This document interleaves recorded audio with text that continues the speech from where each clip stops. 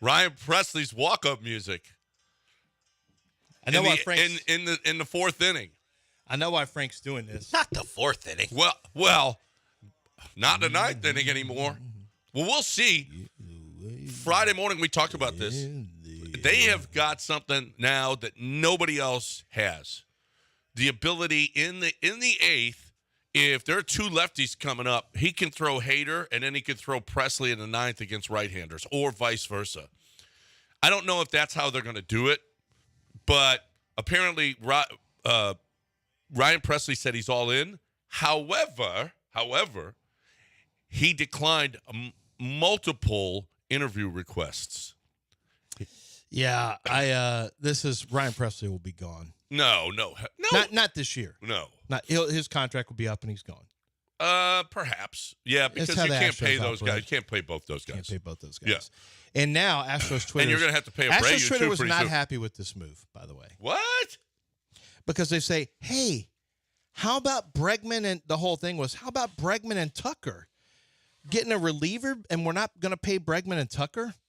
And for those who don't know, we're referencing Josh Hader. The Astros signed a deal, 5-year, $95 million with Josh Hader to be, in essence, their new closer. Yeah. I mean, that's really $19 a year. That's you're huge paying closer money. Jose Abreu $19 Your a year. bullpen is extraordinarily expensive. I don't believe.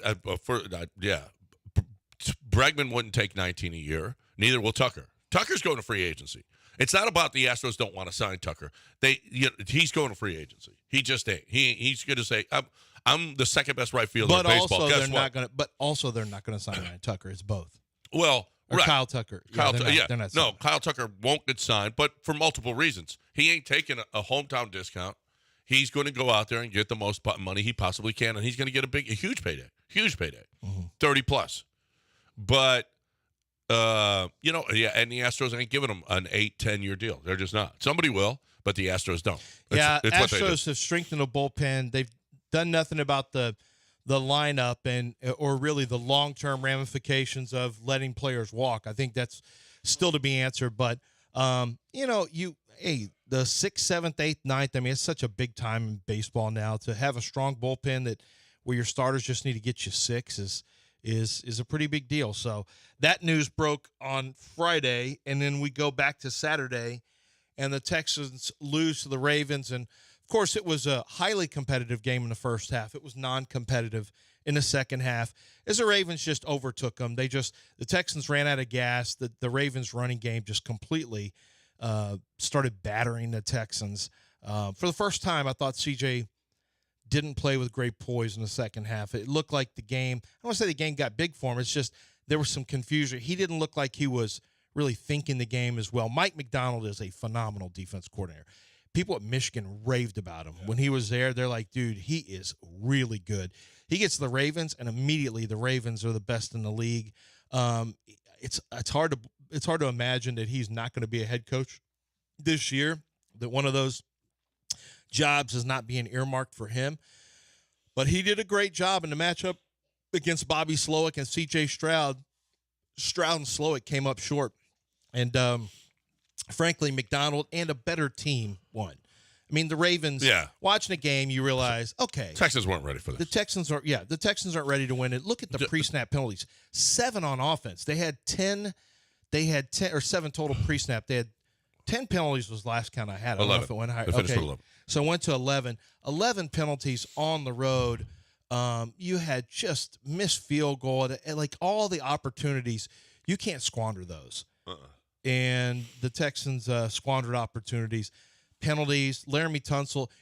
I had an agent reach out to me and say, you know why Tunsil has all those pre-snap penalties, right?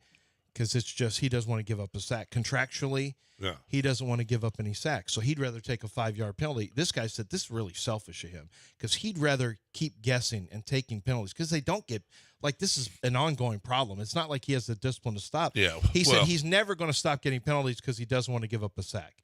So he'd rather is that what he taught George Fant? Was that a teaching moment for him? Yeah, I don't know. Well, it was Fant loud. had a couple. Yeah, it was loud there. Fan even pointed to his head like, I can't. Yeah, right. I can't hear. Yeah, but D'Amico said afterwards that it wasn't about being loud. It wasn't about loud. It was Well, he wasn't making any excuses. It was ridiculous. Yeah. It was ridiculous. Between Juice, between Tunsil, Fant, it was you just lining up. It was terrible. It was Jonathan Grenard jumping offside on trying to guess right at the end of the quarter, and you give him a 1st and 5. They were just, here's D'Amico. He was absolutely right. Were the Texans ready for this stage? And this is something about that we're gonna have to talk about. I mean, honestly, about next year, because next year you play a first place schedule. Next year you play the East, the AFC East, the NFC North, which isn't great shakes, but it's pretty good. You play the AFC East that has a couple of good teams, and the Bills and the Dolphins. But, the Jets beat you this year, so who knows? But you also play the first place schedule. You play the Cowboys, the Ravens, and the Chiefs. And none of those three are going to be, so we have to look at this thing. You're moving up in class. When a horse moves up in class, it's different. And you're that horse that got into a big race now, and you're moving up in class against better competition. And we have to look at this thing honestly. I think it was a pretty good thing that they got their ass kicked, because now they're going to look at it and go, man, we got a lot of work to do. Yeah, it's not going to be one of these things where, and I'm sure some fans fell into this trap too, but it's not going to be one of these things where you just say, no, we're just this away. No, it's a little more away. Yes, you got better at a lot of positions, and you won way more games than expected. But at the same time, your depth got so much better, but your starters at certain positions, you probably do need a little bit better player in the middle somewhere. I love what Rankins did for you and Malik Collins, but you need, you could use a Tavondre Sweat, somebody who you just say, look, you're not really going to run on us. Yeah. You're not going to own the middle. Oh, no, the difference between the Ravens' middle of their defensive tackles and the Texans was way different. Yeah, you could use a better inside. Holy crap. Yeah, you could use a better inside linebacker. I like Cashman. I'd want to keep him. Maybe he's an outside linebacker along with Christian Harris, who, Christian did some nice things again as a spy on Lamar Jackson. Eventually, they started spying him. I think there were some big mistakes made by D'Amico Ryans in terms of some twists that he did that allowed a wide open touchdown for Lamar Jackson. They'd like to have that one back, but you're going to have to get a little better at a few different positions. DeAndre Houston Carson is not a starting level playoff safety. No. But Jimmy Ward is, he's an older injured player. He's always injured. So you need a new safety this year. Dare I say? No, they're not getting two safeties. They need two safeties. They're not getting two safeties. They need two safeties. They're getting one safety. I'm sorry. Petrie is just not replacing Petrie. He's flying around and missing tackles again. He made some plays on the ball. Yeah, and he also missed some plays on the ball. And he can't. And he's not a good cover as safety. As much as you're trying to get rid of Petrie, they're not getting. I'm not getting rid of Petrie. All I'm saying is they need help. They need a lot of help there. They need another corner too. They need to upgrade Steven, even though Steven Nelson's signed a new contract. Yeah. Well, no, he's a free agent. No, he had the agreement with the Texans. He did the extension. Almost positive he's a free agent, but neither here nor there. They need help there. They need to get Tank back, and they probably need another wide receiver. The offensive line gets healthier, which will be a good thing. Wait a minute, because remember he was dogging. Maybe they did something for last year, because you're right, Steven Nelson. Yeah, because remember they gave him more money. Yeah, they just gave him more money this year. Oh, okay, they didn't extend him. Yeah. You just had to make fun of Nick for wearing a sweater vest until he got more money. Yeah. Okay. So, yeah, and he's 31 next year. No, you need help. You're probably. So you got safety. So if you're wondering, what are the Texans doing in the draft? They basically have no weaknesses. Well, slow down. Yeah. They need a safety. You got Rankins coming up, so you'll probably replace him. Dalton Schultz coming up. Dalton Schultz coming up. You'll re-sign him. You know how I know? Did you see the commercial for Texans season tickets? Oh, yeah, he's on it. So in the package they had in the TV commercial, it's Tank Dell, CJ, Nico Collins, Dalton Schultz, and it wasn't Will Anderson. It was somebody else on defense. But it was Dalton Schultz. I had to double check, and it's Dalton Schultz in the TV commercial. So I know it sounds like a little thing, but that's one of those things that you check in on with hey, we want to include him in the commercial. Yeah, you can go ahead and include him. So I think Dalton Schultz comes back, but you'll need a new defensive tackle. You'll need a new corner. You'll need a new safety. There's 3 positions right there, right off the bat. Most people would say you need a wide receiver. I would agree. You do have to have a wide receiver. Yeah, you got to have another wide receiver. That's 4 yeah. right off the bat. You're probably going to look at running back again. Now, some of these will be free agency, but, I mean, you've got Dameon Pierce falling to 3rd string this year. Yeah, I think you bring back Devin Singletary for $3 million, $3.25. Well, will he take $3.25? Well, he only made $275. I mean, it's not like it's. But he was a starter. That money is backup. Even still, it's a running back. His quarterback, his agent will say, "We want starting running back money. We want $5 million a year." Yeah. You give him that? I'd fight it, but I probably would do it. I don't know, 4.5. But I'd still go find. But you still have a rookie contract on Dameon Pierce. Like, well, you just hate to just completely give up on him, but they did this year. Yeah, they did. If they're going to have this offense, they can't. Second one. Yeah. But you still have, I think you got to take a look at. I don't know what you're going to do. Actually, you're not going to do anything offensive line. You're going to have Mason, Juice, Kenyon Green, and the 2 tackles, or you'll end up moving or cutting Kenyon Green, and Juice will be left guard, and Patterson will be center. And Shaq Mason's going to be there at right. Titus Howard, right tackle. Laramie Tunsil, left tackle. So I don't think they'll do anything on the offensive line other than maybe a depth thing, maybe looking for a tackle that can be a swing tackle. But there's for people who think that, you have plenty of holes that you have to address, and you have a lot of free agents that are going to come up. Yep. There's a lot of 1-year deals. They just happen to be better. Like Blake Cashman, I'm pretty sure. Is Blake Cashman up this year? No. Why would he not be? He was he was one of those pickups. Like I don't think he was a long-term deal. I think Blake Cashman's probably up too, but I'll check it real quick. Blake Cashman's contract deal, he signed a 4-year deal with who? Oh, that was with the Jets. So, yeah, he's up. He's a free agent. So Blake Cashman's a free agent too. You got to sign him. I think you got to sign him. What are you going to do about Grenard? He only made 1-1 this year. Who? Jonathan Grenard. Mm-hmm. What are you going to do about that? What are you going to do about George Fant, Singletary, Tavir Thomas? What are you going to do about Derek Barnett? And, there's a lot of talk about the $70 million. Derek Barnett's going to walk, but there's a lot of talk about the $70 million for the Texans at cap space. Yep. But when you get through just Grenard, Schultz, you're going to end up extending Nico early. You don't want him to get to market. Once you start doing the math on this, you really are not going to be big players in the free agency market for long-term deals. You're not. Now, you may add a couple pieces that can be core pieces. You may do some 2 or 3 year deals, but you're not going to be major players despite the number when you look at how many players they're going to have to re-sign. I would agree with you. Cashman is a no-brainer to me. Cashman, I think Grenard has to be a no-brainer, but you got to have him staying on the field. But Cashman, because Grenard has had some times missed through injury, but you got to get a corner, you got to get a safety. You're going to have to re-sign Cashman. I think you need to re-sign Dalton Schultz. You have a decision to make on Sheldon Rankins. You have a decision to make on Steven Nelson. Would Nelson take another 1-year deal at a starter level price, where you can keep the window open? I think the Texans will look at that. They may not want to go in with the rookie. Yeah. Because now they're looking at themselves as, wait a minute. I mean, we are building, but the expectation level from the fan base is going to be a little different. Oh, yeah, and like you mentioned. Way different. And the schedule is going to be different. The expectations are going to be different. So I wonder if Nick changes. If you're really process-oriented, you don't worry about all that stuff and you just keep building your best. But I think human nature creeps in where you say, man, I sure would like to win now.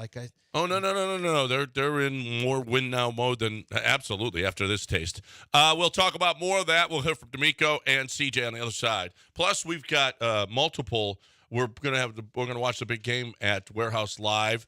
I'm gonna take a couple of days off this week, so we'll be giving away multiple VIP tables today. Keep on listening. What did you learn this weekend? One sentence is coming up in half hour from now, so we got that to do, and Dell's got ship talk too as well. So we got all that going on right now. We got HR&P. If people are ship talking in your business, well, listen, that's a bad thing. You gotta reel that in. Do you know how to reel it in? Do you know if people are inappropriate in your workplace? Do you know if people are doing the? I do. Yeah, I know people who are inappropriate in our workplace. I know inappropriate people right here. Okay, in this room and in that room over there. There's a lot of inappropriateness going on. So here's the deal: is you got HR&P on your side. You don't know how to handle inappropriateness. You don't know how to do. Everybody thinks they're like this payroll expert. Why? Why do you think you know how to do payroll? Why do you think that you can do it as efficiently as somebody that's their business, that's their expertise? Why do you think you know how to do your taxes, your business taxes? Let an expert do that. Take care of the Affordable Care Act for you. Let them handle all of that stuff because you aren't equipped to. That's not what you do. You sell whatever widgets it is that you sell. Sell your widgets and let HR&P take care of the rest, all of that stuff. Plus, they'll give you options on your benefits packages. So you're looking for a great way to customize a plan just for your business. HRP.net, 281-880-6525 or HRP.net.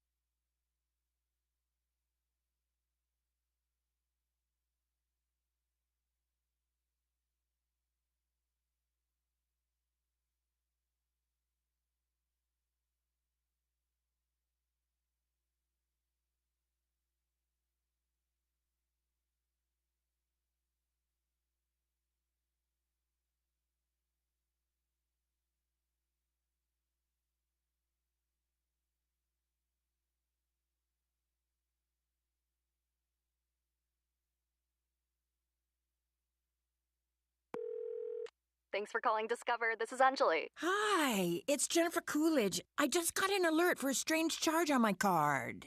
No problem. We make sure you're never held responsible for unauthorized purchases on your Discover card. Let's see. Did you purchase something from a t-shirt cannon store yesterday? Absolutely not. No, I already have like 3. $0 fraud liability guarantee. It pays to Discover. Learn more at discover.com/creditcard. Limitations apply. Get deals on what you need during MVP's bonus days at Lowe's. Right now, save $250 when you buy a DeWalt 12-inch sliding miter saw and adjustable stand together. Plus, save $710 on an LG kitchen suite and earn 3 times the bonus points on all LG appliances. Because Lowe's knows savings, Lowe's knows pros. Selection varies by location while supplies last. Discount taken at time of purchase. See sales associate for details. Bonus points calculated before tax and fees after applicable discounts of any. Valid 1/15 to 1/26. Subject to change. Hey, time to talk about your health, your prostate health. If you're a little bit older now, you're up. How many times did you get up last night to go to the bathroom? How many times do you have to go during the day? You could well have a prostate issue, and if you do, Doc Manavis is here for you. I told her about, who was it? Oh, King George. I texted her. I said, can you believe King George has got an enlarged prostate and they're going to do surgery? It's like, what the hell? Hey, England, catch up. Go see Doc Manavis. She sent me some patient that came from here, actually, said glowing review of what she does, because everybody that deals with her, you know what, gets glowing results. He also mentioned, she's hot. Okay, well, but that's that we don't need to talk about that, her appearance. What we need to talk about is how she helps you. You don't have surgery. Do not get surgery if you have an enlarged prostate. Don't be like King George. All you need to do is go to, that's his name, right? King George, isn't it? What's our king's name? King George, right? Yeah, in Britain, right? Isn't it? Oh, anyway.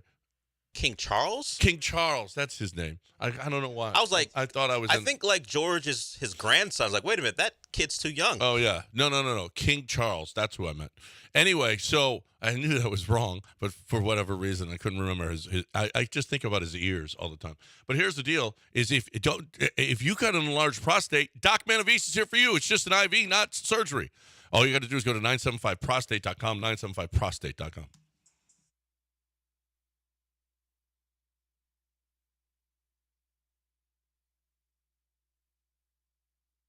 Back to the Veritex Community Bank Studios and your daily distraction from the horrific reality of your very existence. Man, I didn't know it was that bad. But hey, it's John and Lance. Yeah. Welcome back here on ESPN 97.5 and 92.5. So biggest moment of the weekend. Josh Hader signing. Amen Thompson's block against the Jazz. Well, that was pretty big. I mean, well, it's not relatively. I mean, Josh Hader won. Amen two so far. That's a nice block by Amen. Caitlin Clark getting run over by a big girl at Ohio State. A big girl. There was she's an Ohio State fan. So, sure. She's going to be. She's Midwestern. Let's say that. She's going to be Midwestern. We're just calling her Midwestern. What about Steven Sims?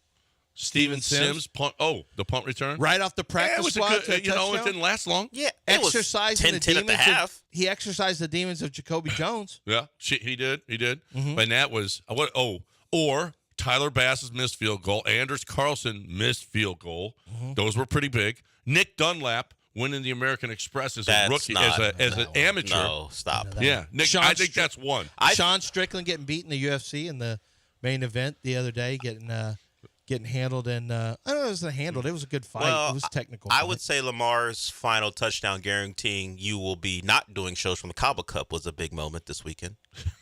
Yeah. Cabo Cup. Okay, and then Cabo Cup week. As soon as you knew, and Sunday came, and you knew it was Cabo Cup week. Another big moment. Okay. Hader was the biggest, positive moment. The Texans losing is the biggest moment, but if we had to look at individual moments, like a singular moment, it probably would be Hader signing, I guess, because there's a lot of Astros fans are telling you, from our perspective, nationally, it's probably Tyler Bass. I would say so. Yeah, I mean that was a miss big, right, he was 9 for 9, a wide right from Buffalo. Yeah, but he's 1 for 3 last week. Mm-hmm. Wide right from Buffalo. Josh Allen can't get past. You had loudmouth Stephon Diggs dropping a long touchdown.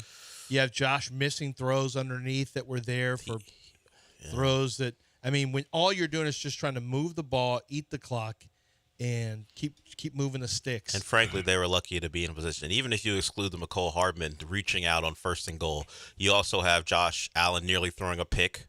Mm-hmm. If one guy doesn't deflect it, it goes to Snead's hand. Then the next play, he fumbles.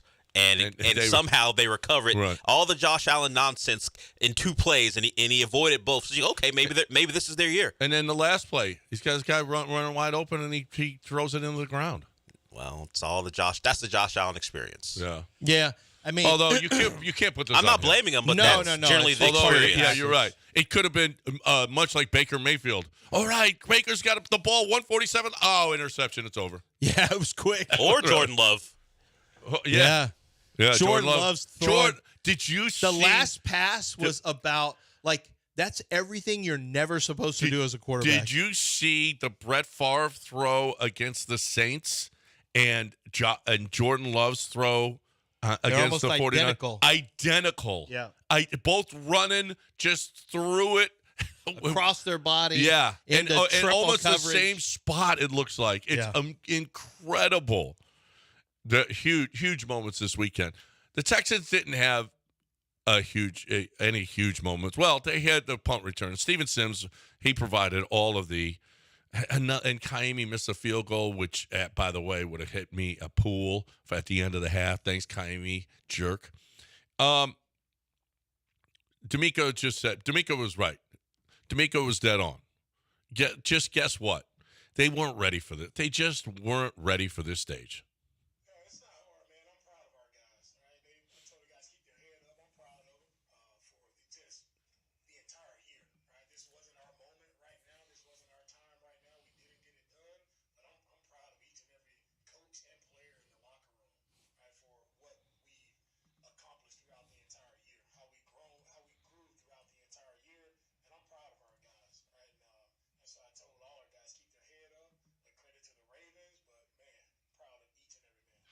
it's true. I mean, it really. Listen, they got blown out, right? And we had said it doesn't matter. It doesn't matter what happens in this game. It really didn't. You know what? This was a successful season. Were they going to the Super Bowl this year? No, they're not good enough. They're just not good enough. No. And you know what? It's almost better that they got blown out because they realize that, we still got a long way to go. And they do have a long way to go. If they're going to compete next year at the highest level.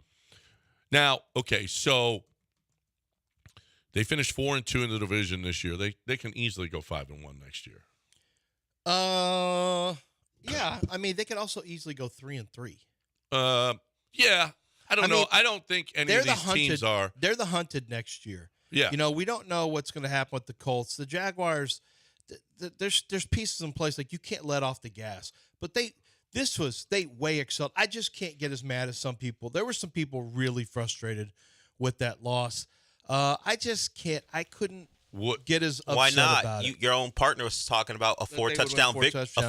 Now it pissed me off if the smart radio guy told me my team was going to win by 4 touchdowns. They lose by 24. Missed that by a couple scores. That's all. What? So you had them winning by 28 and they lose by 24. You think that's a couple scores? It's just a couple.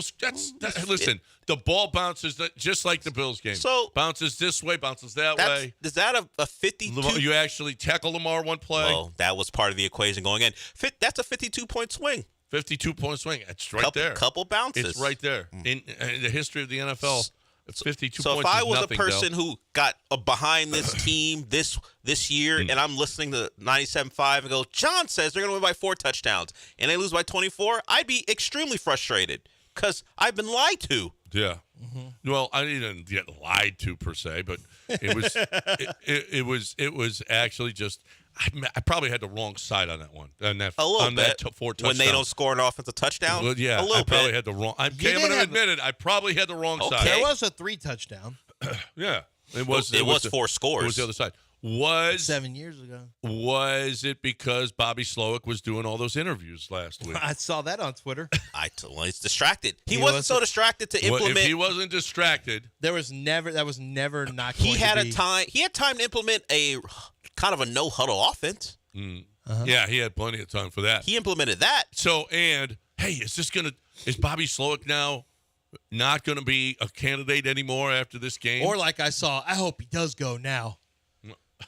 You think we're going to upgrade from Bobby Slowick? Look, how about this? It might not even be Gerard Johnson. The Browns want to talk to him about their OC job. Who? Gerard Johnson. Because he's under Slowick. Yeah. Yeah, I don't. From what I understand, C.J. Stroud likes Gerard Johnson okay, but it's not. I don't think Gerard Johnson, if Slowick leaves, I don't think he's the OC here. Yeah, by the way. We'll see. Based on what I know about his relationship, which it's not bad, it's just not real tight. I don't know. It'd be interesting. I'm not sure that Bobby Slowick leaves. We'll see. What he was a guy who was searching for anything. That's why he dialed up. I didn't like that the double reverse thing. I thought it took too long. I thought they were moving the ball okay. They weren't completely, to me. But Bobby Slowick, I'll give him credit. I mean, he basically understood we're not going to be able to win conventionally. We're not just going to be able to run the football. We got to come up with, ways to get the ball out on the perimeter. We're not going to be able to win with just throwing the football. We've got to be able to find ways to create explosive plays.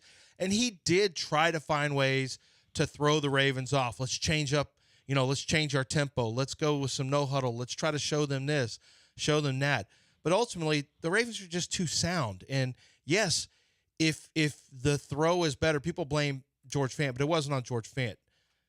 The fact was C.J. Stroud threw a high pass that made Hutchinson back up and took him out of the catch lane and backed him into. If he throws a good ball, that was not on Fant. That he can go right upfield. Yeah, that's a big like play. A tunnel screen. That's a huge play. And D'Amico talked about that. It wasn't just the penalties, which were stupid, which was just like, oh my goodness, you guys concentrate. It was just execution as well. Mm-hmm. One little thing like that, him throwing the ball too high, cost you a good 25, 30-yard gain. Yeah, I mean that's the kind of thing that changes ball games. And Schultz dropping another ball right in his hands. Oh, yeah. I mean, it's those kind of things over and over. Can't have that on the road when you're like a. By the way, did you see what the number did at the end? What? What's a 10? Oh, really? Oh, the people came and fired on the Ravens at the end. We got to break it. We're giving away on the other side. I'll tell you how we're going to give away a couple of tables here at Warehouse Live for the big game on February 11th. VIP tables. We'll do that on the other side. Right now, though, how about Houston Safe and Lock? Houston Safe and Lock is your one-stop shop for everything locksmith, okay? Commercial and residential lock sales, installation, locksmith services, no job too big or too small. If you've got a business or at home, if you get the Medico locks, they've got the Medico locks, which is the best lock you're going to find. They specialize in lock repair, installation, rekeying, master key systems, access control systems, smart lock installation. Now, the access control system, if you have multiple doors at your business, state-of-the-art systems, expertly designed to manage access of wide range of commercial properties. So you're looking for a great way to get those locks. Houston Safe and Lock, 2 locations, Westheimer and the Beltway, and also they got the King Safe and Lock, which is located at I-10 and Word. 975safe.com. That's 975safe.com. Houston Safe and Lock, the safe choice and security for home or business.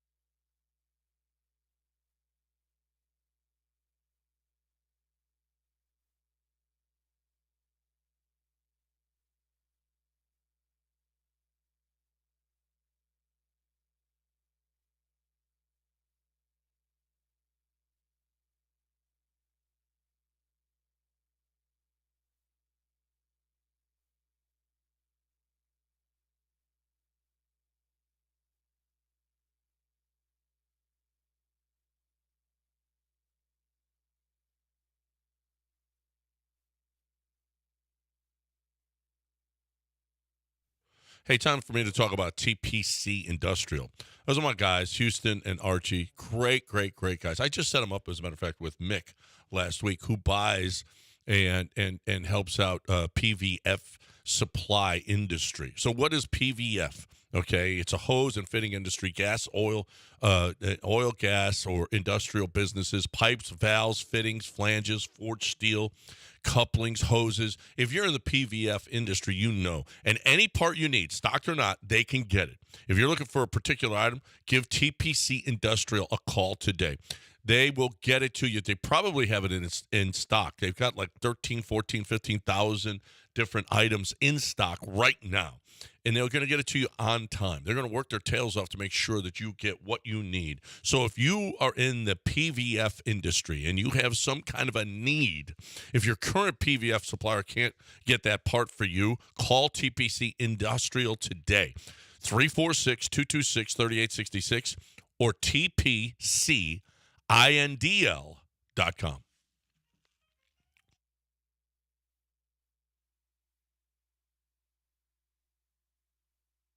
John plus Lance equals a damn good start to your day. Live from the Veritex Community Bank Studios, it's John and Lance.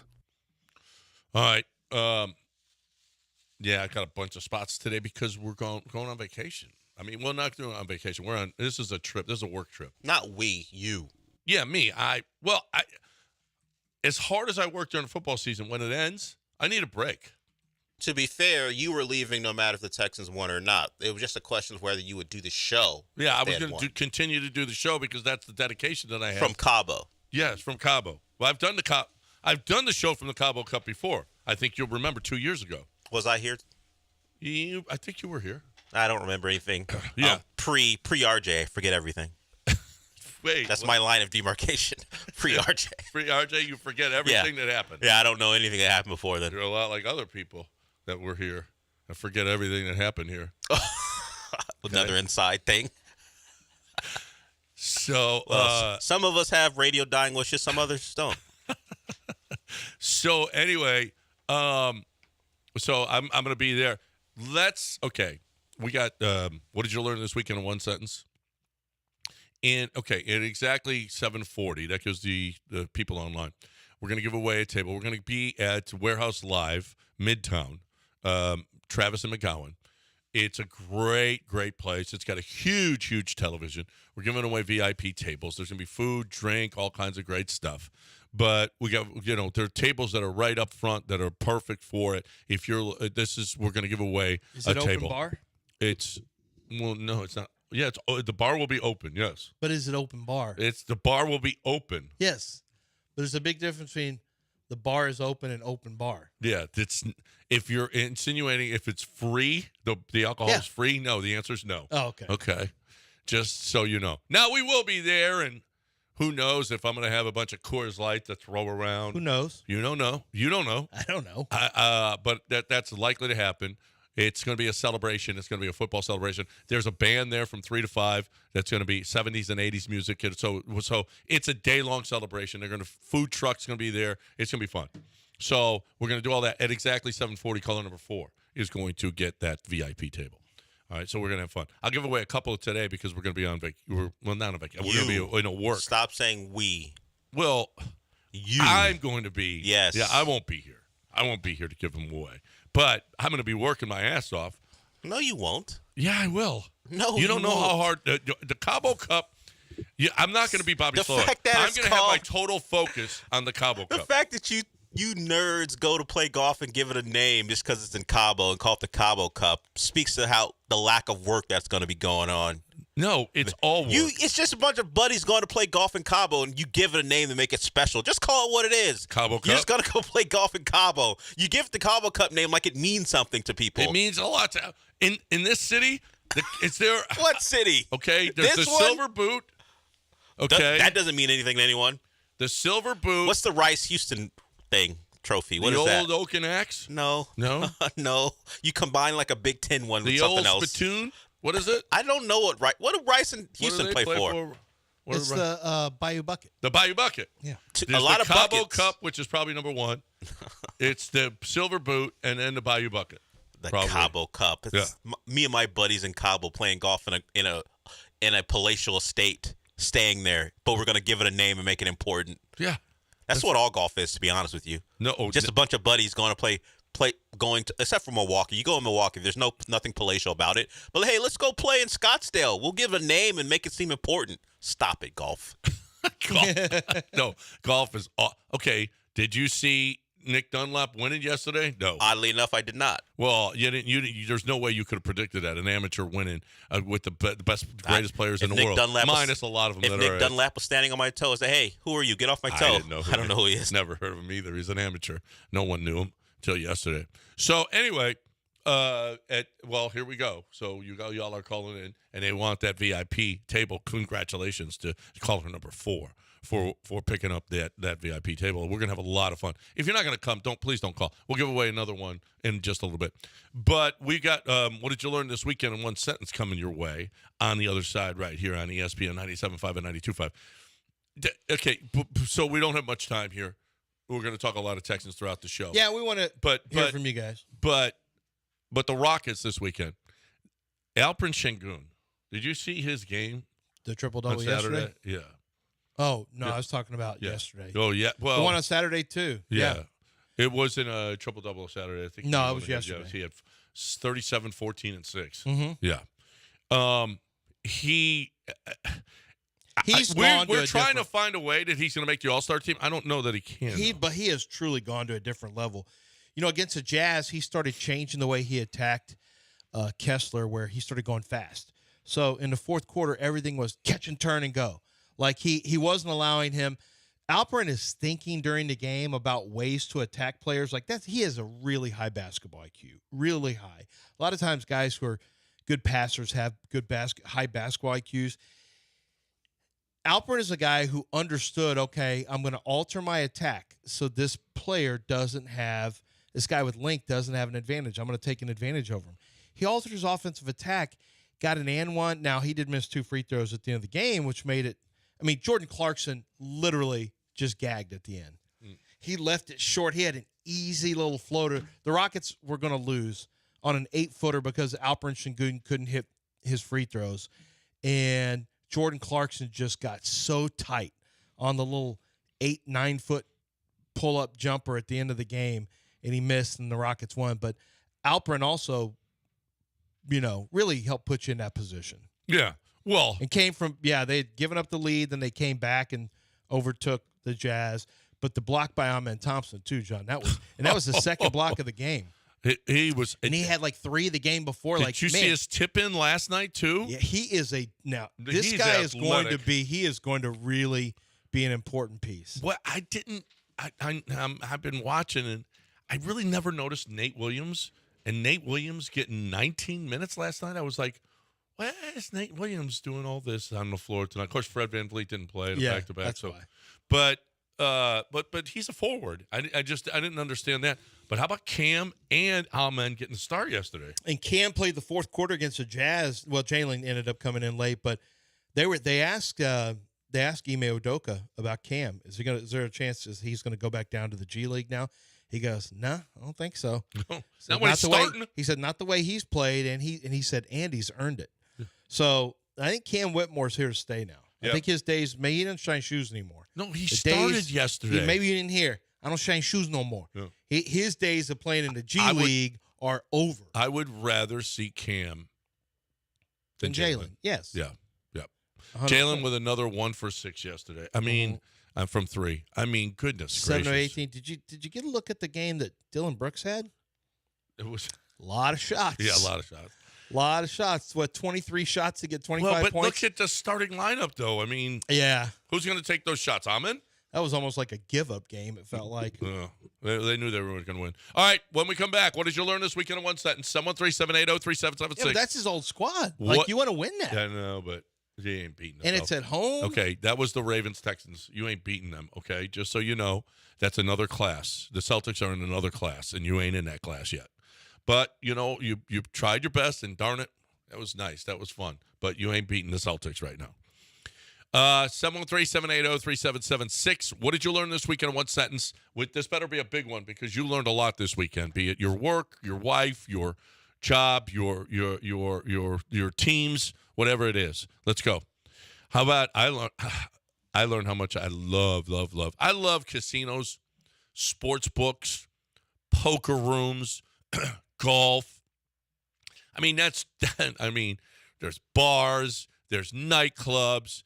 It's all in one place, and that's in Lake Charles at the Golden Nugget with the DraftKings Sportsbook. It's fantastic. And it's just 2 hours down the road. Make your reservations. You want to go and sit in the DraftKings Sportsbook to watch any game. What about the championship games coming up next week? What about the big game coming up on February 11th? What about all of the games in between?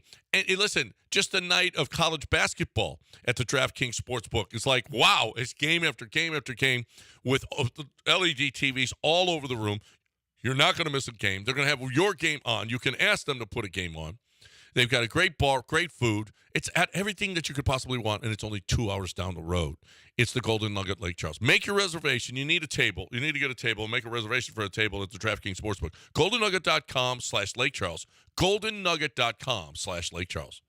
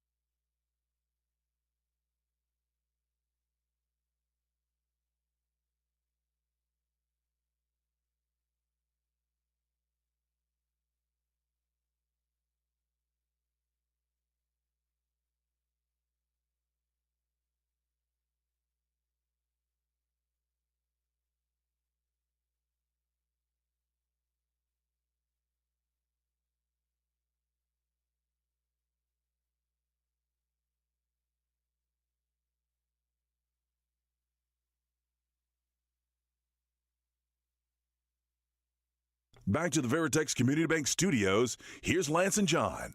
Scratch that. Reverse it. All right, welcome back here on ESPN 97.5 and 92.5. Time to play the game show Sweeping the Nation. What did you learn this weekend in one sentence? What did you learn this weekend in one sentence? I'll start. I learned that you can beat a good college basketball team, beat them handily, and shoot 34% if you hold them to 16% from the field. Incredible. Holy crap. Wow. What a defensive performance. 713-780-3776. Are you going to tell people what game it was? What is that? You going to tell people the game? Oh, the Cougs. It's Cougars, obviously. Cougs. Where do you Who shoots 34% and wins? Cougs. Nobody except Cougs. You know what I learned this week? At Pete's Fine Meats, you can buy an entire rack of like strips for like half the price, and he'll cut it at whatever thickness you want, all of the whole thing, like 8 steaks, and then they'll even pack it for you, like vacuum seal them all. You can buy them cheaper in bulk like that, and then he vacuum seals it and they're gone. I said you can buy. Okay, that's one sentence. Okay. Yeah, that's all. It was a long sentence. That was a long run-on sentence, triple sentence, but okay. You don't know how to play the game. Lance I still, don't. I'm not good as at long this as we've been playing this game, still doesn't know how to play the game. I'm not good. Let's get Martin in here. He's going to start us. Martin, what'd you learn this weekend in one sentence? Hey, guys. So I learned this weekend that Fred Fowler's back in the dating scene for all you ladies. Fred Fowler is back on the dating scene for all the ladies. Oh, no kidding. I didn't know that. Well, congratulations to Fred. I think. Well, yeah, he had been. Is that a good thing? I don't know. Yeah, he and his. I don't know how long he's been not his with girl his wife. broken up a while back. I don't know how long ago that was. Well, so he's just getting back out there. You know what? Good for the ladies out there in the city of Houston. Congratulations, ladies. 713-780-3776. Dr. Dre, what'd you learn this weekend in one sentence? That double ride, fellas. Hey, I learned this weekend when you get on the radio and you say you want Lamar Jackson hurt, and you say, so what? So what? I don't care. Bounty gate him. You get Peter rolled. Who was wanting to bounty gate him again? Was that Branham? Did Jeremy Branham jokingly say that on? He did? I don't know. Yeah, I think he did. Yeah. Yeah, that's what he's. Jeremy on Twitter got called out for it. I guess to go. What, you guys can't tell that I'm not being serious about that? Well, yeah. Oh well. I mean, I did hear. Who was it that said, "Man, you got to put." It wasn't. It was some game that they were playing, and you got to put a really big hit on the quarterback and let them know that you're there, and even if it costs you a 15-yard penalty. I forget who it was. I don't know, because Josh Allen got hit in the game. Josh Allen hits people. Yeah, and it was a clip, and I think Jeremy quote tweeted, say, it's playoff football, hit the quarterback. So maybe it extends from his conversation during the week about hitting quarterbacks. I guess. Jerry, what'd you learn this weekend in one sentence? I learned that Twitter needs an age requirement because roly-poly John McClain comes out with 3 seconds after a play hot takes. Oh, boy needs to take a nap. Why can't John McClain have an opinion? So don't follow him. What's wrong with you people? An age maximum for Twitter is what he's looking for. Right. Why can't John McClain have not a limit? Well, why you got to say 50? Yeah, it's an age limit. Right. Roly-poly. That's terrible. He lost weight. I don't know, but I haven't seen it, but he says he lost weight on some commercials, I think. Tom's always interesting. What'd you learn this weekend, Tom? I learned if you go to a Texas State basketball game in a wheelchair wearing an I Love MILFs t-shirt, they're going to push you on the court mid-game. Yeah. What happened? Well, so you didn't see that? No. So a guy from Arkansas State's at the line, and this guy rolls out on the floor in a wheelchair. In the middle of the game? In the middle of the game. I Love MILFs. And they wheeled does him he? off. I don't know if somebody pushed him out there or I don't know. But he didn't seem too happy when he was leaving the court. He couldn't out wheel him. He didn't. They caught him right away. So, what does he love them? I don't. You think he was interviewed after the game about what the veracity of that shirt? And the announcer goes, and he's got an offensive shirt on. Is it offensive to love moms? I was like, that ain't offensive. The shirt isn't grammatically correct. I love MILFs. I love to. I mean, you don't have to say all that. Right, I like, yeah. It's like saying an ATM machine. Yeah, it's unnecessary. Yeah. Peter, what'd you learn this weekend in one sentence? I learned, and I'm not trying to be negative because it's a good thing, I learned that we get to keep Slowick next year. I don't know that we get to keep him. But yes, you can't hire that guy after that. No, all he's that just me stuff during the week, and then that you got to bring him back. That's all he is. I mean, tooting he's his got own to go horn. back. He talked a lot about himself throughout the year, really. Yeah. It was nonstop. Did he get a get comeuppance on Saturday? A little bit. Yep. Ryan, what'd you learn this weekend in one sentence? Hey, what's going on, fellas? Hey, I learned that the John Clay Wolf Show is the best program on this station. That's it. Yeah, well, that's been that way. Did you see someone tweet about you because you have an electric car and mention John Clay Wolf? Oh, my God. Did you see that Did picture? you see what that man was wearing? Broad panties. And what about the picture of you? And his wife says, all right, honey, you can finally drive your first electric car. Electric pickup. Pickup, yeah. Oh, you saw that. I saw the picture of you in a urinal with your arm around another guy. Oh, yeah. I think there was a few different ones. Yeah, I saw that one. Did he say something about you on the radio? Probably. You know what? And well, Dr. Dre called in before and was giving me the business and he's saying ugly words too on that show about my electric. I have the greatest truck in the world, my Lightning.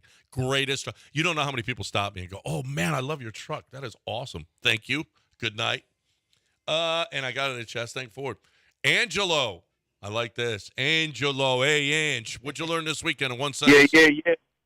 I learned that Mahomes and Kelsey, I think they passed Gronk and Brady in playoff touchdowns, I believe. He learned that. Mahomes, I love how I'm the translator now. Yeah. He learned that. You got headphones on there. We don't. Well, you might want to do that. It is a radio show. Mahomes and Kelsey now lead the playoff history in touchdowns. Oh. They passed Gronk and Gronk. Brady. Yeah. Wow. That's 6 straight trips to the AFC Championship. They're the Astros. They're the Astros. Yeah. They've won 2. We're not the Chiefs. They're the Astros. Yeah. We've been doing it longer No. than they have. They've won 2. They're going to 6 straight, just like the Astros. They're not. We're not them. Right. They are us. And they ain't winning. Baltimore's going to beat them. Baltimore's going to beat them. But I'll tell you this: the Lions are going to beat the 49ers. Hello. Knock knock. Who's there? Brock. Iowa State Brock Purdy. Yeah. That's who I saw. Well, no, everybody's passing lauding all him over the ground because the last drive. I saw some passes that were like, dude, where are you throwing this ball? Right. Who's next? La raza que pasó, mijo. Juanito G. Lance Z. Davecito.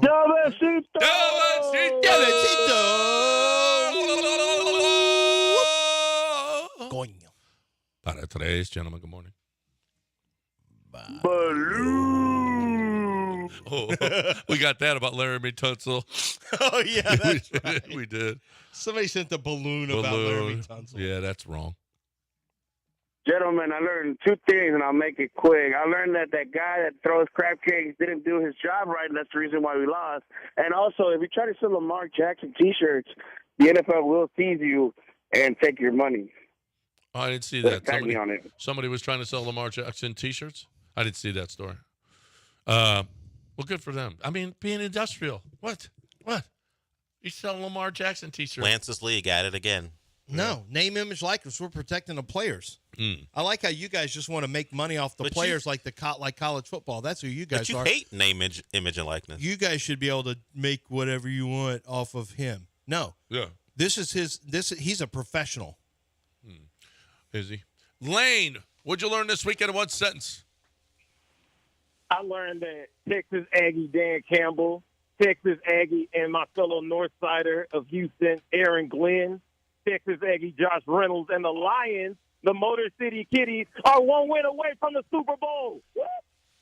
I can't be Aggies. excited for That's him. Aggies. But, yeah. That's all Aggies. Does it mean I guess it means something because they're Aggies, but when they never reach that level of success in college, what does it say about your university? No, it means that you develop. I mean, college prepared you to be for the coaches. Greatness. To be coaches for the greatness that is. That's right. Good Ags. That's what that's about. That is what you have to lean into when your school disappoints you on a consistent basis. So here's the Lamar Jackson thing, by the way. Daryl Worley, who I think was a former Texan for a little sniff, one of the Bill O'Brien picks that didn't make it, West Virginia guy. He made a Lamar Jackson T-shirt that says "That's my quarterback," but it's like it's an MVP picture of him from way back. I don't know when this was. Jackson doesn't like it, and he asked for a boycott. He wants the entire. He handed this out to the teammates, and he's like, "I want y'all to boycott that T-shirt. Do not wear it. Do not." He doesn't like the picture, or he doesn't like some guy making money off of him. I think it doesn't like the. I think he doesn't like the picture. Oh. Yeah, well, I can't blame him. That's not great. It's Daryl. I mean, it's Daryl Worley. I wouldn't be messing with my quarterback. You're barely on the roster, more than likely. JP, not anymore. JP, what'd you learn this weekend in one sentence? Oh, and he's got a Florida State hat on. Oh. I learned that the Texans can still play halftime football. Half the time they play, half the time they don't. Yeah. Halftime football.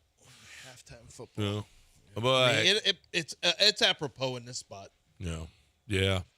The first half was cool. The first half was great. I like the first half. That was my favorite. Of all the halves, which was your favorite half the other first day? half. Yeah, the first half was definitely good, but we're one Steven Sims punt return from the first half being pretty crappy too. I think this is the year of the Harbaugh. Double Harbaugh I guess championships. So. Wow. And then we're going to see his dad, who's just an older version of Jim Harbaugh. Who's got it better than us? Nobody. Nobody, whatever. Chris, finish us up strong. What'd you learn this weekend in one sentence? Yeah, guys, good morning. I learned that Iowa basketball standout, Caitlin Clark, went to the LeBron James School of Flopping. What a joke. Yeah, it was. At first, I was pretty pissed off. She did throw her head back. And then I saw the other hands angle. in the air. And it's the spin, Whatever. the double You got? spin. Have any of you, maybe John, because you spent time up there, but you guys haven't been run over by a charging Midwestern girl? Nope. How do you know what that? I know you've been up there. So how do you know what it feels like? Sure, it hurt. No. Listen, even just the anticipation of getting hit by that girl, you're gonna try. You got a Euro stepper though. Yeah, well, you didn't see it coming. Listen, she got. You don't want to mess with a charging Midwestern girl. You just don't. It's like taking a charge from Karl Malone. You don't want any part of that. No. So call it flopping if you want, but maybe you're just protecting yourself. She flopped a little bit. She did. She did flop a little bit. I don't know. Hey, big news. But she's a little girl. If you guys want to compare to, if you want to watch the show on a daily basis, we have opened up our YouTube account so that you can watch the show live. So go to the ESPN 97.5 YouTube account, click on it. It'll say Home Video Shorts Live Playlist Community.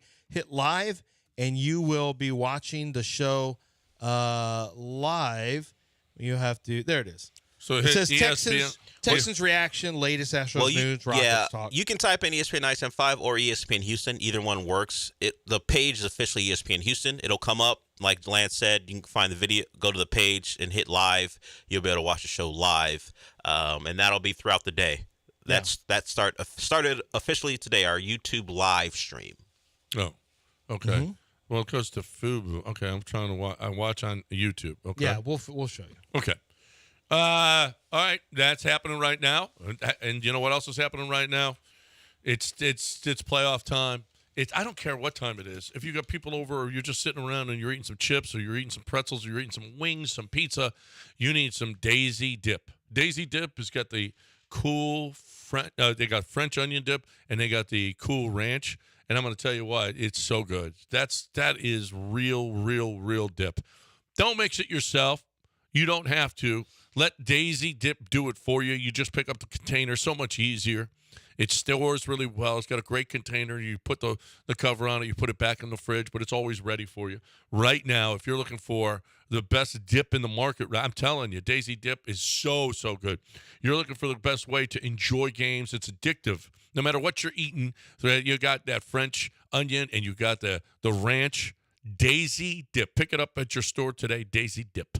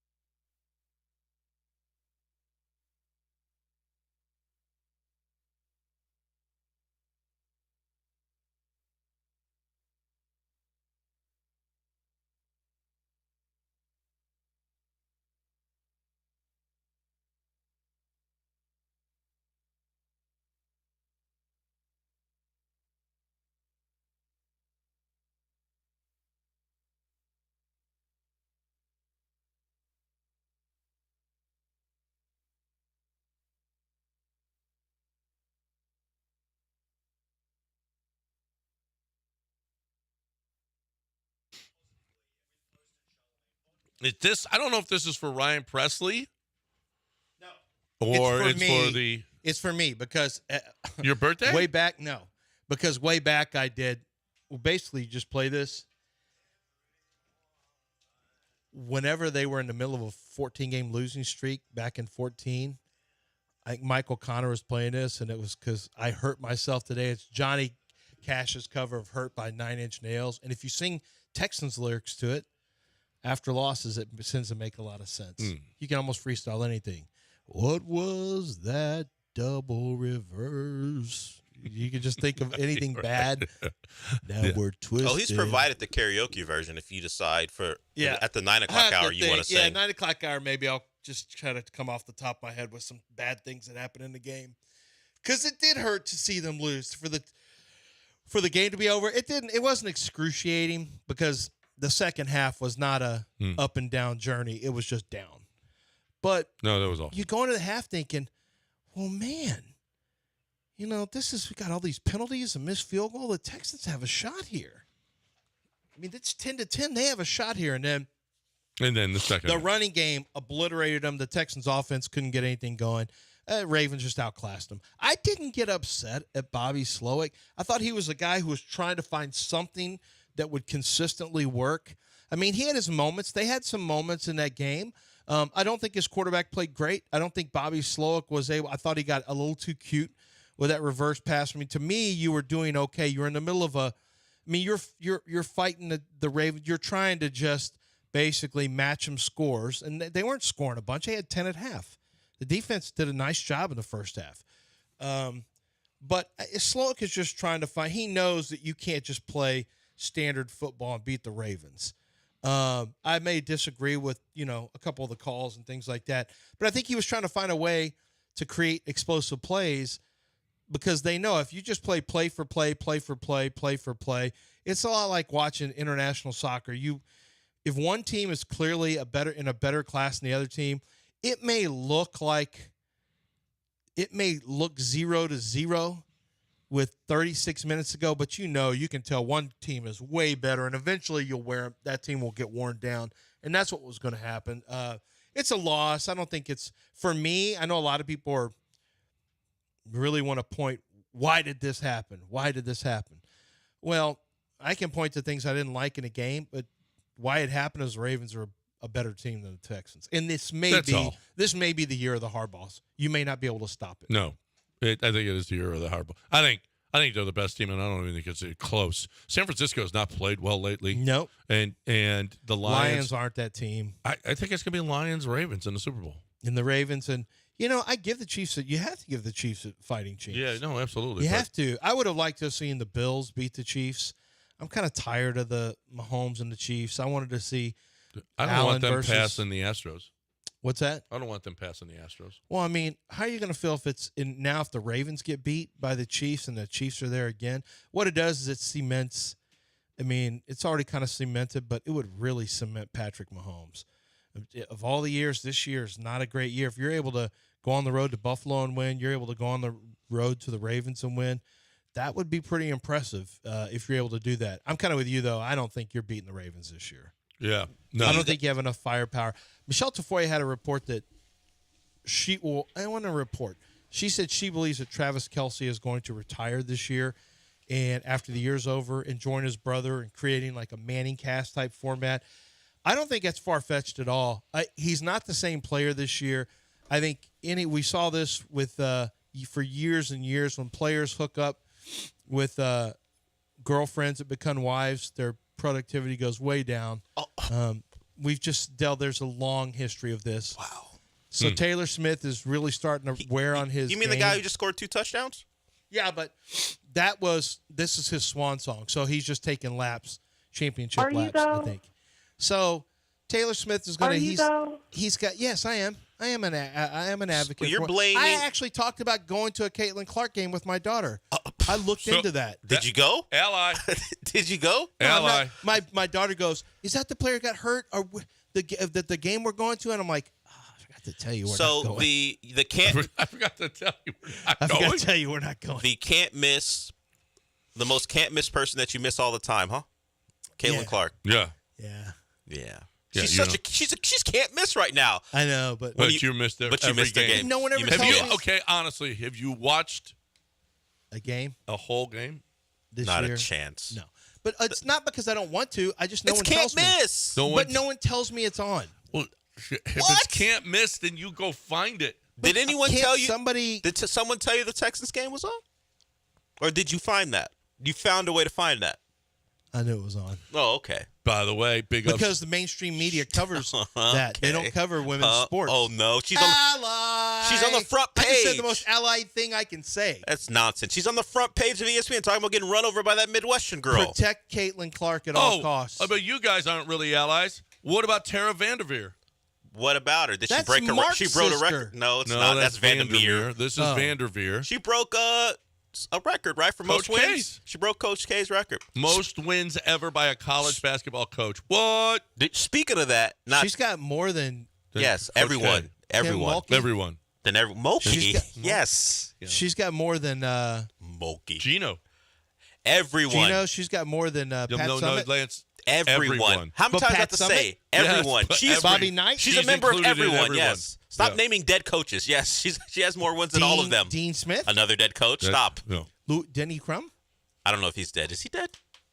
Nah, I don't think so. No one knows. Nah, it's up. I can find out. No, that's not true. I can find out. Speaking of that, speaking of Coach K, did you see what that Pittsburgh player did after they beat Duke? Yeah. He jumped on the scores table and all those lovable, everyone loves the Duke camera crazies and their chants and all the stuff. They don't ever do anything that's blue. They just do stuff to get under the guy's skin, except all those middle fingers they're giving that kid. Oh, it's like 8. I counted 8.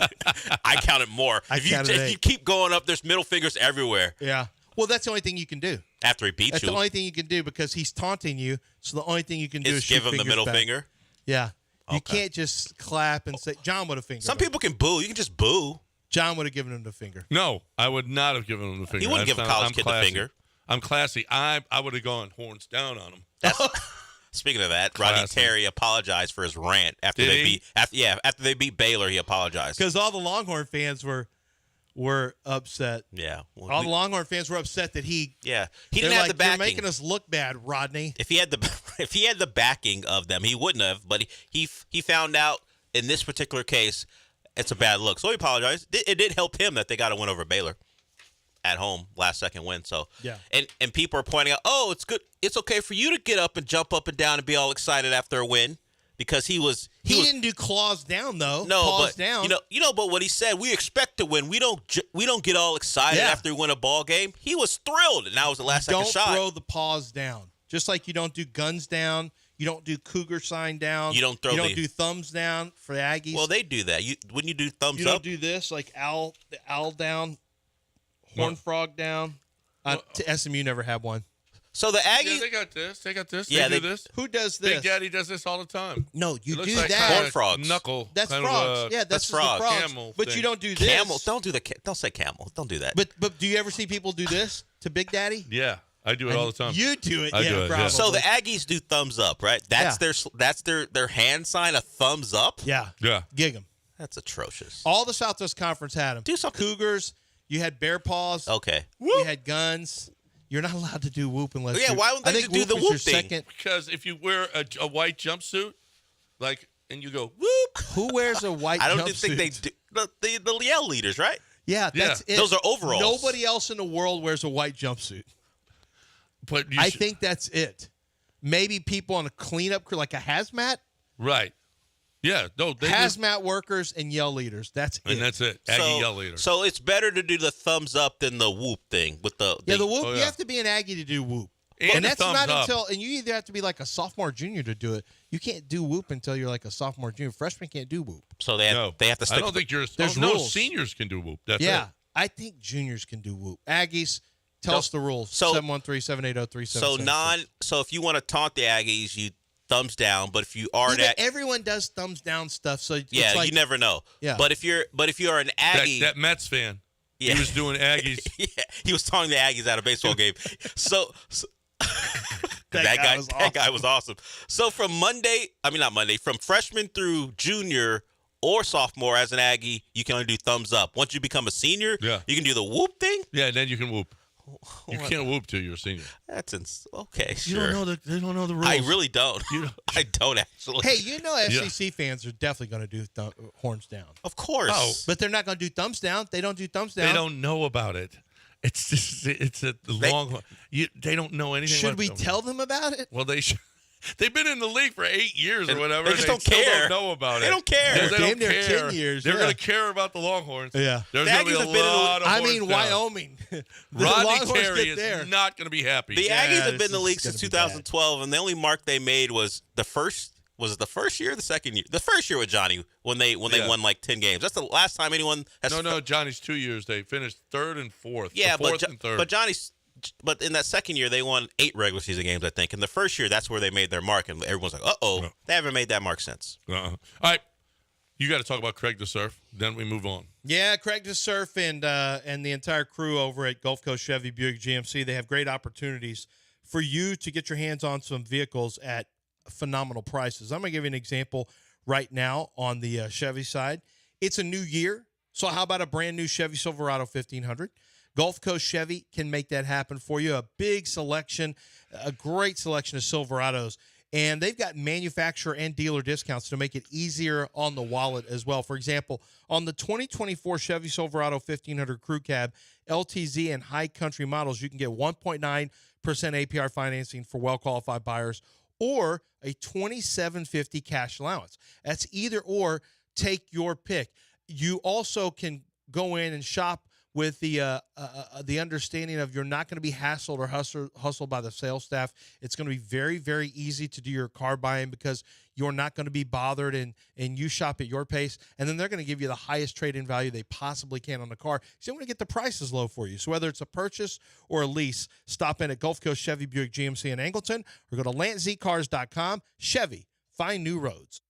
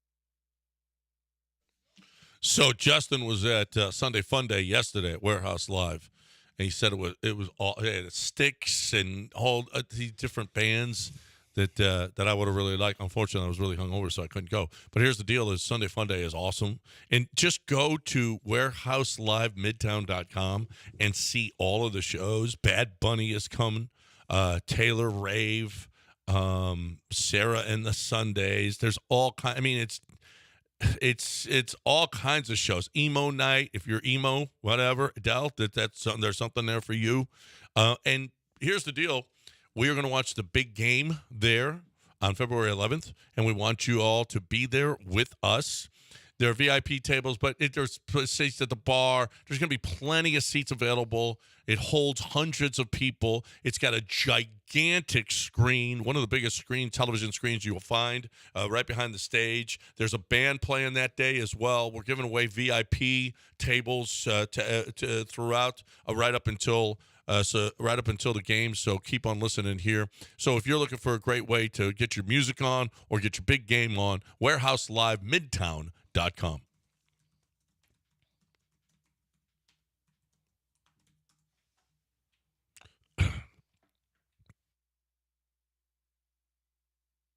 Live from the Veritex Community Bank Studios, it's time to rejoin the undisputed best sports talk show in Houston. It's Clearly John and Lance, except no substitutes. All right, welcome back here on ESPN 97.5 and 92.5, 713-780-3776, the number to get in here with us if you would like to hang out with us. Texans lose. They get their ass handed to them on Saturday afternoon. In the second half, they played tough.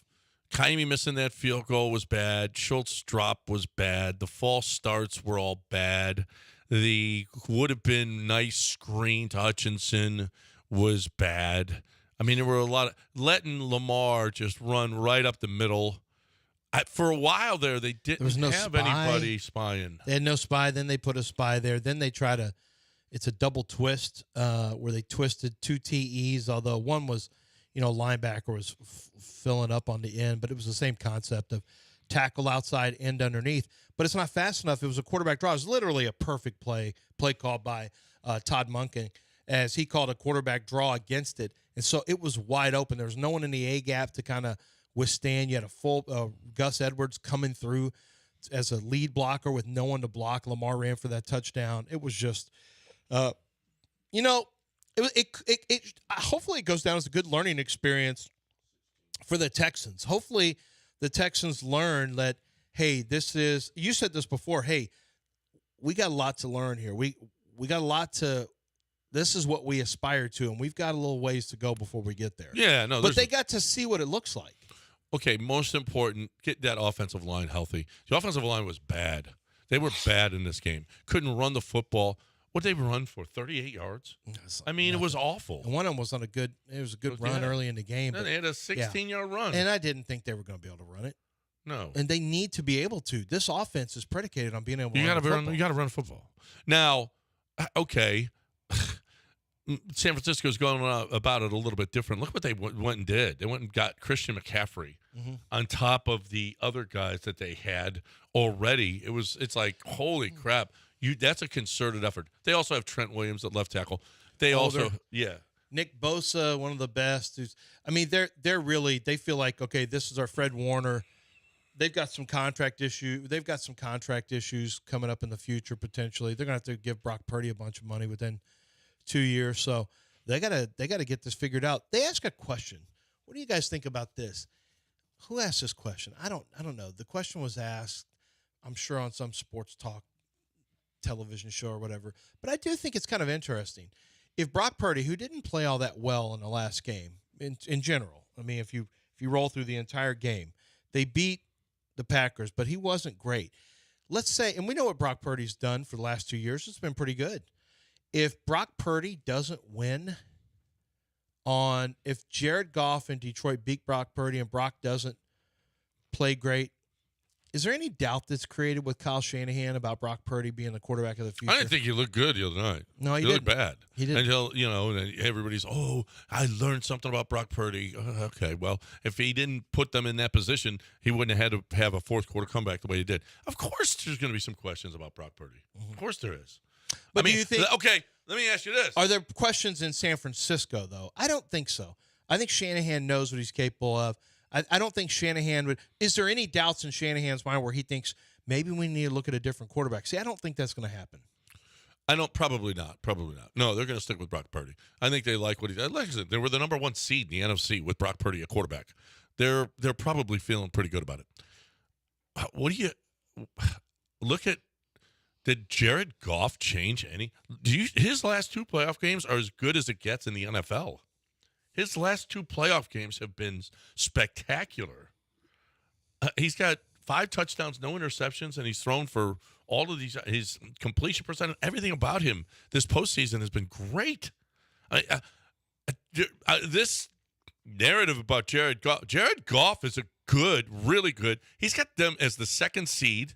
And he's going to, or the 3rd seed, and he's going to play in the championship game with Detroit. He's in the top 3rd quarterbacks of the league. He's top 11 quarterbacks. Yes. When everyone's healthy. Maybe top 12. Aaron Rodgers would be ahead of him. I would still put C.J. Stroud ahead of him. Yeah, but I'm going to tell you what. Dude is playing pretty. He has the last 2 years. He's changed the narrative. Solid, yeah. He has changed the narrative. Well, he's back to being the guy he was before he lost all his confidence in the Rams. Did Baker change the narrative this season? Well, he's changed the narrative. I think he has. Yeah, sure he has. Now, I also think he's a guy that you have a glass ceiling. There's only so far you can get with Baker Mayfield, and what you saw this is how far you can get with Baker Mayfield for me. Now, is that good enough for Todd Bowles? He said, yeah, we definitely want to bring Baker back. Good for Baker. Baker's played good football for that team. With that said, you need to really be pretty good, I think, around Baker. Baker's a quality starting quarterback, but he's not a tier. If there's 3 tiers, the top 11, the next 11, and then the bottom 10, then Baker's in that second 11. Yeah. And I think it's hard to win a Super Bowl with those guys. Yeah, I mean, he certainly could have. Where's Love? Where's Jordan Love? Is he in the top 11? I mean, he feels borderline. It's Kyler Murray. All right, let's go. I mean, if you just go, Tua's in there, Josh Allen's in there, Aaron Rodgers is in there, Justin Herbert's in there, Pat Mahomes is in there. Is Justin Herbert in there? Is Justin Herbert in there? Why are we putting Justin Herbert in there? Well, it's interesting when I do that because I'm already at 5.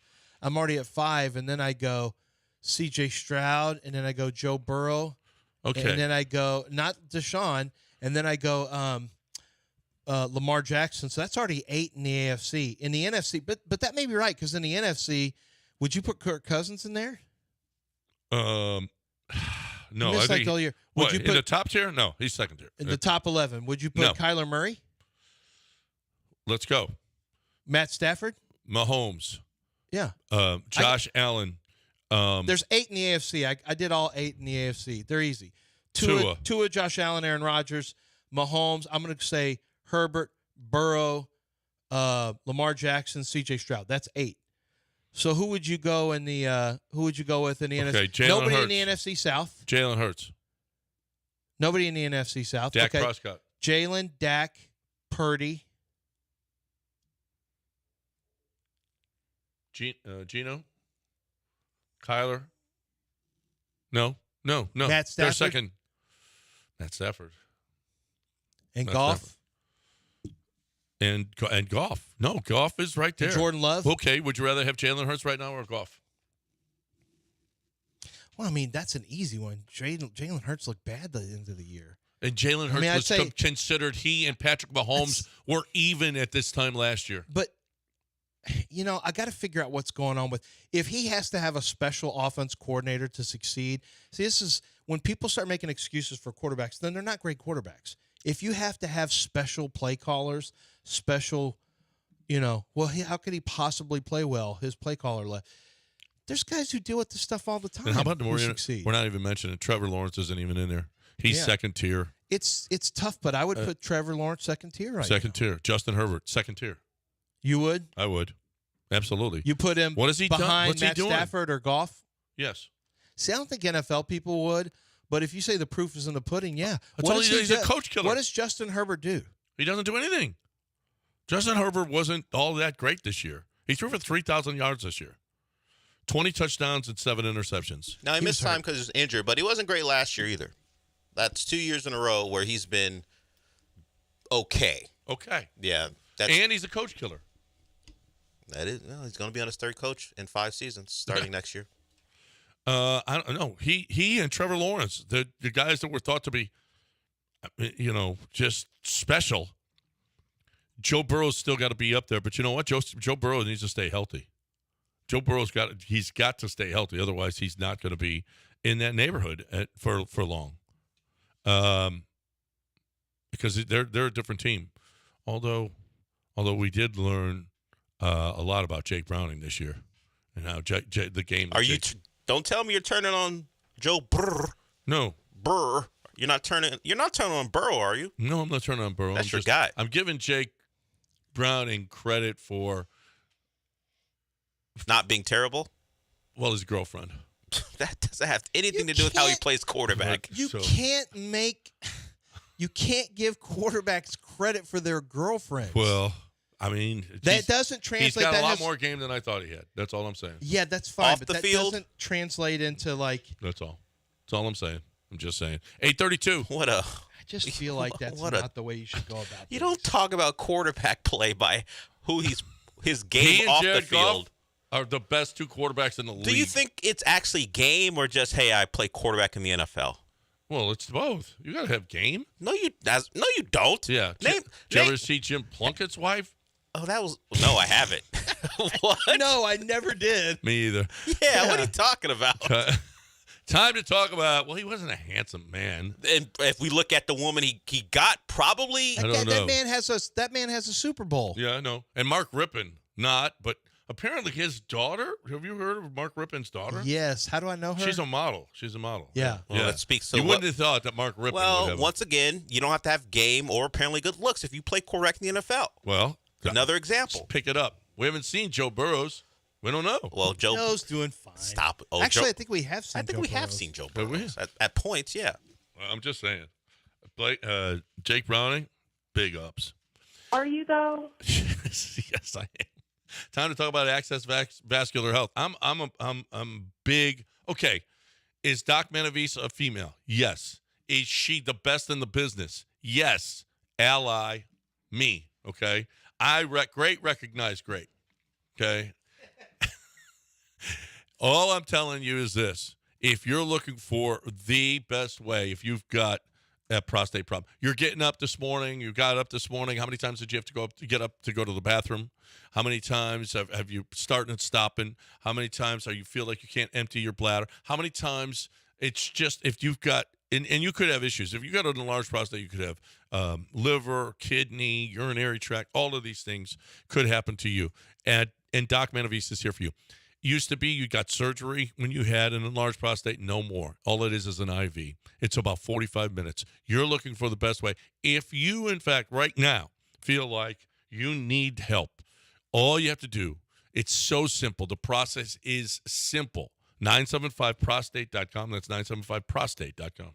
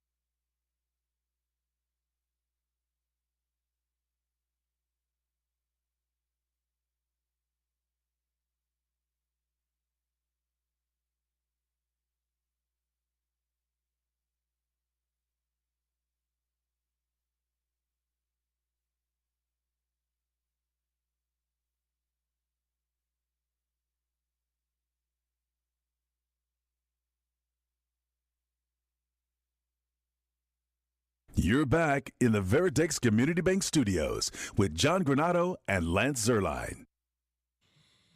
All right, welcome back here on ESPN 97.5 and 92.5. Reporter, what would you have been if you weren't a footballer? Peter Crouch, a virgin.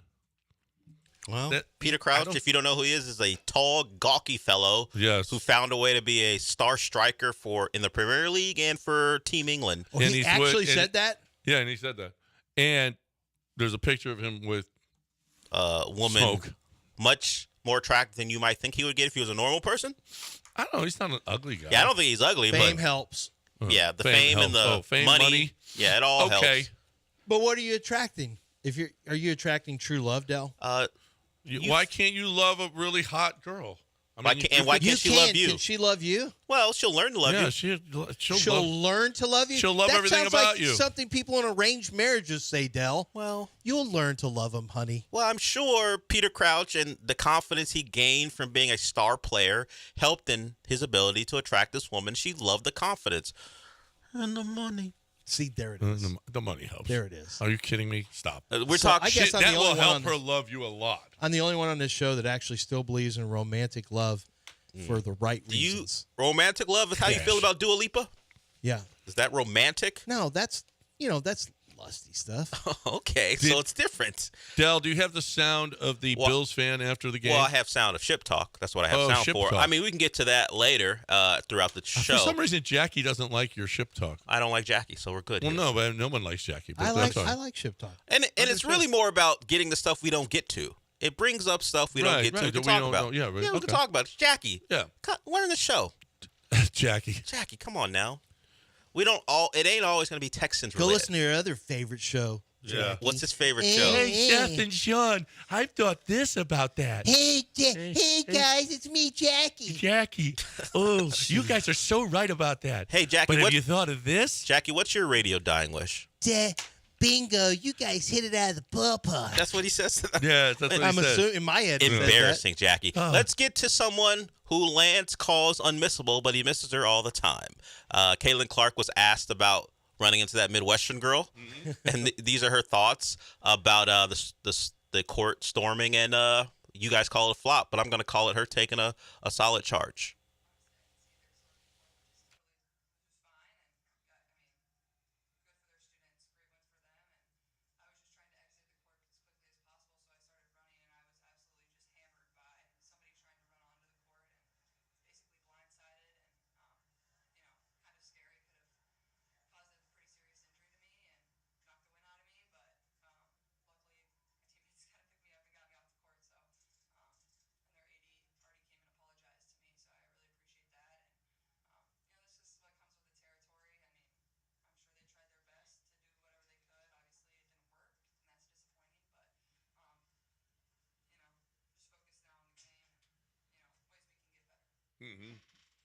And then keep linebackers off the court.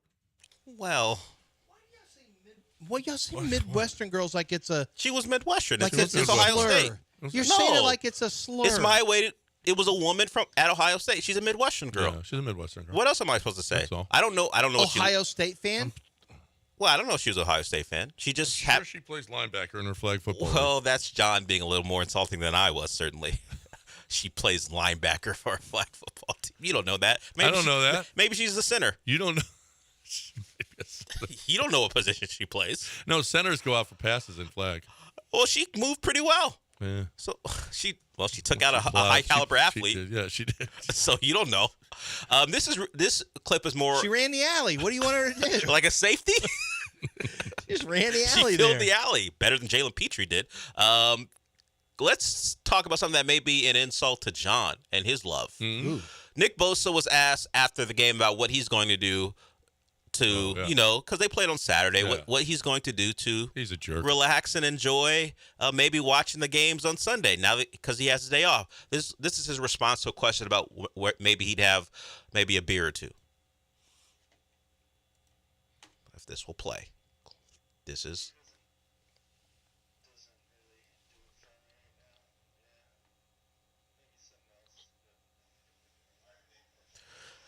That was the PR person running Nick off the before he. What did he say? He's all right, Nick. Let's go. Maybe something else. He's in California. Before he says something else. Yeah, beer. Maybe something else. Wow, man, like beer. It could have been bourbon. Could have been weed. Weed. Oh, you think? Yeah. It's weed. Yeah. Look, that family is what you see is what you get. Yep. You know, Nick Bosa has me blocked, right? What did you say about Nick Bosa? I didn't say anything about it. He must not like my scouting report. Well, that's what you said about him. People do. Yeah, I said he'd be an All-Pro. A lot of people don't. I gave him a 7-0. You didn't say Hall of Famer though. No, I didn't call him a Hall of Famer. No. Well, then he has a reason to block you. Sticking with that game, this isn't sound from the person in question, but Tom Rinaldi had a report about. Was it sad? Of course, it was sad. It was sad for the Packers. It was about Matt LaFleur's thoughts on Anders Carlson after he missed the field goal. But apparently Matt LaFleur had some thoughts, and he expressed them to the media.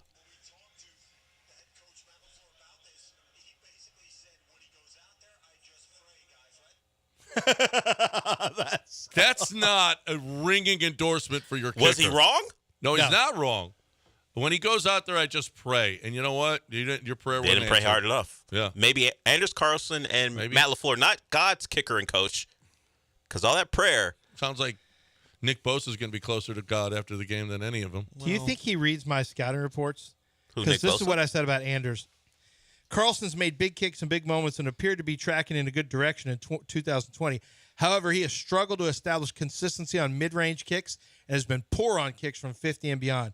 He's had too many kicks blocked during his career and doesn't sport a booming leg on kickoffs. That's the profile of a guy who will lose a playoff game. Yeah, he did. And Tyler Bass did as well. Made just 5 of 17 kicks from 50 plus.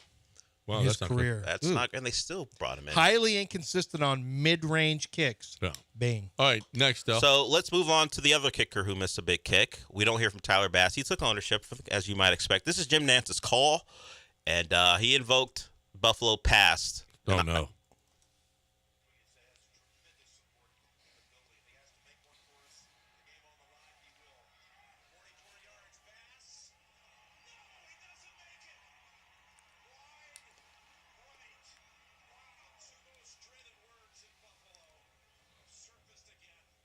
That's in reference to Scott Norwood back in the Super Bowl. Florida State. Well, that's Miami. That's Florida State's hated words. Miami's most loved words. But Scott Norwood, wide right against the Giants and the Bills' best chance to win a Super Bowl, and they about the 4 failures. And this is Tyler Bass, who was what 1 for 3 against the Steelers. Yeah, and the Bills had a kicking competition for punters because their punter got hurt. Now, the punter played poorly. So for some reason, the guy that they brought in the practice squad wasn't good, so they didn't even activate him. They let the hurt punter kick. So it's bad special teams all around for the Bills. It was a weird special teams weekend. Carlson killed them as a kicker. You had Bass missing a big kick. And then you had a bunch of kick returns, some important ones, including was it Duvernay that had the big kick return against the Texans, or was it that was Duvernay, right? Yeah, he had a kick return, Yeah. So it was Duvernay, but because it was so cold, you didn't have kickers banging it out of the end zone like you do at the same rate. So kick returning actually became a kind of big part of some of these games that took place over the weekend, which is something we don't really see in regular season. Not at all. And we'll close it out with Udonis Haslem. He's still going after the old Celtics. Why is he so mad? Why are you so mad, Udonis? Now, Haslem? Udonis Haslem had his retirement night on Friday. Shout out to the Heat for losing to the awful Hawks team on UD's jersey retirement night. Shout out to them. But so he was there. But Paul Pierce apparently, like on one of the social media posts about UD getting his jersey retired, said he didn't deserve it. So this isn't just a UD at the Celtics. The Celtics still have their beef with them. This is Udonis Haslem talking about Paul Pierce and Kevin Garnett and wanting to fight them at any moment he sees them.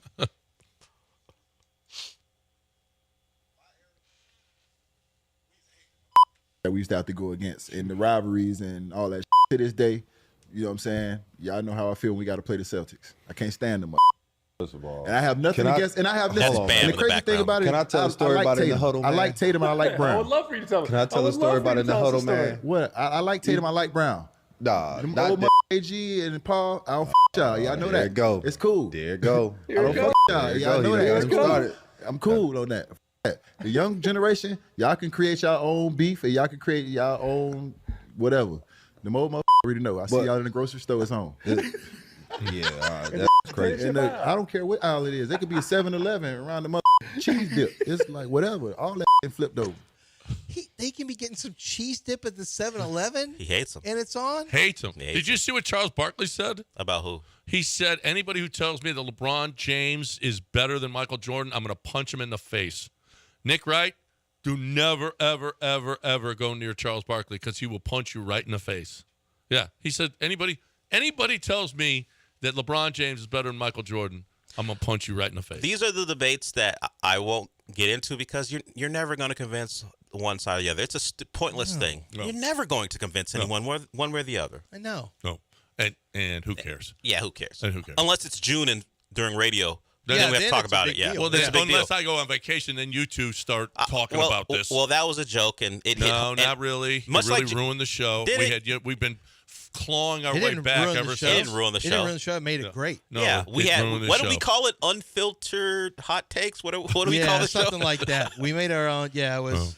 Well, we got to take. Yeah. We got to call this hot break. Last and you know word? what this break is? Last word hot take. It's about my bookie. How do you bet on these games that are left? Well, so games that are left. So you got these two NFL championship games. You got the Super Bowl still ahead. You have got all the NBA games. You got baseball that's going to be starting up. You got college basketball. You got the NCAA tournament coming up. It's nonstop. Live betting, okay? During games, you can bet on games. You got a casino in which you've got live casino where live dealers are actually dealing you blackjack or roulette or whatever the game is. You get lotto, horse racing, whatever it is that you love and you know and you want to play, you got it at mybookie.ag. You got a bonus for signing up, but you got to put in promo code BET975. You've got great bonuses throughout. That on the big game, they're going to have all kinds of bonuses. MyBookie is the way to go. You want to play, win, and get paid. Bet anything, anytime, anywhere. MyBookie.ag, promo code BET975.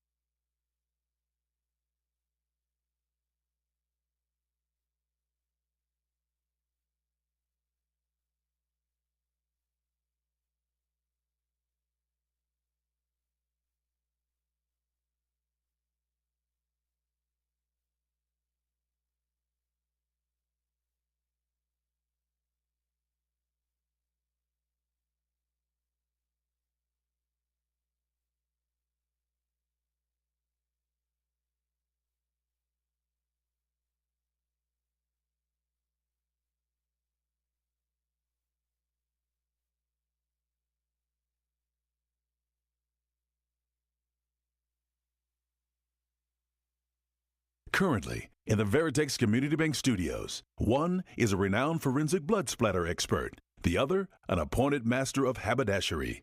It's John and Lance. All right, 8:50, and you guys, I know we've talked a lot. There's been some stuff that went on this weekend. Josh Hader, when we went off the air on Friday, shortly thereafter, Josh Hader was signed to a 5-year, $95 million deal. So the Astros get one of the better left-hand closers you're going to find in baseball to add to the mix. So that's good. Still no solution for the lineup, the guys in the lineup that you're losing and will continue to lose. So I don't know what the next move is going to be in terms of how Jim Crane handles that. You had, obviously, the Texans lost over the weekend.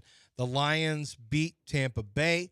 Buffalo and Kansas City is a great matchup. It's just it's a fun matchup. A lot of really good things happen on that one. And then you have but Kansas City won that one. Pat Mahomes got another win. Josh Allen can't get over the hump on that one. And then you had the Packers played the 49ers tough, really tough. Is that it, or I just don't think the 49ers are playing good football right now. They're not. No, I think the Packers are okay. I don't think the Packers are a great team by any stretch of the imagination. Yeah, I think the Texans are better than the Packers. Do you? On the same they're level? On the same level. I think they're same level. Yeah. I think them, Tampa.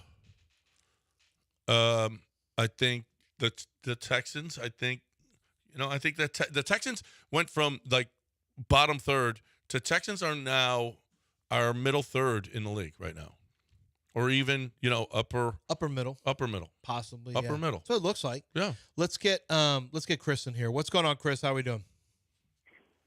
What's up, guys? Love the show. Hey, I had to think off for a minute. I'm not sure if you guys covered it, but Lance, I had two questions. One, what do you think if at the end of the first round, Devondre Sweat, the defensive tackle for the Longhorns, is there? Would he be somebody you'd consider? My second question is, have you guys already talked about, have you seen CeeDee Lamb's mom's Facebook post about Dak? What a tool, man. These wide receivers sometimes, they just think they're so entitled. It drives me bonkers. I don't know if you guys have talked about that yet. Now hang up and listen. Thanks, guys. I have not seen it. Mm-mm. Oh, she roasted Dak. She wasn't complimentary of Dak. Get rid of Dak's ass. Dak isn't it. But is that so? It's that you got to say moms. That's you can't mom. do that. CeeDee didn't. Well, CeeDee didn't Moms, say you it. You can't do that. I know. He took a shot at. He took a shot at CeeDee, but CeeDee didn't say it. She wishes he'd play with C.J. Stroud. So do I. You want CeeDee Lamb on this team, John? Yes. CeeDee Lamb is the best wide receiver in the league right now. Would you trade head to head? Would you do this deal, Nico? Because Nico's coming up. Nico Collins and your second round pick. Your what first about round Ann pick Tankdell? For two receivers. What about Ann Tankdell? No, we're not doing that. Nico and they're not doing it. They're not doing it for Nico. No, we're not doing it. I speak for the organization. We are not. I speak Wait a for minute. The city. I thought Al Davis told you don't speak for the organization. Which one of us is still alive? Oh, jeez. Okay, thank you. Okay. Oh my gosh. So now that we've established that one, would you do this one? You have to give up your late first and Nico Collins for CeeDee Lamb and the Dallas Cowboys third round pick. Wait a minute. What are you giving up? CeeDee Lamb for CeeDee Lamb and your first round pick. I mean, you trade them Nico Collins and your first round pick for CeeDee Lamb and the Cowboys third round pick. Yes, I would do it. Yeah. I would too. Absolutely. Now you just got to hope CeeDee wants out. Okay. No. Nico and your first rounder for CeeDee. I don't do that. No, it's too much. I don't do that. Well, then the third, I mean, you're just getting a third. Does it really change the balance on the scale that much? Who, if you're the Cowboys? No, if you're the Texans. You're saying I wouldn't do that as in the Texans, right? Like I wouldn't give up Nico on a first for CeeDee Lamb. No. But all of a sudden we do it. I would. And I don't think they give you a third. Actually, I would. I don't care. No, if I got a third back. CeeDee Lamb. So okay. what? You got also holes. We already talked about corner, safety, defensive tackle. Like you can't just be Nick Caserio on your draft picks all over the place. CeeDee Lamb, Tank, and Dalton Schultz. But how much better is CeeDee going to be over Nico Collins in the offense? He'll be better. He'll be better. He'll be better. Good enough that you have to give up a first-round pick when you have big needs. Don't forget you're adding Tank too. But you need help up the middle. Defensive tackle, Nico safety, was not and I'd say close to what linebacker. Nico was at the end of the season. What do you mean? When Tank was there, he was good. We weren't convinced he was a number one guy. After Tank got hurt, we found out, Nico's a number one guy. Well, CeeDee Lamb. But now you add CeeDee Lamb and Tank to CJ to Schultz. This is all to the hypothetical. offensive line. This is not going to happen. We're just having a hypothetical discussion. Oh man. Well, here's my problem, John. You got to get better up the middle. Defensive tackle, inside linebacker, safety, right up the middle. And one we know pick you need ain't a going to corner. do all that. Huh? One pick ain't going to do all that. It'll solve one no, problem, that's what I'm saying, but you don't even have that pick. Well, you don't. But You're you giving got up that CeeDee pick. Lamb for that pick. One wide receiver. I know, but you also still got your other picks that you could do stuff with. Yeah, and you still got free agency. Yeah, but you'd be giving up your other wide receiver. What you've done is you've increased. You've gone from an 8 to a 10 at wide receiver, at your top wide receiver spot, right? Right. Scale of 10, about an 8 to a 10. but then you still have and you don't have a first rounder. You're not picking until late in the second round. That's so all right. You don't even have there's a lot of guys that are going to be gone. Okay, let me ask you this. You're still not picking until late in the second round if you have your first round pick. What's your first round pick going to be? And let's say you can't sign Nico, by the way. What? Now what? You can if you do it in advance. Well, and maybe they won't because this offense is good for wide receivers. Kind of like with running backs, if you look, Rod Smith wasn't an early pick. Ed McCaffrey, Rod Smith. You go to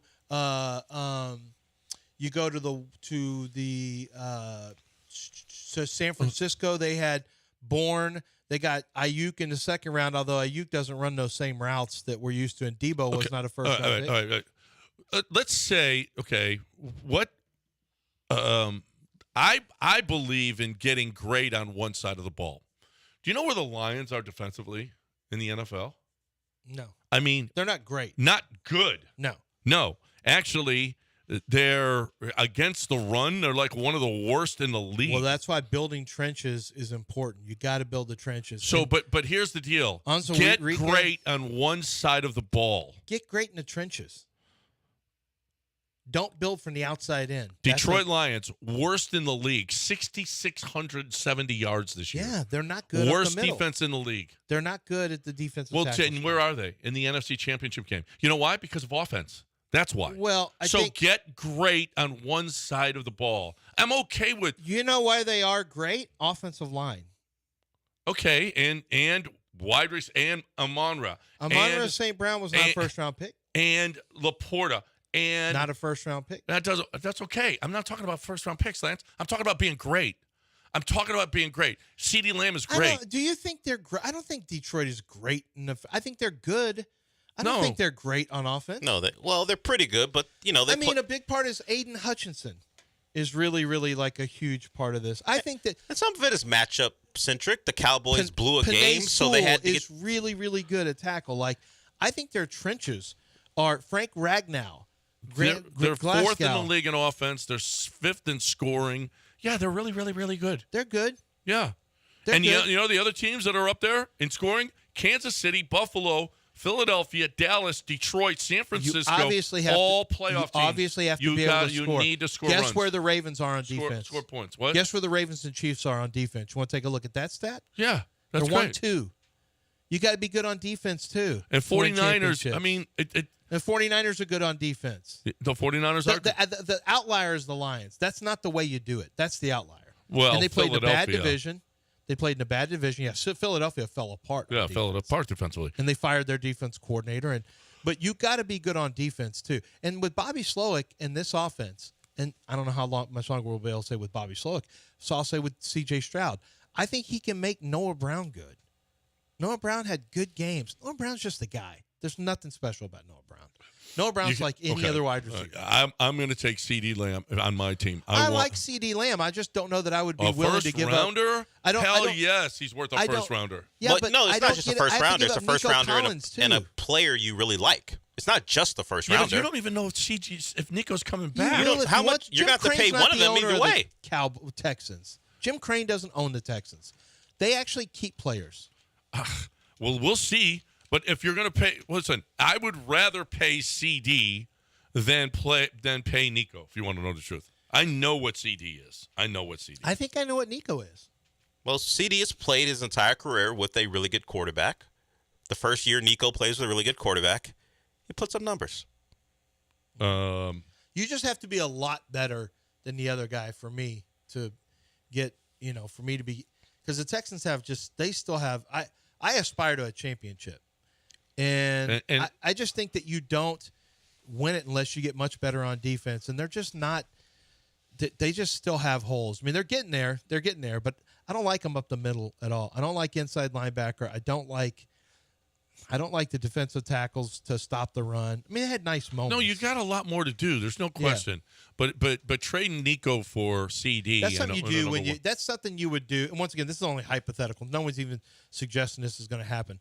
But in that hypothetical argument, in this thought process, I would do that as I got closer to when, like maybe after next year, if you took another step. And he's a free agent after next year.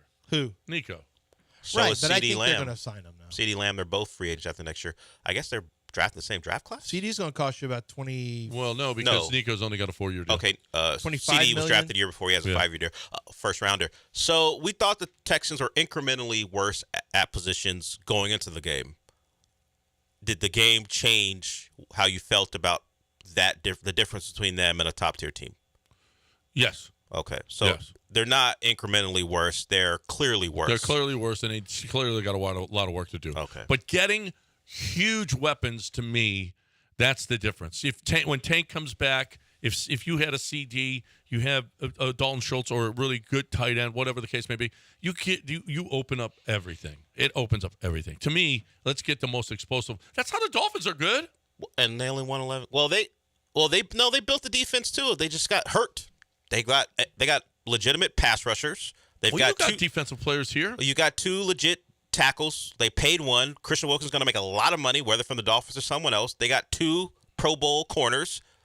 Yeah, the Dolphins got good from offense, but yeah, they have A1 players on defense who got hurt. An elite NFL team when you become elite offensively. And you become one who wins it all when you become the Chiefs or the Ravens. The tier is different because of the way those 2 teams play defense. Yep. The Bills got hurt and they couldn't stop anyone. Yeah, this isn't a great offensive year at all for the Chiefs.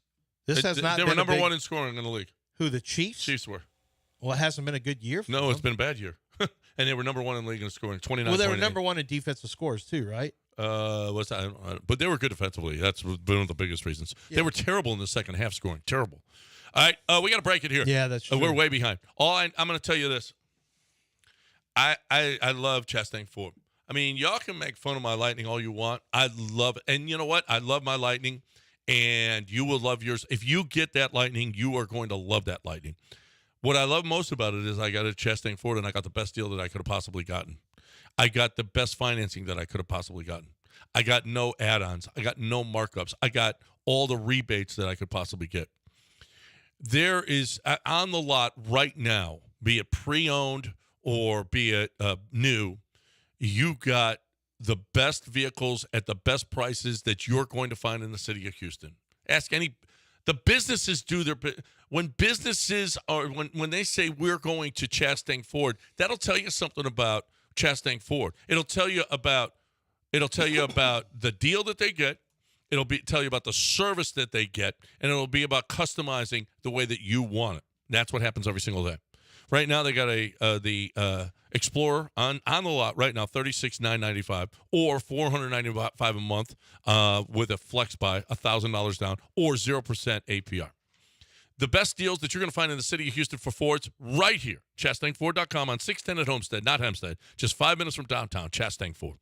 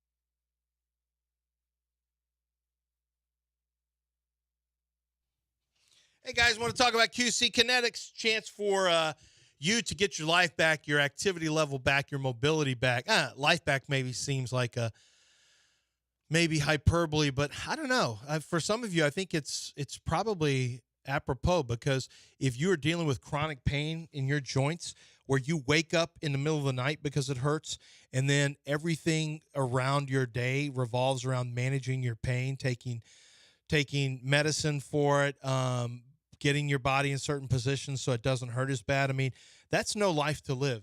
And with QC Kinetics, what they do is they work on with regenerative medicine. It regenerates and restores damaged and missing tissue that has been worn away in the joint.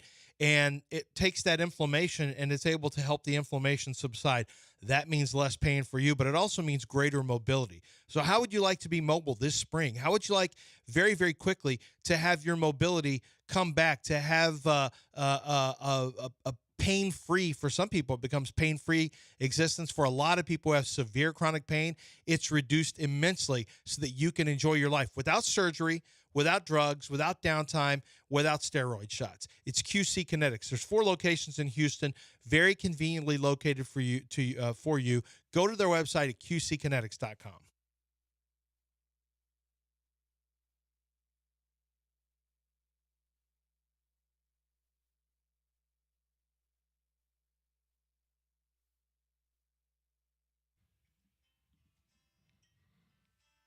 This is in mourning for our Houston Texans. Although our Houston Astros kind of picked us up a little bit. Josh Hader. All you haters, all you Jim Crane haters. It's perfect. That's a perfect name for him to sign. Oh, how is this, haters? Okay.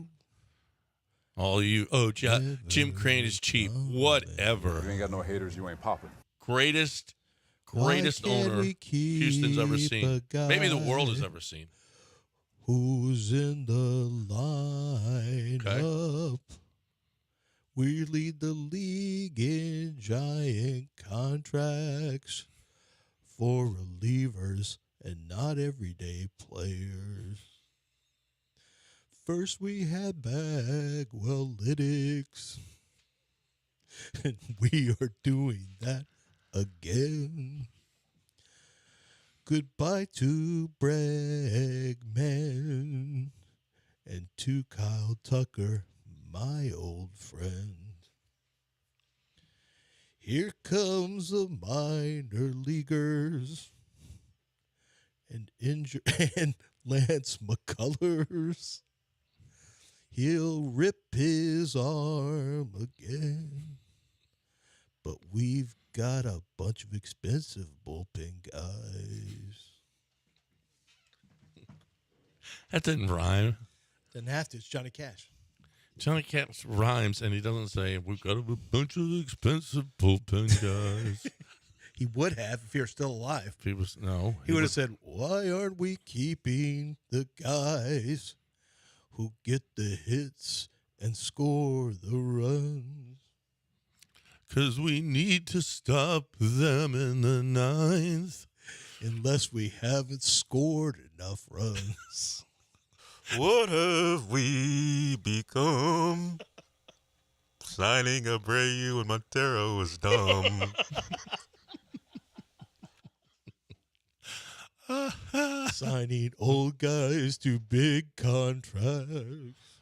We need a guy with a 1-2-8 all the way at the back. John wants to trade our draft picks for CD Lamb. He had him on his fantasy team and won the league like that. Yeah. God, I hate asthma. Yeah. That's what we did. We're not going to run this team like your fantasy league. Oh, no? You don't want to win the championship? Okay. The Carlos Gomez trade has been fixed. John says F them picks. That's right. Yeah. No. I want to win. I want to win big. I want to have the best offense in the league. How's that? I got CD. I got CJ and CD. Okay? That's all I need is CP. All I need Charlie is Palillo. this. He's dead and buried, isn't he? No, He's still with Charlie us? Palillo's alive. What are we talking Good about? Lord. He's dead. CP3 is dead. No, he's not. He's still alive, too. He's Oh, is playing he? in Golden State, but he's No, still he's alive. not really playing. He's hurt all the time again. Well, that's kind of what he is. Not really. I mean, How could you leave Travis Kelce that wide open? I don't know. I mean, honestly, How's God, he always who's open? designing these defenses? No, Travis Kelce is always open. Oh, no. How does this happen? He is But always two open. guys ran away from him. I mean, you got two guys back there, and they both run away from Travis Kelce to go to the sideline. What are you doing? I mean, it just is amazing to me. Andy Reid must be a genius. He is. He's a musical genius. He really is. 912 ESPN. Let's get Nino in here. Let's talk about the Texans. Hey, Nino. Hey, my man. Thanks for taking my call. Listening to you all way in Louisville, Kentucky, man. Oh, man. Yeah. Me and the wife, well, she's from here. And I've been out here for 10 years plus. But thank God for internet and all the technology, because I would probably die out here. Welcome. But with Houston, I guess would it be fair, and I apologize if I'm late to the party on this topic, because it's an obvious weakness. They had a great year, phenomenal year, definitely not complaining. Love where the future is going. Yeah. Is that it, Nino? Where'd you go? For the offensive line, horrible pretty much all year. I think overachieved a little bit to even get to where we are, but is it true? It wouldn't have mattered who the quarterback was in that game. He would have been running for his life. Yeah. And, when you play a team like that, is it true you have to be able to match, I'll just say beef for beef. I'll just go there with it. Physical beef. You have to match that in order to win in football, just football in general. And I'll hang up a list, man. Great show. Yeah, I agree with that. It's funny. In the first half, I thought the Texans' defense was really physical. Christian Harris, the safeties. I mean, people were running around hitting hard. I thought I was like, man, the Texans are matching the intensity of the Ravens. And then in the second half, it just changed. I mean, you had Roquan and Patrick Queen were running, flying sideline to sideline, hitting everything. The pressure was squarely on C.J. Stroud. They really intensified the pressure. The Texans weren't getting to Lamar. Worse yet, the Ravens just started running a ball, started pounding the Texans, and it became like just a battle of wills. And the Ravens showed you this is what a tough team looks like. This is what a truly tough team looks like. It's 9:15. We'll break it right here. If you guys want to jump in, 713-780-3776, 713-780-3776. Bad news. Monday, Tuesday, Wednesday, tons of rain. We're getting tons of rain. They said hurricane-strength winds on Wednesday. Flash floods and stuff. And then Wednesday, hurricane-strength winds and potentially tornadoes throughout the day.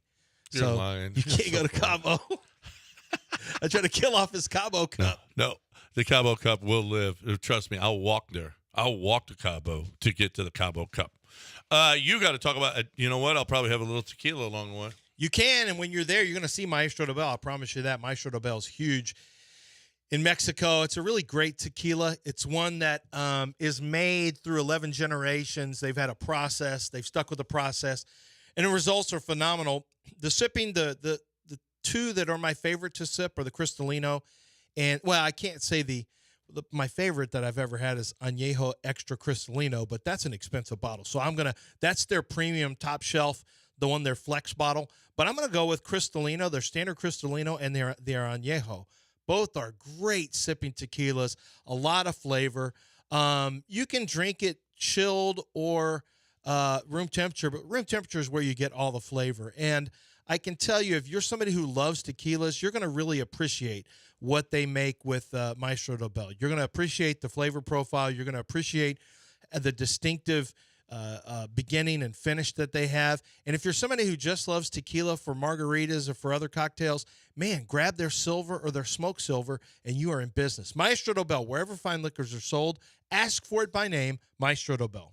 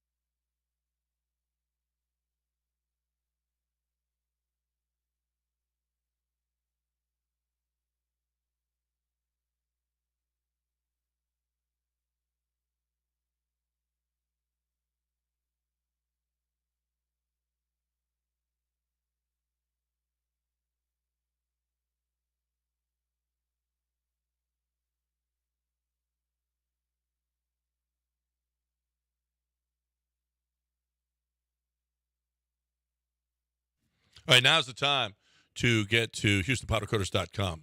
281-676-3888. 281-676-3888. Ask for Robin. Well, I should probably like, hey, John, don't tell everybody to ask for me, but that's okay. Ask for Robin. Tell them you heard it right here. And even she'll say, okay, well, send me a picture of your patio furniture, and I'll see whether or not we can save it, or we can. You're going to have to buy new stuff because it's not worth it. Here's the deal, is if you've got old patio furniture that needs repairing, you need straps, slings, hardware, whatever the case may be. If you want patio furniture that looks like your favorite team, your favorite college, whatever, you can do the colors of those. It's awesome. She brought out a professional baseball team's colors on one of her chairs the other day when we were playing golf at Wildcat. I was like, wow, this is really, really cool. They can do the neatest stuff. They're very innovative. The colors are going to be perfect for whatever it is that you want. If you have anything that's metal, that's rusty, that you need fixed, car parts, boat parts, patio furniture, whatever it is, go to Houston Powder Coaters. They're the biggest and the best. HoustonPowderCoaters.com, 281-676-3888.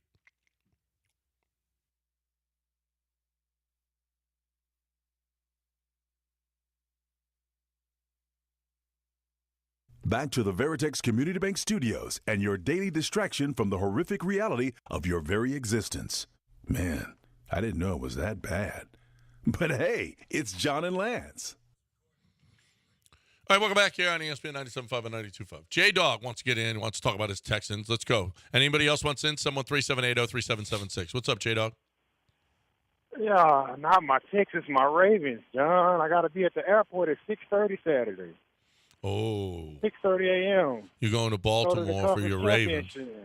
Yeah, congratulations. Yeah. Your team was better. There's no question about it, J-Dog. Mm-hmm. Your team was much better. You're going to the championship game. You saved your money for that as opposed to, going to the Texans. Yeah, that's going to be a good game. I don't Should think be there's any warmer, question. too. Should be warmer. You think? Yeah, I think it'll warm up a little bit. and We had what's the up? Arctic freeze. What's ironic about that is you guys were playing Kodak Black to bring in this segment. Taylor Swift is going to be at that game, but so is he. Him and Lamar grew up as childhood friends together. Mm-hmm. They're close. Yeah, but the moment that game changed is when Isn't L Kodak walked in the Black locker the one room. everyone hates, though? I don't think everyone hates him. I don't think he's hated. He's the one they think is a snitch, right? That's Kodak Black. I don't think he's. No, I don't think It's not Kodak Black. Who am I thinking of then? I don't know because there are a lot of think snitches. it is. There are a lot of snitches in hip hop, but I don't think Kodak Black is one of them. This is a matchup that's Gunna you may be referring of to. Kodak I Black think so. versus Taylor Swift and Lamar Jackson versus Pat Mahomes. Yes. Wow. Yes, sir. Yeah, Kodak Black is one people don't like. What? Yeah, How for so? sure. I've been down at so many YouTube Stop rabbit it. holes on Kodak Black. I knew I was right on It this might one. be because Yes. of that. I just don't think it's about snitching. He talks about snitching, but he's not a snitch. No. No, he says he's not. Lance. Let's go to Lance. They believe no. They believe that he Oh, no, apparently Boozy does say. Boosie? See, Boosie John knows says- hip hop. Yeah. Boozy says that he's a snitch, and he says, you snitching too. You think Boosie is going to lie? That's Louisiana, Del. Yep. Louisiana doesn't tell stories. Why are you speaking on Louisiana so authoritatively? Because I've Kodak lived Black there for 2 or clown 3 for years. self-snitching on Instagram. You see? Self-snitching. That's I told different. you. He snitched on himself. J-Dog, That's not a that's snitch. a bad sign for your team. Well, the moment that game changed Saturday, I seen the look on L's face, and I knew then he was about to cuss everybody in the locker room out, and that's what happened. So I was out, and after the game, a guy came in. He was a little tipsy and upset and threw an F-bomb on Lamar. I had his jersey on. I've never seen a middle finger so straight in my life. I tell you what, that I haven't seen. You tell me, J-Dog, if I'm wrong. That's one of the most animated I've seen Lamar at some of his receivers about some of the, I don't know if it was routes or what it was, but Lamar was getting after some guys in terms of making sure that they were doing the things that they were supposed to do or what he wanted them to do. That was, I saw a different level of like in-game intensity in terms of calling out his own guys. Like, Lamar saying, okay, he's going to win a second MVP. He needs that championship. Every quarterback needs that championship. If Lamar gets the championship, it like erases, it gives you a permanent get out of jail free card. It's a permanent, like it's something that you can hold up that other people can't hold up. It happened we saw for Elway back in the day. Burrow needs it. Right now, Lamar probably needs it the most because he's about to get a second MVP. And if he gets that, he's good. Like, you can't – he's on a different level. Josh Allen will be the next one that everyone goes, wait a minute, because he's already there. I mean, Josh Allen's already there. He can't even get past Kansas City. Look at man, I'm going to tell you what, though, J-Dog. It was all about Lamar's legs. I think Roquan He threw for Smith. 152. He ran for 100. It was all about his legs. Look at the guys. Look at Josh Allen, how much he did yesterday with his legs. Look at Pat Mahomes, what he did with his legs yesterday. Look at what Lamar did with his legs. The best quarterbacks in the league. You know what? CJ's going to have to break down and say, okay, I gotta run more. I got to run more. But you're talking about some special, like Lamar's special. You know, CJ can run. He not just like chooses that. not to. Not like that. No. Well, Pat Mahomes ain't like Lamar either, or Josh Allen. Josh Allen's 240 pounds and he can run over you. I mean, Josh Allen ain't scared of no hit. Pat Mahomes, you gotta be able to run some and avoid the hits. Pat Mahomes ain't a special runner. He's a good runner. He ain't a special runner like those guys. You got to be able to run the football to your quarterback. Look at this draft. You know how heartbreaking it is for a defense when they got you covered and Lamar runs for 16 to 20. And Lamar cut it loose. Like, Lamar's been kind of conservative this year from a running standpoint. No, because you're in the postseason, so do what you need to do. But I think the Roquan Smith addition is everything to that team. Once they got Roquan, it gave them a different level of toughness. It's their new Ray Lewis in the middle. And to me, the Ravens have been a different team because the argument that some people made in football was Patrick Queen's not really a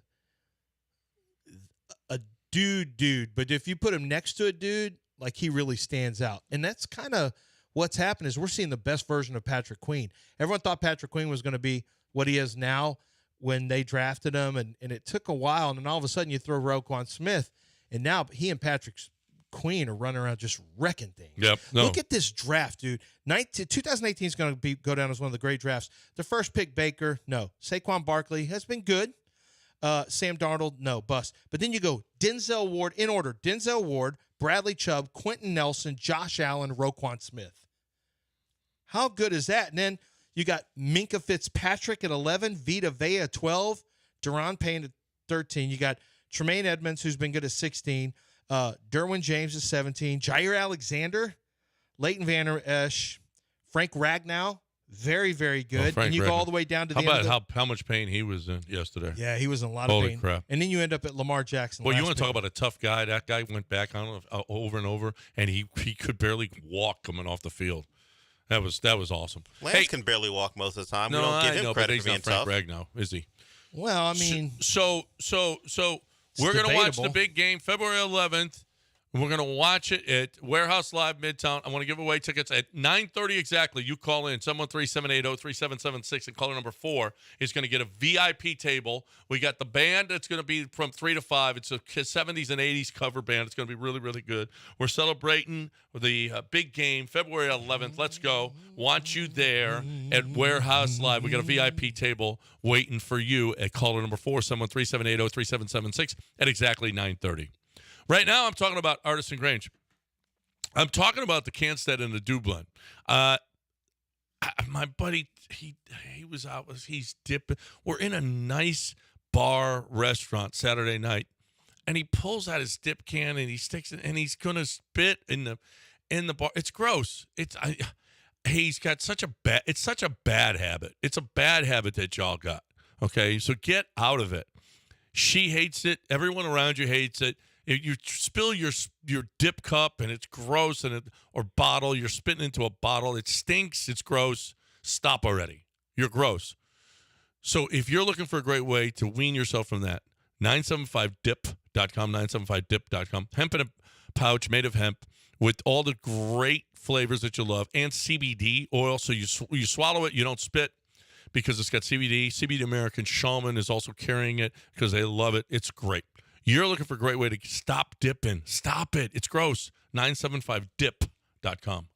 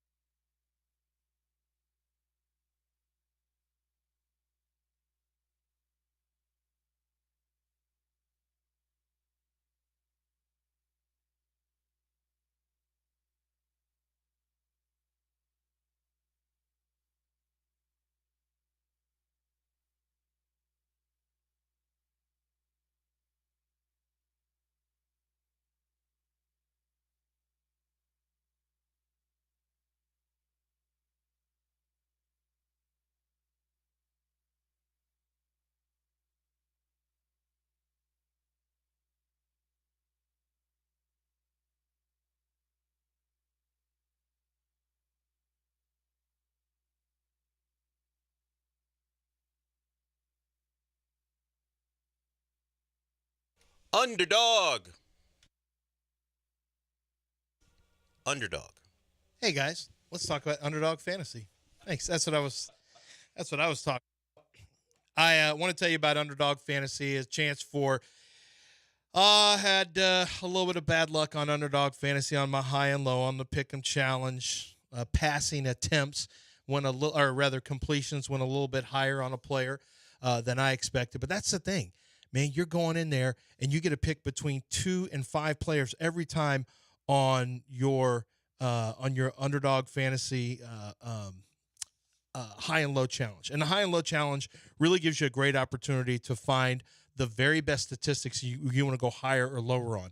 When you are playing when you're playing the pro football or when you're playing NBA, you are going to have a lot of different stats to look at. You go higher or lower, but it's a fantasy game, and you can win real money with it right here in the state of Texas. Underdog's very easy to play. You go to their easy-to-use mobile app. You download it. You use promo code Lance, and Underdog is going to double your first deposit up to $100. Plus, they're going to give you a special pick of higher than 0.5 total yards to use on your first pick'em entry. That's Underdog Fantasy, promo code Lance, and you get your first deposit of at least $10. That's the minimum, but up to $100 doubled. Now, you must be 18 or older and present in the state where Underdog operates. Terms apply. Concerned with your play, call 800-GAMBLER or go to ncpgambling.org.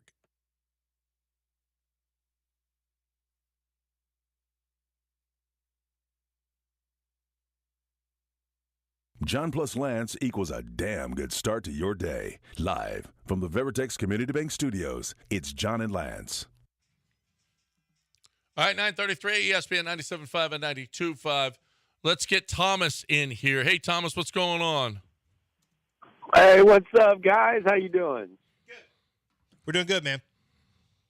Oh, Lance, I was just letting you know, you're thinking of Tekashi 6'9". He's the stick. No. I'm thinking of Kodak. I know Tekashi 6'9", but Kodak Black too. Because people were completely. Y'all really want me to go down this? He was in Atlanta, and everyone.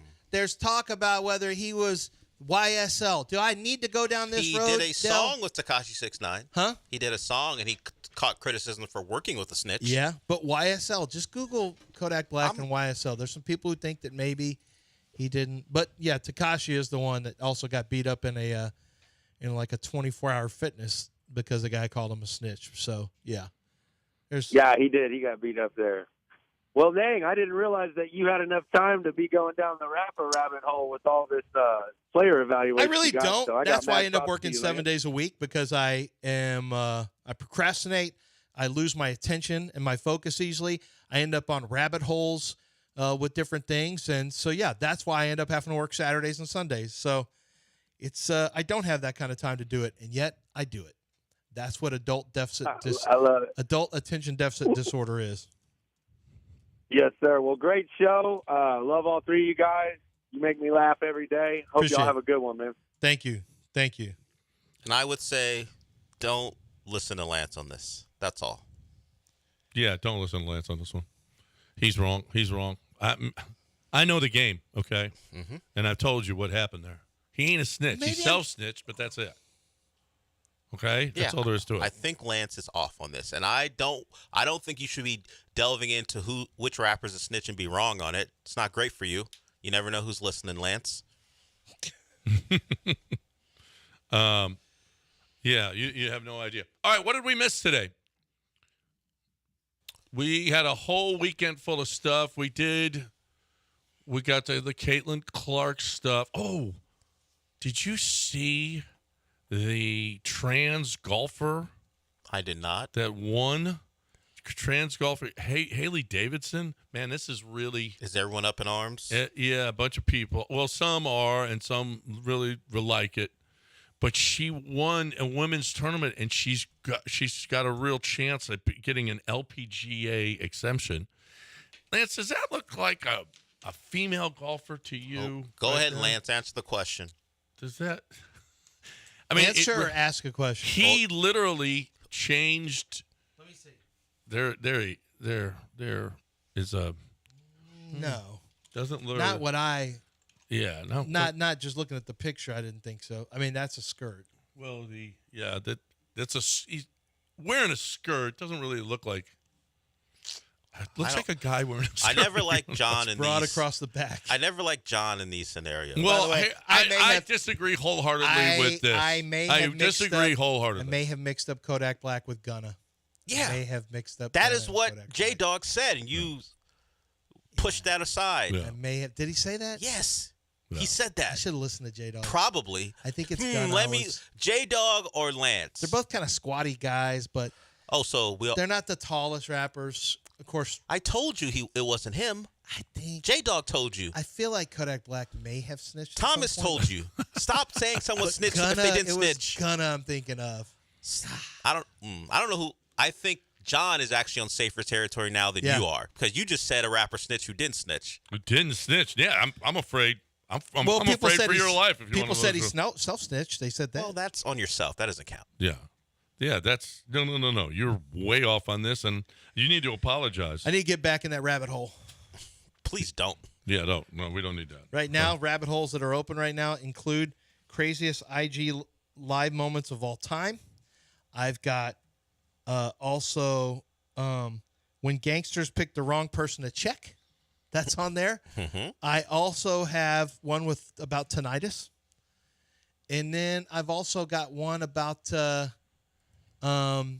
when Post Malone was in with Charlemagne the God. John, you won't be here when... I mean, the playoffs are over for me. That's true. I'm going to keep watching, but the playoffs are over. The NFL playoffs, I'm just watching football now. My playoffs are over.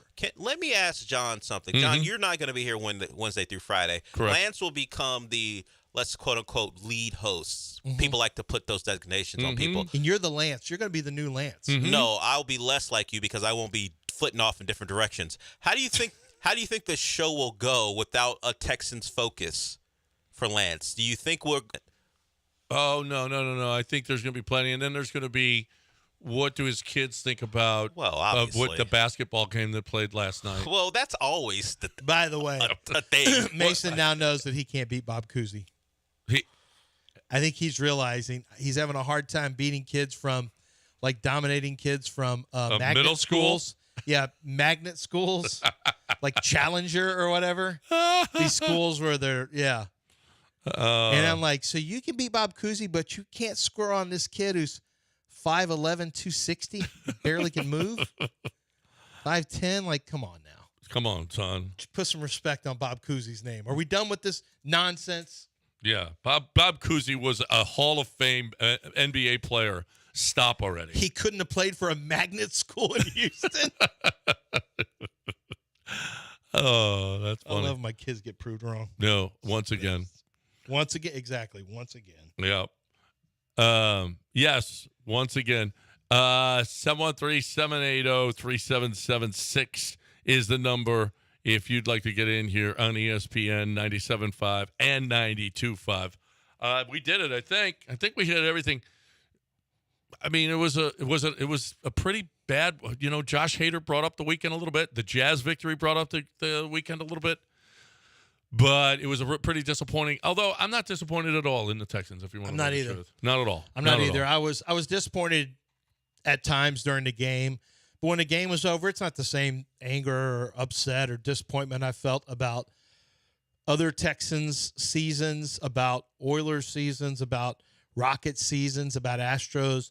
It wasn't there for me. This one was like 2015, although they had a chance to beat – the Astros had a chance to beat the Royals. They just kind of blew it. But, that Astros season in 2015, I didn't expect them to be in the playoffs. Mm-hmm. I didn't expect them to be in the second round of the playoffs, to win the win and in, playoff game, wild card game against the Yankees. I expected it in the game. I mean, they had Keuchel pitching when game day came up, but before the season, never. It's the same thing this year. I never expected any of this stuff. And you're going to have Dallas Keuchel was the Cy Young Award winner that year. You're going to have offensive player or rookie of the year is going to be C.J. Stroud. Some similarities between the 15 Astros and the 15 Texans. 23 Texans. The 15 Astros overperformed, and they had plenty of players who were not there like 2 years later when they won it. This Texans team, as much as we like them and they've been fun to root for, in 2 years it's going to look way, way different. Mm-hmm. Way, way different. You're going to have different running backs. You'll have different wide receivers. You're going to have different linebackers. Not all different linebackers. Some different defensive linemen, different guys in the secondary. It's going to look a lot different in 2 years for the Houston Texans. It's gonna be good though. I mean, I'm a little bit worried about next year because you're moving up in class, and you got a lot of work to do. That defensive line. You need defensive backs. You need another weapon. You need an offensive line that's going to be a lot more cohesive. You're going to get better though offense. I mean, you're going to get Titus Howard back. Is Kenyon Green going to be a player? I mean, that's a legitimate question. Oh, man, he just hasn't, he missed football all this year. He's got so much technique stuff to work on. I just don't think he's better than, it's going to be, is Kenyon Green better than Jarrett Patterson? Is it Jarrett Patterson? Yeah. Yeah. There's two Jarrett Pattersons. One was the running back from Buffalo at college. I remember he was really good in college. This one wasn't a running back. He was a center. He was a center for Notre Dame. We watched him all year. Different. No, but I was making sure his name was Jarrett. Yeah, I think it is Jarrett. Jarrett Patterson, it's going to be – Juice is in. Juice is locked in. Is he going to be a center or left guard? If Patterson is better, if they think he's – I shouldn't say better. If he's more consistent than Kenyon Green, then Kenyon Green may end up being a cap casualty or traded for like a fifth. If Kenyon Green, you're not going to be able to get anything for Kenyon Green. Well, here's the deal, though. I'm going to tell you this. Nick was right about a lot of things that we thought he was wrong for. The Cleveland, not using the Cleveland pick instead. I don't think he had a choice on that. I think that was what he had Derek to do. Stingley. Derek Stingley is right now, is not the right choice, but he certainly is trending towards that. He's a good player. Okay. The trade for Will Anderson Jr. I mean, his Nico Collins in the third. I mean, it's a lot of guys. I mean, Nick has proven himself to be pretty damn smart. There's a chance that Kenyon Green could come back healthy and be much better. There is. Yeah. I thought he had talent coming out. I like Kenyon Green coming out. I don't think he has any confidence. And you don't get confidence by not playing. So. No, but he, you know what? It might have been good for him to sit, maybe get strong this offseason and do a lot of technique work for his pass protection because it was bad. I just wonder if it's happening. Who's he working with? He's not working with. He's going to have to go get his own work done. Well, he needs to work with Larry Zerline. I think Larry's out of that game potentially. Well, let's go. But I know this much. Help the team. Help the city, Larry. He needs to do something because he's, your offensive line coach right now is doing what he's got to do with his team. So it's not like Kenyon Green is getting better right now just sitting around. He's got to go work with somebody. No, but Kenyon Green definitely knows he's got a lot of work to do. I hope so. He knows that. He's got to know that. After that rookie season and not playing at all this year and seeing there might not be a spot for him. He better get to work. Oh, I'd say he's on the outside looking in. This coaching staff did not draft him. No. They were not part of that draft. No. I picked up my Daisy Dip, and I love my Daisy Dip. You can love your Daisy Dip, too. All you have to do is go to the grocery store and pick up some Daisy Dip. The French onion or the Cool Ranch. It's the dips are awesome, awesome, awesome. They don't have MSG or whatever that is, the other stuff, the additives, the preservatives, all that kind of crap. But they do last. I put it in the fridge, and I've got mine ready for me whenever I've got some chips, whenever I've got pretzels or wings or pizza even.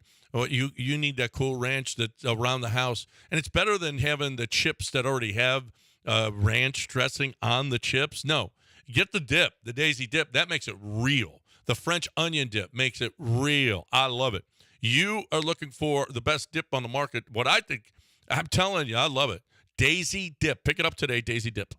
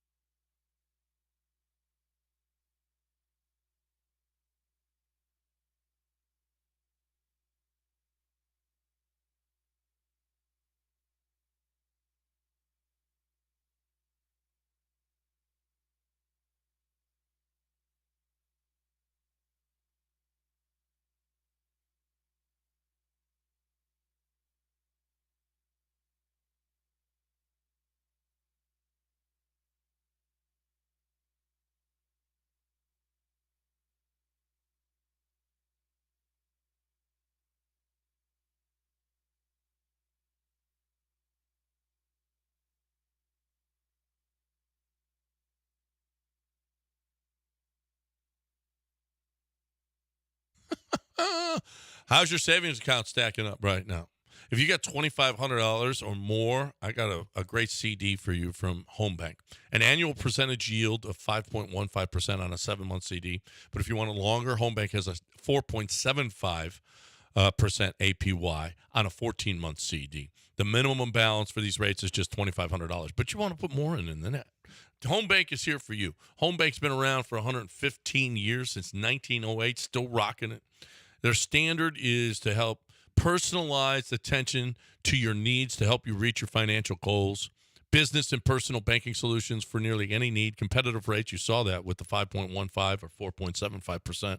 42 total banking center locations. This is not some small bank. They got 42. 5 here in the greater Houston area. River Oaks, Sugar Land, Gulf Freeway, Clear Lake, and Friendswood. Stop by any Home Bank location or visit home24bank.com. Good for business, good for life. Home Bank, member FDIC. John and Lance. Weird. John and Lance Weird. News of the weird. News. All right, welcome back here on ESPN 97.5 and 92.5. Buffalo Wild Wings in Lawrence, Indiana closed late Sunday when Justin Carpenter pulled up to the location, and he wanted fried pickles. But he didn't have any money. He did have drugs. Would you trade drugs? If you work at Buffalo Wild Wings, would you trade fried pickles for drugs? I mean, I wouldn't because of that moral compass, but I could see how someone would try to take that. And then I'll just be honest. I could see how that transaction took place. Yeah. That transaction doesn't surprise me. No, not in the least. I mean, because he's got the munchies and, might not have any cash on him. Did they say what the transaction was? I think they found out. No, they. What was the drug? How much of it? Yeah, I don't. Was worth fried pickles. That's I don't what. know. I'm moving on. A yogurt company wants to pay you $10,000 to ditch your phone for a month.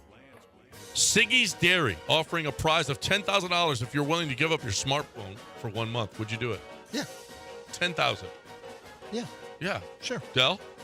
Yeah, I have a laptop. I don't hate money. And iMessage, you can contact people through your laptop. Yeah. That's easy. See, now you're trying to work around. I'm not working around it. You're taking the spirit of this thing and you're ruining it, No, Dell. they didn't say stop communicating. No, they don't. It just says device. your phone. It just says your phone. It's easy. Like, I drive here. I don't need to really text anyone while I'm here or home. Don't you put your honestly, you maps got a on so you laptop. can get here? No, I don't need the Maps app to get here. Been doing this Dude. for how long? Yeah. A Florida man played the guitar while long. undergoing brain surgery. This is real. He is playing his guitar while he's going through brain surgery. Why do you do Do that? you want? Well, I don't know. But can you play a guitar while you're undergoing brain surgery? No. I can just strum it. It's not going to be a chord or anything. A police chief was fired after twice asking for the captain's wife for nude photos on Snapchat of the captain's wife. Do you feel like that's a bad That's move? That's gonna get you fired. What?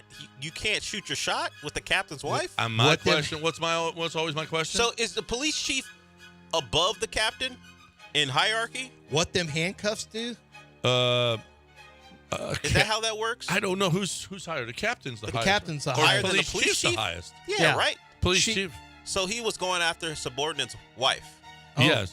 The worst. And why did he? So someone had to come in and go, okay, bro. Hey, okay, buddy, that's Yeah. not right. You'll get He's fired. the boss. He's the boss. So someone higher than him had to come in and go, all right, that's wrong. Yeah. What's so wrong about that? The captain had to go well- and say, "Hey, can somebody stop boss from doing this?" So, what's my question always? What's she look like? What's she look like? Is it worth losing your job? And they don't show a picture of her. No, it's not worth. Might worth not have losing been your worth job. it. I don't know. A new study says, these Stanley Cups? Not the Stanley Cup in hockey. Oh yeah, my daughter has one. She has a Stanley Cup? Yeah. Oh, well, okay. Your Stanley Cup may have more germs on it than a toilet seat. And by a lot, Why? by the way. A recent study found that the average water bottle, such as a Stanley Cup, contains 40,000 times more bacteria than a toilet seat. So the same thing. And a lot of people aren't even washing them before they start using them. The same thing would be with Yeti or any other. They just said any cups. They said, but yeah, they just said for whatever reason they're picking on Stanley Cups here. Because people are doing stupid stuff for the Stanley thing. What are they? They're waiting outside of Targets at 3 in the morning. What is the deal? There's nothing. It's just a cup. It's the same. It's like a Yeti thing. It keeps it real cold, and it's nothing. Are they putting on Target playoff beards as well? Target playoff beards to get their Stanley Cup? No, I don't think so. That's hey Gallagher. Okay. It's not Gallagher. It's a dad joke, not Gallagher. I've never made that joke before. It's not Gallagher. Okay. Thieves cut down a radio broadcast tower in southeastern Oklahoma. That's not funny at all. To steal $100 worth of copper. What are their meth heads? They cut down an entire tower. Yeah. To steal $100 worth of copper. If Good you're thing addicted- I don't think we have $100 worth of copper in ours. And if you're addicted to meth, you're going to. Yeah, you're going to do this. Yeah. Well, I'm not sure. Okay, how about this? Colorado, apparently newspapers were stolen after a story about rape charges at a Colorado police chief's house. They went around, apparently, stealing all the newspapers they could, the cops? So that people would not find out about. Did they? I think there's did something they called the an internet too? Did they take out everyone's Wi-Fi routers too? What did they do? I don't. Obstruction of information? I don't know, but they'll never know. Snatch up all those daily. I got an idea. Print. You know the print that take all comes the out papers. at 5 o'clock. No, that's not how it works, sir. We don't have 2 newspapers that are delivered anymore. Yeah. No, we don't have that. You know that newspapers online digitally too, sir, right? Would you eat a hamburger if the waiter brought you a waiver to sign for eating the hamburger? Because it's too big, spicy? What's the No, deal? because they ordered it at a Toronto restaurant. They say they always make it well done, and he ordered it medium. Oh. So they wanted him to sign a waiver. Would you sign a waiver to eat your hamburger? To eat it medium? No, but my question would be, what's the deal with this meat where you're worried about that I need a waiver if it's medium? Well, why do you have to make well done all or the maybe time? I've got news of the weird for maybe you. the person on the grills in use isn't like used to doing that. So they're, hey, we don't really know what this will look like. So we're just gonna try it out, and that's what it's about. I guess. Because you think the people. What's wrong with Do you think Toronto? do you think the people at Whataburger know how to make a medium anything? Medium what? No. So you know, it's probably the same thing. Everything is. Yeah, it's probably the same thing. Yeah, they're thin. I got one for you. A Las Vegas man who was formerly from Louisiana and then moved to Houston hung out in a suite with Aaron Rodgers in Las Vegas. Does that sound familiar to you at all? Mm-mm. Our guy 5-star, he and his wife, he saw Aaron Rodgers at the same hotel. He's like, hey, man, just want to say hi, blah, blah, blah. And it's my wife's birthday. We're here doing this. He goes, oh, you guys need to come hang out with me in my suite. He had just met Aaron Rodgers. Did he just said hi to him. And he hung out with him all night. They were having drinks. He said Rodgers was the best guy in the world. Well, that's awesome. He said he was awesome. I think the Jimmy Kimmel hat helped him out, though. Could have. That helps a lot of people out. Yeah. So, at the fight? Was it at the fight? Or what suite was it in? In Vegas? What was the event? No, he was just hanging out. He was just hanging out. At a suite, at a hotel suite. Oh, the hotel suite, yeah. Oh, I got you. I thought he was in a suite at a game. Hotel suite. They went up to Aaron Rodgers' suite and hung out In all hotel night. and hung out with a bunch of people, yeah. That's awesome. All right, finally, a man accused of attacking women in Halifax says he doesn't want to be in the news. Should we respect his privacy? I mean, he's got a reasonable request. I'm committing crimes, but I don't think you should be able to publicize me committing crimes. Can we please have our privacy during these trying times? Anonymity about my crimes? Right. I don't think it's fair. Huh. I don't. I'm with him on this one. Hey, I'm going through a tough time here. And you're potentially... Can I keep my privacy, You're potentially please? manipulating a jury, too, by putting my face and my crimes out there. Yeah, I mean, that's actually... That's not bad. I think I would do that, too.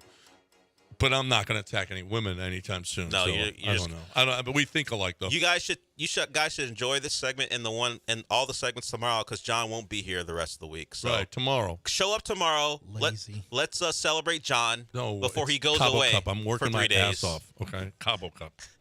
Right now, I'm talking about HR&P.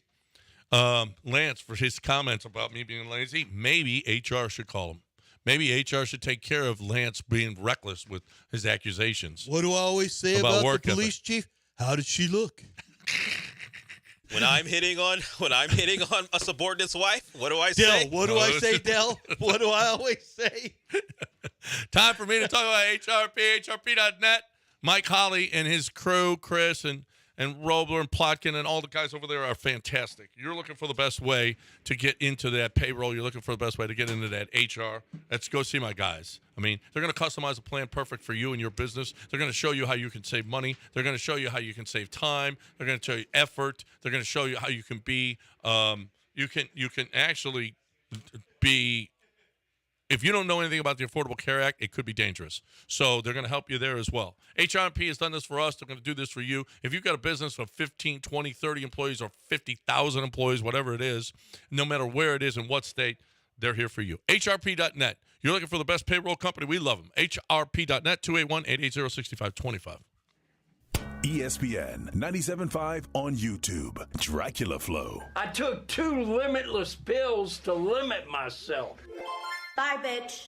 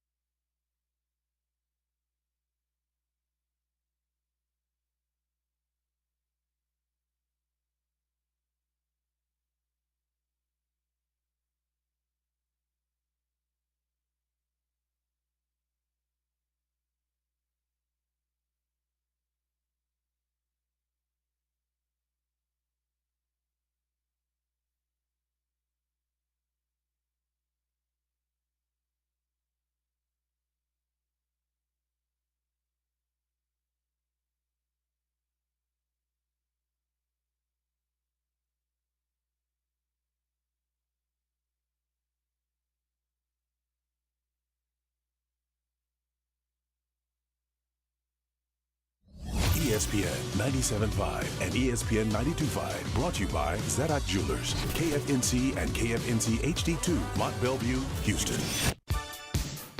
You know, right now, what you're hearing could actually be a super effective message to let Houston know about your business. Get started advertising on ESPN 97.5 and 92.5 by emailing sales@galmedia.com.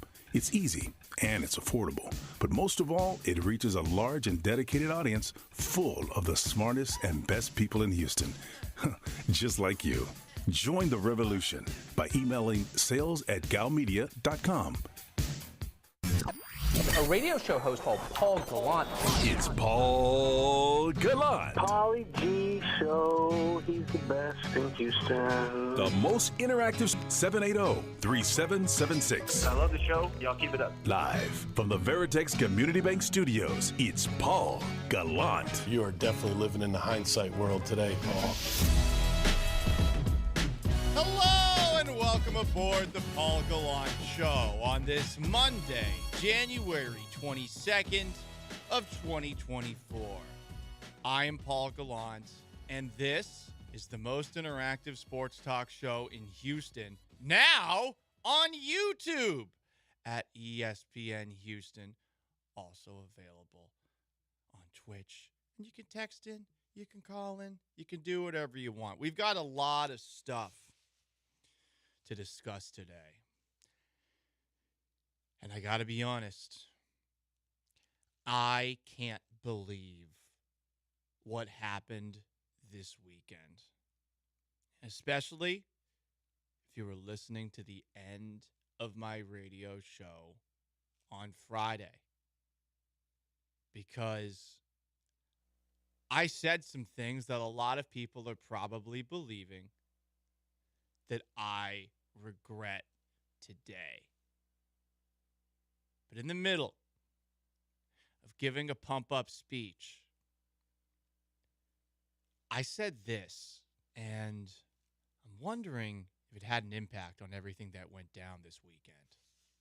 And I've had a little bit of that kind of faith with the Astros before. I'm not sure I still have it. Pay Josh Hader. Not sure I still have it, though, Jim Crane, you poor-ass bitch. Come on, spend some money. I like you, Jim. I'm just kidding. We'd be friends. We would be friends. Jim Crane, star pitcher in college. Paul Gallant, star safety in high school. And guess what, baby? Jim Crane, a P1 of the Paul Gallant Show. You know what he did? Yeah! He signed Josh Hader! Yeah! Yeah! Let's go! 5 years, $95 million? Hell yeah, throw that money out there, baby! We ain't no broke-ass boys here. Now, I mean, it might be a little bit more difficult to re-sign Kyle Tucker and re-sign Alex Bregman and re-sign Jose Altuve, but yeah, Astros are back. Baseball town once again. The dynasty, it never ends because Jim Crane puts his sack on the table, puts his bag of money on the table. Best reliever in baseball. He is now a Houston Astro. Brian Abreu, Ryan Presley, Forrest Whitley coming out of the bullpen. He threw 98 during a bullpen or something like that over the weekend. Hell yeah. Lance McCullers might be healthy at some point this year. Luis Garcia might be healthy at some point this year. Can't be any worse for Christian Javier. Can't be any worse for Framber Valdez. Let's go. It's baseball time in Houston, baby. And you're welcome. Jim Crane and I, two competitors with a mutual understanding of each other, I got Jim Crane to make that happen. So there you go. All right. I mean, I know there's something else that we have to discuss.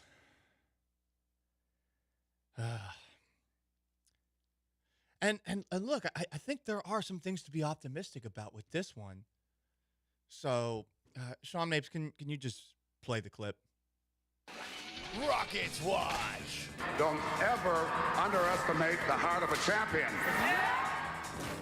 We are riders on a mission, action, kids in fun condition, prepare to count down rocket power. 2024. Big win for our Houston Rockets on Saturday. Did you see what they did? 127 to 126. Taking down the Utah Jazz.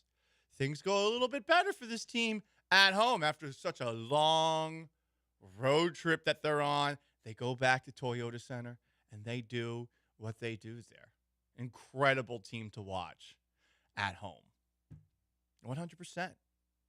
And, I'm feeling a little bit better about Sean Mapes, the projection for the Rockets season after they were able to take down Utah on Saturday. Yeah, team they're directly competing for the 10th spot in the West standings. Mm-hmm. Got to fight your way into the play-in playoff thing. Yeah. Right. It's a play-in tournament? Yeah.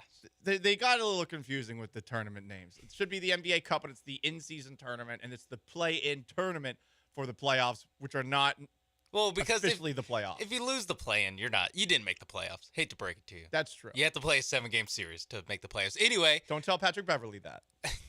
Alperen Sengun, career high, 37 points. Future is bright. Future is so bright. Cam Whitmore, closing minutes. Let's go. Amin Thompson, clutch block. Hell yeah.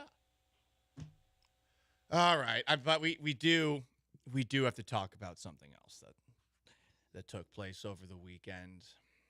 And, it's a team that we also believe has a very bright and promising future. Play the clip, Sean. Cougs watch. Huzzah! Our beloved Cougs. They call them Phi Slamma Jamma. 2024. So our beloved Cougs, 2 wins in the Big 12 in a row.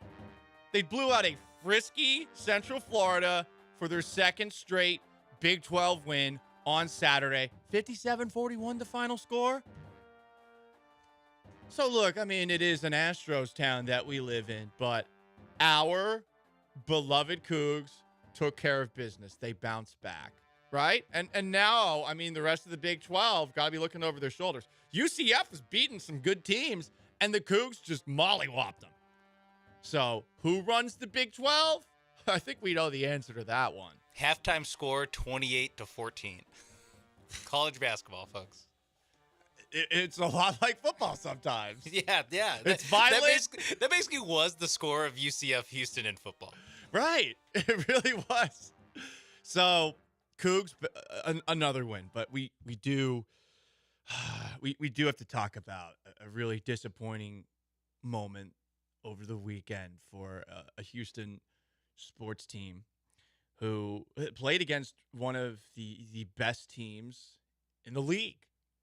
So, Sean, just play the clip. Rockets watch. Don't ever underestimate the heart of a champion.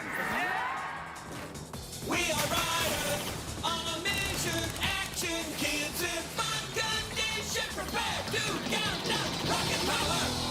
2024. Because the Rockets had another game on Sunday, and they played the Boston Celtics, who were coming off a loss to the Denver Nuggets on Friday.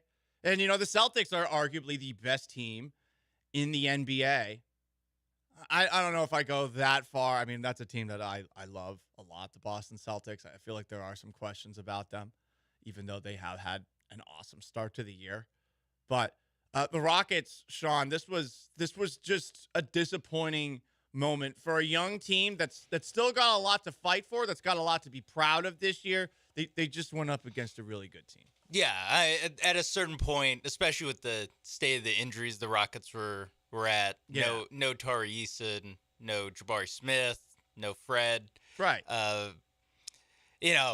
Again, they've come a long way.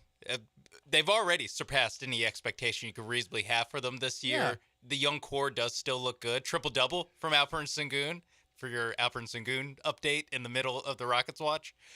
So, yes, future's bright.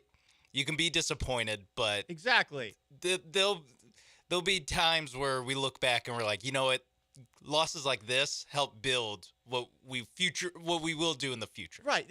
They got the coach. The star player didn't look so much like a star all by himself. Alperen Sengun, with just not as much talent as the other team on Sunday, and there you go. So. It was a jam-packed weekend in Houston sports. Other stuff that we could discuss, I mean, Baker Mayfield. You gonna Baker Mayfield some more out there, huh? So close to getting his money. Imagine So losing. close. Sean, He might you're still right. get his money. He was so close to getting his money, and imagine losing a playoff game with like that, by one score. But it's your fault. Like, you throw that interception at the very end. We could also talk about how same thing with Jordan Love and the Packers, right? I mean, he knows exactly how it feels. Right. Same thing. He imagine losing by just one score and you throw an interception at the end. That happened to Jordan Love. Imagine losing by one score and you kick a field goal wide right, which is what your team historically is known for. Like the Buffalo Bills and Tyler Bass. So, yeah, a lot of things to talk about. And also, a really, I think, sad moment for another young, up-and-coming star. Did you see Caitlin Clark got truck sticked by an Ohio State fan as they were rushing the court during a key game between Ohio State and Iowa in women's college basketball? We'll have to watch the All-22 on that to see how truck sticked she got. But I think she flopped. I think she flopped. I think sold the contact a little bit. Yeah. But yes, tough weekend tough 3 losses in the NFL in the divisional round, and especially tough for Caitlin Clark. Tough for everybody. Anything else? No, I don't think. I think that's it. Clean show. 713-780. Greeny is up next. 3776 to call it to text it. Greeny is up next. Our show is done. If you want to talk about the thing, just send a yes to the text line, or on Twitter, or on Twitch, or on YouTube. If you want to talk about the thing. But here's the thing. I don't think that this city is capable of talking about the thing. I don't think that's the case. I don't think the city is capable of talking about devastating sports losses. If you feel otherwise, you can join. It's the Paul Gallant Show, the most interactive sports talk show in Houston. Stick around.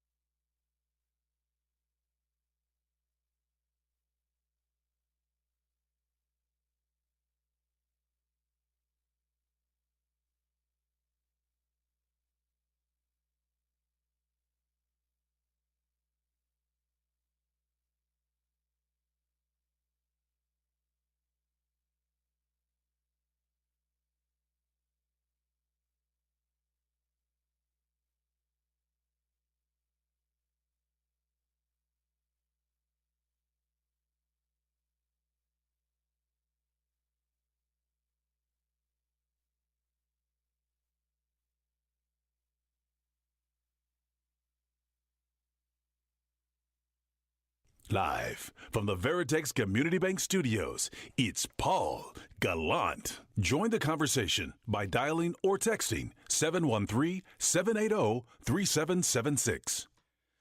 Most interactive sports talk show in Houston, now available on YouTube at ESPN Houston. Willard Wright comments, Paul, you think Houston should get Blake Snell because Dana Brown said Sunday or Saturday at FanFest the Astros had tried to get Hader and Snell last season at the deadline, but couldn't? F it, yes. It's not my money, yes. Do it. Also sign Kyle Tucker. Also sign Jose Altuve. Also sign Alex Bregman. Yes. Do all of those things. Is it smart? No.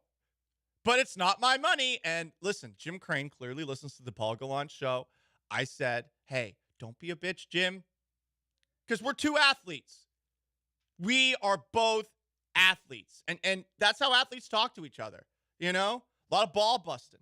A lot of challenging. Locker room talk. Exactly, Sean That's Mapes. what you're bringing to the radio airwaves. I had my Shorecrest High varsity jacket on. Jock Jim Crane had his Letterman jacket from college. And you know, just two guys. Just two guys pushing each other to new limits. And, yeah, Josh Hader, awesome deal. I'm surprised that happened. Truly. That's the biggest free agent contract that Crane's ever given out. Is it a move of desperation? Maybe, but honestly, you needed to do that. And as soon as I heard Hector Neris was looking for 3 years and 50 or so, and then thinking to myself, would I rather overpay Josh Hader, who's 30, 5 years and $95 million, or give it to Hector Neris, who has had one good season? Yeah, it's Hader. It's Hader every single time, even though Neris is more fun. Some more comments. A texter asks, can you talk about how Justin Bieber has turned it around and is now just a guy making music instead of someone we needed to worry about having legal issues? That is true. Also, shout out to Hailey Bieber. Shout out to her. Strong woman. Powerful. Independent. Coog Blaze comments, Paul loves foreplay. Well, I do. Who doesn't? You know, you want to make the people you're with happy. I'm trying to make you, the audience, happy because I don't think you guys want me to talk about the thing. But Eric the driver comments, let's just rip the Band-Aid off and talk about the thing and then get back to kissing Jim Crane's ass. Fair point. Let's talk about the end of the Texans season on Saturday. Here's Sims. Right up the middle. Still going. Steven Sims. Good night. He is gone. No flags. Touchdown Texans. You can watch the, I believe, replay of us live watching the Texans game. Me, Josh Beard, Michael Connor, and Joe George yesterday. And in that moment right there, it felt like the Texans had a chance. It really did. Even though, to that point, they kept on getting called for false starts and all sorts of penalties. I think they had 8 penalties for 50 yards at that point. You thought to yourself, man, they haven't played well, and yet there's a chance they got the done touchdown that you don't expect. Steven Sims, of all people, running it right up the middle of the field for a touchdown. They just need to capitalize on whatever other opportunities they have. And unfortunately, that did not happen. I'm just going to talk about the 3 missed opportunities in this game because they all took place right after that touchdown by Steven Sims. They're driving down the field. Kaimi Fairbairn has a chance for a 47-yard field goal with 37 seconds to go in the first half, and he misses it. It was windy. Weather didn't look great, so you can understand missing from 47 yards. But in a game against a team like Baltimore, where they clearly have more talent, that can't happen. Then, early in the third quarter, on what would ultimately be a touchdown drive by the Ravens, Jalen Petrie had 2 opportunities to take the football away. 2nd and 7 with the Ravens at Houston's 24 with 12:52 to play in the third. Lamar Jackson throws a pass to Rashad Bateman. It goes right through a blitzing Jalen Petre's hands. He did get a piece of the ball, but it didn't move the ball all that much. He catches that ball. Would have been a very difficult catch. What are we talking about? We're definitely forgetting a lot of the struggles by Jalen Petre this past year. The very next play, it's Jalen Petre again. Lamar Jackson throws a pass to the end zone. Petre dives, but his hands are with palms down, so he has no chance to really catch it. As somebody who has done that once in a high school game and could not get an interception because I did the same thing, it sucks when you have a chance at a pick and you go at it trying to deflect the ball as opposed to trying to catch the ball. He still almost got it, but those two plays back-to-back, the Texans could have taken the football away. The very next play after those two back-to-back, Lamar Jackson runs up the middle for a touchdown. And then the Texans, on their next drive, move it to Baltimore's, I believe, 39-yard line. It's 1st and 10.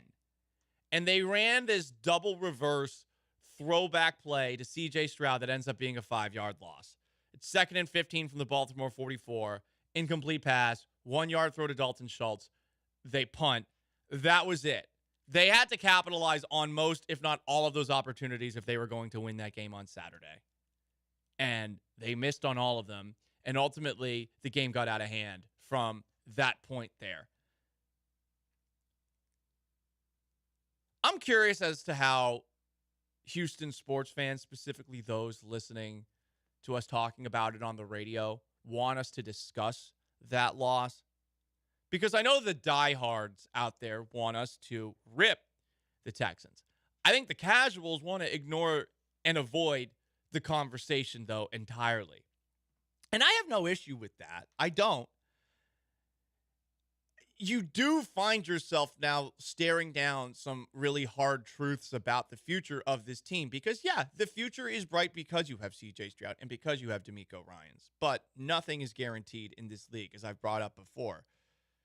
This might have been an AFC with the Bills team that really didn't get hot until late, a Chiefs team that doesn't look like it used to on offense, and a Ravens team that, okay, they win this game. We'll see what happens when they play Kansas City on Sunday. Baltimore's clearly the class of the conference, but you always wonder if this was going to be your best opportunity to go far.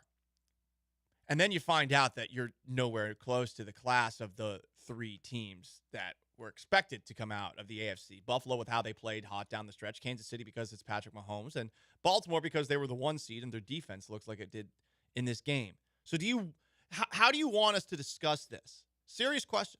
I talked to a couple of my friends who are fans of Houston sports teams, and they always tell me, yeah, whenever they lose, I don't want to hear anyone talk about it. I don't want to discuss it either. And I understand that line of thinking. Because now next for the Texans, they got to figure out who they're going to bring back. A lot of free agents. Jonathan Grenard, the most important of all of them. Dalton Schultz, Devin Singletary, many, many others. You might be losing at least one coach, either Bobby Slowick, your current offensive coordinator, who has interviewed twice before the game on Thursday with the Tennessee Titans, and also did some more interview with the Panthers as well over Zoom. And he's going to, I think he just came off a couple of interviews with the Falcons, Commanders, and Seahawks. He might be gone. Gerard Johnson has been approached by a couple of teams with vacant offensive coordinator positions. So you're going to be losing some coaches. And you're going to have a much more difficult schedule next year. First place schedule. You're going to be playing a different division in the NFC than the NFC South. I forget what division off the top of my head, but that is the worst division in the NFC. By default, you're going to be playing a more difficult with that. This is just not like in the Northeast or some of these other places where people want like fire and brimstone from the talking heads the next day. I don't really know what fire and brimstone I can give you because I don't really know who to lay this at the feet of other than this is a Texans team that had a successful year, that overachieved this season, that finally met reality. Baltimore, Buffalo, Kansas City are a tier above. And it sucks to realize that. And it also is somewhat anxiety-inducing to wonder how they're going to take that next step when a lot of the cap space that they have, some of it they're going to have to give to players that are currently on the roster, and they're going to have to do well in the draft. Again, they need better offensive linemen. They need more defensive linemen. They need more safeties. Honestly, you could always use some more skill players on offense. Definitely need some more running backs.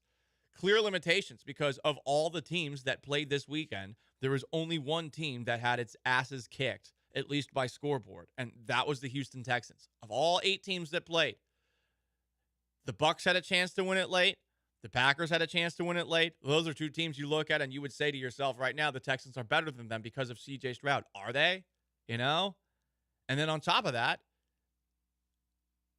the Bills lost, but, I mean, they had a chance to send this thing to overtime by missing a field goal. And, yeah, you got questions about Sean McDermott as their head coach, what Stephon Diggs is going to want going forward after having a pretty brutal drop in this game. But, I mean, you still look at Buffalo as a tier above the Texans right now. So that's, I think, what sucks. And I think most Texans fans and most Houston sports fans, you don't like to hear that the day after.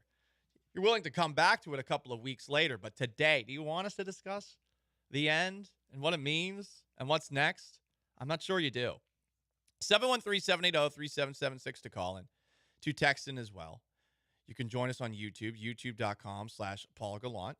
You can join us, no, that's not it. YouTube.com/ESPN Houston. My bad. Why, he's trying to steal our viewers?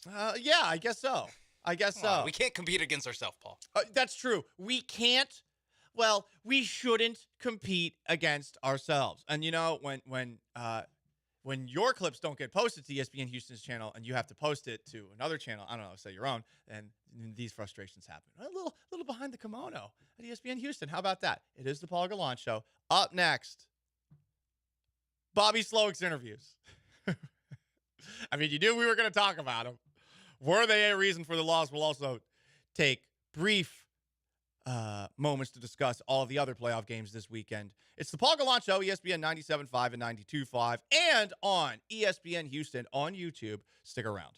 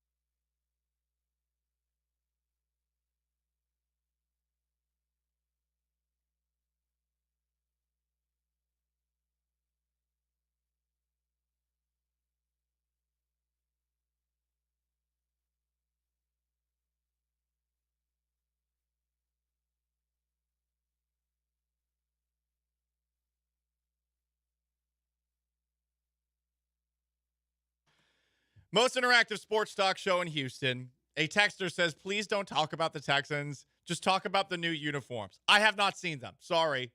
I think there is going to be an H logo involved with a perhaps alternate helmet, and there will be some light blue, but I don't know if it's going to be just an accent of light blue or a light blue helmet, a light blue jersey. I truly do not know. More comments. King of all Twitches, who is the Texan hater of our beloved interactive audience. I'm still puzzled you guys thought the Texans were going to win. They got so infatuated with a lady that turned out to be smelly, where you don't want it to smell. Hey, God forbid I believe in something. You saw my speech at the end of Friday's show. I said it wasn't rational or justifiable to pick the Texans to beat Baltimore. Even though I like C.J. Stroud better than Lamar Jackson, I still feel that way, but Jackson played well in this game, and C.J. Stroud looked like he just did not have enough to work with. Am I making excuses for C.J.? Yeah. And I think you get to make excuses for the team when they have the fun, happy honeymoon or first couple of weeks of a new passionate and a hot relationship. You're going to overlook some of the flaws. You're going to believe in this person a little bit more because the boinking's so fun. So here we are. Yeah, definitely getting cold reality on Saturday. I'm sorry that I chose for a change to be positive and believe in something. Never again. Never again. Yes, the first date hit it out of the park against the Browns. What a wonderful first date. Second date, less good. Less good. The cracks were there. Maybe we didn't want to see it. But ultimately, I mean, to go away from the metaphor now, the Texans really did. They just got out. Like, they just had less good players than the way Ravens less good did. players. Like, I do think at a certain point they ran out of ways to paper mache their way past their issues. It wasn't the defense's fault. It was the offense that did nothing, and the defense ran out of gas in the second half. Yeah, it wasn't good in the second quarter when they started calling the Boise State against Oklahoma plays, where it was everything had to be a reverse to get any sort of rushing yards, to get 4 yards on the ground. That was when you're like, oh man, thank God Steven Sims returned that for a touchdown, because I wasn't sure how they were going to get a sustained drive. I just meant a sustained drive. Think about some of the big plays for the Texans, like Stroud escaping the rush and lobbing a beautiful pass to Devin Singletary out of the backfield for what ends up being a ridiculous catch downfield. That was one of the best Texans plays of the game, and clearly that was not drawn up to end up being that. That ended up just being a broken play that C.J. Stroud worked some magic on. And that was maybe their best offensive play. Yeah, and that was going to be their best chance was, C.J. Stroud operating outside of structure. Exactly. And just making plays schoolyard style, which he didn't make enough of. He didn't get sacked, didn't throw an interception, but didn't make enough happen. Pretty clean game. It was a clean game, but the penalties were not clean. No. And the weird, super cutesy stuff was annoying, especially when you know that Bobby Slowick had interviewed with the Tennessee Titans and the Carolina Panthers on Thursday, and knowing before the game even started that he was going to speak to the Commanders, the Falcons, and Seahawks. 5 interviews, 3 points. Maybe an unfair of a way to look at it, but and I also don't think that he was distracted. I truly don't. I think these coaches work such long hours. I don't think that this is going to get in the way. At the same time, I also understand why people would characterize it that way. So to test how distracted Bobby Slowick truly was, in the next segment, I'm going to try to host a radio show while filling out an application to be on The Bachelor. I'm going to do that. So we'll see how that goes. Also, we talk about Bobby Slowick and his distractions. No one is talking about some poor planning by Texans head coach DeMeco Ryans. Oh, no. Was he interviewing for the Alabama job or No, something? no, it wasn't that, Sean. And God forbid I, tell a man how to run his #family. But D'Amico Ryan said he and his wife are expecting another child in a couple of weeks. 713-780-3776. Should D'Amico Ryans have planned to have a child a little bit later, because this theoretically could be something that conflicted with a Texans appearance in the Super Bowl? I'm the one who's going to ask the tough questions here. And I'm doing it with a very straight face and not sarcastically at all. No. But, we're going to ask questions about Bobby Slowick's job interviews. Let's ask questions about D'Amico Ryans and the times of year where he chooses to, focus on family instead of his football family. I will say that, if D'Amico had somehow timed it to be during Pro Bowl week, that would have been A+ for degree of difficulty. B, I'm not sure if Bobby Slowick was distracted with the interviews. I will say, though, the fact that he did 2 interviews in one day and then 3 on another day, like back to back to back, there's no way that the last interview is the best one, right? Well, especially after they, again, scored 3 points on Saturday. I just mean, like, from an energy, like, because he's just, I'm sure, going over his, like, little presentation that he has for how he plans to run a team when he gets to be a head coach. And, like, to have your, like, 5th run-through of it, I think you peak around time 2 or 3, where you're like, right. I have it down, Pat. The 5th one with the Seahawks, he's kind of going through the motions, I feel like. I would imagine he was, too. The Buffalo Bills season came to an end like this. You hate to see it. Sean McDermott, after his 1-for-3 performance last week, he has tremendous support in the building. If he has to make one for us, with the game on the line, he will. 44 yards, Bass. No, he doesn't make it. Wide right. I'm not going to lie, I enjoyed that. Honestly, there was no way I was going to be happy with the result of a Chiefs-Bills game.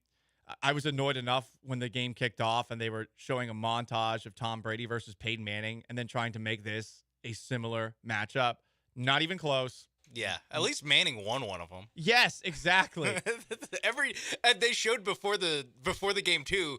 Tony Romo made it seem like it's 3-3, and this was Game 7 for the series. It's like, no, all of Josh Allen's wins come in September, right, against Patrick Mahomes. Exactly, and on top of that, if we're gonna make that happen, if we're gonna force the past into the present, it's Mahomes versus Burrow.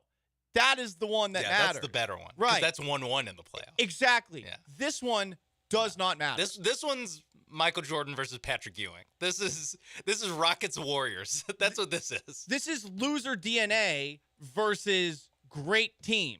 This is Washington Generals against the Harlem Globetrotters, because the one team loses in horrific entertaining but horrific fashion with a missed field goal, or with, we don't have enough possessions in overtime. It's a roast. I was going to mention that this is not the worst Bills loss to the Chiefs. Being up 3 with 13 seconds left and somehow losing that game. Yeah. That is worse than this, because even if Tyler Bass made this, we're giving Patrick Mahomes the ball with a minute 40 and 2 timeouts.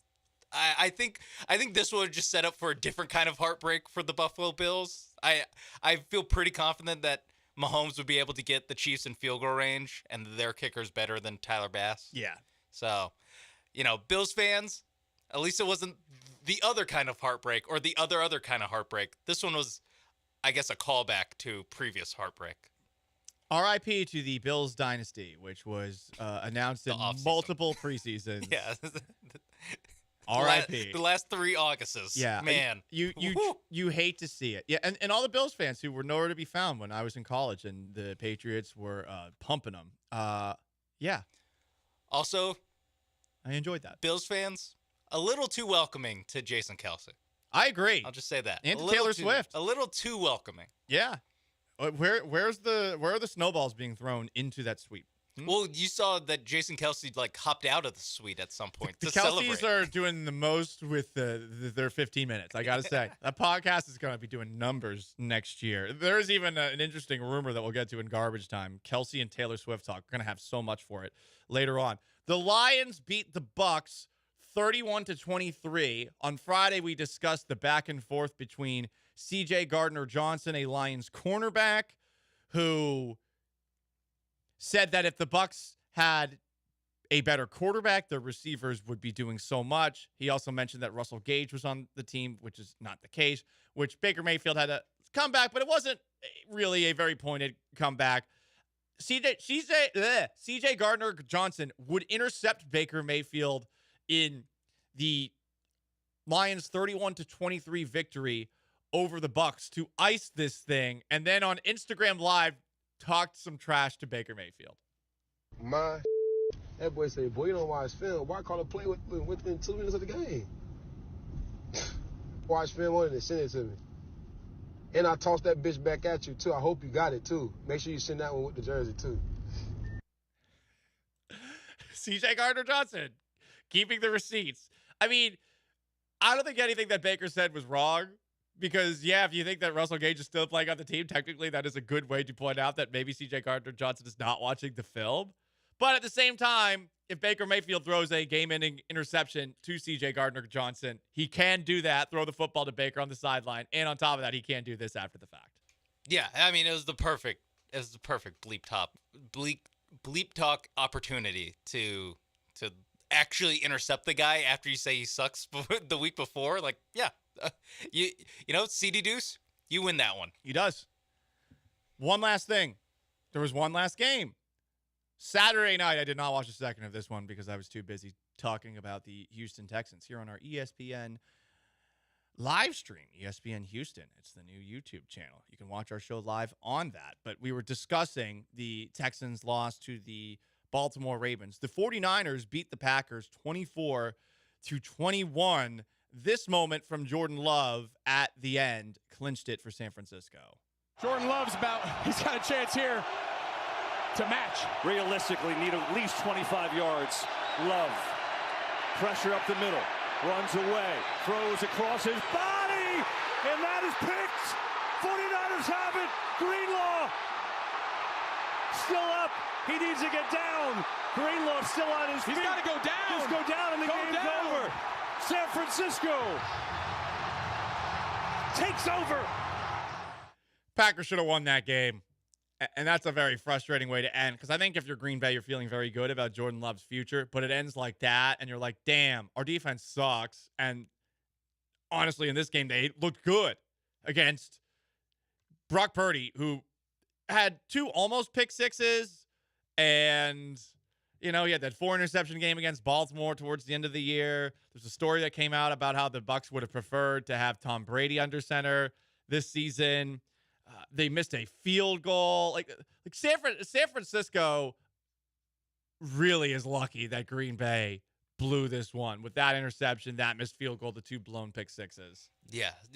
Purdy, it is funny that, like, if you defend Purdy, it's only based off of the last drive. Like, it's only based off of those, like, 4 throws. Game-winning drive! Yes.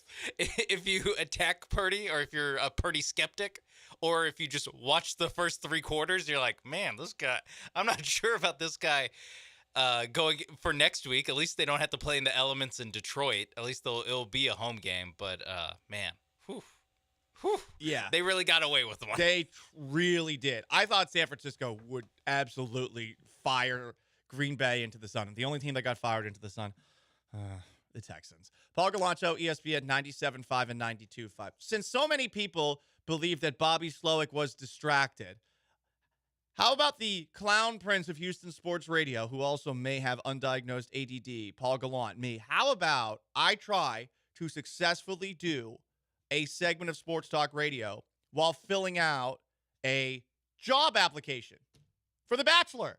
We'll do that next. Could be an absolute train wreck. That's why you want to hear it. Paul Gallant Show, stick around.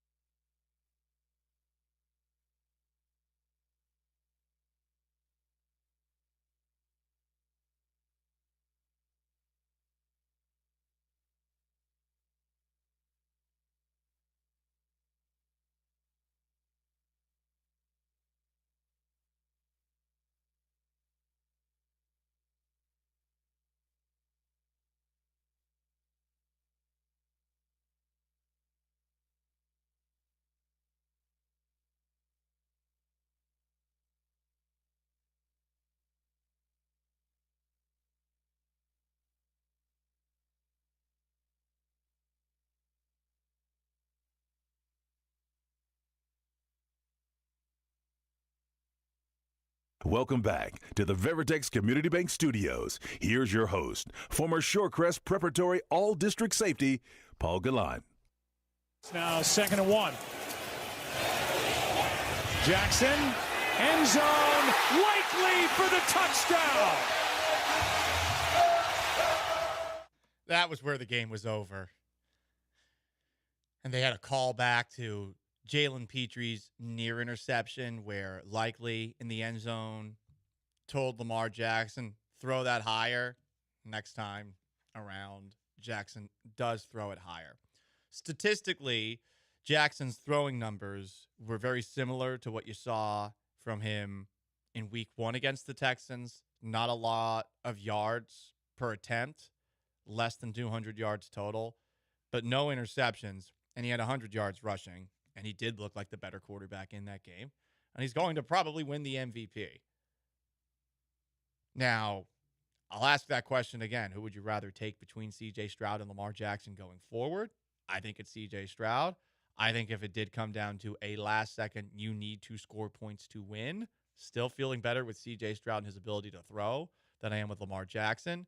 But at the same time, guess what, guys?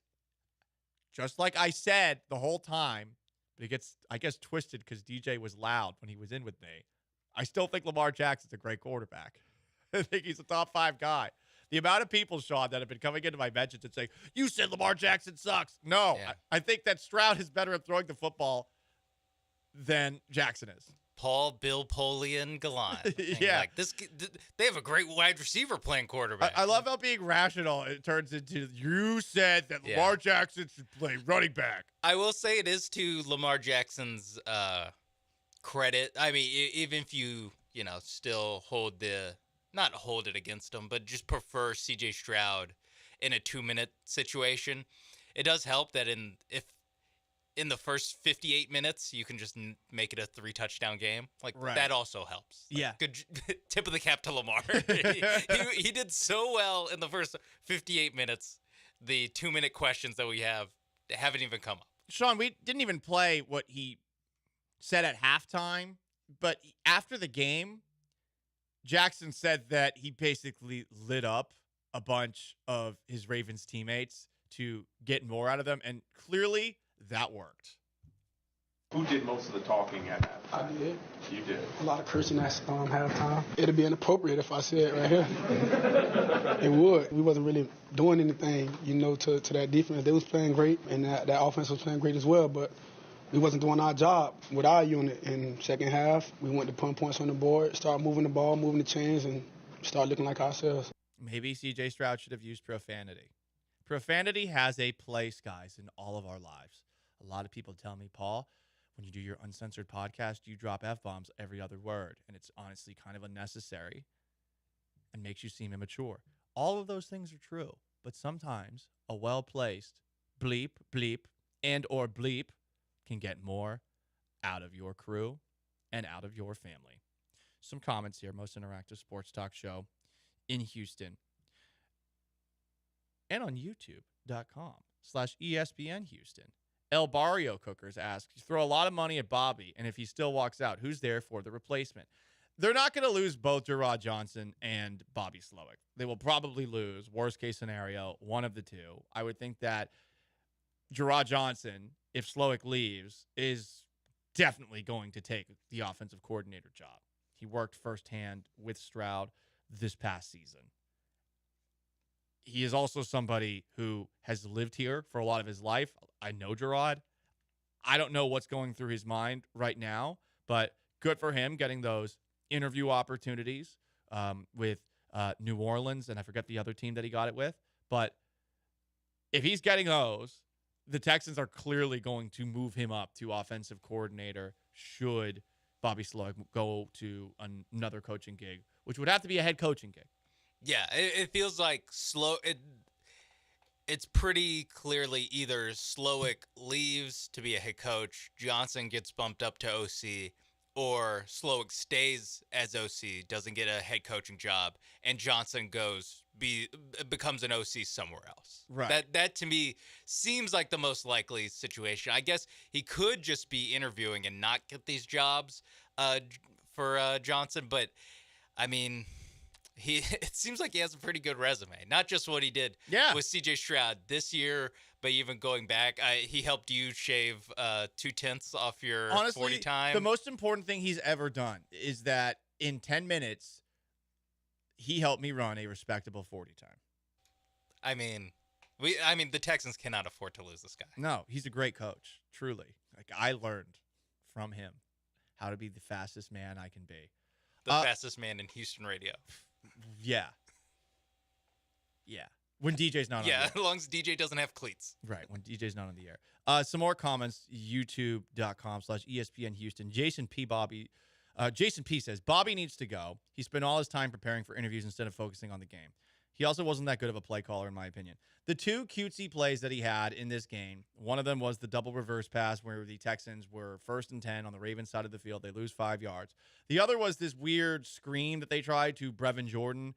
And theoretically, Stroud could have hit that to Jordan. He might run straight up the seam for a touchdown. The Ravens defensive tackle made a great play deflecting it. It was the only play that the Texans nearly turned the football over on offense. But it did feel like one of those plays that was way over cute when the Texans probably could have just taken 2 to 3 yards. The problem was, if you ran the football on Saturday, the chances that you would get back to the line of scrimmage seemed very low. So I don't think that Slowick, one, deserves as much blame as he is getting right now, largely due to the interviews that he's getting. And two, I don't know what Slowick really could have done differently in this game other than running the football less. But that is something that they did all year, and the balance usually helped them. They just were not able to consistently run the football outside of against teams like Tennessee. Yeah, and if we're looking forward to next year, like already, that is, I think, the thing that the Texans need to improve at.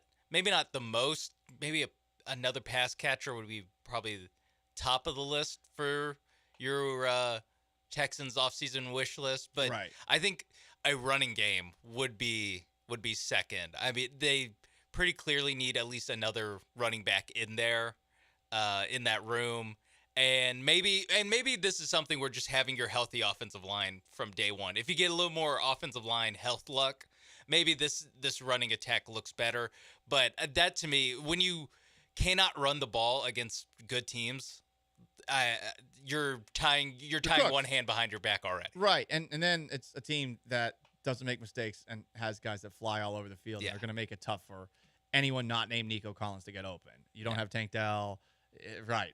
Your receivers after Nico Collins in this one. Dalton Schultz, he has a pass thrown his way, he drops it, you know? Yeah. I mean, Tank Dell being healthy should help. Maybe don't have. I know we need help in the running game. Maybe don't have him block at the goal line. Yeah, that too. But I think that there's. I mean, the best part is that you have the hardest thing already figured out. Mm-hmm. You already have your quarterback. I think they just need to build around him just a little bit, just a piece here or there. And I think this offense is gonna be the last time they don't score a touchdown in a playoff game. I think you're right. All right, Sean, we got to do what Bobby Slowick did. Bobby Slowick, theoretically, distracted during the Texans matchup with the Ravens because of the job interviews that he had scheduled for Sunday, because of the job interviews that he had done on Thursday. 5 job interviews, 3 points. So I'm thinking to myself, I can successfully fill out an application for a job, and I'll put that in quotation marks. We're going to do that next. I'm going to apply to The Bachelor live on the radio. And if you have any thoughts on the Houston Texans, 713-780-3776 to call. To text, you can join us on ESPN Houston's YouTube channel live and see me wearing my Astros hat and Astros jersey because I've jumped onto the correct bandwagon here in Houston sports. Hashtag follow the strong. It's the Paul Gallant Show. Stick around.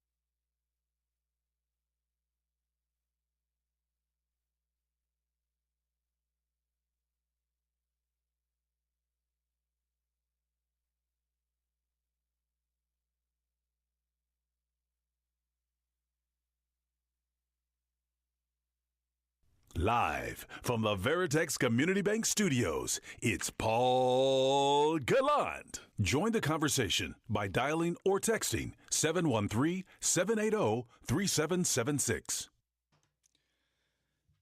Texans season came to an end, 34-10. They lost very convincingly to the Baltimore Ravens. The Ravens move on to the AFC Championship game against the Kansas City Chiefs, who took down the Buffalo Bills yesterday. So football time in Houston, no more. Baseball time in Houston again with Josh Hader signing with the Houston Astros, 5 years and $95 million. We'll talk more about that at 11:30 as we continue our countdown to Astros pitchers and catchers reporting. But since there's so much anger, frustration directed at Texans offensive coordinator Bobby Slowick for interviewing with the Titans and Panthers before the Texans game on Saturday, and afterwards interviewing with the Seahawks, with the Commanders, and with the Falcons, I got to do the same. I got to see if I can successfully host a sports talk radio show and fill out a job application at the same time.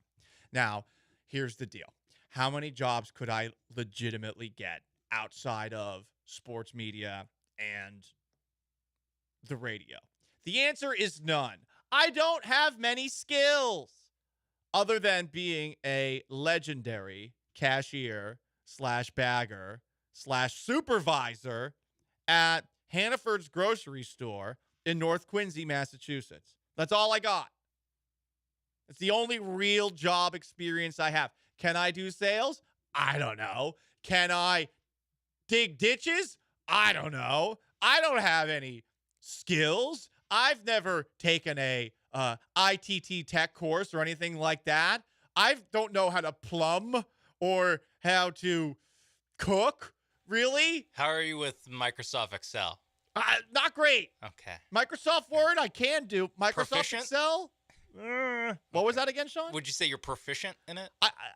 I mean, but here's the thing. You lie on your resume as it is. Yeah, but I don't know who is hiring me for anything, right? I just don't, especially if they take a look at my Twitter or my Gallant Says podcast Gonna have content. to clean that up a little. I'm going to have to clean up a lot.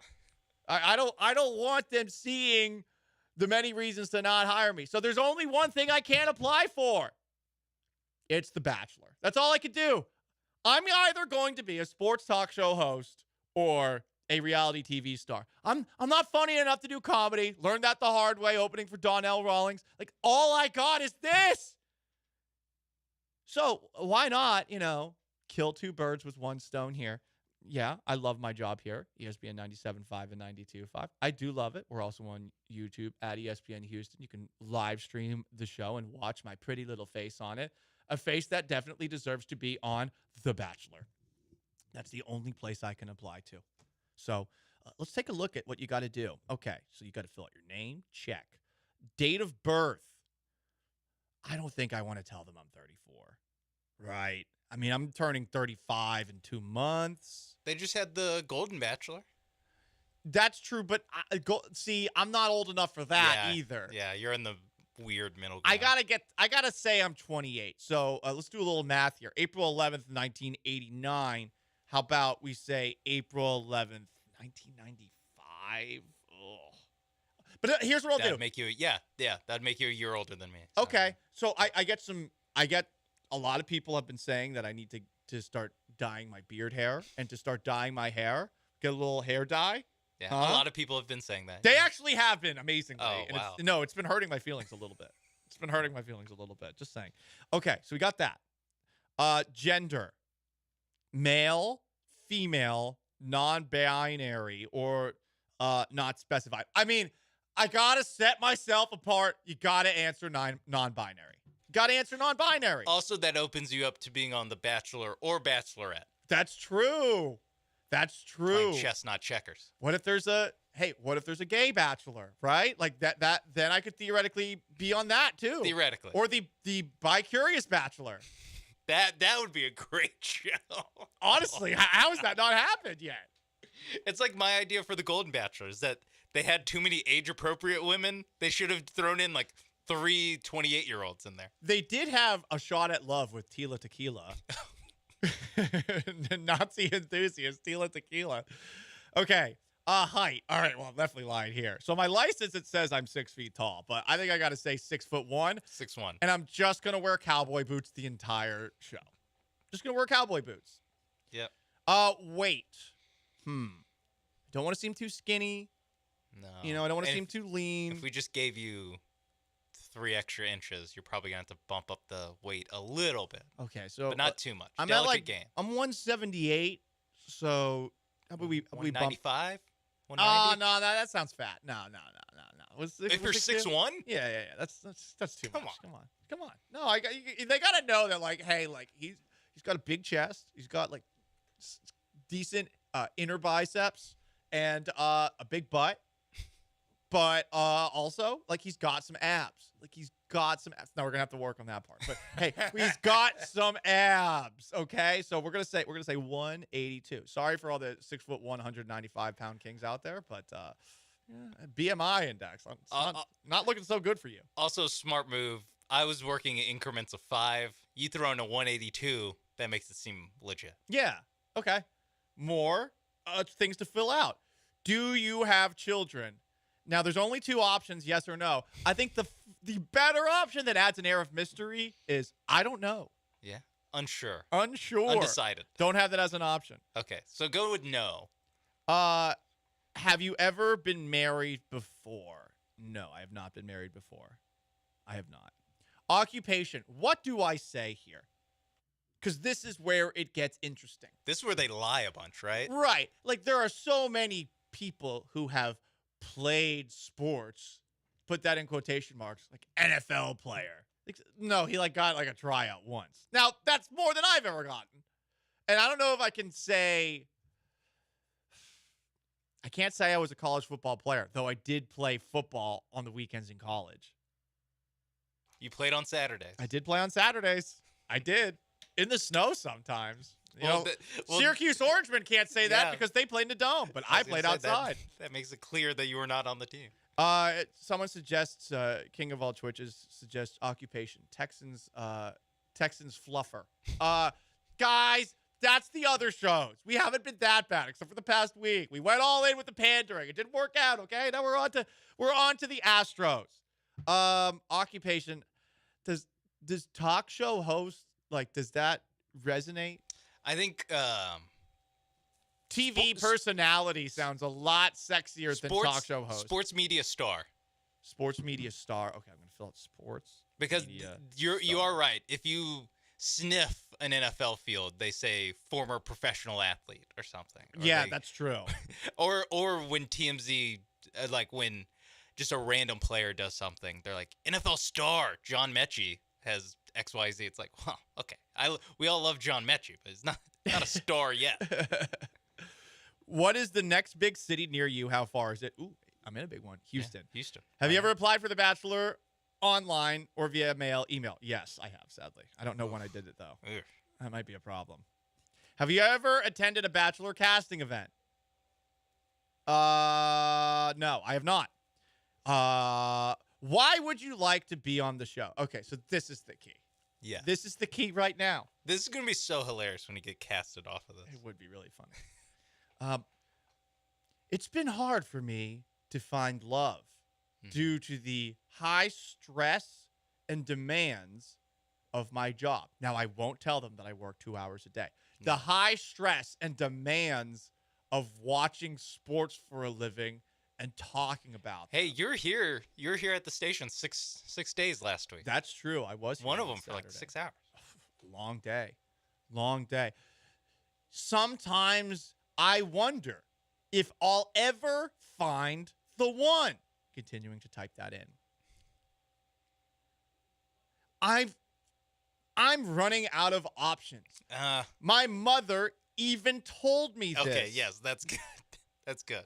I don't want to find the love of my life in some cold, fake application. Yeah, I tried the apps. Weren't for me. I tried them, and I've had my heart hurt. Whenever I fall for someone, they never fall for me.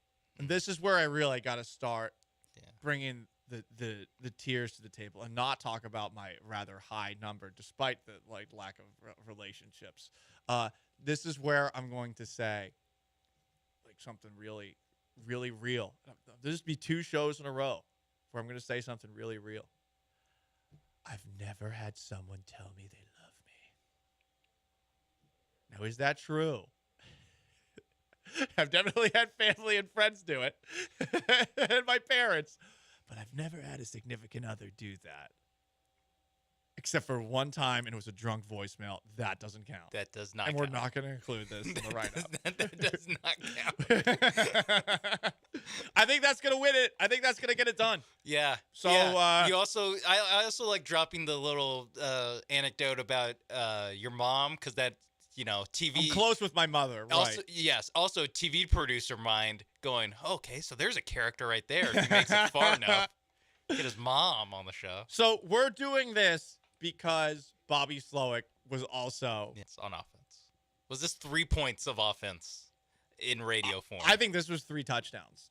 Yeah. I scored 3 touchdowns on that. We're Mike McDonald right now. Right. That's what we're doing. We're the other hot coaching candidate. Sean, I used deception and tomfoolery.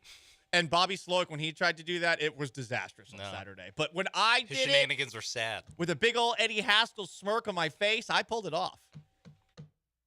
Could have learned a thing or two from me there, Bobby. This is how you multitask. It's going to be so funny when you're on The Bachelor. I hope that happens. And I wonder if would I actually be featured on The Bachelorette? And that I don't know. I actually had a conversation with a couple of people about this. I'm not kidding. Like in the last week, they're like, "Oh, you'd get picked on the show." And I was like, "No, they wouldn't. They wouldn't pick me. I'm not like the real talk. Like I'm not hot enough. I'm not hot enough. I'm hot, but I'm not hot enough. I'm like a 7. Like they're definitely like 9s and 10s. They're all tall. I think. I don't think they let short people on The Bachelor. Those people will be out the first episode. They're gone. Again, they could be so much more fun with The Bachelor. They Instead, really they just could. pick the same guy.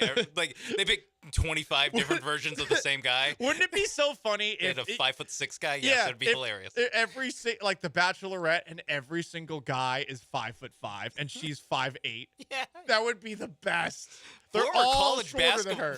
Former college basketball player Lisa M. Oh yeah. And then all the guys, are Jose Altuve sized, yes. Yeah. Anyway, that's The Bachelor. Paul applies for The Bachelor, while Bobby Slowick applies to be the head coach of 5 teams in the NFL while prepping for the game against the Ravens. Surely it didn't have an impact. Up next, this season was a success for the Houston Texans. You can't argue that. But will there be more success? Some cautionary examples as to why there might not be. It's the Paul Gallant Show. Stick around.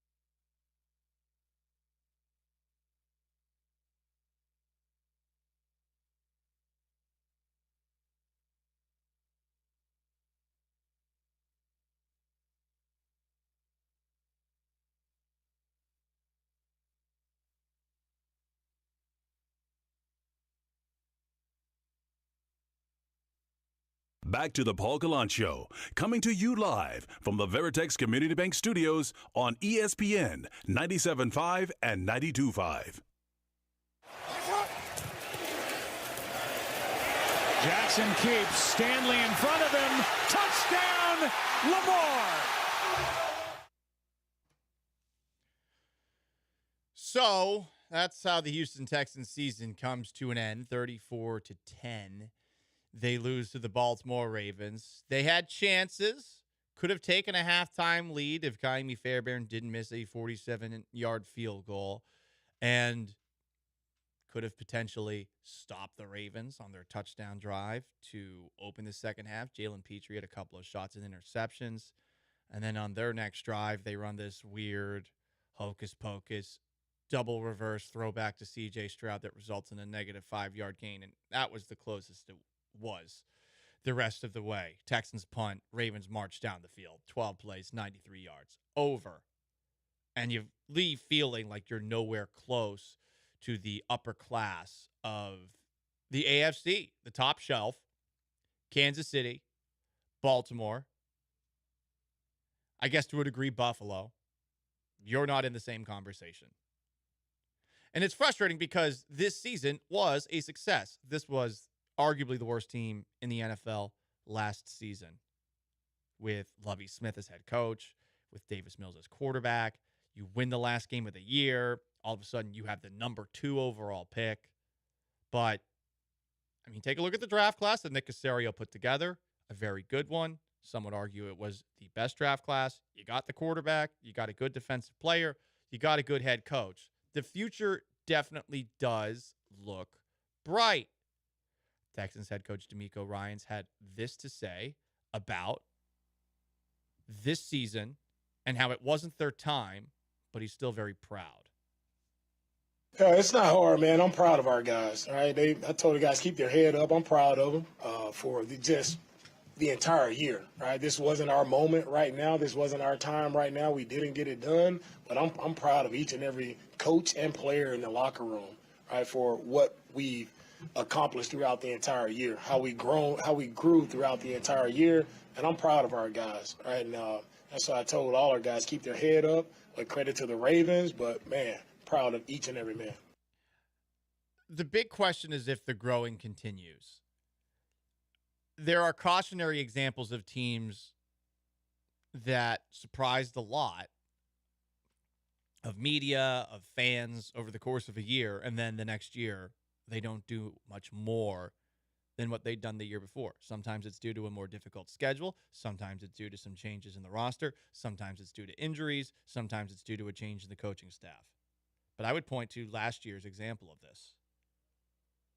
Didn't everyone think that after Trevor Lawrence's dramatic comeback against the Los Angeles Chargers in the first round of the playoffs, shaking off 4 interceptions, and then going on to the second round of the playoffs and hanging in there with Kansas City, the eventual Super Bowl champions, a lot of people thought that the Jaguars were going to take that next step the next season. They didn't take any steps. In fact, they probably took a step back. And you could argue that now they might have to press the reset button on all things not named Trevor Lawrence there. Doug Peterson, okay, he sticks around, but what's Peterson going to do his third year? A guy who has run out of town after winning a Super Bowl in Philadelphia. Maybe there were some reasons for that actually make sense.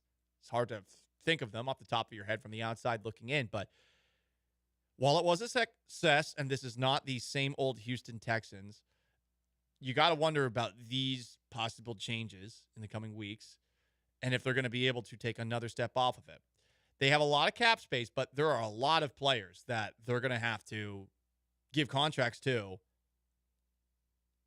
if they want to keep them around.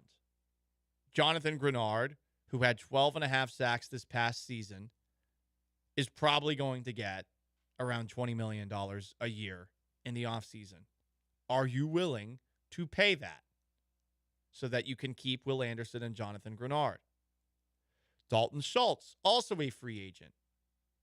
Schultz had a good season. Occasional drops, but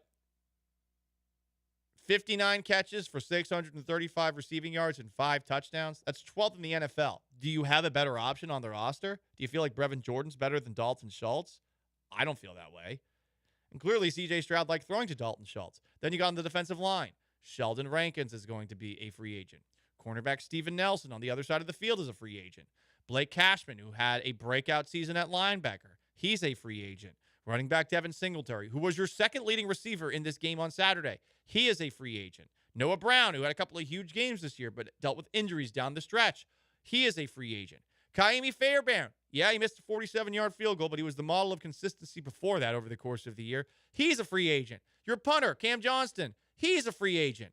George Fant, your right tackle, he's a free agent. Jerry Hughes, who you probably won't see next year, also a free agent. Defensive end Derek Barnett, who came on strong at the end of the year, free agent. Denzel Perriman. Lots of free agents for this team. There will be some turnover. Desmond King, pretty good in run support as a defensive back. All of those guys are not going to be back next year. And you got to wonder if the replacements will be better. They could be. They might not be.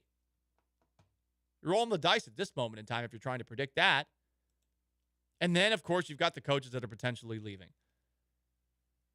Sometimes a new coach can completely ruin the progress of a young quarterback. I don't think that Mac Jones was entirely done in by the coaches that he had to work with in New England. I think he has some clear limitations in talent. But look what happened when they changed coordinators. Look what happens when Josh McDaniels leaves. It's a disaster. Now, I'm not expecting the Texans to bring in Matt Patricia to be offensive coordinator if Bobby Slowick gets an offensive coordinator job elsewhere, or if Gerard Johnson leaves and Bobby Slowick leaves, which I think is very unlikely. But I think to predict success, more success than you had this year specifically, going forward than the Houston Texans, it's not something that is a lock like a lot of people are saying today. We want to believe that's the case, but it's not always the case. I will say, I do like hearing C.J. Stroud's mentality after this, though, because there has been a whole lot of over the last 48 hours, yeah, the season was great. The season was a success. But your expectations change over the course of the year. I don't want to hear that this season was a success, even if by definition, compared to the expectations going into the year, it was. So here's C.J. Stroud saying it's hard to call this season a success. I mean, it's hard to answer that right now. I know where I come from in college, like, if you don't win at all, like, then it's kind of a fail. So that's kind of like the mindset I have. I think we have the capability, we have the team to do it. I know, we come up short, you know. So, like, you can't look back and, like, dang, like, we ain't do nothing special. You got to, of course, like, really look back and smile throughout everything. But at the same time, like, it's like, dang, man, what if? And that's the worst feeling, you know, just having regrets. What if I did this? What if I did that? You know, so just learning experiences. What if? What if? What if? Great song by Creed. It's hard to call this season a success right now. It's considered a failure if you don't win it all. I like hearing that from C.J. Stroud. And I wonder how many players on this team feel the same way and realize that, yeah, this year was fun, but you are not guaranteed to be better next season. And just look how far away you were from beating Baltimore. You, of the 8 teams that played this weekend, played the worst. Just look at the score. I don't care if the Ravens are the 1 seed. You played the worst. The Packers almost beat the 1 seed in the NFC. They just shot themselves in the foot a lot. They had plenty of chances. You got manhandled by the 1 seed in the AFC. Team that does look like it's going to win the AFC championship just based off of what we have seen of late. I really wonder how Kansas City's going to move the ball against that defense. That defense is great. Mike McDonald's going to get a head coaching job somewhere else. Lock. Paul Gallant Show, ESPN 97.5 and 92.5, 713-780-3776 to call in and text in. You can watch the show, youtube.com/ESPN Houston, and comment on the live stream. I'm wearing my Astros Tequila Sunrise jersey, an Astros hat, because we follow the strong on the Paul Gallant Show. We talk about the good things and the good teams and the teams who are still alive. And as we continue our countdown to the start of Astros spring training, they made a huge move over the weekend that solidified their place as the kings of Houston sports. We'll talk about it. Stick around.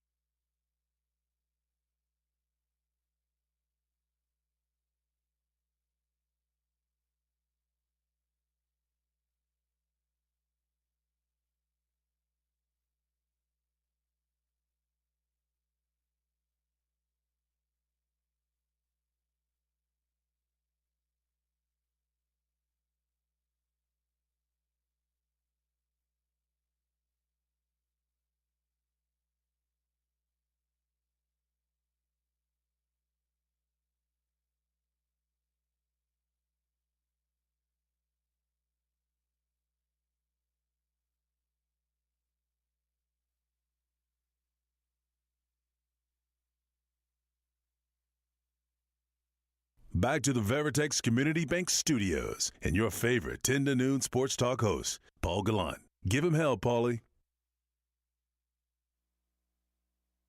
DeMeco Ryans has been as a defensive play caller in the NFL. 2 years in San Francisco, his first in Houston. He's watching Lamar Jackson take it in. Touchdown Ravens. Yep, that's it. That's it. And I know no one wants to talk about that anymore today.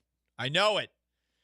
Guys, we follow the strong here on the Paul Gallant Show. We jump on the correct bandwagons. As soon as it looks dicey for us on one, we are heading out. Irish exiting. I got my Astros hat on. I got my Astros jersey on because the Astros signed this guy on Friday. One strike away. Hader to Freeman. He's stricken out! For the first time in 24 years, the San Diego Padres are headed to the National League Championship Series. How about that? Josh Hader striking out the Los Angeles Dodgers back in the 2022 postseason to get the Padres to the NLCS. Friday. What a Friday news dump that came right after your boy, in the middle of a pump-up speech about the Houston Texans, poked Jim Crane, said, hey, you little bitch, how about you spend some money on Josh Hader? Jim Crane and I, who are friends and can talk to each other like that. What? We've done a show in studio before 12 years ago. I'm sure he remembers me. I'm sure he remembers me and knows, like, oh, yeah, that's the really good football player that didn't make it to the NFL, but now he talks about sports for a living. Yeah, and 12 years ago, I mean, you're before all the fame and glory. You're, I was a radio prodigy then. Yeah, you got in on the ground level for the Astros. I was the youngest talk show host to have a daily show in the history of Houston sports radio. Wow. I'm going to make that up. I don't think there's any way to check it, but at 24 years old, doing a daily show, your boy, a prodigy. You got to sit down in a studio and ask Jim Crane the hard-hitting questions like, what are the uniforms going to look like? Being in the AL, that's crazy, huh? Feels good to get away from the Cardinals, huh? So the Astros signed Josh Hader to a massive contract. I'm shocked by how much this was. 5 years, $95 million. We knew he was looking for a lot. We heard that the Astros were in on the conversations. But it's hard to say, wait, they're in on these conversations. Seriously? They're looking to spend when they had never given out a contract like that in free agency. Not to guys in-house, not to guys leaving. Nope, they don't do that. But Josh Hader, they decide to break open the piggy bank, and it does give them a pretty intimidating 3 pitchers to close a game. Will Hader be the closer? I think that remains to be seen. You spend that kind of money, though, Edwin Diaz money, I think that is the expectation. And in that moment right there, that's exactly what Josh Hader did. He's a guy that they usually use in the 7th inning, and he is a damn good reliever. But I am curious as to moving into that role, how he theoretically handles that. Astros owner Jim Crane on the deal. We think we have a good team. It adds a big piece to the back of our bullpen, which obviously lost Kendall Graveman. With Presley, Abreu, and Hader, you have 3 quality guys, 7, 8, 9, whenever they pitch. We think it gives us a nice chance to get to the playoffs and make a run at another World Series. He, of course, Josh Hader, was a member of the Astros. He was the minor league pitcher of the year in 2014. He was traded in 2015 for Carlos Gomez and Mike Fiers. Yikes.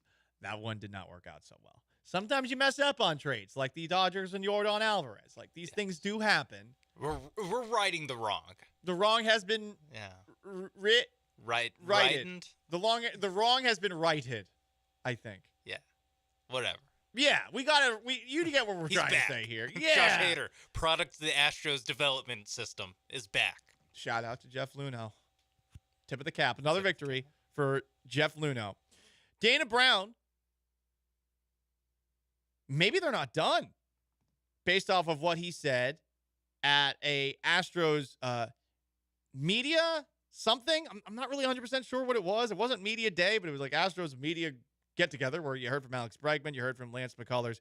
Dana Brown on whether or not the Astros would perhaps pursue more deals this offseason?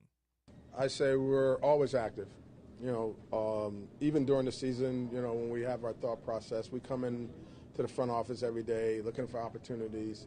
We have Matt Hogan up there. He's always, giving me ideas and different things like that. So we're always in the market of trying to improve the team. And when we get an open door, we're going to do it. And so we're literally still talking to teams. And we're still talking to agents. So, what comes of that, we'll see. But we're always in the market to get better. And with that in mind, I have a couple of questions. They're the subject of today in our Houston Astros countdown to spring training pitchers and catchers reporting. It's always Astros time in Houston. Are you ready to play? A lot of people were wondering what it was going to be like if the Astros didn't win the division. I guess we'll never know. We're counting you down to the Astros pitchers and catchers reporting to spring training in West Palm Beach. Give me that bone. So, you are 21 days away from February 12th, the greatest number 21 in Houston Astros history. Terry Puel, who played here from 1977 to 1990. He played 14 of his 15 major league seasons in Houston. He hit .281 with 62 homers, 435 runs batted in, and he had one of the greatest postseason performances at the plate in the 1980 National League Championship Series when he hit .526. How about that? Andy Pettit, too. I mean, he only pitched for like three or so years here. But Yainer Diaz. There we go. Number 21. We're getting closer and closer and closer. Soon to be retired for Yainer Diaz. Yeah, it might be. Not to put pressure on him. Thanks for hurting his numbers, Dusty Baker and Martin Maldonado. So, my question is if this is going to hurt their ability to re-sign the key players. And if they actually are doing as Dana Brown, who was a politician, suggested, potentially still calling about guys like Blake Snell, who's still available. Or calling Scott Boras about re-signing Alex Bregman. Or re-signing Jose Altuve. Or re-signing Kyle Tucker. I like that the Astros had the balls to make this move happen. And I am not preaching fiscal responsibility to any baseball owner. I will lick Jim Crane's boot today and say that, hey, he decided that he wants to go into the luxury tax, go over the collective balance tax threshold. And now they're going to have to pay a little bit extra. They're going to lose money for their international pool. They're going to lose a draft pick. And they're just spending a bleep ton of money here. So do you keep on spending? I'm open to it. I am curious if Jim Crane's got any more aggression left in him. I'm impressed by what they did, though, with this move on Friday. It felt like they were backed into a corner because of the Kendall Graveman move. And instead of giving that money to Hector Neris, who I love, but had one good season with the Astros where he's truly set himself apart, to give the money to somebody who's 30 years old, okay, maybe a little bit dangerous, especially if it's a 5-year contract worth $95 million. But this is a more effective and smart gamble, I think. 5 years, $95 million, than 3 years and what would have been, sounds like $50 million for Hector Neris. That's what he's looking for right now. Yeah, I mean, you're betting on a better horse, so to speak. You know, you're betting more, but you feel better about Josh Hader than you do Hector Neris. I do. It is interesting, the idea that once you already break the seal of going over the competitive balance tax, like, does Jim Crane just go, well, if we're going to go over it, I'm not saying he's going to spin like the Mets or something, or, right, you know, even the Rangers like last year. But I do wonder if this makes it easier to be like, well, if we're probably going to be over it, or we're going to be over it already, and probably at least, 3 of the next 5 years, something like that. Like, why not bring back Altuve and Bregman, seriously, or Tucker and Altuve, or some combination of the, we talk about the 3 guys that are coming up here soon between Bregman, Altuve, and Bregman. It's like, At first, we were thinking bring one of them back. Now, might bring two of them back. If you're comfortable going over the text already. Right. And how long Crane will be willing to do that? Probably not super long. Who would be? If the Mets owner, Steve Cohen, wasn't willing to do that, if he's stripping parts after the big spending spree that he had before this past season. That team stunk, though.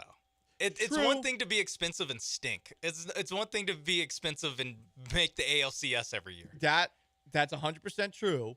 But if this thing does hit the fan, I am curious as to how long Crane would stomach this. But ballsy move on Friday, and at least it gives us something to be happy about today as the Texans season came to an end on Saturday. Jim Crane, Dana Brown, tip of the cap. Good job. Good job by you. All right, guys, it's the Paul Gallant Show, ESPN 97.5 and 92.5. Also on YouTube at ESPN Houston, where you can join in the comments section. We'll read some of your thoughts on the most interactive sports talk show before we hit the road, especially any that have to do with the Texans' 34-10 season-ending loss to the Ravens. And, I mean, we haven't even talked about the Taylor Swift watch during the playoff game yesterday. Paul Gallant Show, stick around.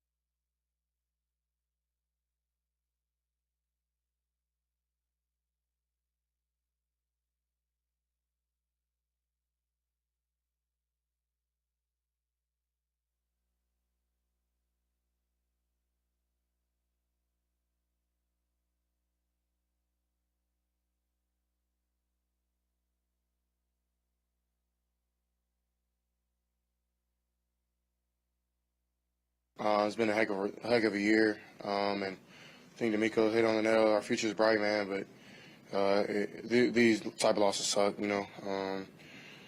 That's a great Ravens team over there, and they deserve to win. And it's tough to just, you know, get embarrassed like that. But definitely, I think our future definitely is bright. Yeah, that was embarrassing. Did they have a pulse in the first half? Yes. Could they have taken the lead in the first half? Yes. Kaimi Fairbairn missed a 47-yard field goal.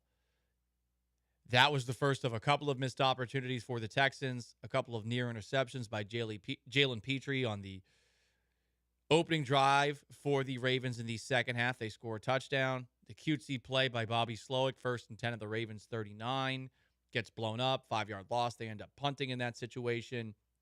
They had chances, but ultimately it is an embarrassing loss, and you were the one team that was, unlike all of the others, the one team that did not compete truly, and always seeming like they had to do everything perfectly just to get like 3 to 4 yards over the course of this divisional round playoff weekend. And it sucks because now you go back to the drawing board and you wonder what's next and how much better you really can get in one off season, and if you perhaps blew your best opportunity. I hate to pee in your Cheerios this morning, but this is the way that it is in the NFL. You are not guaranteed to come back, and I am not feeling the super positive vibes after that loss that so many are. I realize that we are walking into uncharted territory, and there is a chance that this future is very bright, but nothing's guaranteed in this league. I will say, if this is the closest this Texans era gets, massive failure. Well, also, this year isn't the failure. It's whatever leads to them not getting to the divisional round again. Those are the failures. It's the, if they give out an ill-advised contract to a big-name free agent, if they, hire the wrong coordinator or something, if they don't give CJ a line to protect him after Laramie Tunsil retires or something, or gets too old. And the failures, this would not be the biggest failure of the Texans run if this is the best moment of the Texans run. It would be what happens this offseason would be the failures. And the next time around, if we find ourselves in a situation like this, the tone will be dramatically different. Oh, Today, next year they lose in the playoffs, we'll be mad. It'll be different. As opposed to being, damn it, this sucks. Because that's where we're at. Damn it, this sucks. It was a fun year, but it sucks. Because it does suck. It sucks to end like this, especially when, I gave a motivational speech on Friday where I bared my soul to the world. This is uncomfortable. I mean, Al Pacino's speech on Any Given Sunday, they did lose that game, the Sharks. So, I mean. But they're on to bigger and better things. Because. In Albuquerque. Right, because both Pacino and Jamie Foxx leave to go for the new Albuquerque expansion team. Oh, no. D'Amico Ryans and C.J. Stroud are going to play. There's 32 teams. There's no expansion NFL team coming next year. Mexico City's not coming? No, not yet. Okay. Not yet. Someone texted in, what's the point of life if you don't have faith in something crazy happening?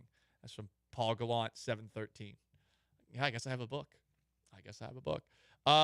One last thought on the most interactive sports talk show in Houston.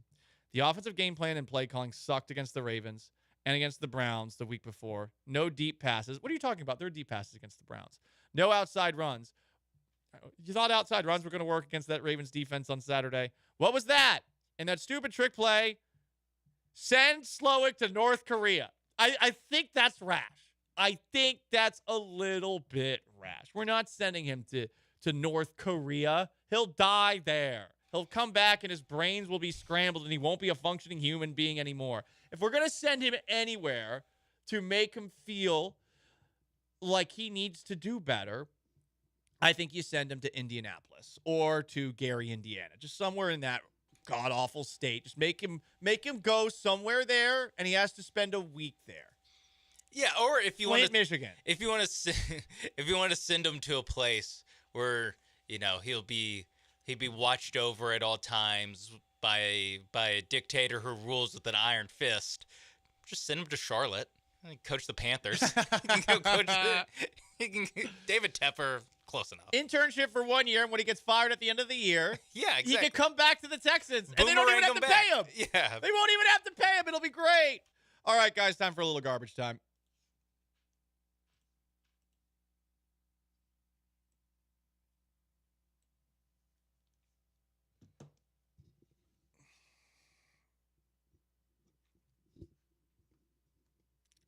Taylor Swift Watch 2024. Did you guys watch Chiefs Bills? I watched it for the reasons that you weren't watching it for.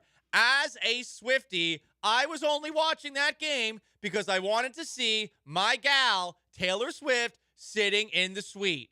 And guess what? I didn't get enough Taylor Swift in the suite because shirtless Jason Kelsey was distracting me, you, all of America from seeing our queen. Yes, queen? More like, no, bear. Get out of the way.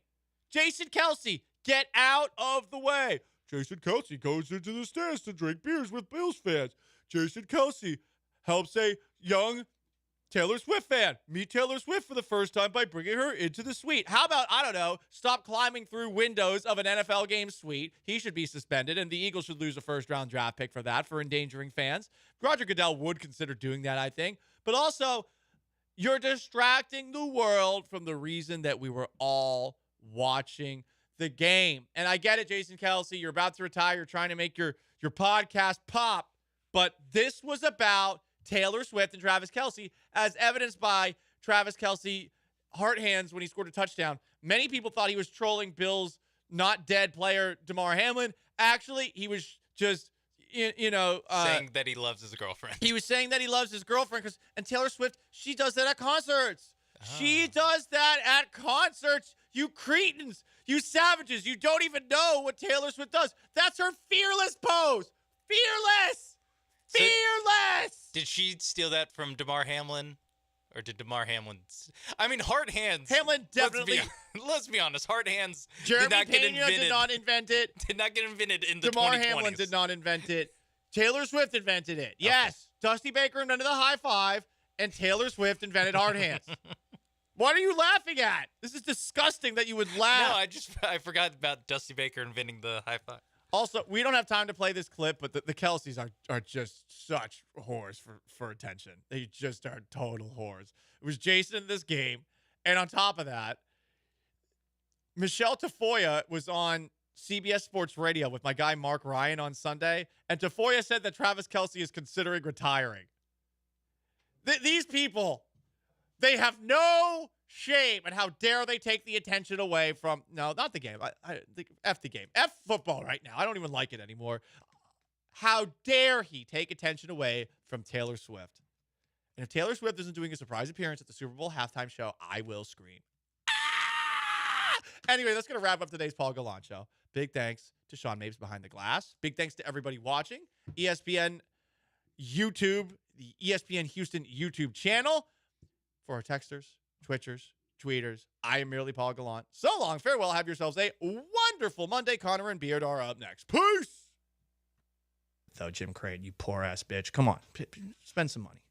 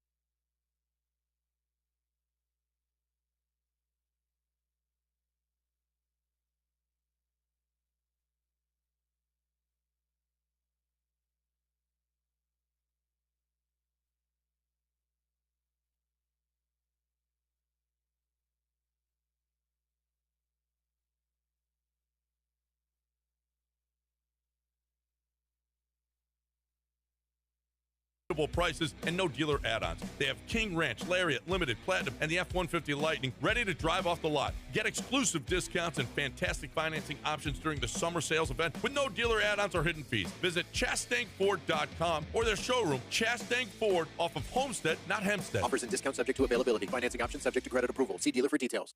You can now buy official Texas Lottery tickets right from your phone with Jackpot.com. Mega Millions and Powerball jackpots are getting bigger every day, so don't wait. Go to Jackpot.com, choose your lottery game, pick your lucky numbers, and get your winnings instantly. Plus, get a free ticket with your first play. Get in on the action. Go to Jackpot.com and buy lottery tickets on your phone. Go to Jackpot.com. That's Jackpot.com. Jackpot.com. Paid for by Jackpot.com. You must be 18 or older to order a lottery ticket. Please play responsibly. If you or someone you know has a gambling problem, call 1-800-GAMBLER. ESPN 97.5 and ESPN 92.5. Brought to you by Zadok Jewelers, KFNC and KFNC HD2, Mont Bellevue, Houston.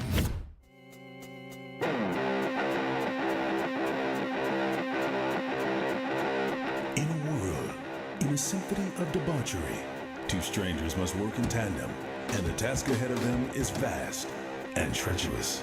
Can they face the challenge? Will they survive? Michael Connor and Josh Beard.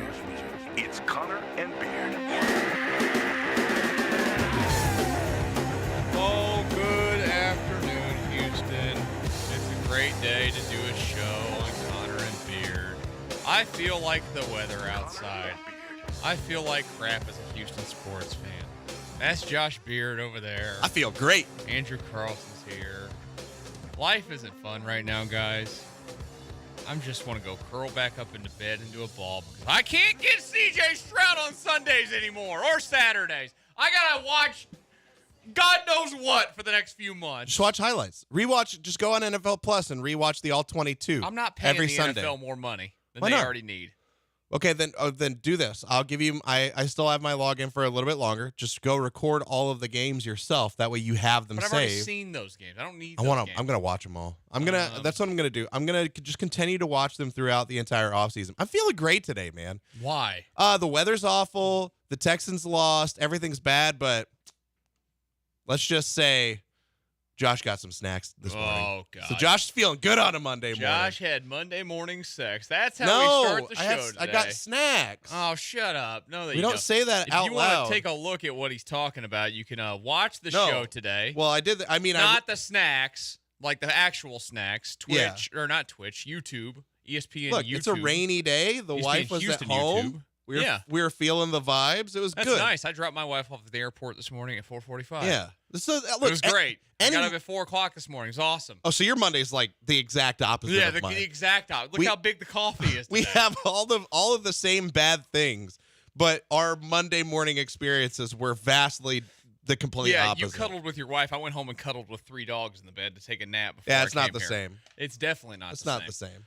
But you can get involved with us today. 713-780-3776 is the phone number to call. Text, like I said, watch on our YouTube page. ESPN Houston on YouTube. Go find that. And we're streaming live right there, right now, and you can look at our beautiful faces.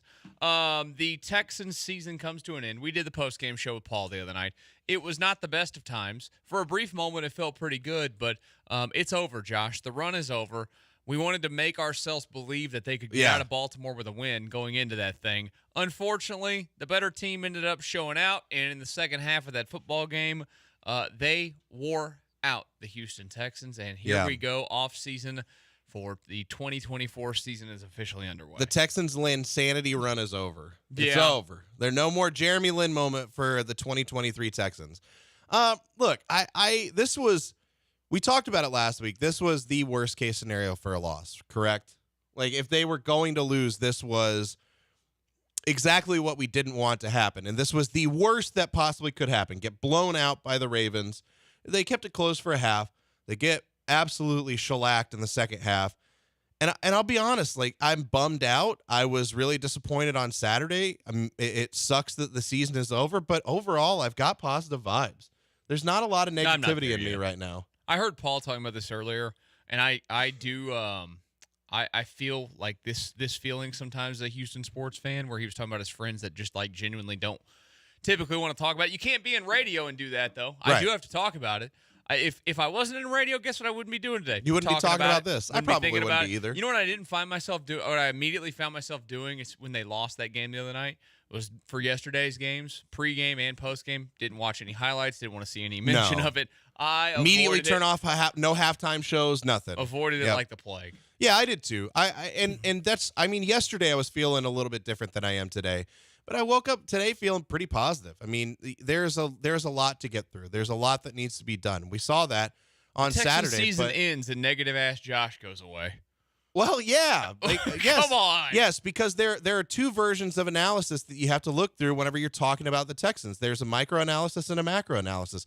In the micro, you could talk about the negativity of about where the team was, and I think Saturday showed where a lot of my trepidation with the Texans came from all season. And it was in every single area. Here's the worst part about what happened Saturday.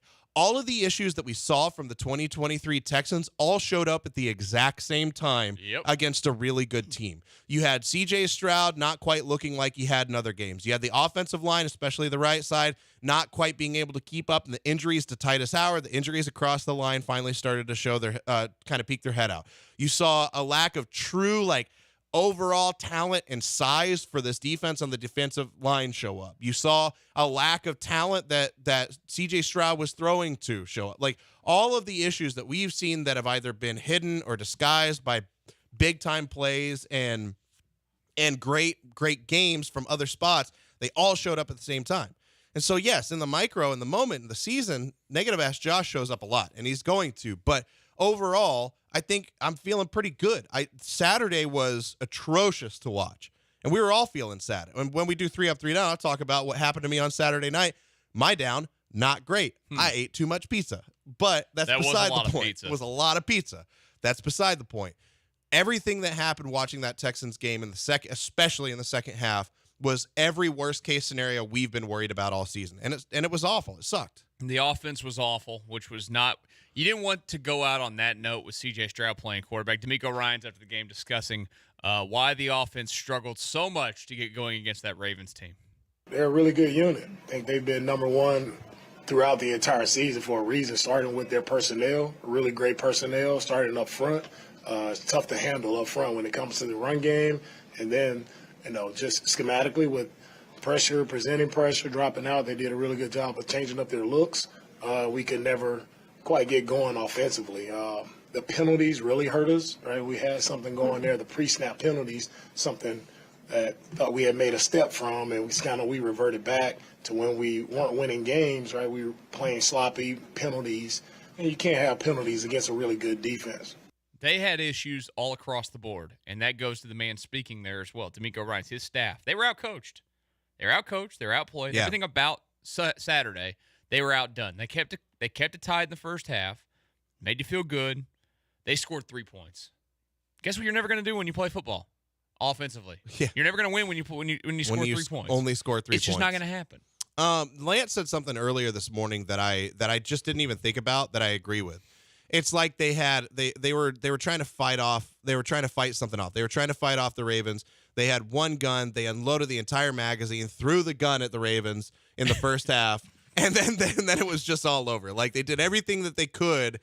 And there, there's the reports and the rumors that we hear about Lamar Jackson screaming at everybody during halftime because those last 2 or 3 sequences for the Ravens, the Texans defense looked like it was just, not looked like, it was dominating the Ravens offensive line. It was dominating their offense. And it looked like, okay, game plan's working. Let's continue. Let's figure out what you can do to continue this and keep Lamar Jackson contained, and they didn't do that. The adjustments that the Ravens offense made at halftime made the Texans, especially the defensive line, look silly. They looked like children out there playing with the big boys. Everything about it at the end of the day felt that way, and that's what stinks. It stinks because it was such a roller coaster of this season. We had no expectation, of course, of them being a team that would go and do this, and then once you get there, you get greedy. We all got greedy. I got greedy. You got greedy. Yeah, Andrew got greedy. The entire city got greedy. Andrew was the greediest out of all of us. Definitely the greediest. We want more when that happens, and it just did not happen, unfortunately. The talent gap showed itself off, and here you go. The season's over. More from D'Amico on just simply getting beat by a very good football team there in Baltimore. Well, really good football team. Credit to the Ravens there. It came out in the second half. They executed better than we did. We did not execute well enough, to be in position to win the game in the second half, and that's what it came down to. Credit to Lamar, made a ton of great plays, and probably that's why he's the MVP. He made a ton of great plays. We didn't make plays. That's what it all comes down to. Proud of our guys for just their effort, being relentless throughout this entire season. Proud of them for, getting to this moment. We know it's not a moral victory of just being here. It's not what we, set out to do. But proud of our team. This team accomplished a lot this year, and just looking forward to the future. Yeah, there's definitely no moral victory when you lose 30. Jesus Talk to the people. Christ. That's what kind of day I'm having. I'm sitting here talking to you, and I got nothing to say. I tried to give you a chance, but you said no. That you were going to start talking no. Well, that's where we're at though. Look, it's whatever. This is what the Texans have done to us. It's just whatever. That's how I feel right now. It's just whatever. Next week I'll be excited. Yeah, we'll get some draft talk at some point. I'll get a little bit excited. Which, by the way, the draft positioning. Hey, look at that! It worked out for all the people that were. Yeah. I'd like to hear from all the idiots that were freaking foaming at the mouth when they traded away the pick this year for. Just say his name.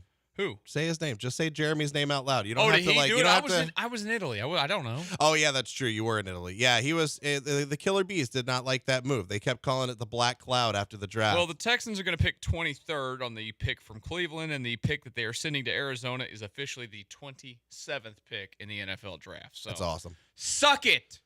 Every single one of you, suck it. Hope they get a really nice player with that 27th pick while the Texans have 23rd. Am I correct? The Browns pick is going to be 23rd? 23rd, yeah. 23rd? I bet the Cardinals draft some offensive guard that you'll never remember his name. And then what if it ends up being, what if they draft because there are a couple of tackles that are supposed to fall in that realm. What if they draft a tackle that ends up being one of the greatest tackles to ever play the game? So there's a little. We know that there's a little bit of negative ass Josh is still in there. Yeah, he's hiding. It still exists. It stinks that we are here, but it is what it is. We've got a full day to cry together, to laugh together. I'm not gonna cry. Oh, yeah, we'll Josh, definitely laugh and love together. It's a roller coaster of emotions. Yeah. Let people have what they want. If you want to call today and cry, you're allowed to call and cry. If you want to call today and yell, you're allowed to yell. If you want to call in and love, we'll all love together. Yes, we'll have a big old foursome right here on the radio. I don't know about that. Yes, we will. Love. That's weird. Whatever emotion you want to have together. Don't look at me like that whenever you say foursome. Big fat foursome here on the show. I don't love your eyes whenever you say it like that. You know you love my eyes. We got a little extra lighting in here today. I do like your eyes. Wait, got a nice glisten in here. Oh, there we go. It's called coping. These are all coping mechanisms. We've cleansed the palate a little bit. Hey, let's go ahead and grade the season overall, Josh. We'll do that when we return to Connor and Beard, ESPN 97.5 and 92.5. ESPN 97.5 and 92.5. I'm an idea man, Chuck. What if you mix mayonnaise right in the can with the tuna fish? Hold it! Take live tuna fish and feed them mayonnaise.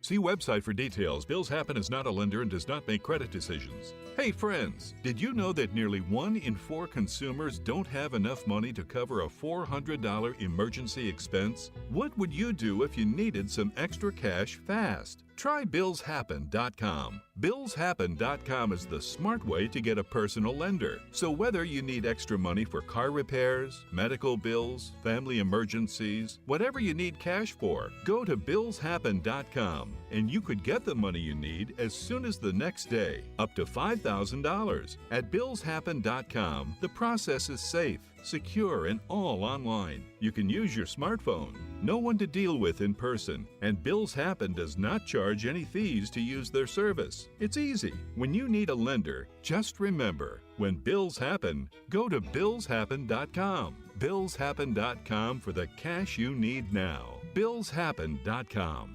Texting enrolls you into recurring automated text messages. Consent not required to purchase. Message and data rates may apply. Hey, Dan, how you doing? Haven't seen you around the gym. Yeah, I've really fallen off. Since I turned 40, I just don't get the results I used to get. Could be lower testosterone. I went through it a while back. I got Nugenix Total T, and it's made a huge difference for me. I've seen that on TV. Is it for real? Oh, yeah. The patented key ingredient is something called Testofen, which helps boost free and total testosterone levels to help you trim up and stay lean. And it's made a difference for you? Man, I feel like I'm in my 20s again. At work, in the gym, and in the bedroom. Are they still giving out complimentary bottles for people to try it for themselves? Yeah, you just need to send them a text. Text BEACH to 42424 right now for your complimentary bottle of Nugenix Total T. Plus, text now and we'll include a bottle of Nugenix Thermo, our most powerful fat incinerator ever, to help you get back into shape fast. Absolutely free. Text BEACH to 42424. That's BEACH to 42424. Products and statements have not been evaluated by the FDA. These products are not intended to diagnose, treat, cure, or prevent any disease or illness.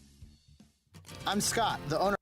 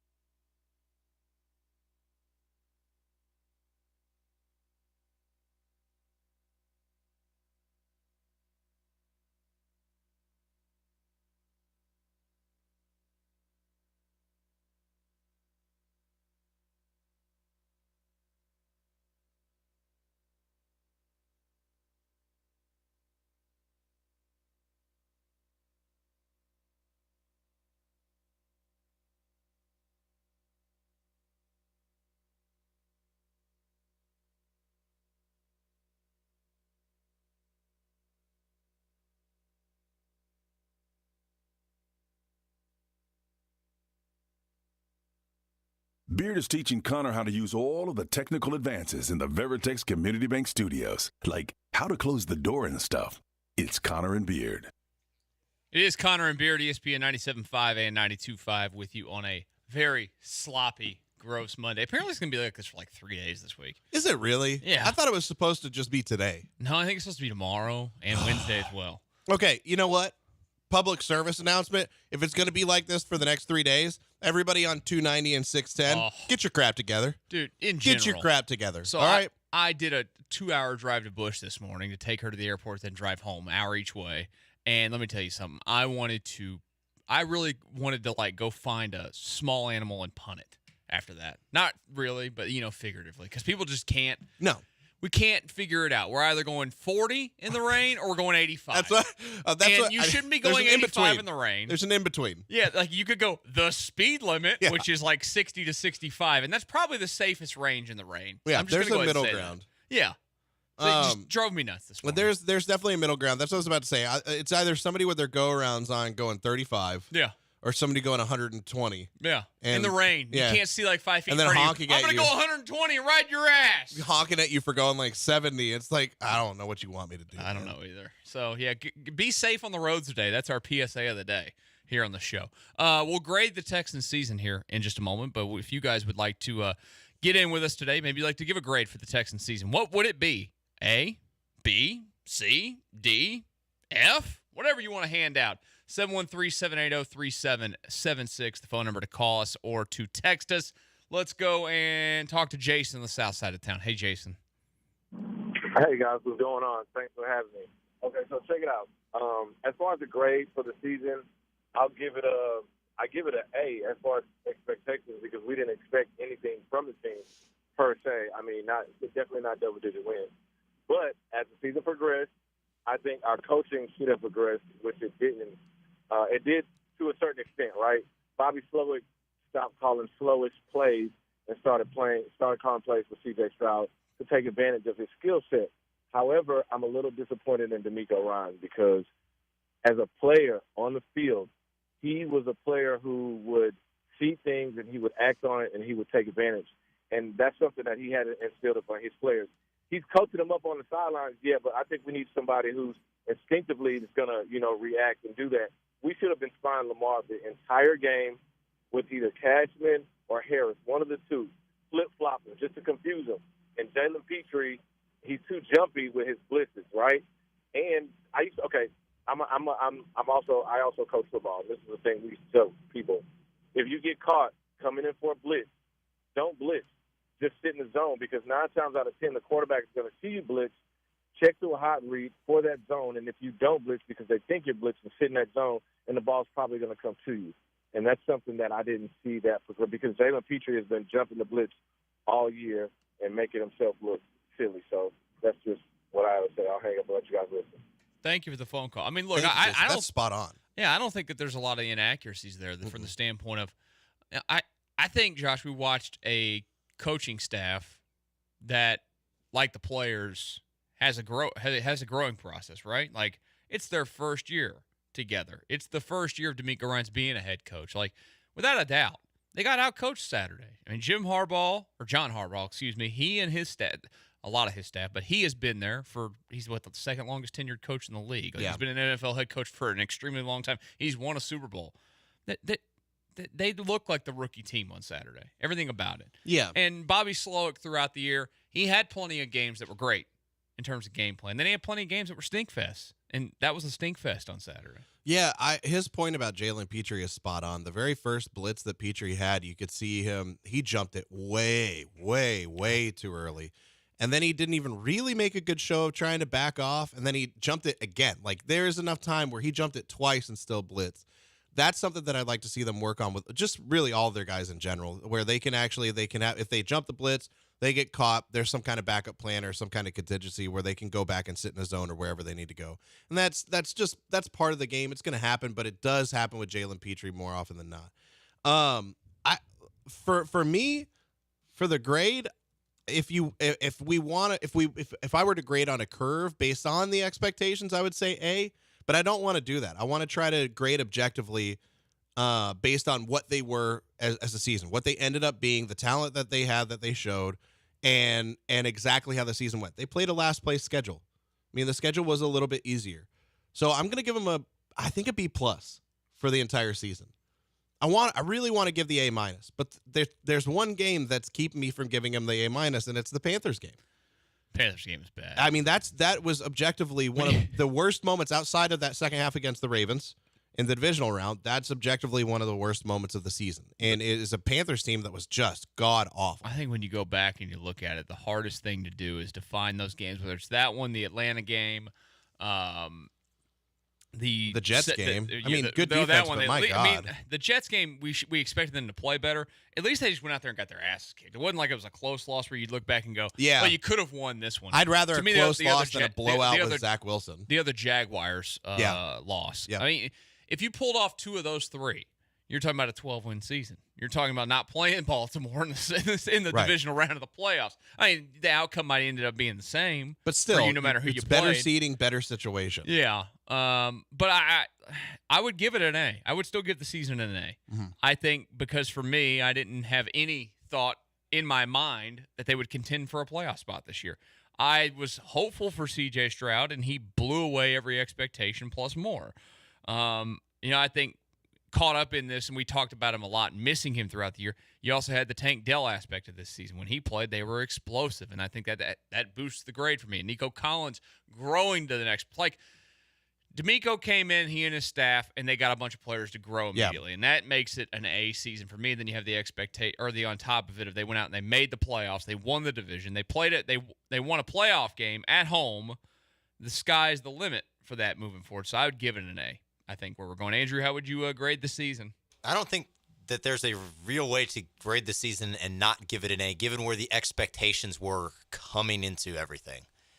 We were talking about winning 6, 7, maybe 8 games. If you were a really optimistic Texans fan, you were talking about this team going 8-9, and there were people who were like, no, you're looking at things from way too nice a lens. Like, you were being way too optimistic, way too positive about things. So for that to be the expectation coming into the season, where you have that sort of win total, and then you're coming with a rookie head coach, rookie quarterback, rookie play caller, and you're saying, all we want is to be able to see that we got the decision right at those positions, that we got it right with the head coach, that we got it right with the quarterback. Not only did you get it right with those choices with who you got at head coach and who you got at quarterback, you knocked it out of the park on both decisions. Like, C.J. Stroud is, in my opinion, unquestionably a top 10 quarterback in the NFL already after one season in the league. D'Amico Ryans has shown you everything you want to see in a head coach and more, from the way that he connects with his players and the way that he can lead a team.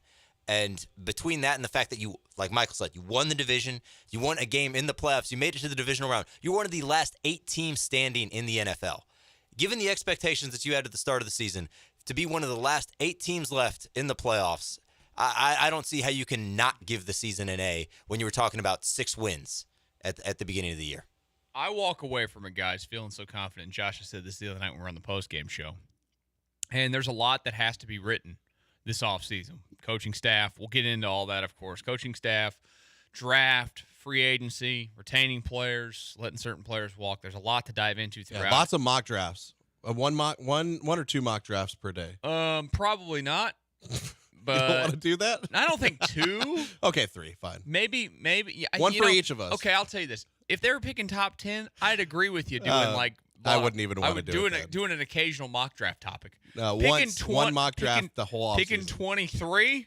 I don't think I want to go through the 22. You don't want to talk about. You You don't want to talk about the fourth defensive lineman they could take. There will be a show in this market, a few of them, but at least one that's in the morning that's on a different station that will do an entire talk about. Because I may or may not have been on it at one point. They'll talk about Mel Kiper's mock draft every time it drops. Go through the entire first round, and it's the most horrific thing you've ever heard in your life. It's the entire first round? Oh yeah, man. For every team? It would take us like 3 hours to do it. Oh man, I think I'd rather just I'd borderline get run over, walk out. Yeah, multiple times. And I love draft stuff. We're not doing 22 picks ahead of the Texans. But to get to my point, I'm going to go into next season without knowing how the offseason is going to go. Of course, they got to do stuff, and they're going to do stuff. But I'm going to go into next season, even if there's a tier of the Bills, the defensively this year they were a big fat fall on their face. But with Burrow back, they're going to be a contender like that. I'm going to expect them to get into that tier next year and to be a Super Bowl contender in the AFC. I know that it's crazy in year 2, but that's where I'm at.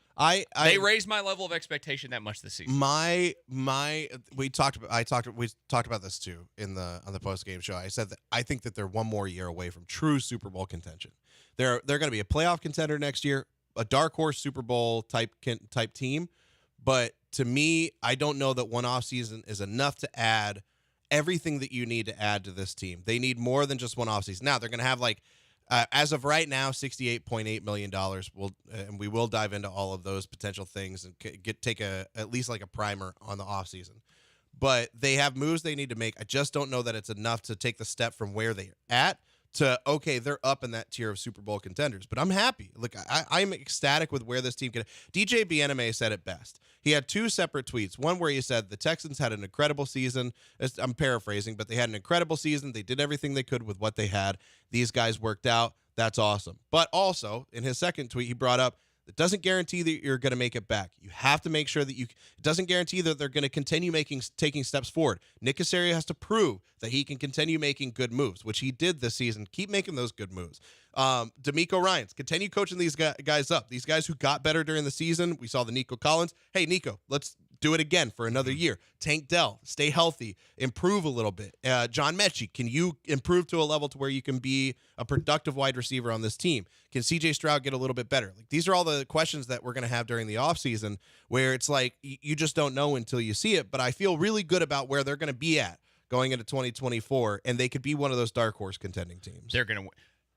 I'm not going to do it. I'm not going to make a guarantee. Yeah, you already kind of have a Super Bowl. Years? Yeah, you said the first 5 within CJ Stroud's first 5 years they'll win a Super Bowl. Yeah. I think that's good enough. You don't have to lock yourself in. I'm going to go ahead and want them to get it done in year 2. Hey, people are pointing out too. I've seen a couple of I just saw a Twitch comment said, congratulations to you on wearing clean clothes finally. Dude, taking that Josh hoodie off. Josh isn't wearing the hoodie anymore. It's off. Taking that hoodie off during this show on Saturday, the post-event show was the best feeling in the world. Congratulations. I know it's free. Were you wearing it at home too? Yeah, I was wearing it to sleep. I was wearing it the whole time, man. You're an absolute crazy person. Hey, let's get Ben in Oak Forest real quick on the Texans going into next year. What's up, Ben? Hey, so I totally agree. CJ Stroud had a great year, but I want to get y'all's thoughts on their potential to make the playoffs next year, given their schedule. Their schedule is much more difficult next year. Wanted to see what you guys thought about that, and I'll hang up and listen. There's no denying the schedule's a little bit more difficult next year, but that's also, and I appreciate the phone call.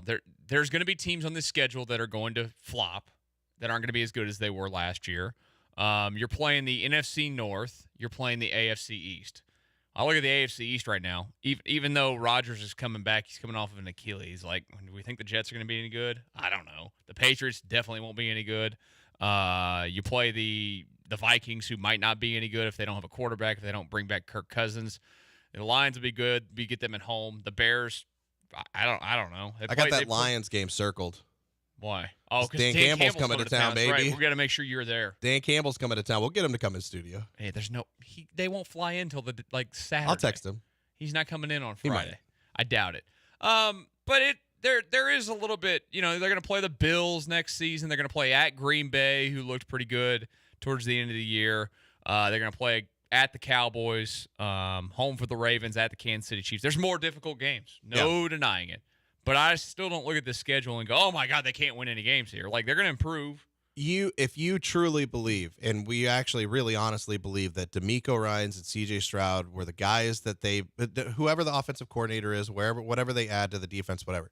If you truly think that those are the guys to lead this team moving forward, and that Nick Caserio can continue to make moves to improve this team, you can't be afraid of the schedule. No, because what should happen, and what hopefully will happen, and where if you think this is a team that could take the step into that top tier of teams in the NFL. You're going to be playing a first-place schedule every single year. Every single year. So the Chiefs don't worry about their first-place schedule. The Bills don't worry about their first-place schedule. I'm not worried about those fraud Bills. They can't beat anybody in the big games. That's true. But you can't worry about the schedule. They're going to be more difficult games. But I think that if they make the right moves, they're going to have a chance at pretty much every single game they play next year. Just looking at, again, real quick, their home games are against most of the really tough opponents, it looks like. Yeah. Their hardest road games are at Kansas City and at Dallas. Yeah, that Arrowhead game looks scary. Especially late in the year. I'm going to get the weather. I'm still going to get well, we don't know when it is.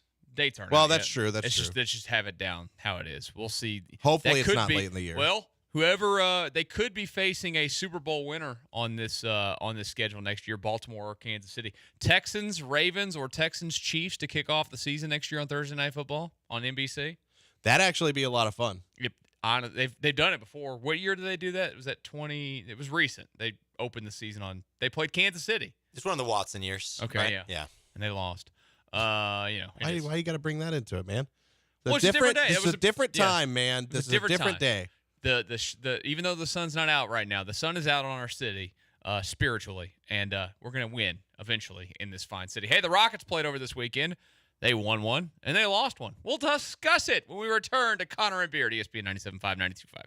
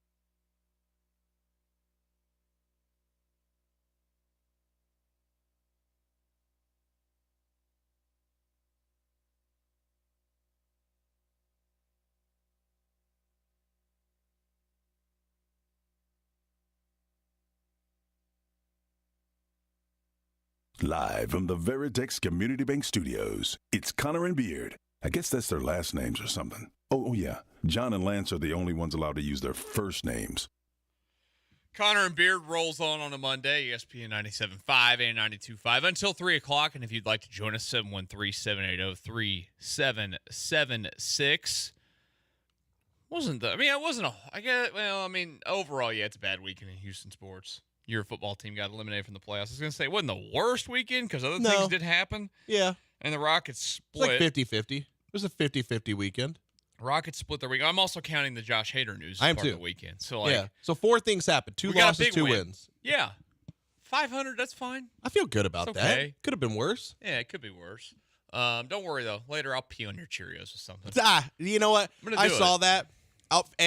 Love that phrase. Pee in your Cheerios is one of It my is favorite good, phrases. yeah. It's a good phrase. Like that. It really. It's like I love Cheerios, Oh, but I with hate milk. Cheerios. You don't like not even Honey Nut Did Cheerios? you see that story the other day about Cheerios apparently got a bunch of, cancerous stuff in it? You shouldn't be eating them. What? Yeah. I mean, I think most things. I eat a lot of Cheerios. That's disturbing. Most foods have a bunch of stuff in it that we shouldn't be eating. Right. It is what it is. I just saw some story the So other day. Cheerios are cancerous, and if you pee in them, it makes it worse. Yeah. Well, I mean, probably. I don't know if pee is necessarily cancerous. No, but it's not cancerous, but I think it just like tastes bad. Bear Grylls made a lot of people think that they could sustain life in a survival situation by drinking their own pee. Don't do that. It dehydrates you faster. Bear Grylls over there drinking pee and then getting back in a helicopter and going staying in a hotel. Yeah. After shooting. Whenever I went through survival training, we had guys who had they had taught survival for like 30, 40 years. And in the was SEER the first school thing for they the tell Air you Force. is don't pee? No, Don't drink your pee? Well, that's one of the things they say. They're like, all these survival shows that you watch, especially Bear Grylls, he doesn't know what he's talking about. It's almost all wrong. It's all embellished. Don't do any of the stuff he tells you to do for the most part. And one of the things was don't drink your own pee. That's good to know. So good news. You don't have to drink your own pee if you're dehydrated and in a survival situation. Just go ahead. You just might die. Just prepare for death. If you pee and you drink it, you're going to die faster. So there you go. Yeah. It's exciting. See, positivity. Positivity Monday. Yeah, Positivity Monday. And I guess a positive from the weekend is the Rockets found a way to beat the Jazz the other night. Wild one in overtime. They squeak it out. Alpy was awesome. He went for 37? Was it 37? Yes, 37 and 14 and 6 that night. He was tremendous in the overtime and the fourth quarter there, getting the job done for the Rockets as they got the victory. And then they played the Celtics, and you knew how the Celtics game was going to go. They were going to lose that one. And guess what they did? They lost. It's this it doesn't feel like they're really in the same class with some of these other teams. The Celtics, I mean, to say that they've been good this year is a massive understatement. You would have loved to have seen Best team in basketball?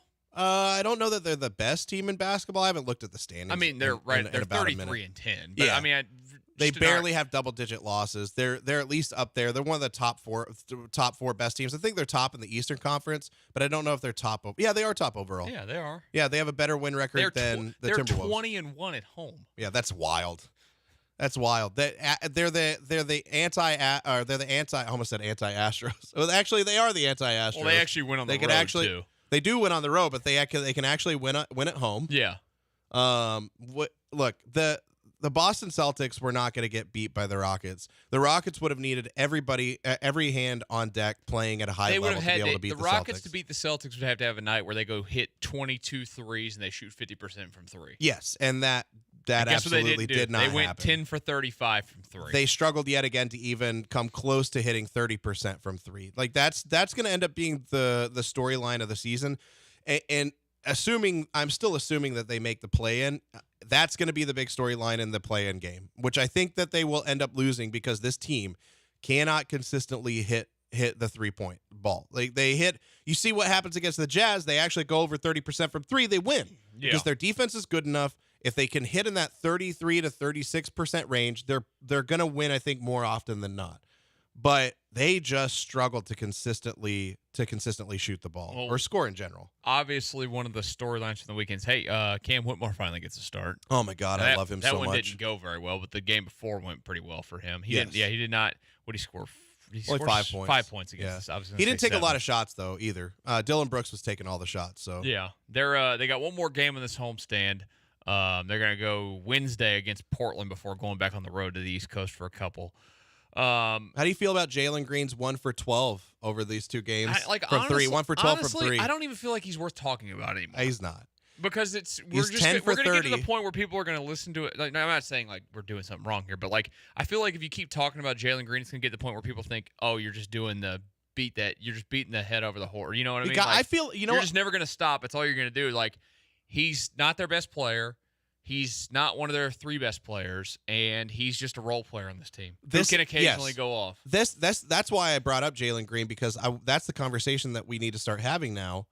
I mean, I brought up Ahmed Thompson. If you had to package him, nice or something, minutes for Ahmed Thompson the other night against the Jazz. Honestly, the last two games, I thought may have. That doesn't make me want to watch Ahmed Thompson start every single night right now, but he's definitely somebody that, okay, you got to keep him for a little bit longer, see what he could turn into. Too. What am I thinking? Yeah, Ahmed Thompson and Cam Whitmore, I think over these last 2 games show that they should be a much larger part of this team. And to me, it's a changing of the guard. And if Jalen Green, if all he's going to be for you is like, he's just going to be essentially, I know he played starters minutes, but if he's just going to end up being like a 6th man, he's not even a guy that you can trust or believe in. I think at the very least, you got to move him for an asset. You got to do something. But I'm fully on board the Ahmed Thompson, Cam Whitmore train. I love these guys. I'm fine with playing those guys. You know, they're so up and down. They're turning into the team I think that but again, this is a team that's got 20 wins already, and it's January the 21st. Yeah. And I'm not trying to get too we got greedy with the Texans. This is the team we thought they would be. This is better than what I thought they'd be. Oh, really? A little bit. I mean, I didn't expect them to be 2 games under 500 at this point. Yeah. Like, I mean, when they started off so well, it was like, okay, great. I mean, they should win around 40 games, and that to me is a massive win this season. And then they got to go make additions to the club if they don't do it at the deadline. Because I'm getting to the point where looking at the deadline and the guys that are available, I don't know if you go and I don't think that this is where you make your trade. I think you wait until the offseason when guys are trying to push themselves out of situations. Yes, yeah. And that's where you go make your splash move. But, you know, I'm still overall, I'm fine. I'm happy. I'm pleased with the season, even if it has been a lot more down than up recently. They're in a really good spot with that, too, if you get to the offseason and there's guys who do want to make a change, because asset-wise and financially, there's a lot that they can do to make a move for a guy like that. And the more you hear the rumblings around the league, the more respect Alperen Sengun continues to get from players all over the league. I mean, I think a lot of the guys on other teams truly view him as this guy is the number 1. Yeah, I mean, and I think that's a guy that people would want to play alongside. And I do think the Ime factor is huge for people wanting to come play for the Rockets. He only followed up at 37 with a triple-double last night. Yeah. Didn't even mention that. He's so good. He's awesome. So the Rockets split the weekend. Again, back in action Wednesday against the Portland Trailblazers. We'll have a lot more time to digest some Rockets. Some Rockets talk. Hey, after every Rockets game, we're going to tell you exactly that they're on path for like the 10 seed for the play. Yeah, that's exactly where I thought they would be. They're on track for it. They're good. On track. Let's take a look at the games that happened outside of the Texans this weekend when we return to Connor and Beard with the roundup here on ESPN 97.5 and 92.5.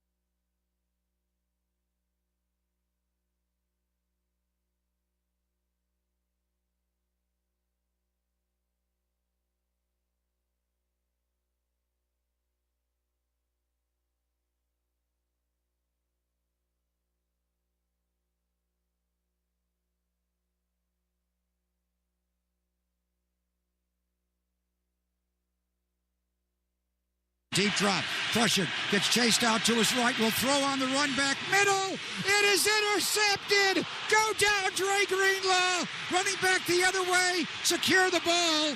He'll run back the other way. They're trying to strip it from him. Big play, Dre. Goes down. Green Bay has 2 timeouts left, but the 49ers have the football.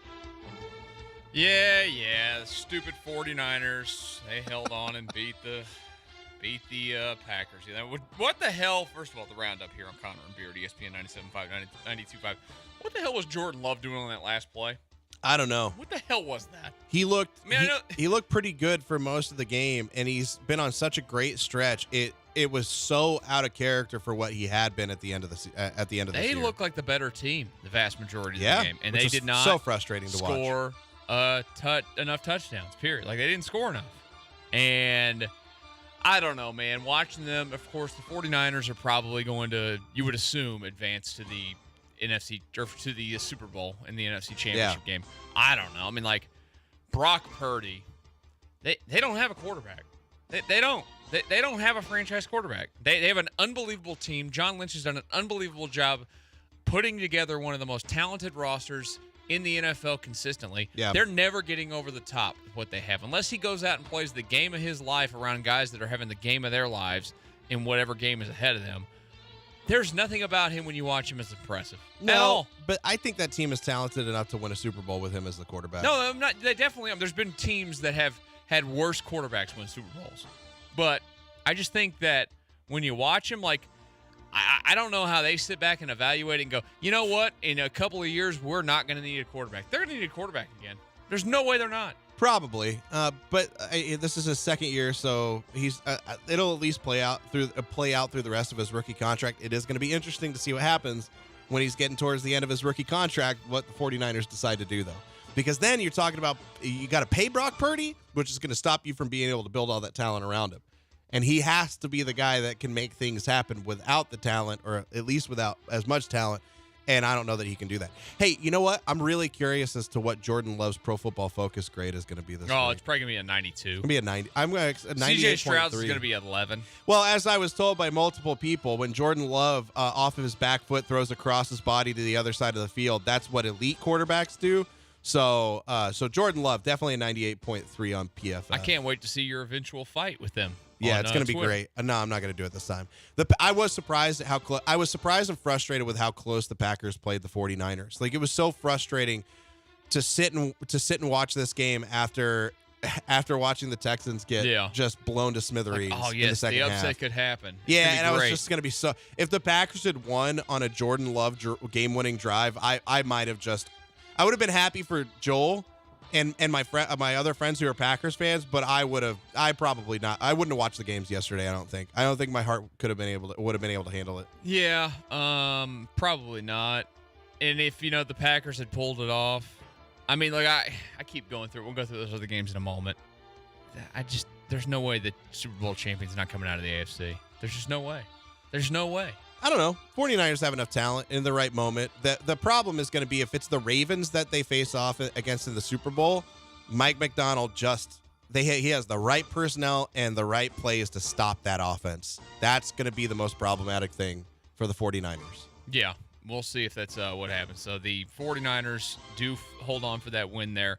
The first game yesterday, Lions taking on the Bucks, and they were able to hold on as well.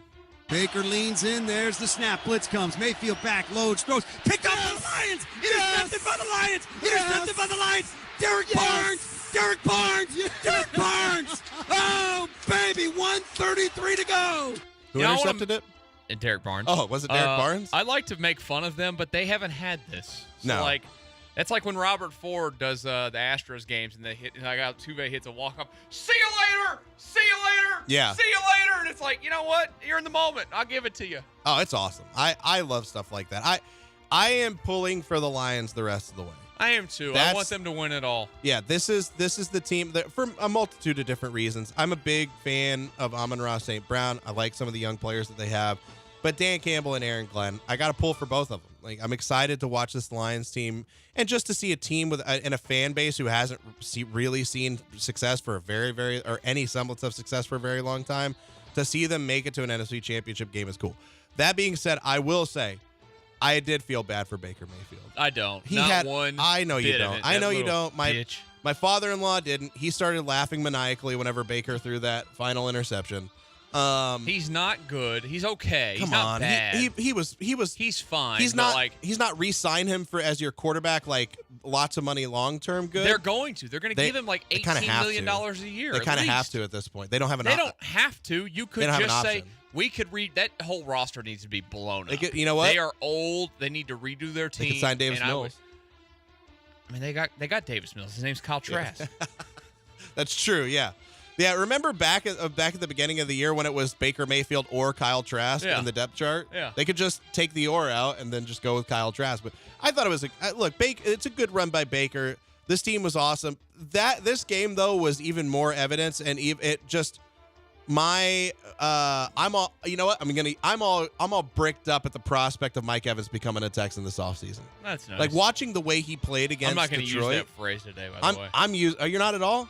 No. I'll use it for this one. Like that, he played so well, and this is a guy where if you could sign him on a short-term deal, I would just love him in Houston. I'll make you a guarantee right now. I guarantee I won't use it today.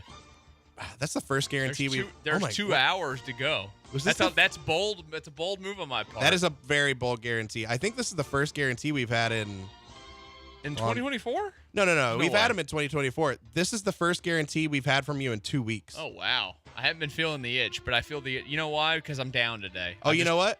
You're 3-0 in the so far in 2024 though, because you did not make a guarantee on the Texans during the playoffs.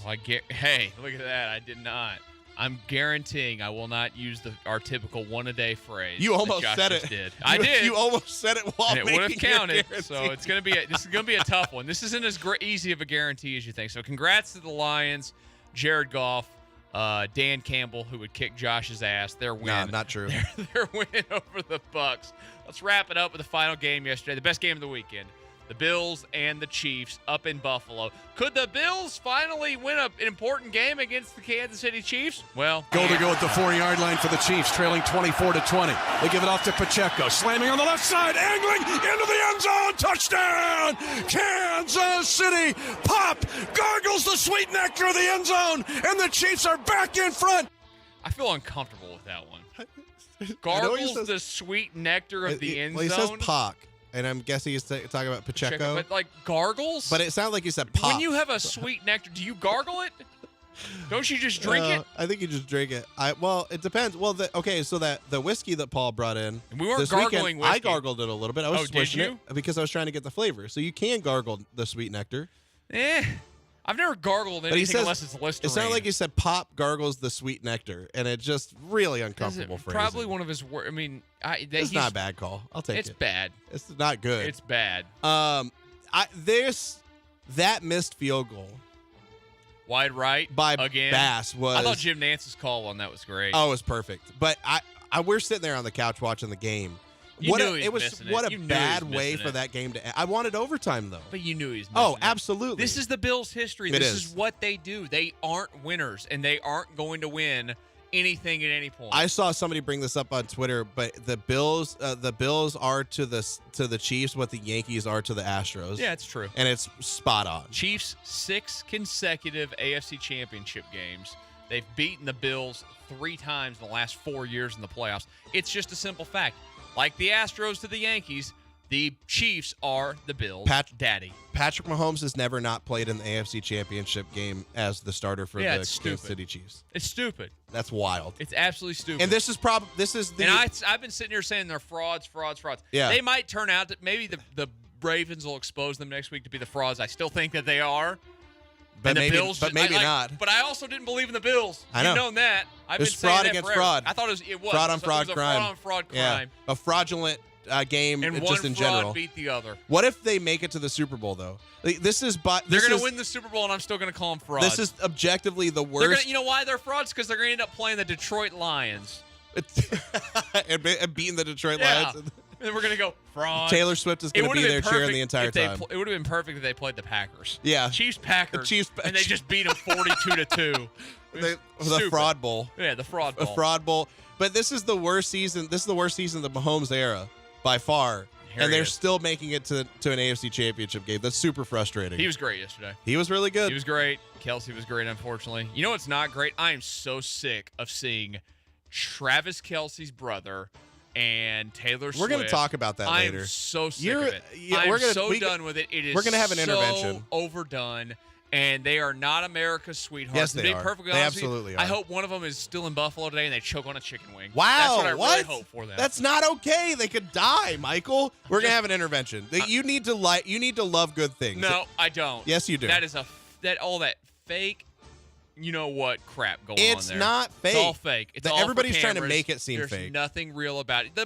Donna Kelsey is basically called it out. In the way that she interacts with these people, you can tell it's not real. They're all a bunch of frauds. You just don't love, Michael. That's Frauds the problem. left and you right. don't love nice things. That's what the Kansas City Chiefs are. So there's your look around the league. Let's get to your off-season primer for the Texans. We'll do that to kick off hour number 2 of Connor and Beard next. Well, look, the Texans game didn't go our way, but if you still love playing fantasy sports, there's still some playoff action that you need to be a part of. And I love playing fantasy sports. I love daily fantasy. So do what I do. Take the sports action to the next level with Prize Picks, the #1 daily fantasy sports app. That's right. Right now, I'm in sports heaven, kind of ish, like sports heaven adjacent. Even though my team's lost, I still won money on Prize Picks this weekend. Football playoffs in full swing, going into the conference championship games. Basketball season is really starting to heat up. We're about to hit the meat of basketball season. There's no better way to turn all these big games into 100 times your money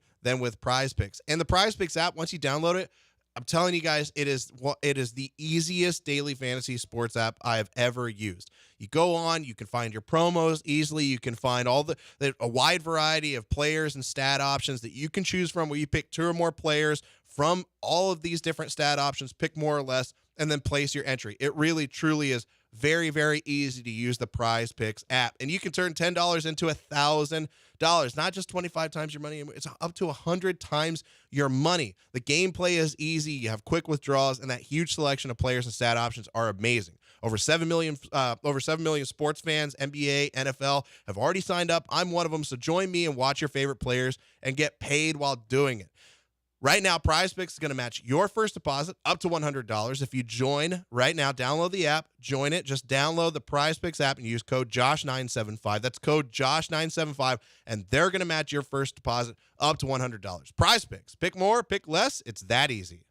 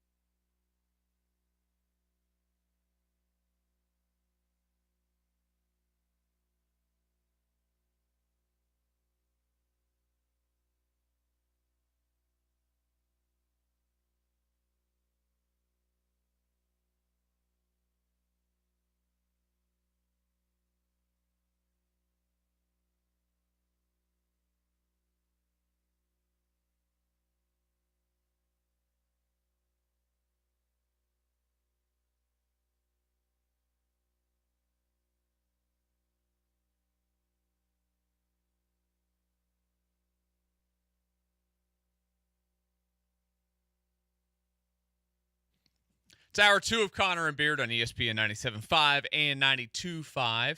Hope you guys are having a nice Monday. That's all I can give you today. I hope you're not choking on a chicken wing. I just hope you're having a nice Monday. Yeah, you just hope people choke to death on the show. No. last I segment. don't want them to die, but just, scare them a little bit. We all read between the lines. if you'd like to join us today, 713-780-3776 is our phone number to call or text us. Of course, you can watch the show. ESPN Houston on YouTube is where you can find the show to look at our beautiful, beautiful faces. I'm cold today in here, so I've got double jacket on. Yeah, it's a little chilly in here to me today. I feel okay right now. I kind of just want to take a hoodie off. I'm fine with it. It's fine how it is. It's I have not a different overly hoodie cold. on. I just think it's perfect. I haven't been hoodieless in this studio in over 2 weeks, so I kind of want to. Hey, don't worry, not Josh. wear a hoodie. There's only 1 month left of winter, and then it's summertime. That is really optimistic. Summer will be here in March. It's supposed to be back in the 70s, like later this week. I mean, it's old already, or it's hot already, or outside. It's not even cold anymore. No, it's getting warmer. Yeah. But the Texans lose this weekend. If you would like to give us your thoughts, as I mentioned, 713-780-3776. But let's talk offseason, guys. Let's go ahead and get ready for it because, well, I mean, the offseason's in full go. If you've missed their news today, the Texans made a big splash already in the offseason. Really? Yeah, they signed quarterback Tim Boyle to a future reserve contract. Let's go. Yeah. I forgot the other guy that they did that too, but, you know. I do too. I mean, when you think of great quarterbacks that you want to have, I'm sorry to Tim Boyle. #camp arm. That's what he is. Yeah. That's all he is. Yeah, I'm excited about I'm a big fan of off-season stuff. Some of the stuff that I get excited about isn't something that I'm going to bring to the show every single day, but I honestly, truthfully would love one day to end up doing some of the stuff that Lance does. Where I know Paul talks about it on his show all the time that he hates draft stuff and hates draft evaluation. I love it. I don't care if other people don't like it. I love it. So I'm excited about the offseason, but I'm specifically excited about what the Texans can do with some of the assets they have, not just their draft capital, but the amount of cap space that they're going to have. And I think at this point in the season, the best thing you can do, if you're not already following this guy on Twitter, is to follow Texans Cap. He is one of the best follows for the offseason for the Texans, but he already put out the early follow him. Early Should estimates. I follow him? Yeah, he does a really good job. Fine, I'll hit the follow. He pre-calculates a lot of stuff whenever it comes to cap numbers, where if you go to Spot Rack right now, it'll show the Texans are going to have like $72.6 million in cap space. Not true. How do you know that his numbers are true? Because he calculates all of like the PPE raises and some of the adjustments and changes that are going to happen on the cap. So I don't have to do the work myself. He does a really good job of doing it. So his estimates, he tweeted this out earlier. Early estimates on the Houston Texans 2024 cap space before future signings was about $68.86 million. And he said expect this number to drop to about 61.7 after the signing. I mean, it's not a massive gap. I do know $61 million is a lot of money for them to work with Spot Track or whatever. Yeah. They get all their information. All those sites that do that, whether it's that or overthecap.com, they get that from the NFLPA. They all have access to the NFLPA website. Yeah, it's just the numbers will be right at some point. Yeah. It's just they don't do all like the extra calculations. It's a lot of cap space. It's a lot. 61.7. Now, look, we'll go into specific targets, and we've already done a lot of that throughout the season as we move along here. But I guess what are we hoping to see as their goals for the offseason? To me, going in, we talked about this a little bit with Paul the other night. I'd like to see them prioritize the back end of their defense. We've talked about the front of the defense as well. I think really the only spot on the defense we don't like or we don't mind maybe not toying with too much other than keeping guys would be the linebackers. But even then, I mean, defensive depth across the board. They got to be better defensively in a lot of areas. I think that's a big one. Yes. I mean, I talked about this during the postgame show. I don't care if they go about this in the draft with a free agent signing. I don't care how they go. They need like a big interior defensive lineman. I mean, the Sheldon Rankins, Malik Collins have been awesome. And I don't want to take away anything that they've done, but they're both a little lighter for this defense at that defensive tackle spot. They're both around the 285 range. And if the Texans can go get a guy for that interior defensive line that's around 305, 310, big dude, especially if they can get somebody that's athletic, that can really be that force that plugs the hole and stops. If you have somebody like that helping you in that interior D-line spot, I severely doubt that the holes are as big in the middle for Lamar Jackson in this game against the Ravens. They exploited that. Like the Ravens offensive line, the Ravens offense in general just exploited how light and what the lack of creative talent and size talent that they had in that interior defensive line spot. So that's one area for me before are right up there with wide receiver and running back. Like all the other people talking about these other positions, interior defensive line, I think is a must-have this offseason. I think that is definitely up there. One of the things that I talked about the other night when we were there, which, by the way, we got looks like we got a special call we'll get to here before the end of the break, Josh. I just want to go ahead and prime you for that. Is that your brother? No, I don't. Oh. I don't know who that is. Oh, I just thought they have the last name Beard, and they're from Fort Worth, where I'm from. Oh, my bad. Maybe it's not a special call. I don't know. I thought it was somebody that was related to you. No, I thought so too. That's why I'm Facebooking it right now. Oh, okay. We'll get to that. But hey, the running back spot. Now, I don't know if this is something that it's probably something you're drafting, looking for more of a scheme fit. Devin Singletary was a nice story this year. He's not a number one back. He is a complimentary back. He works in their system more than Dameon Pierce did, without a doubt. That's why he got all the carries, and Dameon Pierce went back into nothing. I mean, trying to find some sort of way to trade Dameon Pierce for a conditional 6th or 7th, I think, is the way to go at this point. And like the focus on the running back room to help that offense, I think is going to be a massive part of it. I know we've talked a lot about the weapons. I mean, getting Tank Dell back is going to be a very big boost for this team. We'll see what the decision they make on Dalton Schultz, if they want to spend the money on him to keep him. But I would focus on and you could bring Singletary back as one of your backs, I think. But I think you got to get a running back at some point, probably in the draft, middle rounds, that you see as a scheme fit for you. Well, I mean, the name that everybody keeps going to, I think this is a name that everybody is going to continue to bring up until the draft happens, is Blake Corum. Because Blake Corum looks like he's going to fall to, I don't know, anywhere from like the late 2nd round to the late 3rd round. He's going somewhere in that range. So if he's there for the Texans in the 3rd, I wouldn't mind them taking a flyer on him at all. But there's going to be some decent. Travion Henderson ended up going back to Ohio State, but there will still be some decent running back talent in those middle rounds. Like Dylan Johnson was just in the national championship for Washington. I don't love his speed and explosiveness at the NFL level, but he's got size. He's athletic, and he can catch the ball, which is nice. Jonathan Brooks might end up being the first running back taken off the board. I don't think that he goes any earlier than the 2nd round. So there's gonna be running back talent available, and I agree with you. They need to go for running back in the draft. I think that's where you could really hit big on a guy with 3rd, 4th round draft capital, and think about how good, not amazing, but how good of a weapon James Cook had been for the Bills this year, right? Think about how. Now, I talked about him during the post-game show where the Titans have the ability to move on from Derrick Henry because they have Tyjae Spears. That's the type of talent that you can get, and it's a cost-effective way of getting a guy who could be – there's a lot of boom opportunity there at running backs drafted in those areas. So running back's going to be big. Wide receiver is going to be a need. I think tight end's going to be a need. Like, what do you do with Dalton Schultz at this point? Do you bring him back?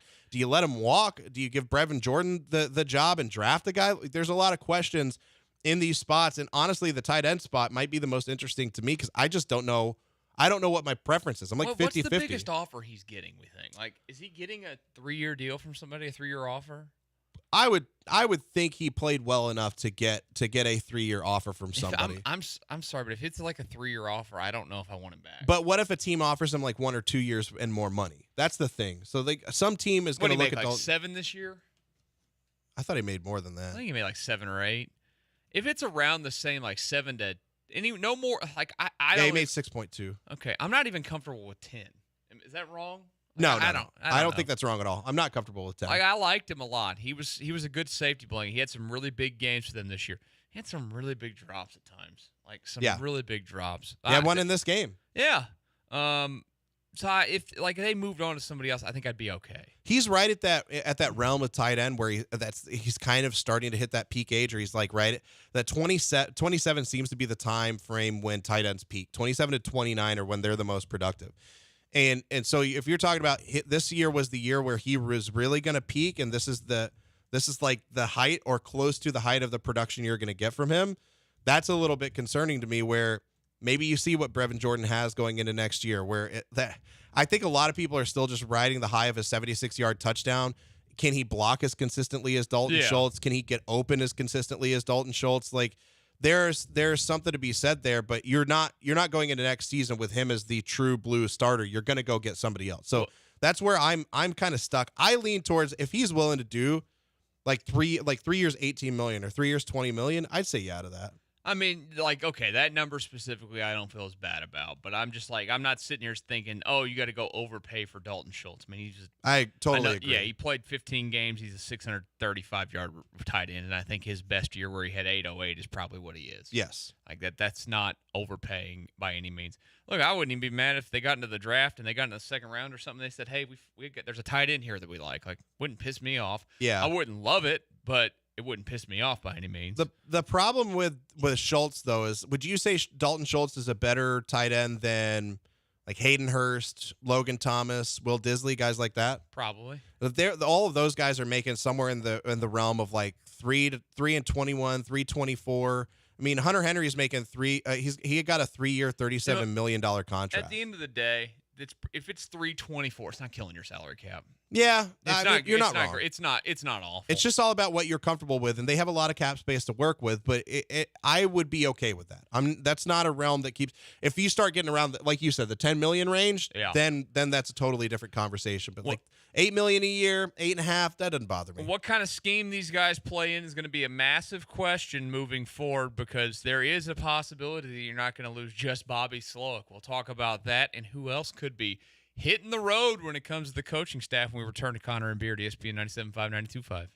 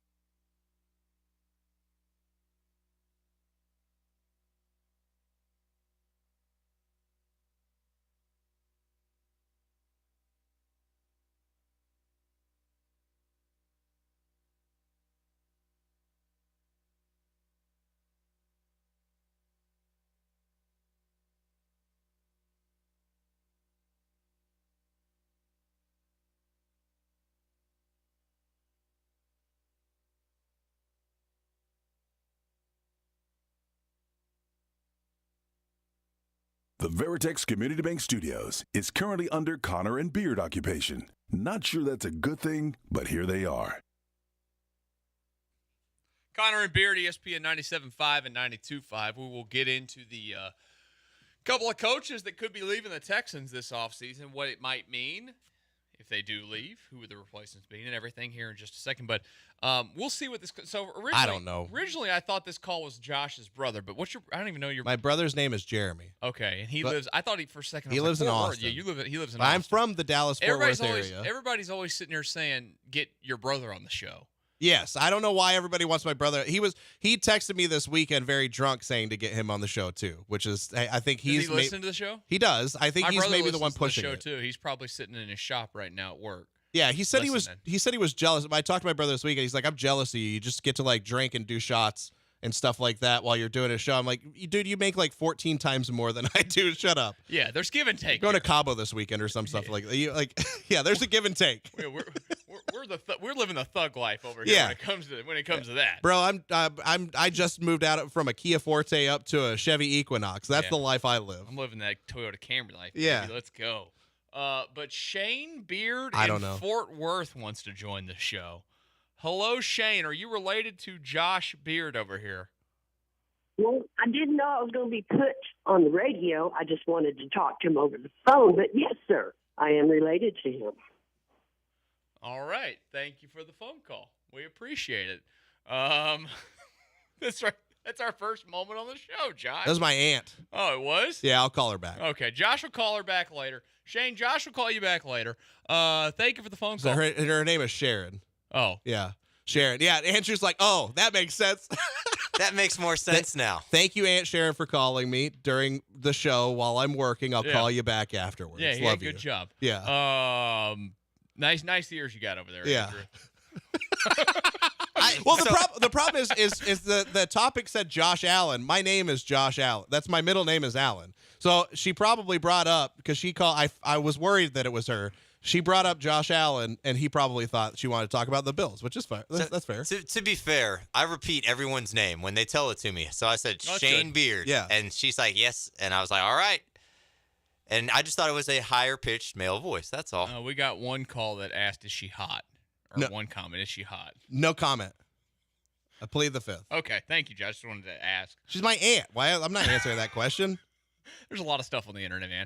Hey, let's talk about the Texans coaching staff. Now, first year together, you would love to build the chemistry of it. We've talked about it all season long. This is the unfortunate side of having a defensive-minded coach. You are going to lose, especially when you're good on the offensive side of it, with a quarterback like C.J. Stroud, who looks so great doing what he does. You're going to lose offensive coaches left and right. And Bobby Slowick has gone through. I think he's interviewed for all 5 jobs now. I believe he's completed all 5. I think so. Yes. I think he went bang, bang, bang. Didn't he do 3. He did 2, and then I think he did 3. 3 like on the Saturday day after the game, that's right. Sunday, The day after the game on Sunday. I still don't know where to land on that, if he's going to get one of those jobs or not. I feel like the Titans job or the Seahawks job, they smell like the kind of job offers he's going to receive. He could receive the Panthers job too. You never know. Yeah. But it doesn't feel like the Falcons one is going to be a possibility. He did an interview there. They're so far down the road on a lot of things that they're already doing they've done a second interview with Bill Belichick. They're doing a second interview with Jim Harbaugh this week. They're pretty wide-ranging. The Chargers, I think, by the way, are going to have a second interview with Harbaugh this week as well. So he's getting a job. He's leaving Michigan. The Chargers job just makes so much sense for Harbaugh. Yeah, it makes a ton of sense. Bobby Slowick's name never came up there. But there is a wrinkle to this now. Somebody that we've talked a lot about leaving, or if somebody leaves, of course, if Bobby Slowick leaves, would be Gerard Johnson possibly taking over as the offensive coordinator. Well, he is now, and he's been the quarterback's coach this year, and somebody that CJ, we've heard say pretty good things about. He is now being requested or is getting interviews for offensive coordinator jobs. He interviewed virtually with the Saints yesterday, and today he is meeting in person with the Cleveland Browns.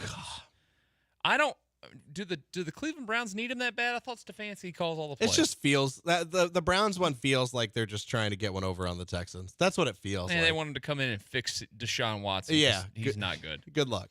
I'll be honest. I'm a little concerned by this, but not massively concerned because there's options. There are options. Let's live in the world where the Texans lose both Bobby Slowick and Gerard Johnson. I'm definitely way more concerned about Bobby. Yeah, I don't feel good if you lose both. There are options. Like Zach Robinson from the Rams is an option. That's a guy that you could bring in to be the offensive coordinator. Who is interviewing to be the offensive coordinator? Is that the guy that's interviewing to be the offensive coordinator for the Patriots? I think so, yes. What's his name? Zach Robinson. Okay. So a similar scheme. He does a lot of motion stuff, which opens up the run game. No, it's not him. That's the other guy. There's the guy that interviewed for the Texans head coaching job last year. That was with the Rams. That was like the assistant head coach. He's interviewing, I thought, for the offensive coordinator job with it. I don't know, whatever it is. But you're right. There are the main thing is there are options there. It's not ideal. Like we all just assumed if Bobby leaves, nobody's calling for Gerard Johnson, right? Like Gerard Johnson's not going anywhere. Slides right into that offensive coordinator role. Exactly. Which could still happen. I honestly, truthfully believe, like, if you're the Texans, what you really do is you do something similar, like, to what other teams have done, where you say, look, Gerard, we know you're getting these interviews. If you feel like you have to take this job, you have to do what's best for you. But as soon as, like, it is almost an inevitability. You can't really say this outright, but it's almost an inevitability that we're going to need a new offensive coordinator sometime within the next year or two, and you would be the next guy up. Like, I would essentially say, wink, wink, nudge, nudge, elbow, you're the next guy up if Bobby leaves. And Bobby's going to leave at some point, whether it's this offseason or next offseason. He's going to leave. And you just have to make sure that Gerard Johnson knows he's the next guy. And do you want to go to Cleveland, to the Browns, to be the offensive coordinator? And they've got a nice team, but you'd be the offensive coordinator for Deshaun Watson. He probably doesn't care that much about that. Right, exactly. You're calling plays here. The Saints one is a little bit more concerning, but still, it's hey, look, you're in the house with D'Amico. You're here with C.J. Stroud. You can be the next guy to be the offensive coordinator. Look at all the love that Bobby Slowick's getting for being the offensive coordinator with C.J. Stroud as the quarterback, and we're only going to add more weapons. So you have to try to make this look like this is a better place to be 2 or 3 years from now than if he left to go be the offensive coordinator somewhere else. I mean, which again, it might just come down to money and opportunity. I'd like to get your thoughts on a nice replacement here. We got one in on the text line 713-780-3776 from 731 that says Jimbo Fisher, pro style, gig him. You want Jimbo Fisher? He can take over the offensive coordinator role. Yeah, absolutely. I'm down. I'm good with that. We got another one that says Joe Brady if Bobby leaves. I would imagine that Joe Brady's going to get the job in Buffalo. Probably, yeah. And he's actually gotten interviews he interviewed for somebody's head coaching opening the other day. Again. Did he really? Yeah, he did. He got a head coaching interview. I can't remember who it was that announced it. But That's interesting. He got a head coaching interview. It's not that they can't find somebody, but it was the Falcons that interviewed Joe Brady, by the way. I was looking for that. I actually don't hate that spot for Joe Brady. That'd be interesting. I mean, with what quarterback? Well, that's the thing. You need a quarterback, but they're going to go draft a guy. Yeah, they could. We'll see what happens with that. But I don't think that the Texans will lose both coaches. I'd be surprised if they lost both. I think I'm more hopeful. Like, okay, if you're going to peg the two, which one's more likely to be back? Who is it? Gerard Johnson's more likely to be back. Bobby's more likely to leave. And honestly, I don't think that there's a world where I think a lot of people are just going to assume, oh, if Bobby stays, that means Gerard is going to leave. I don't necessarily think that that's true. Could be a thing where it's like, hey, let's keep the band back together for one more year. You could offer big raises. Yeah, exactly. To both. I mean, Bobby's probably making between $1 and $2 million as an offensive coordinator right now, and you got to assume Gerard Johnson's making a minimum $500,000 as the quarterback coach. Yeah. Pay him $1 million. Stay for another year. Bobby leaves next year. There you go. Well, somebody on the text line just said, what about Cliff Kingsbury? No thanks. Bye. Why? What's wrong with him? Were his offenses that bad? Huh? Were his offenses ever that bad? I don't think they work at a high level in the NFL. I don't know that's an offense that wins in the playoffs. It's a schemey offense that can beat some mediocre to bad teams, but good defenses are going to stop it. I will say I don't know if it works here. I don't know if your quarterback fits what Cliff Kingsbury wants to do. Oh, I think he'd be fine. I think it'd be all right. Fine, but I don't think it necessarily fits the profile of C.J. Stroud. The biggest C.J. Stroud. Here's the thing: C.J. Stroud, good under the center.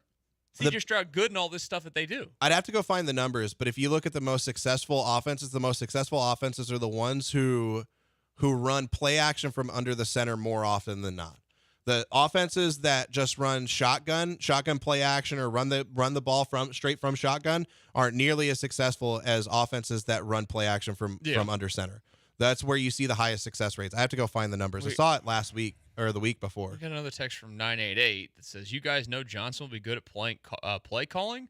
Being here does not mean he's the best option." We never said he's the best option. No, we never said he's going to be. You just good. don't want him to leave without knowing. It's the continuity, right? Like it's the being inside the system. What we like is that they have this system that we've all wanted to see them have, which is this West Coast 49ers style of offense. And they have that. And Gerard Johnson has coached in that and knows this scheme and has probably taken a lot of what Bobby Slowick is doing and developing his own stuff that he's going to do based off of that. So it's more of a continuity thing than it is anything else. 171. Gerard Johnson might stink at it. That's the truth. He may not get the job. He may not be the next guy. I mean, let's take the wax out of our ears and listen instead of assuming things. 1715 says, "What about Snoop Dogg?" I'd be down. No, I'm good. for it. No, come on, why not? We got another one that says Eric Bieniemy. Hard pass. Yeah, that's what Eric Bieniemy wants to do. He wants to go to another offensive coordinator job. Well, he's going to. I would assume he's going to get a job somewhere. He's not going back to the Commanders. Yeah, there's no way they're keeping him. He'll be somewhere, but it wouldn't be here with the Houston Texans. He actually interviewed for their head coaching vacancy last week, apparently. So there's that. He's not getting that job. No, he's not. He's not going to get a job. I think it's disappointing. I think he'd be a good hire. I think you're joking, right? Are you? No, serious? I think he'd be a good. I'm dead serious. I don't think he interviews well, and it's off-putting to decision makers for teams. I legitimately think that he would be a good head coach in the NFL. Maybe his time will come one day, and we'll find out. So we'll see. But one of these guys might be gone. Both of them might be gone. Hopefully, none of them are gone, and the Texans can come back next week. Next week, yeah, that'd be nice. Next season, and win some games with them at the helm. It's time for our 3 up and 3 down from the weekend. We'll do that next year on Connor and Beard.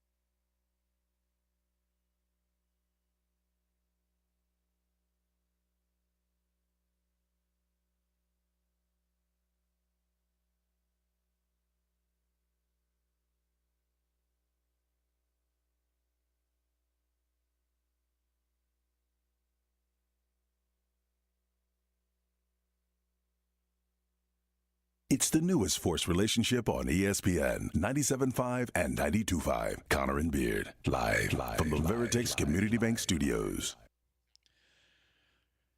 It's that time of the week on a Monday, Connor and Beard, ESPN 97.5, 92.5, where we go through our ups and our downs of the weekend. Ups and downs. We're all down. Yeah, it's mostly down. It's been double down for you. You had the Cowboys getting the crap Dude, beat out why? of them. Why? It's been a week and a half, man. The Texans Let it lose. go. The Texans, at least the Texans didn't get the crap kicked out of them like the Cowboys did at home. At least there's that. Yeah.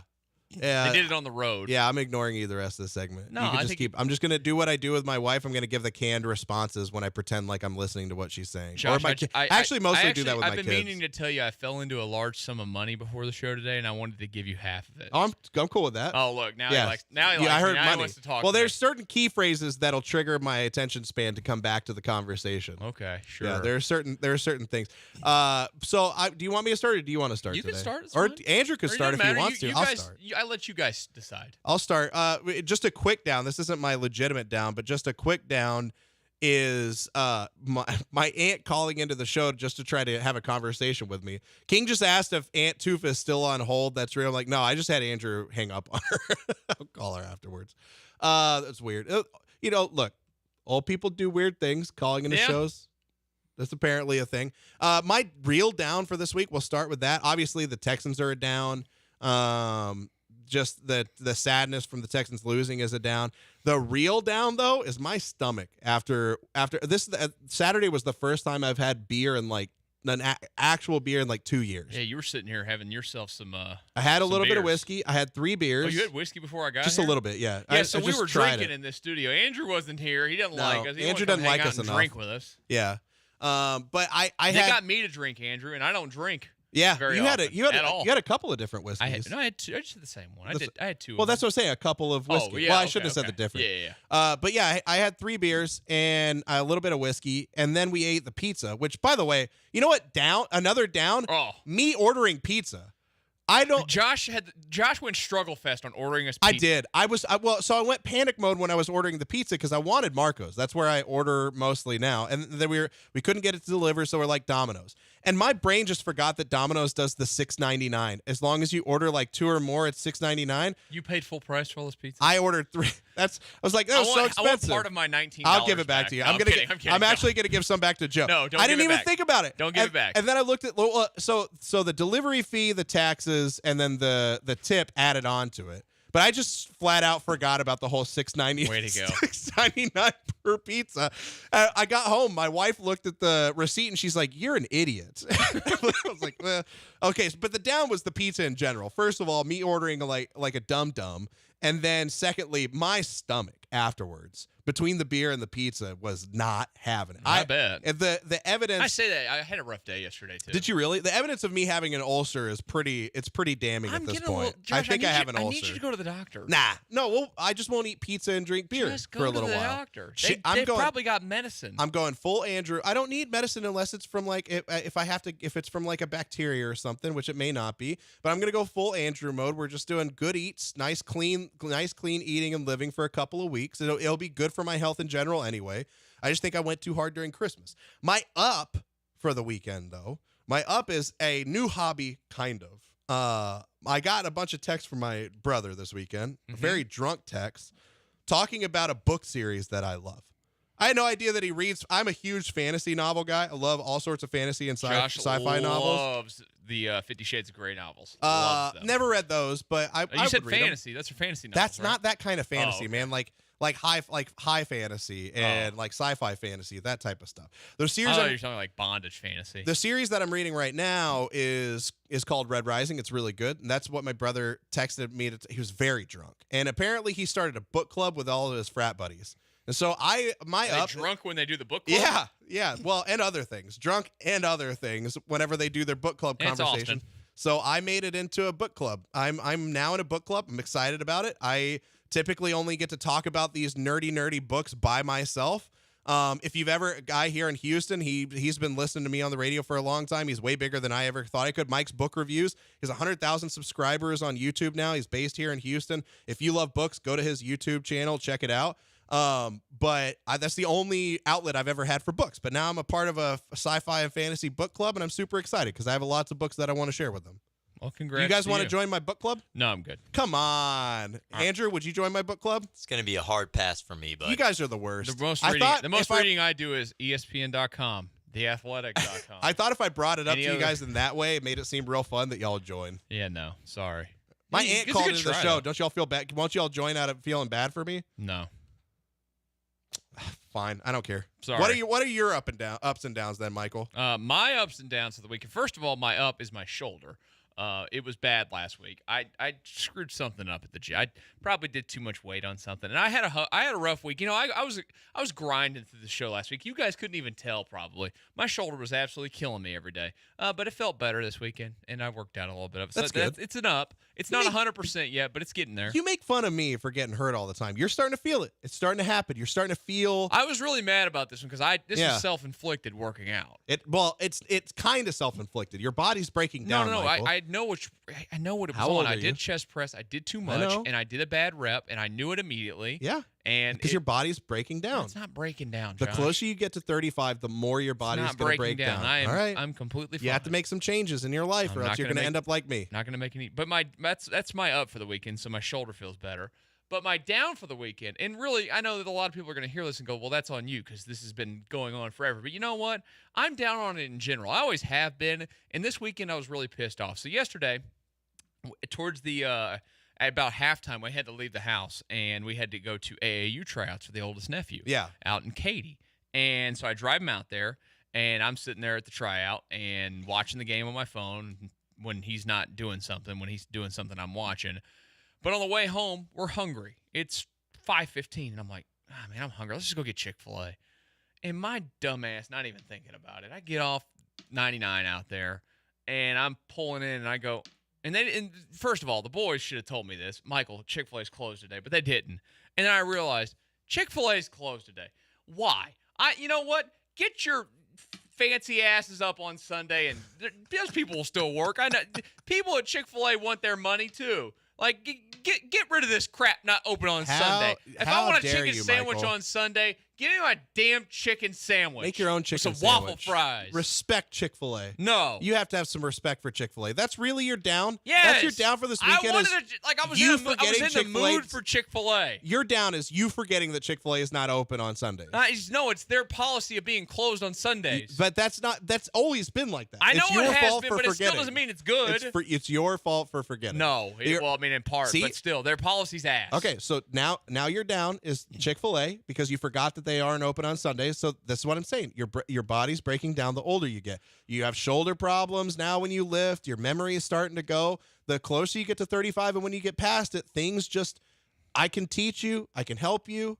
Spencer already talks about it. I help you with the technology around here. I can help you ease into your old age a little bit. I'm not old, Josh. You're I'm a not little like old. you. You're a little old. I don't fall downstairs All and right. then hit my head. I said the same thing a few years ago, but you're about to end up right next to me with Sure. a back pillow and an ulcer. Nope. And Andrew, what's your up and down? Up not having ulcers. But for real, mock draft season. I am up or down. It's an up. I'm Yeah, excited okay. for mock Good. draft season. 3 or 4 mock drafts per Andrew's show. going to come in and he's going to be you know what every day. You see how I did that? For Nah, mock I don't. drafts. Should that count? I didn't say it. No, it does not He's count. skirting the edges. But, you know, we're getting dangerously close to having mock draft Mondays, and I'm here for it. I'm ready for it. Oh, let's go. I mean, look, it's not going to be the whole show, Michael. I promise you that. It can only be only you 4 guys segments. can do those segments. I'll just go sit on the toilet. It will be one segment where one segment per and hour. we deal with who the Texans pick. We're not going through all the other Right. 22 teams that draft ahead of them, so don't worry. 1 segment per hour. But mock draft I'll be on the season is toilet here again. and I'm excited for it. I am too. Have you seen the Pro Football Focus mock draft? As much crap as I talked about them last week, it is the Pro Football Focus mock draft simulator is a lot of fun. They put almost everything behind a paywall now, to where you could use the entire thing for free. Now you have to pay for PFF to access all of it. So now we're going to be doing our own mock drafts. One more shot against PFF. Yeah, let me tell you what we're not doing: drafting for all 22 teams. Ahead of the no. Texans. Why would we draft for all 22 teams? We got to draft for all 32 teams. The whole 3 rounds. 5. Actually, we'll do the first 5 rounds, all teams, and Michael will help. He'll be like the Roger Goodell of the mock draft. Announce every pick. Yeah, I can contribute that way. That's all I can give you. I was going to say save a spot for me in the restroom, but apparently this isn't a Pilot J, Andrew. So, my down for the weekend is realizing just how far the Texans still have to go. And maybe this is the delusional fan in me, but between what I saw from the Ravens on Saturday and what the Bills and Chiefs did on Sunday, I was like, man, CJ was awesome, and this Texans season was a hell of a lot of fun. But the gap between the top of the AFC and where the Texans are currently still feels pretty enormous. And I'm excited to see what they do this offseason to try and close that and get themselves closer to those teams at the top of the conference. But, man, it was a reality check this weekend where I was like, as fun and great as the Texans have been this year and as awesome as I think CJ is going to be, you're going to need a lot more than just CJ being great to get close to these teams at the top. 6589 on the text line says, I'm surprised there's no hater comment for an up. It can't really, I would like to put that one, but I don't think it happened close enough to the weekend. We talked about it enough, right? Should that be an up? Yeah, no, I mean that's my overall up in life right now. They spent $95 million the only thing that's up on a in your life? reliever. Yeah, look, we're gonna look baseball. Don't worry, people. Baseball season's coming. We're gonna start doing more Astro stuff here soon. But yet, I didn't feel like that one needed to be mentioned. This is just our personal up and downs. I was way up on Friday, way up. We were all way up. I was more than way up. I was what up. Just saying. It was real. You're getting close. I'm not getting You're close. getting I did real not close. say it. I've got an hour and 17 minutes, Josh, and I'm going to hit another guarantee. It's going to be glorious. Hey, you know what? When we come back, I want to tell you why the Dallas Cowboys have been proven once again that they are not America's team. And Josh is just going to have to live with it. That's next here on Connor and Beard.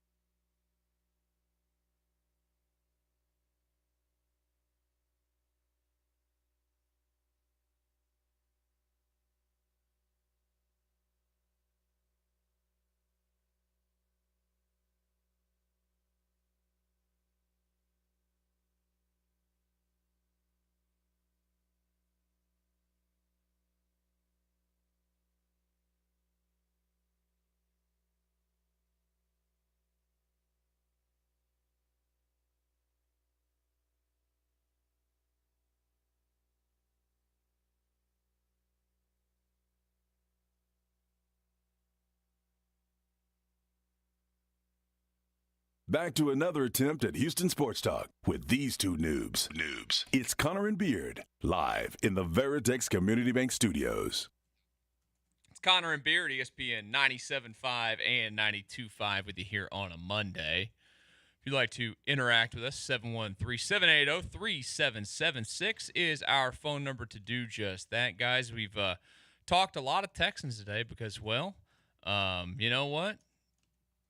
It was a good year. It was a really good year. And now it's time to move on. But it's not completely time to move on. We got a lot of topics to get into still. But one of the topics I want to get into today, Josh, is reminding you that the Dallas Cowboys are no longer America's team. How does that make you feel?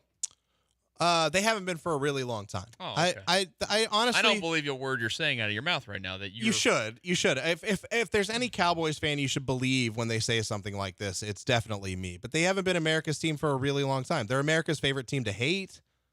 They're the America's number one T-shirt fan team. Are they America's favorite team to hate? Oh, Honestly, absolutely. In the NFL, yes. Andrew, do you think nobody relishes in any team's failures more than the Cowboys? Feel like the Chiefs are up there right now. The Patriots were more hateable than the Cowboys when Brady was there. But when now Brady that was there, he's gone and Belichick is gone, I would say that the Cowboys are everyone's favorite team to make fun of, but I don't necessarily know that they're everybody's favorite team to hate. I think everybody's favorite team to hate right now is the Chiefs. Is that wrong? I think people are tired of seeing them win. I think there's definitely a Chiefs fatigue, but I don't hate. You got the Mahomes factor now. You get added on the Travis, I don't hate them though. Kelce and Taylor Swift stuff. I don't know that I hate them.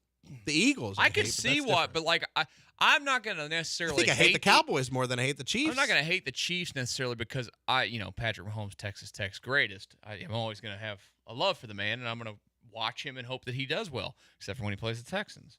But like I don't know. I could see where their team is unlikable. They're on every commercial, all over the place, and there's fatigue with them. I think there's fatigue from that in the success. Like I think they're probably the most hated team in the sport right now.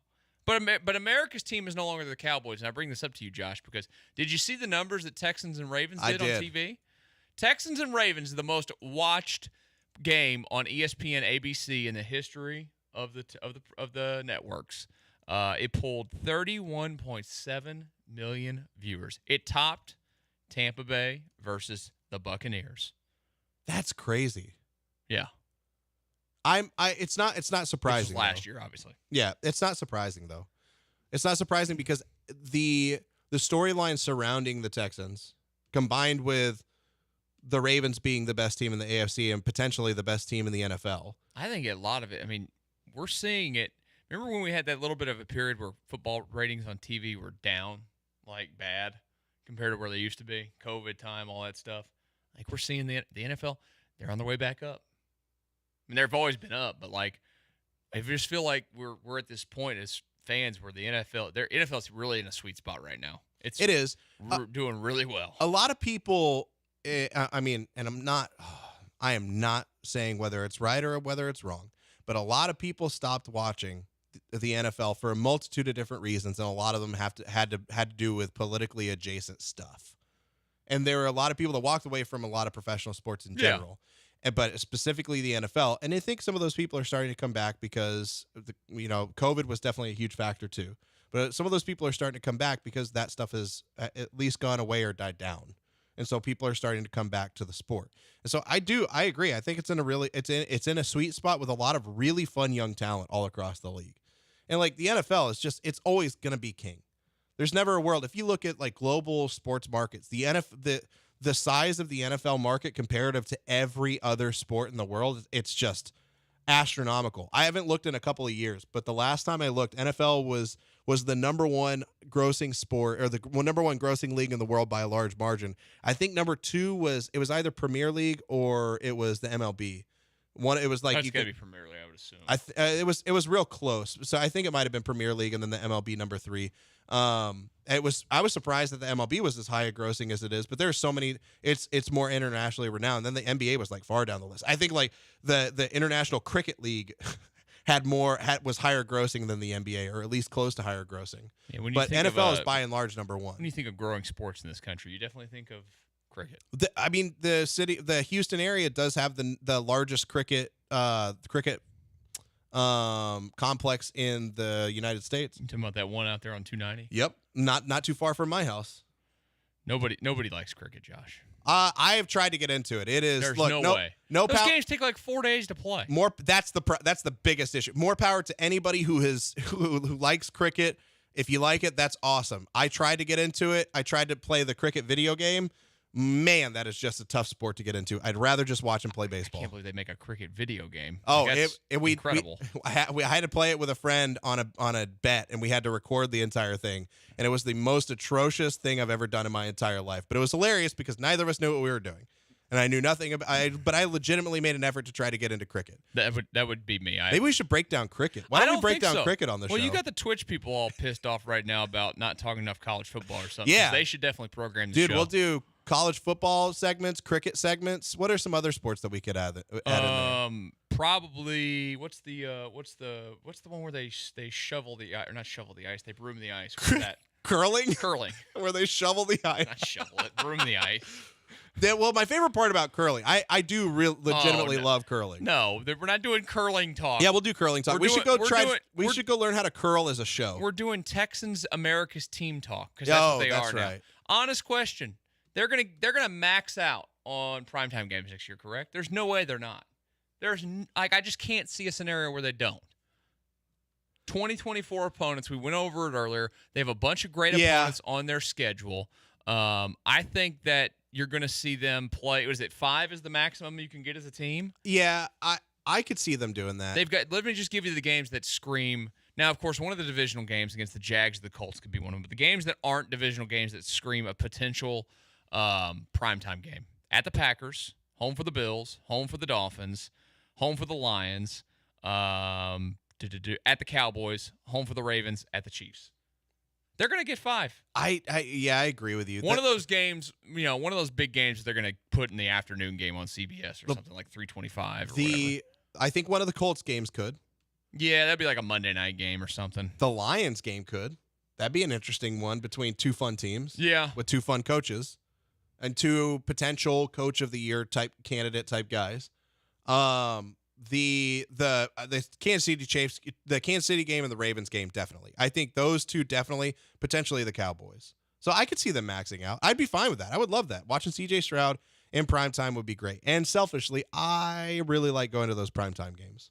Yeah. It's usually a fun time. I'm hopeful that they get primetime games all over the place. You know what I'm hopeful they don't get is a Thursday night game. I don't want any of that. But I'm going to call they will get a Thursday game. I'm saying Texans-Cowboys on Thanksgiving. That's my early call. I would love that. So to tie in with the Cowboys, and we'll just do the Texans being America's new team. 1715 on the text line says Dallas Sports Radio today was talking about how bad it would make them look if the Texans win a Super Bowl before they do. Well, they better strap in. It's happening. It's absolutely happening. Yeah. I don't see how they're the Cowboys. Now they got Mike McCarthy back, bro. I hate you. The Cowboys will not win a Super Bowl in my lifetime. Honestly, you are going to die at like 50. There is 55 is when I'm going to have my heart attack. There is a thing that we talk about in my family. It's called beard luck. Not bad luck, beard luck. So beard luck states, if we follow the rules of beard luck to give you an idea of how this die works. And then they're going to win the next year? Yeah, I'm going to die, and then that next season they win a Super Bowl. Or I'm going to die like mid-season when they're on I'll die in like week 17. No, you'll die during the NFC Championship game. Yeah. Drop dead in the middle of the game. Die before like the last play of the NFC Championship game, and then I'll never get to see them win a Super Bowl. Oh, but at least, I've already seen them do that, but like as a true, I'll never get to see it as an adult. That's what beard luck states. I cannot have good things. Well, you get it. Hey, you know what? You'll get to experience the Texans win. Yeah, that's true. And again, I'm gonna keep telling you. I'm excited about that. Leave your Cowboys love in the past, Josh. Nah, can't happen. Leave it in the past. Can't happen. 1642 says we need to cover pickleball. We have a pickleball segment. Hard pass. Okay. Thank you for the suggestion, though.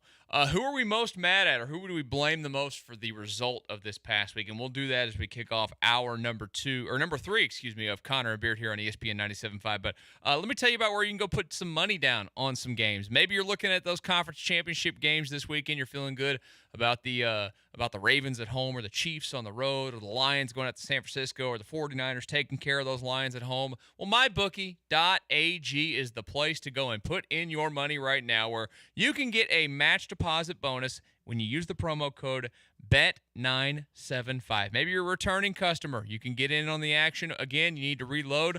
Why not do it? Get in on the fun. Make the games more exciting. It's what I like to do. It's what so many like to do, and mybookie.ag is the place to do it. NBA action, soccer, golf, everything when it comes to sports, you're looking to get in on that fun.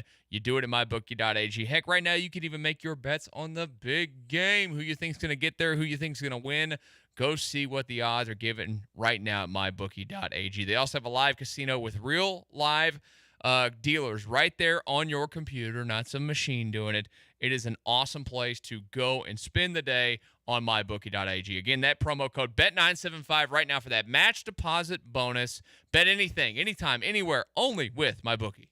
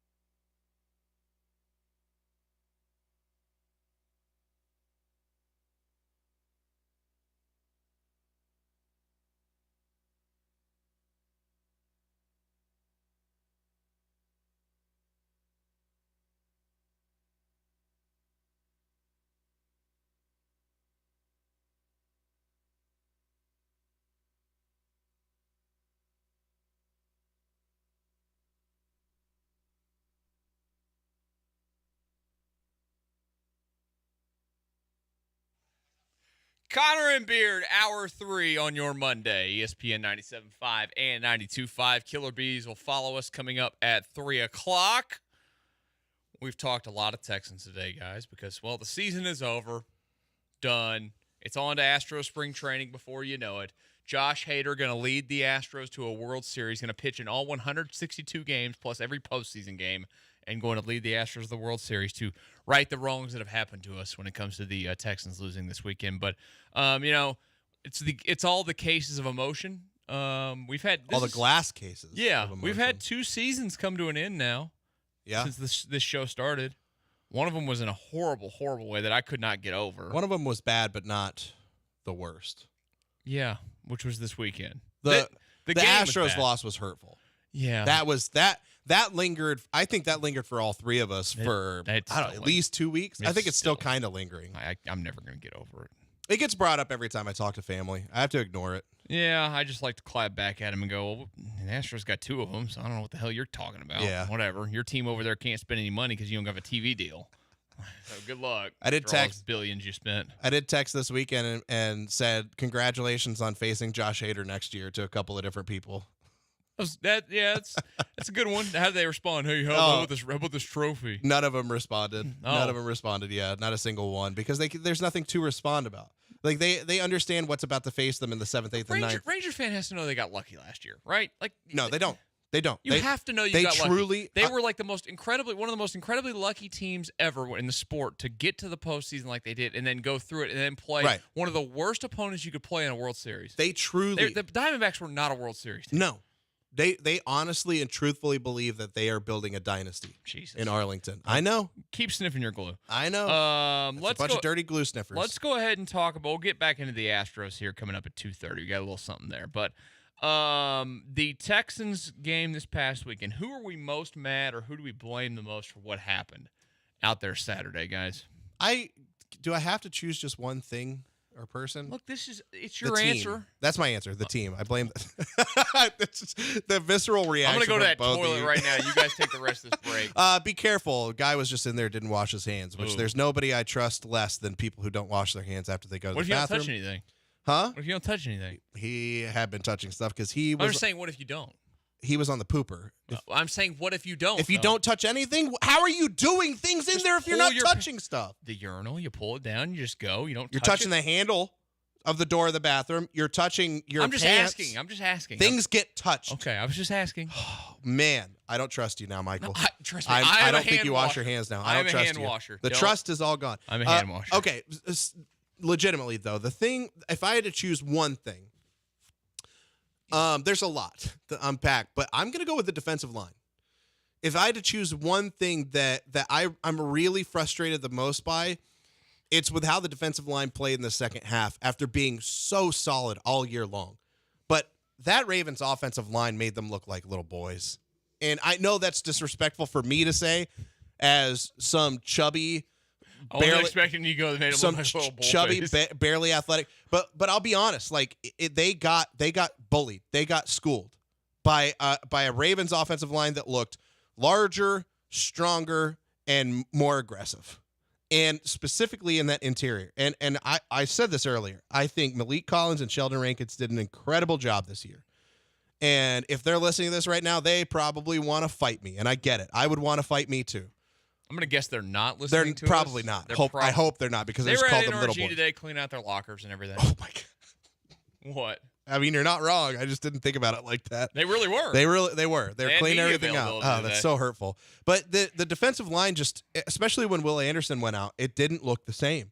They looked lost. They looked honest. They just that to me is one of the biggest areas where you saw the biggest disparity in talent. His snap count, by the way, was way down from what we expected.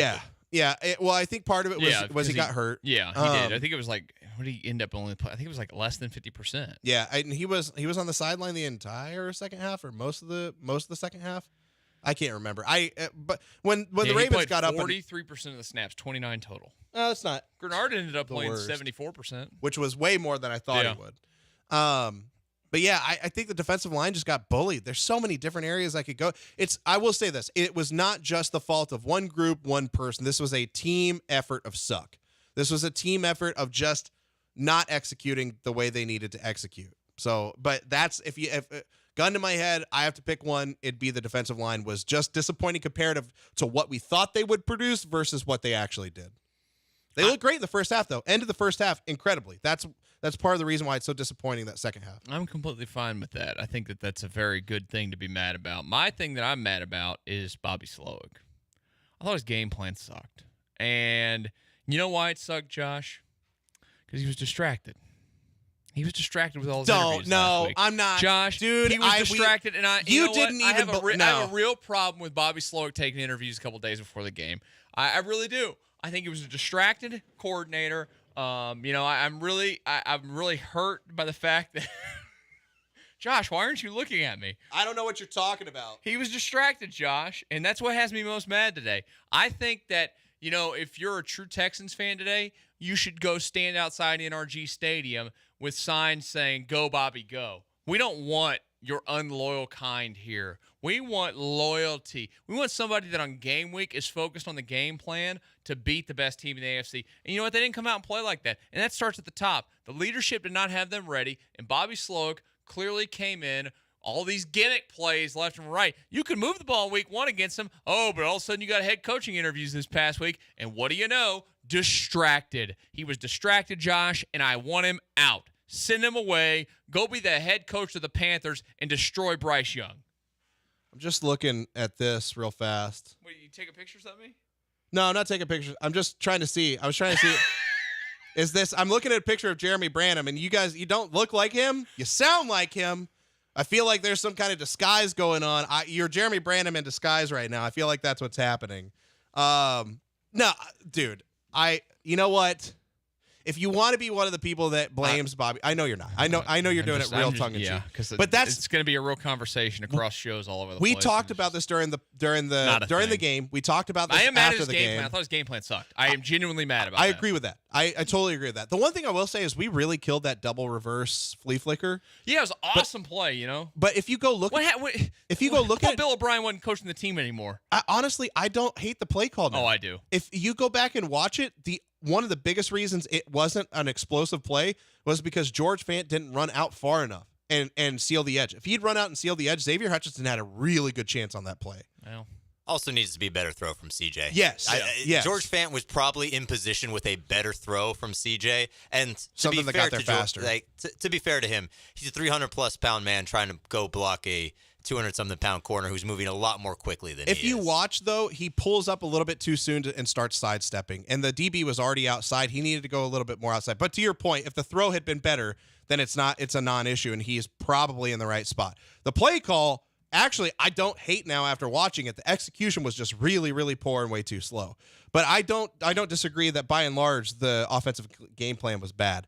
But man, you're right. Like we talked about this on Saturday during and after the game. The conversation around Bobby Slowick taking interviews. I'm surprised I haven't heard more about it over the last couple of days. But it is going to be all over the place where Bobby Slowick shouldn't have done this. He shouldn't have talked about this. He shouldn't have done these interviews.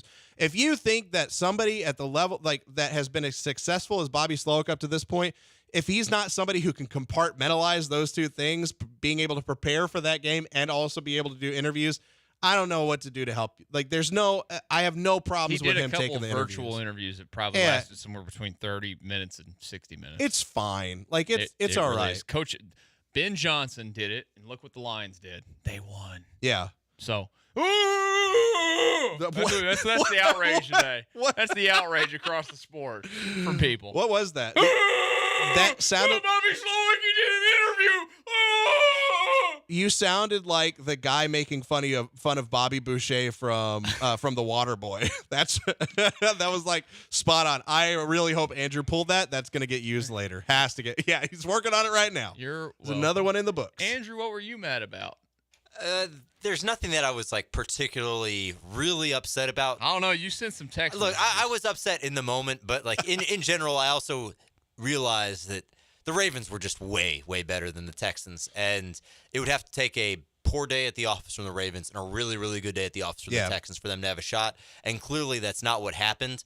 But if I had to point my frustrations in one direction, it would probably be the play of the offensive line, because this is a very highly paid group, and I'm not under like some delusional sense that they are a really good unit, but they are a middle of the pack to upper middle of the pack offensive line, and they got tossed around by the Ravens. It was just a non-contest up front for the majority of the game.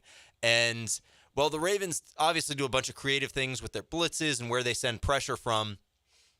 So for so much of the game, they were able to just beat the hell out of the Texans with a four-man rush. They were able to get pressure whenever and from wherever they wanted it with four guys. And that just simply is not acceptable in that sort of environment.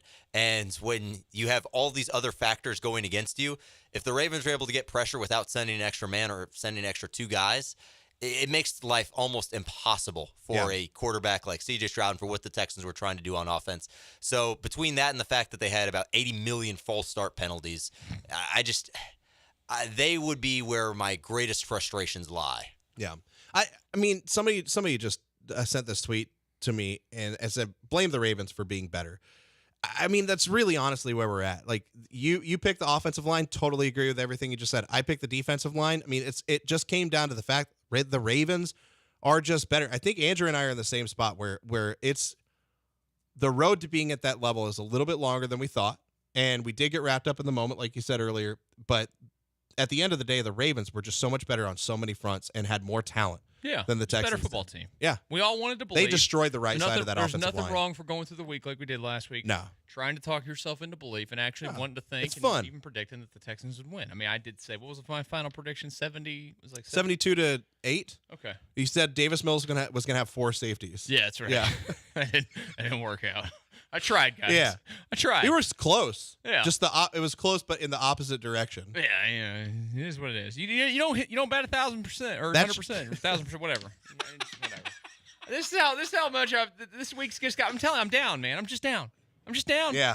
No, I get it. Season's end. That's fair, I'm a down though. person. I'm not a very happy person. You've got way more energy than I expected you today. Really? Yeah, from positivity. You want to know why?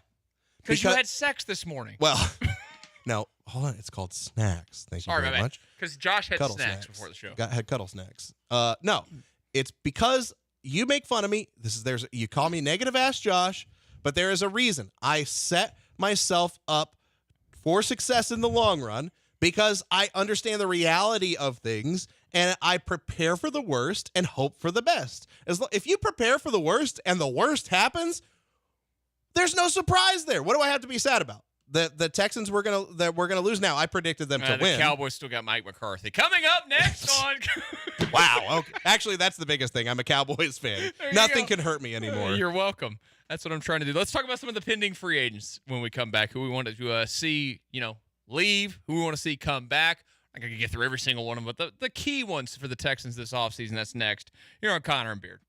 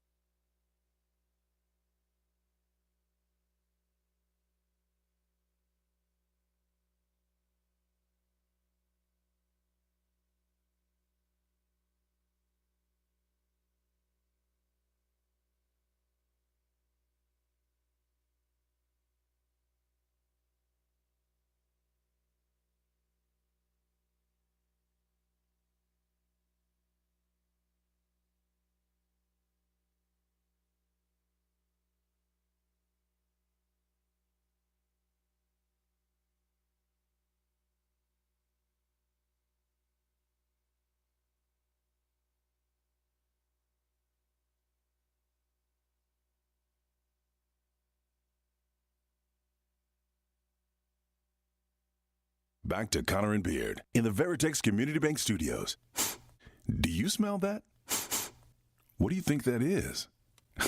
I don't know.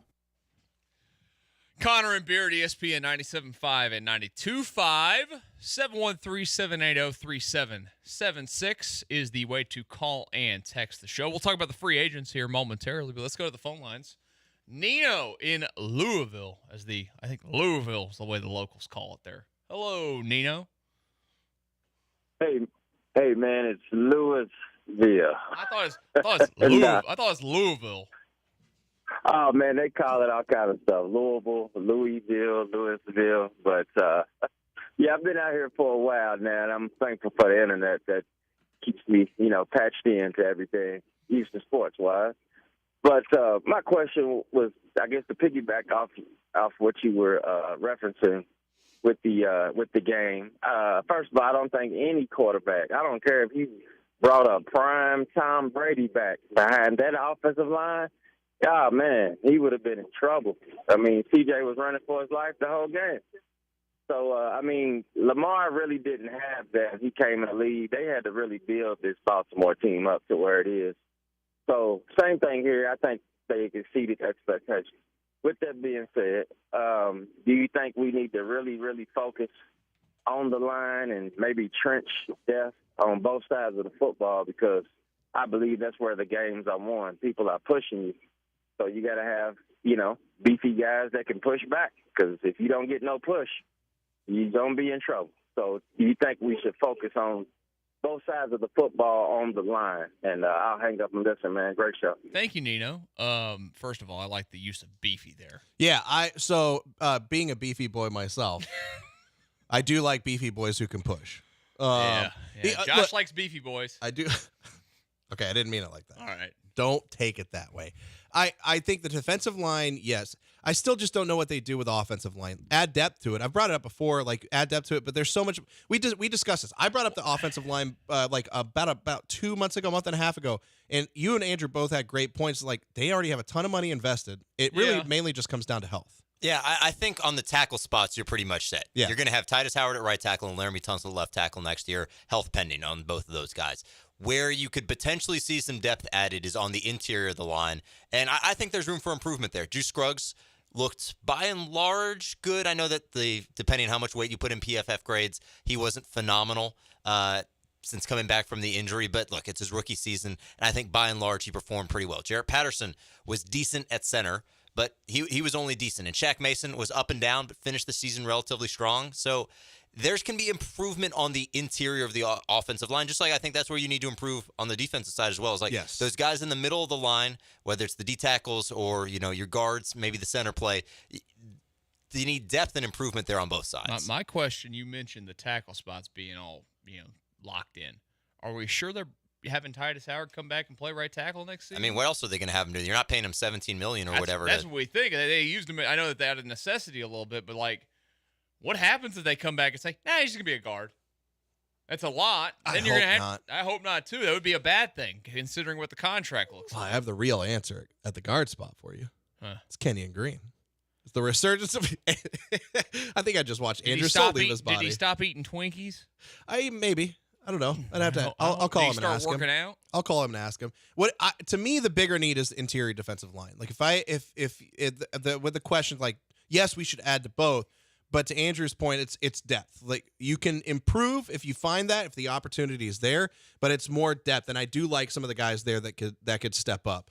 For me, it's adding to that interior defensive line. Mm-hmm. All season, I wanted Justin Madubuike. You want a beefy boy? I do. I want a big beefy boy in the middle who can push on the defensive side. But Madubuike, they're priced out of that, right? But the idea of somebody like Madubuike or Eric Armstead, someone with that kind of size and athleticism combination in D'Amico's defense, and the way D'Amico could get creative with them is awesome, because they could have their 3-down sets, they could have their 4-down sets, and they can move that guy all around. I honestly, truthfully think you go find that guy in the draft. If they go with an interior defensive lineman in the first round, I'm totally fine with that. I'd also be okay with a linebacker. If they don't re-sign Jonathan Grenard and they decide to go with an edge rusher there, it really all just they have the luxury of playing with whatever falls there. But to me, I think one of the top priorities outside of, I know, another playmaker, a wide receiver, whatever, to me, interior defensive lineman is more of a need. Yeah, I think without a doubt you have to target that because it would be nice to have. First of all, he did mention, like, you go look at these teams that are, the Ravens or even the Bills to an extent. Like, they've built these teams through the draft in those spots particularly, and that's why they're here through all these years. So let's go through, speaking of that, some of the names when it comes to free agents. They got a lot of names that are going to be free agents, of course. Every team's like this. But let's go through some of the ones that matter. I guess just as we do it, we can just give a quick Okay. yes, no, and why or why not. No.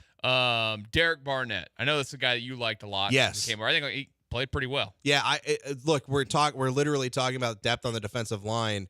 Depending on what happens with Jonathan Grenard, it might be even more important. He's a cost-effective option. I say yes. If the price is right, I'd have no problem with it. Andrew? Yeah, yes, assuming the price is right. I wouldn't want a longer-term deal, but give me 1 year, decent money. Essentially another prove-it deal for him, and I would love to have him back. All right, Noah Brown. No. Yeah, no, I'm pass. That's a pass. They can get better. They can get better at that position by and he doesn't have to be a part of it. They can find. You're absolutely right. They can find another Noah Brown. See, look at this. What are we doing here? The damn. Kelsey, How do you not? I hate this. They're showing Jason Kelsey shirtless jumping into the crowd. How do you not love it's that? Fake. It's all fake. It's not fake, dude. So Noah Brown, we're a no on. Kaimi Fairbairn. Yes. Let's just assume at the right price on all of these. Well, see, I got to look up kicker money, but I don't care what the price is. Honestly, he was so good and he's been so good. Yes. I'm a yes no matter what. I am a yes on Kaimi Fairbairn. Andrew? Yes, but he gave me a little hesitancy with the way that he performed in some of the pressure moments in the season. That's fair. Kickers are one of those spots for me where it's like closers in baseball, where you don't really know what you have until they're under the true bright lights. Because we see closers who are great all the time for really crappy teams, and then the minute that there's pressure on them in a playoff type environment, they totally crumble. I think kickers are the same way, where you can be great when you're nailing kicks that have basically zero consequence in terms of actual team goals. But the minute that things change and you're kicking in the playoffs under the bright lights, stuff can change. And Kaimi put a little stress on me. Kaimi was making 4.4 on this contract, yeah. and the highest paid is Justin Tucker at $6 million. I don't think Tyler Bass, by the way, makes he's getting at minimum $20 million. Yeah, minimum. He's probably getting closer to that 20. The two biggest contracts in terms of total value kicker wise are Young Ho Koo for the Falcons at 24.2, and then Tucker's at 24. Yeah, I bet you he gets $24 million. No, I don't think he'll get the. I don't think he'll get the Justin Tucker contract. I get it. I get it, but he can't hit. But maybe for a 5-year deal, he can't hit. Well, okay, $24 million for 5 years, I could see, but he's not going to make that. That AAV is not going to be the Justin Tucker AAV because he can't hit what Justin Tucker can hit. He's going to hit $5 million though a year. Yes, and I'm fine with that. If he made 4.4 a year, if he hits $5 million, that's fine. Look, that works he's one of me. the better kickers in the sport, and you see it when these other teams have these kickers that go out there and screw something up. Is Randy Bullock available? Probably. You know what I don't want? Randy Bullock. Tyler Bass made $5.1 million this year to miss that kick, by the way. That's tough. You could be that guy. George Fant, yes or no? Oh, man, this one's a tough one. This is the one where I kind of go back and forth where I think he did, by and large, a good job, and he's a nice depth piece. I'm going to say yes for depth. I think he has to be cheap, though. Depth-wise is completely fine. Andrew? No, someone's going to give him more money than I would be comfortable giving him. You're probably That's the right, concern. though. Okay, Jonathan Grenard. This is the biggest one that they have. I'm starting to come around more to the thinking of don't be grass is always greener guy, and when you have something that works, don't let it walk away. I'm going to say yes to Jonathan Grenard. I would love to. I say yes for my liking. I'm concerned though that he hits free agency and he gets overpaid, and honestly, I won't blame him for going out there and taking the overpaid deal because look, the man's been racking up tolls on 288 for years now, and it's he's probably poor.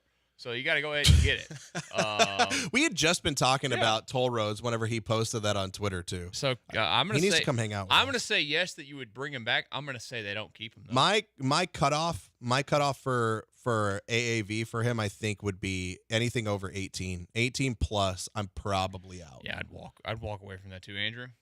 Yes, but explore the market a little bit too. Don't just only look at Jonathan Grenard. Take a look at the rest of the edge market and see what you can find. He's going to get a job quickly, no matter what happens. Steven Nelson. I'm a big fan of the idea of letting Steven Nelson walk and drafting a corner in the first round. Big fan of that idea. I mean, you get Derek Stingley and another talented young corner on the bookend. I just don't think Steven Nelson played particularly well at the end of the year, and you could get better production for cheaper if you go with a younger guy and draft someone. Andrew? Yeah, I'm going to let Steven Nelson go. I think that he has served a really good purpose while he's been here in Houston. He's done his job admirably, but he's going to be chasing one final big money contract in his career, and I would much rather get younger, faster at that position if possible. I completely agree. Let him walk. Let's rapid fire through the last four. Sheldon Rankins, yes or no? No. Yes. I'm going to say no. Dalton Schultz. I can't believe Dalton Schultz is a rapid fire, but we talked about him earlier. I'm going to say no. I'm going to say yes still. Yeah, I'll be a yes on Dalton. Devin Singletary. Yes. Yes. Draft a guy, but yes. Yes on a 1-year deal. Yes, but he's no longer the RB1. Correct. And then John Weeks. Yeah, absolutely. You have to bring back the heart. You have to bring. John Weeks is the heart, the soul, the catalyst for everything this Texans team is going to do. As long as John Weeks wants to snap, he could be 55 I would years give old. up. I would trade C.J. Stroud before I would trade John Weeks. We're also missing one here that I did not see on this list. Bill Burr is up for free agency this season. Keep. I say keep him. Cam Johnson, yeah. Yeah. Yeah, sure, why not? He was good. I think the whole special teams unit should be coming back for Yeah, I mean, look, they scored the only touchdown in the game the other day. I would Gotta be bring him willing. back. I would be willing to pay Frank Ross more money than most players, just to keep him as the special teams coach moving forward because he's amazing. You're probably going to be able to do that. Hey, it's been a lot of the getting through the emotions today, and a lot of down, unfortunately, to talk about when it comes to losing a football game. But like I mentioned earlier, I'm going to pee on your Cheerios some more, and we're going to do that next here on Connor and Beard.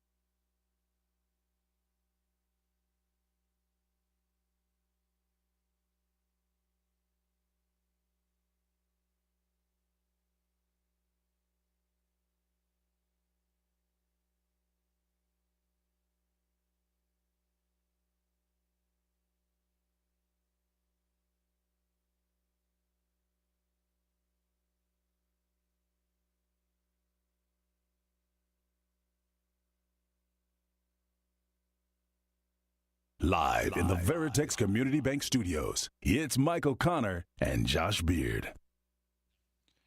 Connor and Beard, ESPN 97.5 and 92.5. We've talked Texans. We've talked Rockets. Now let's talk some Astros. Astros had FanFest this weekend. I almost went. Did you? Yeah, we came really close, but the Astros had a good weekend. Let's not get this twisted before we start at all. They had a great weekend. They had a great weekend. They get Josh Hader, which is perfect. It makes them even more lethal than they were before. They are without a doubt the favorite in the American League in 2024. There are question marks like every single team has, whether it's some of the guys in the starting pitching, does anybody in the lineup, whatever it might be. Do they perform like they typically do? But they are the favorite in the American League once again. But there is this looming thing still over them. Now, I have found it interesting, a lot of the talk with the Astros from the people that, are the talking heads in the sport that are pretty well connected on what this Josh Hader signing means. Is this the first sign that Jim Crane's about to actually say, you know what? We got to pay people. We want to contend. You don't go signing a closer for $95 million to lose a bunch of players and not contend during that contract. Like, it's just a fact. Now, he's going to be movable, but I just don't think that you do that necessarily. Right. One of the looming things is Alex Bregman. We've talked a lot about Alex Bregman in the offseason. We love him. He's one of the best in Astros history. He's one of the most important players that they've had. He's had some unbelievably key moments for this team, offensively and defensively, that's led them to 2 World Series. He is a free agent after this season. And I always loved the fact that he was so out there on everything Houston and so bought in and talked so openly about it. And he was always brutally honest and forward. Well, this weekend, guys, we got our first real taste of it. The Boris talk is officially going on with Alex Bregman when it comes to what his free agency is about to look like. Honestly, just focus on playing baseball. I think if I spend my mental thoughts on that, I'm not as focused on playing during the season. So from my perspective, I'm just worried about preparing, training, getting ready to go, and letting all that take care of itself. And, Is it still your hope that something could get done maybe before the season? I haven't even really thought about that, to be honest with you. I've just been focused on training and getting better and having a really good season. So haven't really been talking about it, so haven't really been focused on it. That is disgusting. And I'm mad at him. And I hope that he knows that I'm mad at him, because this is a man that, look, I've had DM a lot on Twitter. I've had a lot of conversations with him in the past, and that he's not talking like himself. He doesn't sound like Alex Bregman. That's one of those, like you see the tweet from somebody that says, what would you tweet to alert your followers that there's something wrong with you? That right there was that. Him talking that way. He has been infected by Scott Boras. I know that Scott Boras is going to get his clients money, and good for Alex Bregman. He's going to get a good payday. I would like him to stay. I don't want him for the number that I know that Scott Boras is probably thinking he's going to get right now. It's going to be interesting to see what kind of season Alex Bregman has. He has to perform to go and get it. But we've had the topic of conversation of that Granado brought to everybody, which turned out to be 100% accurate. Look at that. Yep. That Alex Bregman has picked up and he's moved to Arizona. He's not even living here anymore. He's out. And it's not even on his radar. And I hate that. I think it's another moment in Astros history that it does make me sad. We have seen so many cornerstone pieces come to this franchise and walk away. And this is going to be another one of those players that's just going to walk away. What do you put the percentage chance of him coming back at? 2%? Is it a full 0%? 2%? You can't ever put any zero on anything. But so to your point, it really did. Like Alex Bregman hasn't been known as, he's not always the most loquacious. He doesn't always talk the most, but when he does, he's very glowing about the city and wanting to be there. And to your point about like hostage situation, whenever you go through hostage scenario and hostage training, it's stuff like that. It's not even that over. It's stuff like mispronounce some words, say some words wrong, speak like a robot, change your tone so people know that's not the same. That is exactly what he sounded like. It's like he's in a hostage situation and he's trying to let everybody know that he's not safe. which I just don't understand why he would be so prepared to leave.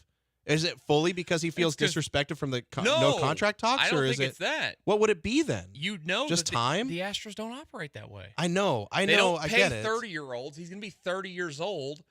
And I've told you that story before. I jokingly said it to him last year when we were in spring training. You did, yeah. Got off a microphone. I was like, yeah, you can pay for this with your new $300 million deal. And he just looked at me, and he gave that wry smile, and we parted ways, and I was like, that's it, guys. He's gone. There's no world where you think that he would take we looked at it before. What did we look at it? There's no world where you think he would take like an Anthony Rendon type deal. That's too long. Do you want him? You don't want him. No, I don't want him that. You want him no more than 6 years. I think, and even that, I don't think I want. I think I'd want 5. 5. I think the most that I would do, truthfully and honestly, would be like 125. Yeah, he ain't gonna do it. No, and there's no way he does that because that's. No, Scott Boras ain't gonna do it. No, sure. I think that's probably 2, 3, 4 years shorter than he could get from another team. What's more concerning, that or like that comment from him, or the fact that Dana Brown said that they have not had contract extension talks with him or Jose Altuve? The comment from Bregman, I think, is more disheartening because it's one thing to have Dana Brown say you're not having conversations and that's frustrating, but like, to what hear are we a guy like Altuve, Bregman though, like. Let's go. We all know that Altuve's not going anywhere, but you got to step it up and actually get it done. I'm not gonna lie to you. Like, even if he's gonna be 34 years old this year, if they let Jose Altuve get to free agency, what the bleep are you doing? Yeah. What are you doing? Yeah, I totally Honestly, agree. What are you doing? What kind of contract do you want to get? His last contract that he signed was 163. 163 and a half, yeah. 4 or 5 years. 4 or 5 years. Whatever he wants. About the same like 25 AAV. Here's the thing. Altuve can name his price. Yeah, I agree with that. Unfortunately, like it might not be great for business, but Altuve can name whatever he wants. He is the greatest player in the history of the franchise. Yeah, and he's still good. And you do whatever you can to keep him here till the end of his career. I'm fully on board with that. Are you concerned at all, though, that they don't do that? That they don't give him what he wants? Yeah. No, I don't. I can't see that scenario being real. I just don't know. If they're willing to just not even negotiate or talk to Alex Bregman, it has me a little concerned. I'd imagine, like most of these things, extension talk gets heavy at spring training. When teams get face-to-face with players for the first time in months, and they're there every day, and they're in the facilities, and I can tell you this, from when you go to Astros spring training, the walk from the clubhouse to Dana Brown's office at spring training is up one flight of stairs, literally right outside the door. Which, by the way, it is that far away. Like, it's a lot easier to do conversations that way. By the way, we're still looking for one of you lucky people to send us as a show out to spring training. Yeah, if you want to send us to spring training, we'll go ask the hard hitting questions. I will go ask Alex Bregman because guess what he didn't get? He didn't get any hard-hitting questions. He got a bunch of softballs again. I would ask him the hard question. You know what we could do? We could talk to Dana Brown, too. Be like, Dana, look, if you're not willing to have this tough – if you're not willing – no, Dana will answer your question. No, I know. We'll say, Dana, we'll help you out. We'll talk to Alex for you. Oh, okay. Yeah. I don't think he needs We'll start a GoFundMe. We've already have experience with the idea of starting GoFundMes. It's not happening. We'll start a GoFundMe.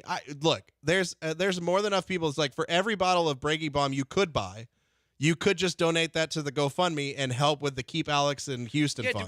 Do we go to the store and just buy a bunch of Breggy Bomb salsa or whatever and like that works? Yeah. Like he sees the sales in Houston spike this year. And write it into the contract. Yeah.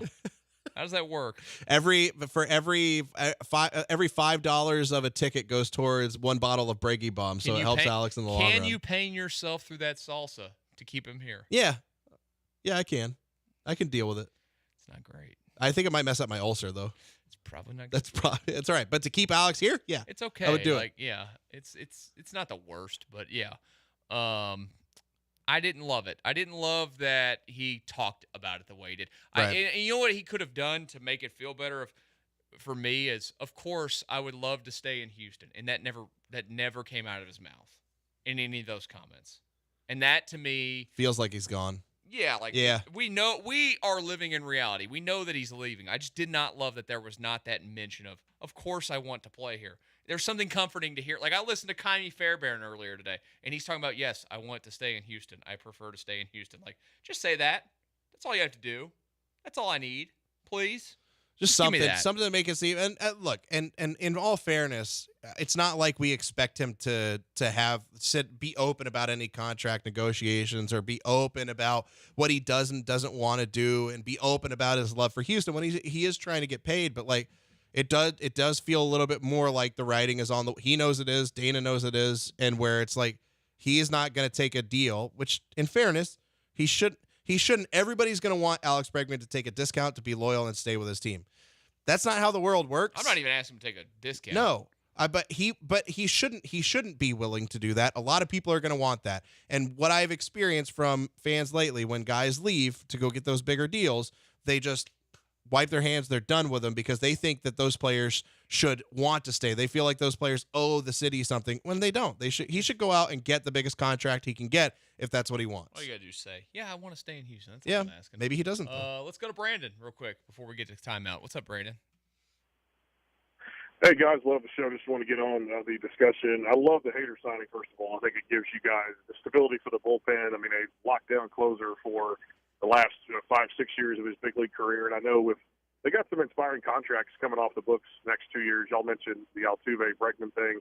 I'm all for Bregman, staying with the franchise. I think it's nice to you're going to let some guys get away. That's how professional sports works. But I think, we got an owner that's committed to spending money, and he's not afraid to go above the luxury tax if he needs to. And I think that's a big key component to try to keep the team competitive. And there's, it's not the greatest minor league system out there, but there are some guys coming along over the next few years. Hopefully, like, Pedro Leon, Spencer Arrighetti, and maybe Forrest Whitley can contribute something this year too. But I think, when you look at it, I'd love to see Kyle Tucker stay more than I would Bregman if he had to have a choice. And of course, Fromber, and I know, like with Verlander, this could be his last year, so a lot of that money comes off the books. And I know that the Mets are taking care of a lot of the portion from that trade we did this past summer. But I think just it's hard to replace those corner infielders and up the middle defense, and especially, I really don't believe anything Dana Brown says anymore because he says, we're not shopping at the top of the market for relievers, and you get the owner who signs the checks who gets involved and goes out and gets a Josh Hader. So I really think hopefully behind the scenes they are working on something, and I'll hang up and listen to you guys. Just want to get your thoughts. Yeah, thank you. We appreciate it. That's a good point. I think you mentioned something that's great there, and we've always known this with Jim Crane.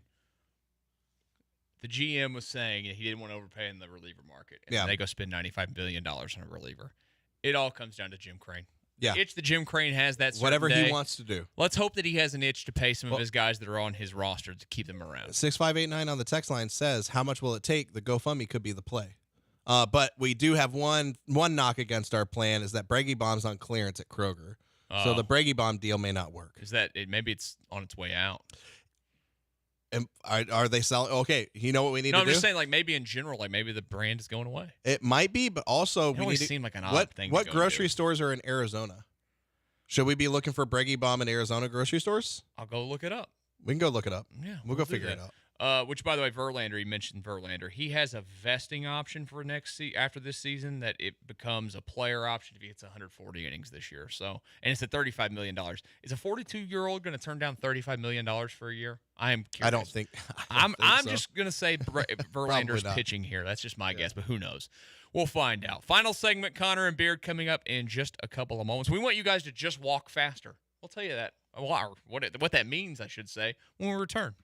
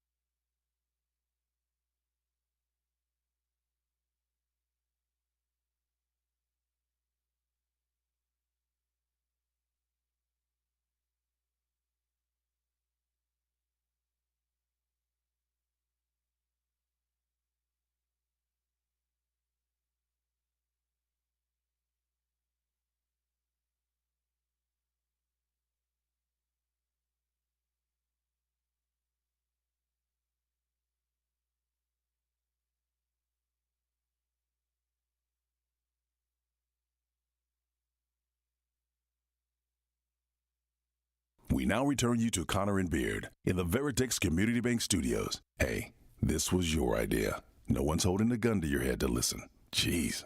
Final segment of Connor and Beard, ESPN 97.5 and 92.5. Killer Bees coming up in just a couple of moments. And, guys, in this final segment, we have a couple things to get to here. First of all, there is a former big league manager who somehow has fallen into a assistant general manager's job because for some reason, I guess people like him in the sport, even though everything you hear is that players hate him. His name is Gabe Kapler.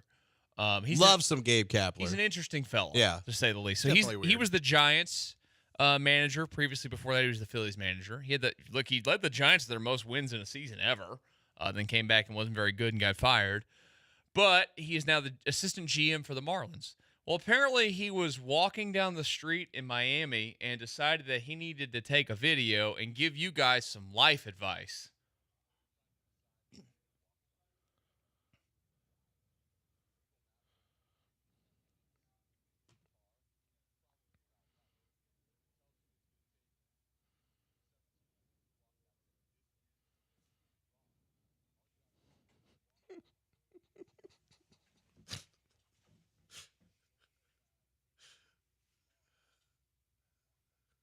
Just walk fast. The fact that he thinks...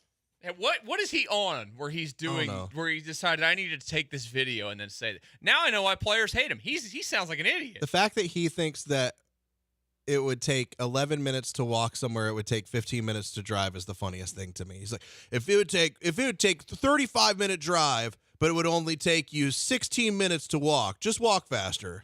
I mean, if you were in New York or something, I could actually get behind that argument. Or L.A. Miami traffic can be bad at some point, so I'm not going to totally discredit him for that, but he sounds like an absolute idiot. Yeah. Miami's not walkable unless you're in the South Beach area, too.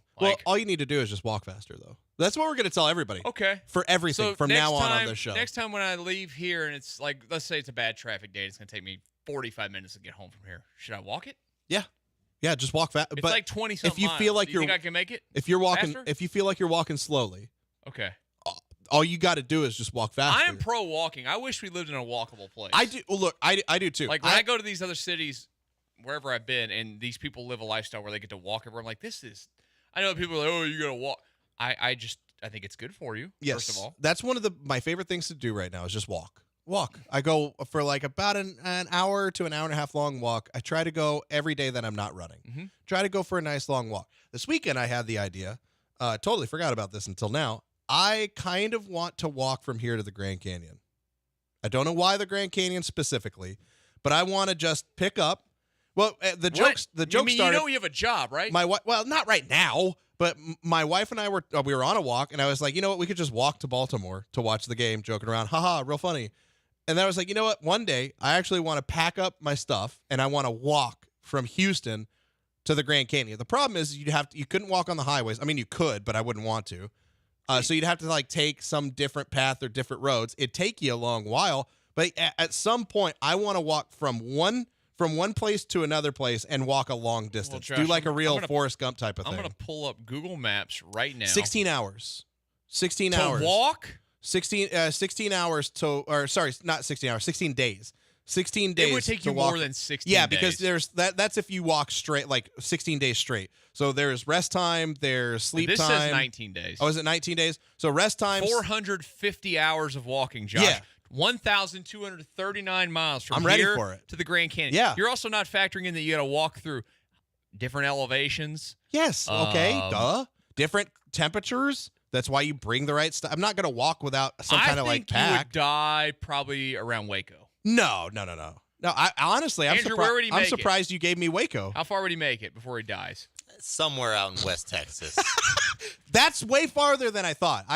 So I'm just looking at the map here. So he's thinking somewhere probably, man, would you make it to Lubbock? He's got plenty of reserves to fuel his body. You might be able to make it to I'm going to eat on the way. What do you think I'm just going to like walk and not sleep or eat? Yes. No. This is going to be some religious journey that you're going to embark upon. I'm going to sleep and I'm going to eat. I'm going to do the things that I need to do to sustain life. The biggest concern with me, more than anything, is will I slip and fall or hurt myself? Like that's obviously the biggest concern. You're going to have to do this. I'll get some walking sticks in the spring, or the early summer. Yeah, because it'll be too hot and at night it'll get too cold. and that'll be the easiest time to do it. I think if you gave me 3 months, I could walk this. And it wouldn't take me, I don't think it'd take me the whole 3 months, but if you gave me 3 months, I could walk this. I don't think you can make it. I'm going to do it at some point. I think Waco's as far as you're getting. If I use my like a Wi-Fi hotspot, could Joe give me a Comrex and I could just do the show from the road while walking? Okay, so then you're going to carry a Comrex on your back while walking. It's not. It won't be that heavy. Have you ever been out like in the middle of like New Mexico? Cell service is god awful. I'll get a satellite phone then. The station will pay for a satellite phone. I don't think so. I'll connect the Comrex through that.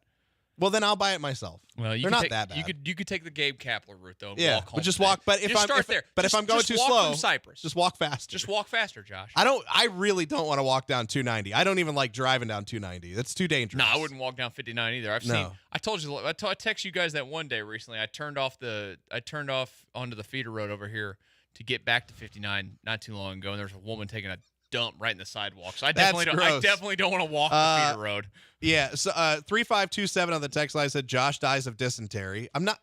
Do you think I'm gonna drink good water? Like I'm gonna buy water and drink. Somebody water also wants to know if you're trying to start a cult. No, I'm not trying to start a cult. I just want to walk a far distance just to do it. I don't know why. Other people run these like super. I'm not running marathons or super marathons. Look at me, but I could walk. I could walk a distance. All right, and I'll just walk forever. Walk for 2 months straight and sleep and then walk and then rest and then walk. Eat while I'm walking. I just want to walk a really long distance and then look at the Grand Canyon, turn around and walk back. That seems like the biggest, most pointless thing I've ever heard of in my life. But hey, you know what? Good on you. Good on you, Josh. You want to be active. It'll be People fun. want to be active. We didn't have enough time for Mike Kelsey love today. Yeah, We need to talk about that because your hatred for the Kelseys it's problematic. We didn't get to have your intervention. We'll have the intervention tomorrow. They are problematic and they can go to hell. So enjoy the rest of your Monday. Get out all the emotions with the Killer Bees. They're coming up next 3 to 6 right here on ESPN 97.5, 92.5.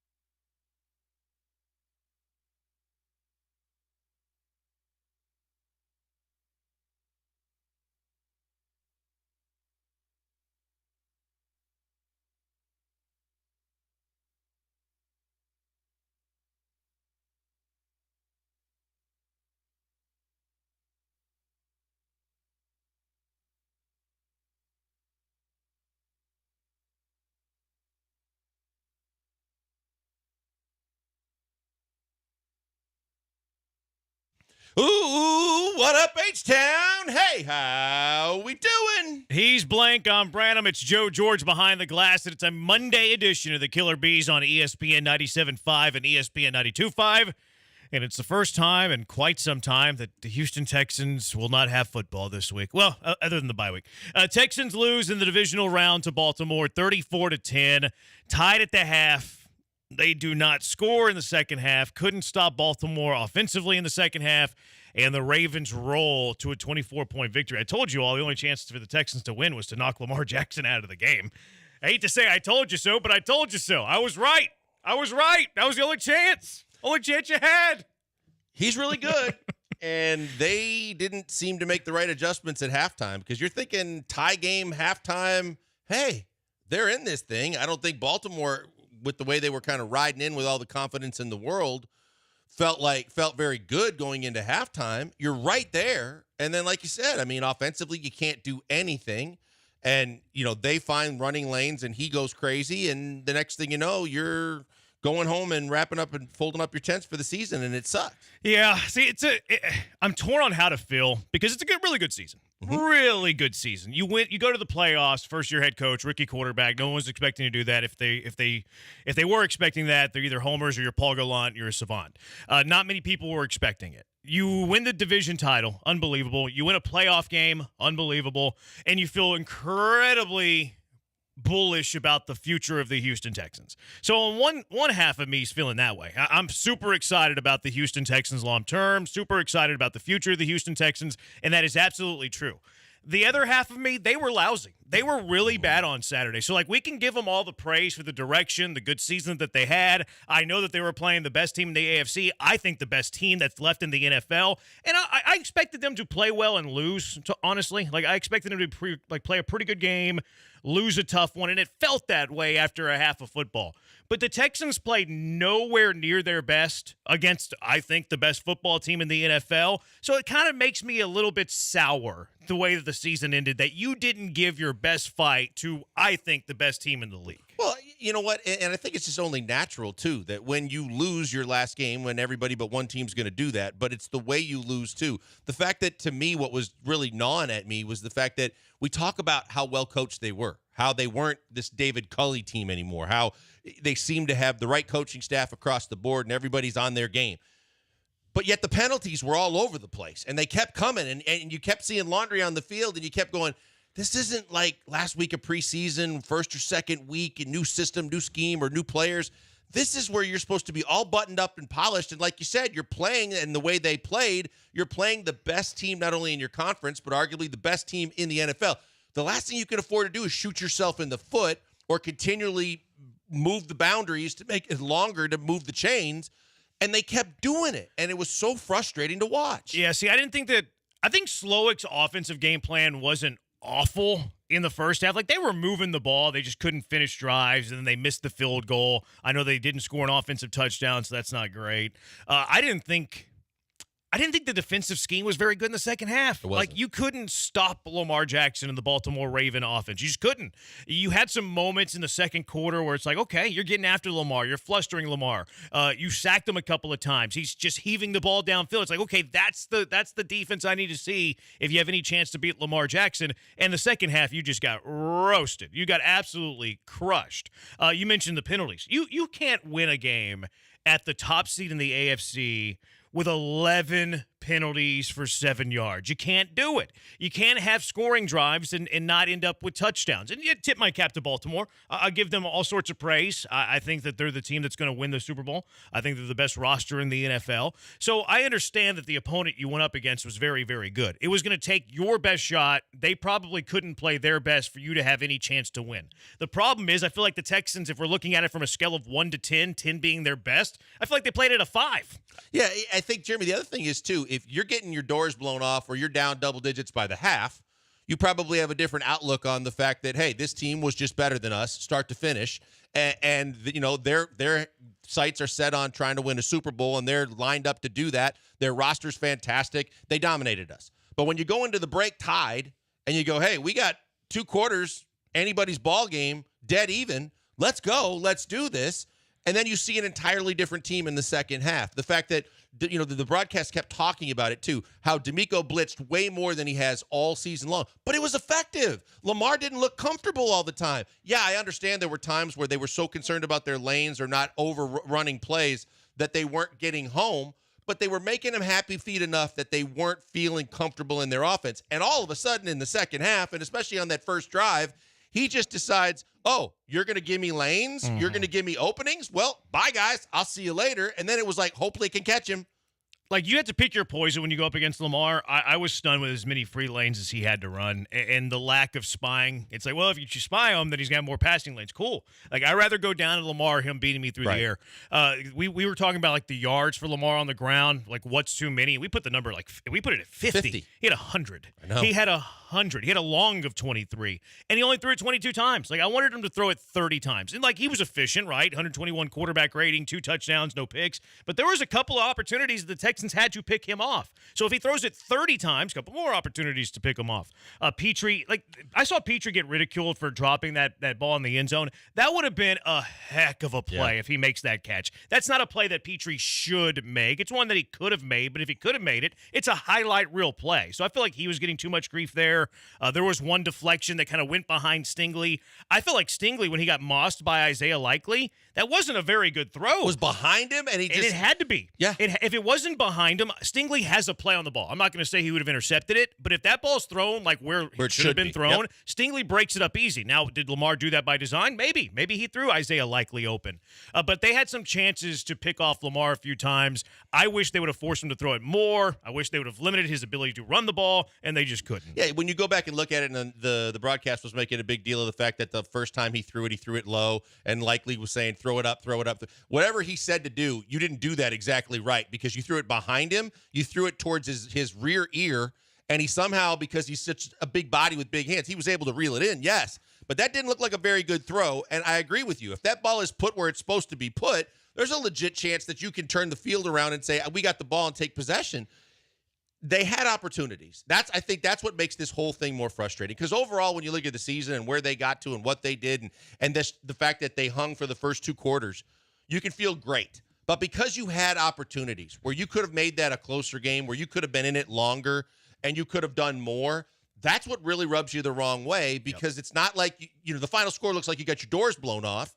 And if you watched the game, you realized it was anybody's ball game with 2 quarters to play. Yeah, tied at the half, you felt like you had a fighting chance. Second half was awful. Second half, you couldn't do anything right. The offense couldn't move the ball. The defense couldn't stop the Ravens, and I think they were both equally at fault. And yes, the trump card in all of this is that Baltimore's a better football team than you. There's no doubt about that. Junior Broncos wish we would have hit Lamar in the head in the second half. Why wait that long? 713-780-ESPN. It seems to be a clear division with the fans. Who put this in here? Was it you, Blankers, or was it Joe? Joe. I haven't really seen this, but explain this to me, Joe George, that there seems to be clear division with the fans. You have glass half full. Season was a huge success, not a big deal. The Texans lost. I guess that's one half of me. And then the glass half empty, which I guess is the other half of me. The performance was awful on Saturday and is clouding the success of the season. Yeah, so you've seen this going on. I just saw it on Twitter. It just seemed like there's some, and maybe it's vocal minorities on both sides, but it does seem like be minorities. Fair. It just seems like there's both sides of the argument where people are almost unhappy with the Texans season now because they got their doors blown off so bad in that game. It's kind of clouding their judgment about what the season was. But then I think there's the extreme other side as well, where they're just like, the Texans lost, like, no big deal. It was a great season. Like, they got smoked. It was an embarrassing game in the second half, honestly. Yeah. It didn't matter which running back it was, whether it was Edwards or Dobbins. I mean, not Dobbins, Dalvin Cook at one point. They're rushing for 5-6 yards every single carry. 229 as a team. 229 as a team. It's a massive number. And this was and look, that's Baltimore's MO. Like they lead the league in rushing by a lot over second place Chicago. Their lead over second place Chicago is greater than the lead for second place Chicago or whoever ninth was. I forget who ninth was. But to me, that's where you take them away. Like, you take that away. And I know it's difficult. I know it's hard to do. I know their offensive line's really good. But if I have to sell out to stop one thing, what are you selling out to stop? The running game. Then they ran it 42 times for 229 yards. Lamar only had to throw it 22 times. It should have been flipped. And you should have dared him to throw, and you just didn't see that. This is the Belichick philosophy, in a nutshell. You know what they do better than they do anything else. We talked about it during the week with Kadri Ismail. The fact is whether Lamar's running it and he's just an added bonus the way he runs it as a quarterback, but no matter who you give the ball to in the backfield, whoever the running back of choice is, that offensive line is really good at blocking, and they are really good at getting 5-6 yards per carry rushing the football. So if you want to play Belichick ball, try and do your very best to take away the run and make them beat you with the pass. Mm-hmm. And they didn't do that. And the fact is that they found something that was working in the first half by sending a lot of different blitzes from different places. And like I said, it made Lamar look a little bit more uncomfortable, and they didn't have the time to do the things they wanted to do in the run game. Second half, they made adjustments, and the Texans seemingly did not. Where do you stand on that division? Glass half full, season was a huge success, not a big deal, Texans lost, or glass half empty, the performance was awful on Saturday and is clouding the success of the season? I'm very much glass half full. I'm just, the fact that, look, I picked them to win 4 or 5 games. I didn't see this coming. The fact that you had the epiphany of having your head coach and your quarterback for the future right there, right from the start of this season, and the way it finished to not only get to the playoffs, win the division, not only get into the play a playoff game at home, win it, and then go up against the number 1 seed and for half a game be in it, I can't help but be glass half full. Yeah, I'm on that side of it too, even though that apparently have a reputation for being very negative. I say it's glass half full too, and it's not really that close. Like, you didn't have the horses. You didn't have the horses. Like, you're in a divisional – if you tell me before the season you're in a divisional round game with the Baltimore Ravens, they're the 1 seed, you're the AFC South champions, and even if you lose by 24 points. We actually talked about this scenario last couple of weeks of the year, how these type of losses, I think, can still propel an organization. Like C.J. Stroud, okay, he went into Baltimore, number 1 seed, got a taste of what it was like to play one of the top defenses in the AFC. He knows where the bar's at. Same thing with Will Anderson, even though he didn't play a whole lot, played less than 50% of the snaps, which stinks because it would have been nice to have him fully healthy, play 80% of the snaps. He has an idea of what the best dynamic offense, best running attack looks like in the AFC. So even though you lose these games, I think that, the road to success is always under construction and you have to fail before you succeed, all of the cliches, but I believe that those things are true. So the value that the Texans have taken from winning a home playoff game against Cleveland, losing by 24 at Baltimore but tied at the half, I think that only helps them and helps them tremendously. This is why you see players stay on the field even if they're not young and rookies after they get beat in a series in the playoffs. This is why when you start thinking about the things you said, their defense is one thing, but when you look at it top to bottom and say the Ravens organizationally are regarded as one of the best organizations in the NFL. They are extremely well coached. They have an MVP at quarterback. They have an unbelievable defense. If you're any member of the Houston Texans, you just saw exactly who you want to be. And now the thought process has to be, what are the next steps for me so I can get there? And how quickly can I get there? Because you had a great year. There's no denying that. You overachieved. You did more than almost anybody could have expected. You put yourself back on the map. But now, how do you get to be like the team you just watched? How do you get to be the class of a division, the class of a conference, one of the teams that people are talking about to win it all? What's missing? What needs to be corrected? How do you make yourself better? That's why it was so great for them to be in that position. Busy show today. Mailbag Monday at 4:30. We'll hand out some game balls from the divisional round. We'll look deeper into C.J. Stroud and grade him for the final time. It's going to be sad that we're grading him for the final time, but plenty to get into from Saturday's loss. And where do you stand, Hive? Glass half full. Season was a success. Not a big deal. Texans lost. Glass half empty. Performance was awful on Saturday, clouding the success of the season. And how do you sum up the season? 713-780-ESPN, HRMP listener line, 713-780-3776. We're on Twitch, twitch.tv/ESPN975. I guess we're on YouTube, too. We'll just search ESPN Houston on YouTube. Is that what we're going to say? All right, search ESPN Houston on YouTube. He's at Pac-Man Joel on Twitter. I'm at Jeremy Branham. He's at Joe George Radio. We are the Killer Bees on ESPN 97.5 and ESPN 92.5. You know what made losing on Saturday a little bit easier? Gentle Ben. I've been telling you for a while that Gentle Ben is the best. And make this year the cleaner choice, right? We're trying to make resolutions. I know it's late in January, but we're trying to keep those resolutions. We're trying to make cleaner decisions, better decisions. How do you do that with your spirits? Easy. Make the cleaner choice with Gentle Bin. It all starts with the finest ingredients, classic time-honored distilling methods. Gentle Bin uses their innovative process that removes the harshness that's found in most spirits. The result is unparalleled smoothness and an enjoyable drinking experience. You get all the flavor, none of the burn. You'll love what's not in it, which includes undesirable acids. These acids take the enjoyment out of your drinks. Well, Gentle Bin gets rid of the undesirable acids so you can enjoy all the desirable acids. Gentle Bin offers vodka, gin, straight bourbon, whiskey, cask-strength bourbon. All are fantastic. All are in my rotation. Look for Gentle Bin at the liquor store, whichever one you go to. Whatever's on the way home, pick up a bottle today. Next time you go to dinner, your favorite bar, ask for Gentle Bin. If you're looking for plans, head to the Gentle Bin tasting room. Or how about you just head to gentlebin.com? You can find out more about their incredible story. You can see what liquor stores near you carry Gentle Bin, or you can just order straight from the site, gentlebin.com. Order your bottle today. It's crafted in Texas by Ricky Ford, A&M grad. Gentle Bin, smoothest, honest.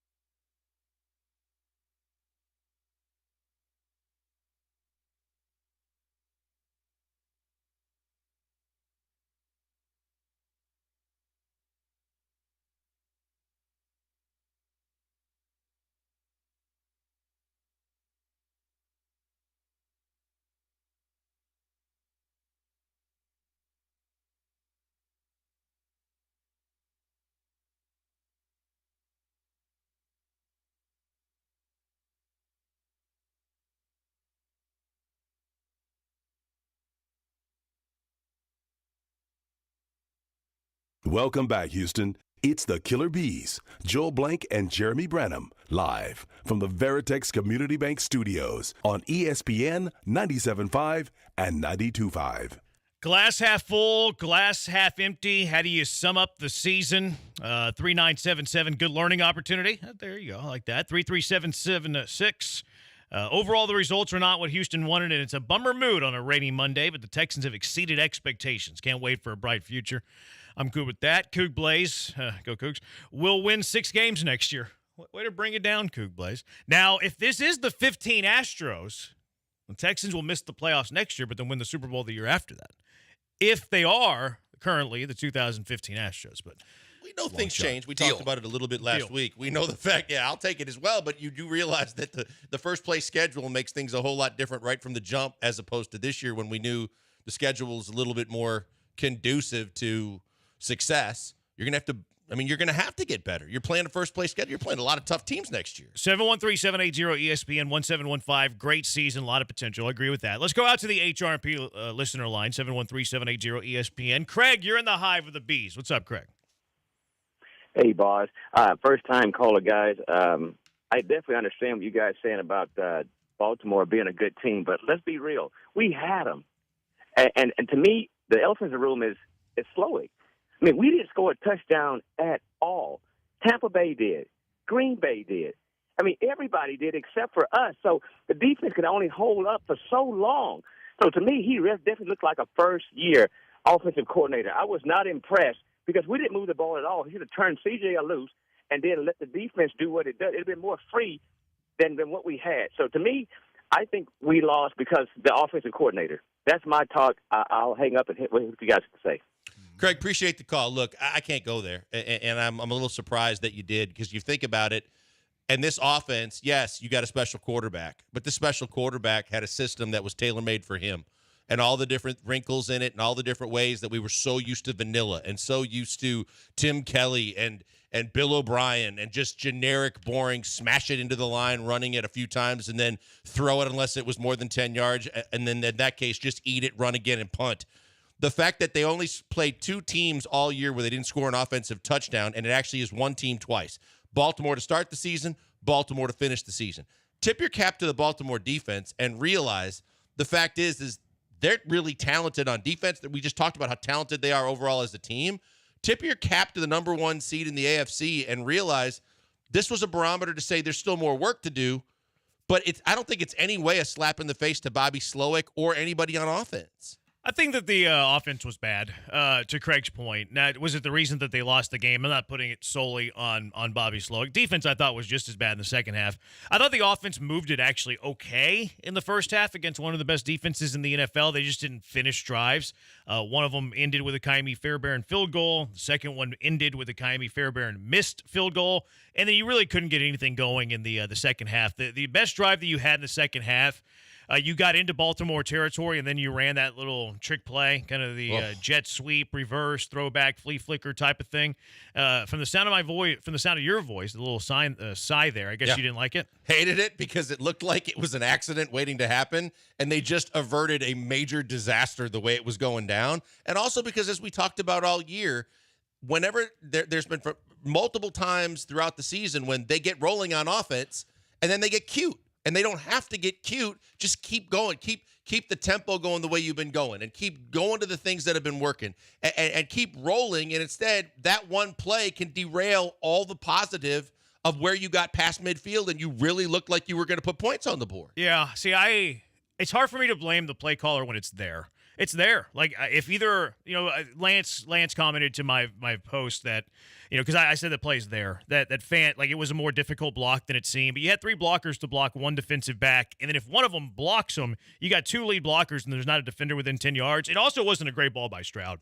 Like, Stroud forced Hutchinson to leave his feet and kind of go back instead of whenever you run those receiver screens, you're supposed to kind of lead them towards the center of the field where you're running forward, making the catch so we can just get upfield.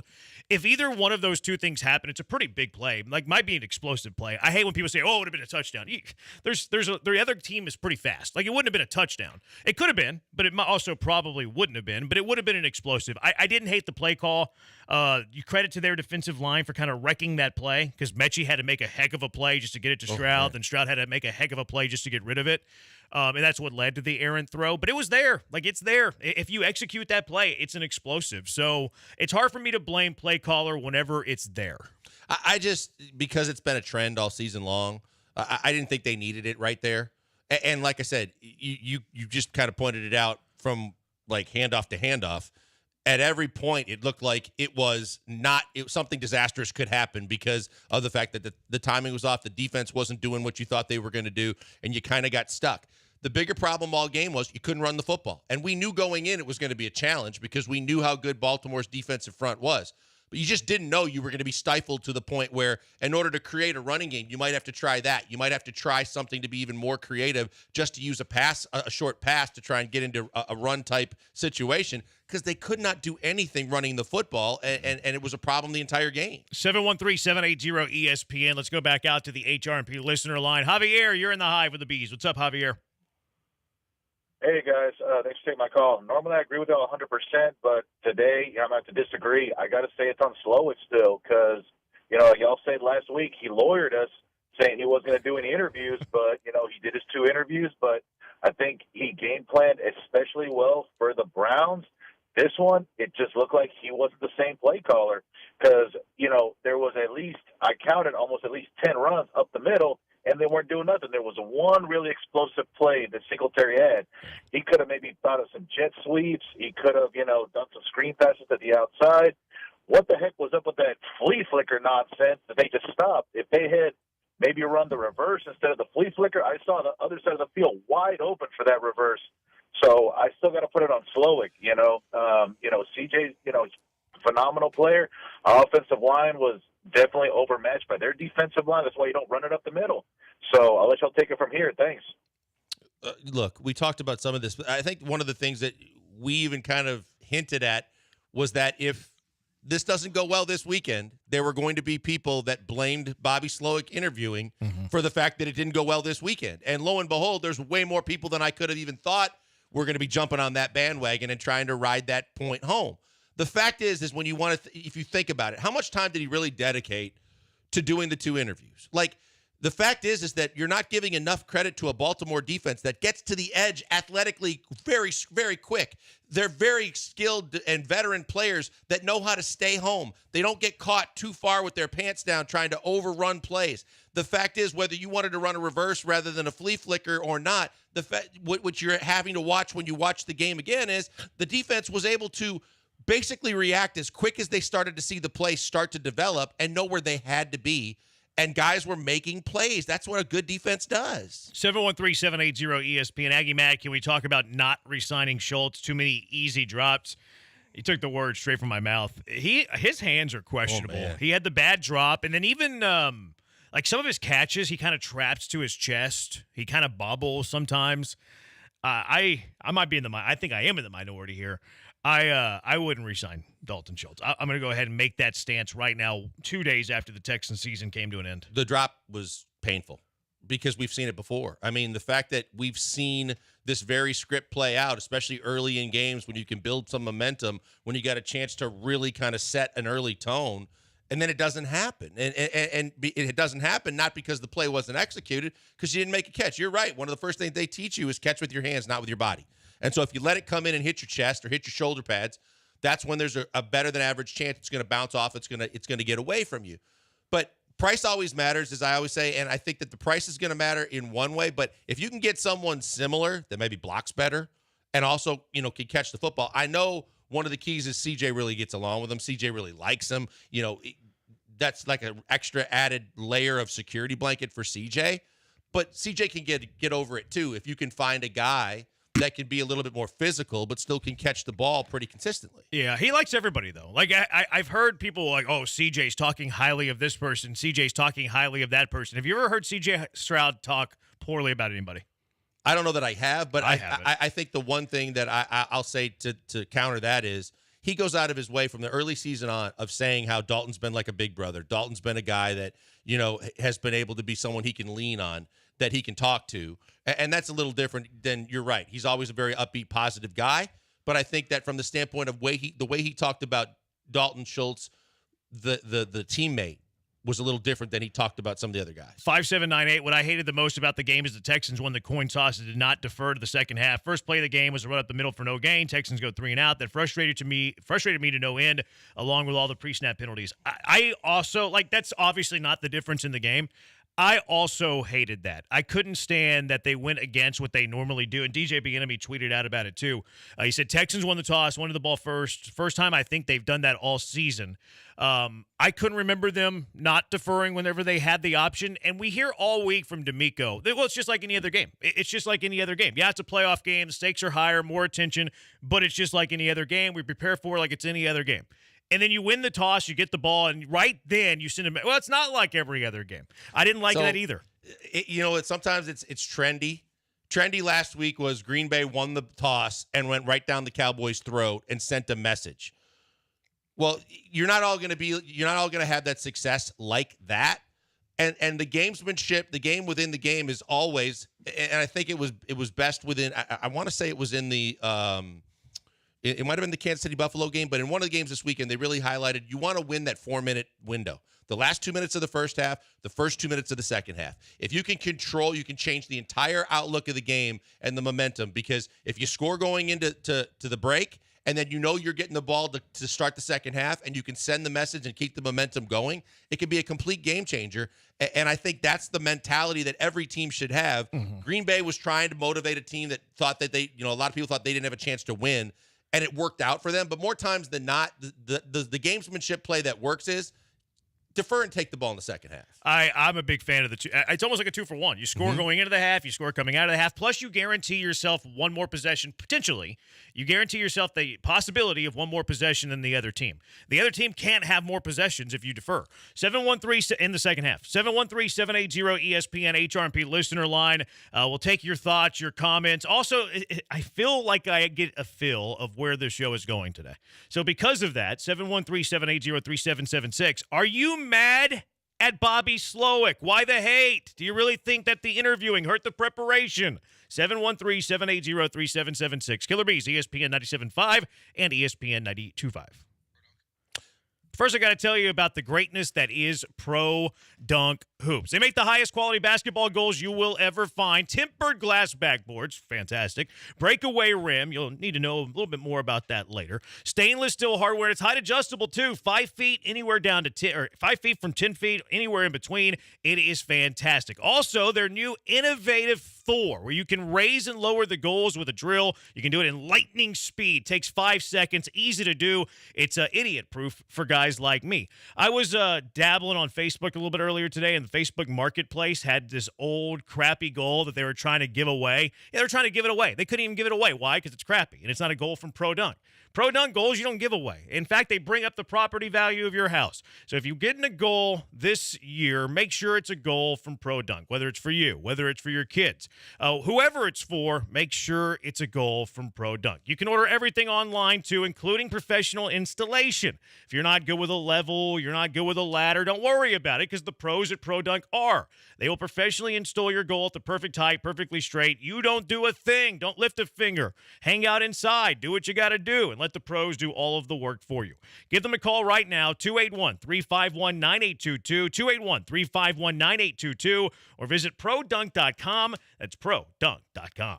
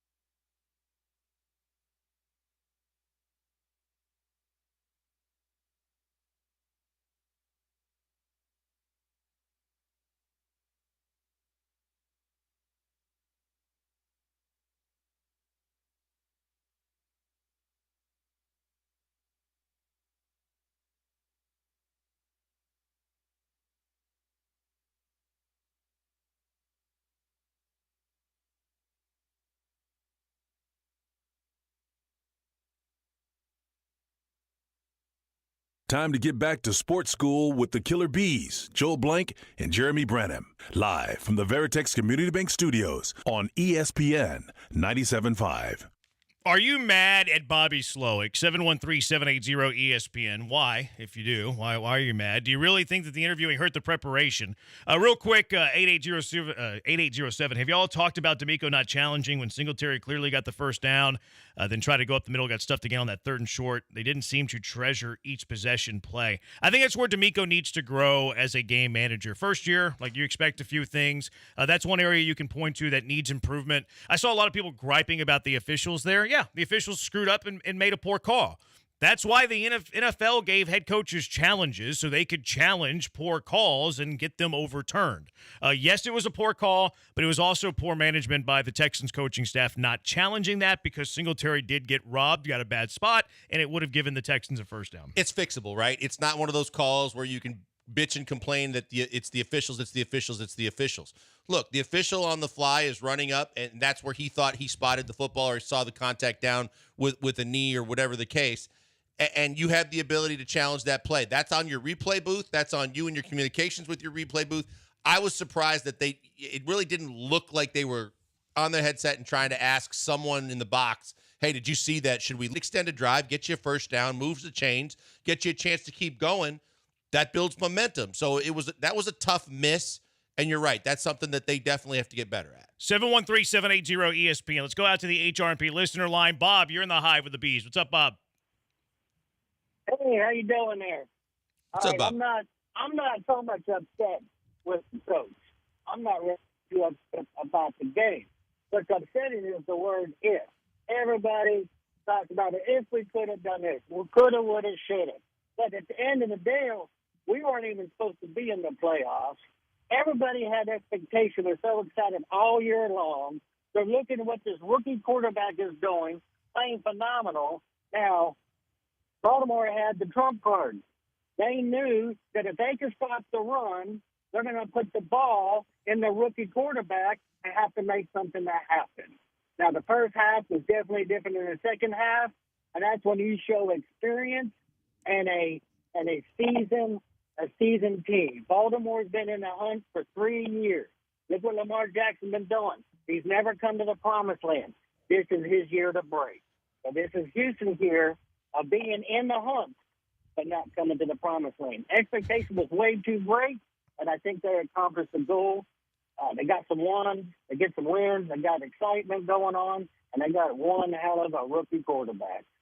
Appreciate the call, Bob. Look, I think that, in the way you broke it down, you want the ball in the hands of your rookie quarterback. You expect that he's going to do what he did all year and he's going to make plays. But it's increasingly more difficult to do that when you can't run the football, because now the defense knows at a certain point you're going to either abandon it or you're just going to be doing us a favor because you're running into a very stout defensive line that doesn't have to do a whole lot of adjusting to make sure that they could handle your offensive line and your running backs. So it makes it even increasingly more difficult for CJ to do what he is capable of doing, and we know he's capable of doing it. It was a hell of a ride. It was a hell of a run. You ran up against the buzzsaw because they're a better team, and once they settled in after halftime, made adjustments, and capitalized and focused on where their talent lies and what they do best, no matter what they did, it was going to be tough to beat that team. Yeah. The only way you're going to win is if Lamar got hurt. That was the only way you were going to win is if Lamar got hurt. And just being sarcastic, Bountygate, although the Texans would have won if they knocked him out of the game. 5895, my daughter said that the earth is sad because the Texans lost, and that's why it's raining. Your daughter's a sweetheart. I hope she's, under the age of 14. 3878, that's not a Josh Giddey comment either. I just, it'd be weird if somebody in their teens is saying that. I was going to say, it'd be weird if someone like 25 said that. Yeah, it'd be odd. That's awkward. Like if your 27-year-old daughter saying that, it's a little different than if weird. your 7-year-old daughter is saying Yeah. it. 3878, shed some light on the undisciplined offensive line for pre-snap penalties. Crybaby Tunsil, and I don't get fined now. I can now say Laramie Tunsil that the season is over. So I'm super excited about that, even though, they lost. But it's a little bittersweet for me. I can say his name now. Crybaby Tunsil, I have a target on my back. Pre-snap penalties were too many. Too many. You can't win like that. At number 1 seed Baltimore, 9.5-point favorites, you cannot win committing 11 penalties, period. But the pre-snap penalties were brutal. Yeah, brutal. You can't constantly be 1st and 15. It's hard enough to get 1st and 10 and get 10 yards on that defense when you kept shooting yourself in the foot and setting yourself back, and they just kept adding up, and you're like, okay, I can understand adjustment early on to, what it's really going to be like on the road in the playoffs with a really, really strong home field advantage like they have in Baltimore. Sure, maybe one or two. But when you get to 11 penalties and you just see that they keep mounting up the same way, and it's the same two guys, a lot of it was on the same two guys, but you look at it and go, come on, guys, like, really? Have we not practiced enough with pumping in music or doing what you got to do and silent counts and all the things that you get by with to make sure you can handle the moment? That looked like they weren't ready for that moment, and that was a shame. 713-780-ESPN. Branham got his wish. He wanted the Texans to get whipped because that's how you learn GTFOH. A lot of letters there. I'm sure it means something. I didn't want that to happen. I say I'd rather have that happening than missing the playoffs. You're kind of taking what I'm saying out of context there, 9198. And context is king. All of you should learn a little bit about context. All of you. This is the difference of are you mad at Bobby Slowick? Are you not mad at Bobby Slowick? 60-30. People were so butthurt we didn't win. Wake up! It was by far the best team in the NFL, but what a great game for these Texans to evaluate themselves with. Agree with most of that, but then you have 4-5-3-9.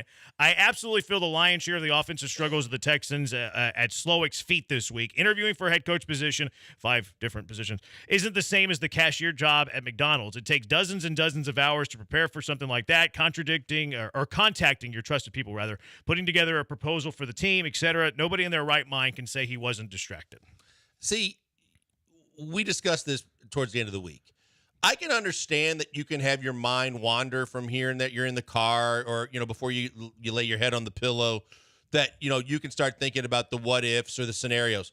But I think that there's a mutual understanding between teams looking for a head coach and a Zoom chat with a guy that's still in the playoffs that we're not going to go hours and hours. You don't have to have this whole presentation. That's what's going to happen when you meet in person after the season's over. But I think that if you're in that position, that very same position, and you are facing a life-changing possible promotion to be a head coach, and you're asking this guy because you're a fan of the team to pass on that, then I think that you're being silly. I think the biggest thing that you can say is you did mislead us because you led us to believe in a press conference, whether you flat out said it or you beat around the bush to say, I'm focused on Baltimore this week. I'll get to those when the time was right. And then we started hearing the time was actually right this week. So I understand that caught people like even us off guard because we were told one thing and then another happened. But overall, if you're in his position, you're going to probably do the same damn thing because you realize what a life-changing promotion it could be. Yeah, I don't fault Bobby Slowick for doing it. I'm a little annoyed that he misled everybody. Like, yeah, I'm going to interview. Of course I am. I want to be a head coach someday. The misleading was weird to me. Like, it hit me the wrong way. But I do agree that there's probably an element of distraction. Is it the difference between them playing good and playing bad? No. Is it the difference between them winning and losing? No.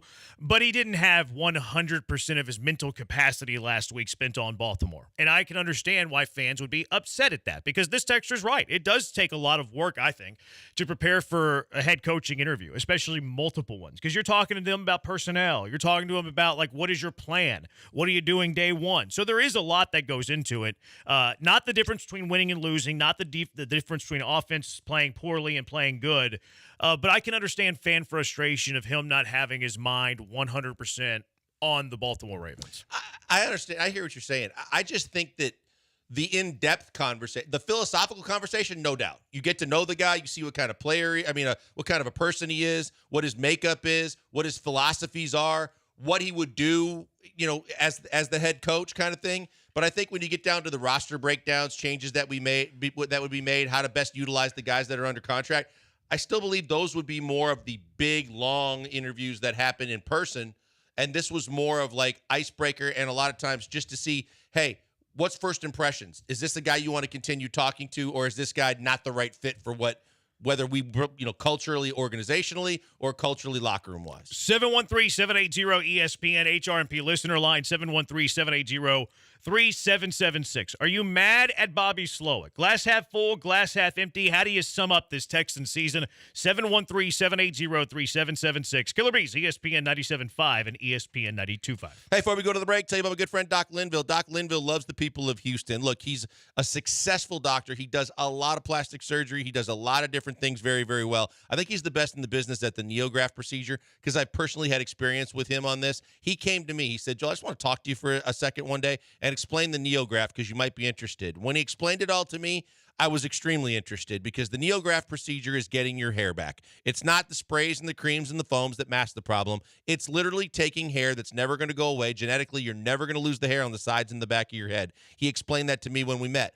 He said, so I'm going to take some of that and put it where you need it most. In my case, it was my hairline in front. Other people experience baldness up on top and back. It doesn't matter where you need it. He can actually make the procedure happen, and you can almost instantly see follicles that are there. They're going to grow. They're going to get stronger and longer. And basically in about 6 to 9 months, you're going to see the full results, and you are going to be excited because you got your hair back. You got coverage. You know what I'm talking about. You look in the mirror, and you're like, whoa. I don't have to wear a hat. I don't have to, worry about not anybody seeing the fact that I don't have the hair I had when I was younger. The fact is, you're going to get your hair back, and it's going to stay and be with you for the long haul because these follicles, 95 to 99%, are going to stay and grow, and they're never going anywhere. And that is a game changer. But you as a listener to ESPN 97, you get a meeting with him and his staff free. See if it's right for you, too. I can't encourage you enough because it was.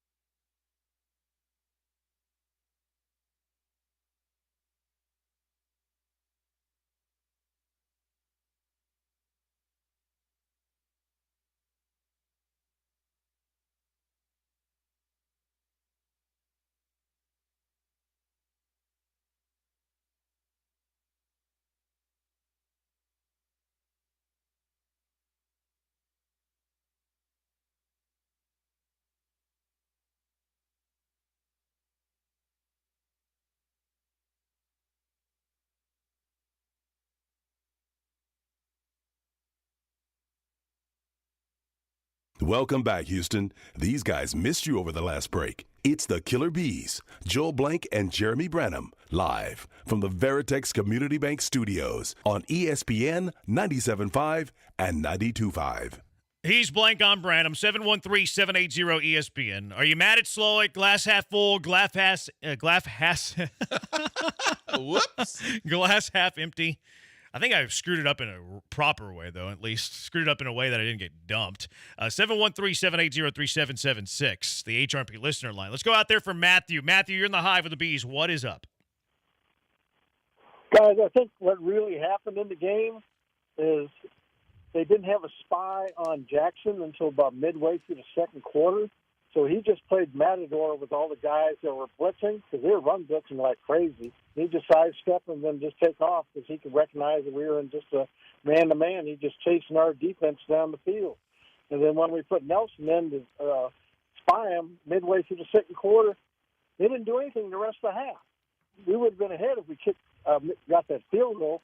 Then we start the second half. They get the ball to start the second half. Second play of the second half, Nelson's hurt. He's gone for the rest of the game. After that, it was just 1, 2, 3 Cancun, as far as I can tell. Was it Nelson or was it Christian Harris? Nelson left the game with what I think they put him in the protocol. The game was kind of over by then. Yeah, but I thought Christian Harris was supposed to be the spy. Well, I don't think that they use spy very often. Well, because to Matthew's point, I think Matthew's right. Like, they rarely use spy. Every now and then they would really. I didn't see them do much by period. You would see them blitz off the corners and then cover up the middle, so Lamar didn't have any gaps to run through. But for the most part, I didn't see much spy play. Well, I thought that I want to say that one of the announcers indicated too that when Harris went out, they were going to find a different spy, because I agree with you. Early on in the game, they weren't, because the blitzing was working really well. But then I thought about midway through the first quarter that they were using someone to kind of spy him at least a little bit. And I didn't think it was Stevie Nelson. I thought it was one of the linebackers. But then I also thought they made reference in the third quarter when Harris went down. Oh, they're going to have to it's going to be interesting to see if they find anybody else that might be able to spy him. But in the second half, they weren't holding their lanes. They were doing things totally differently, to where they basically were just inviting Lamar Jackson to run all over them, because the holes weren't like a sliver here and a sliver there.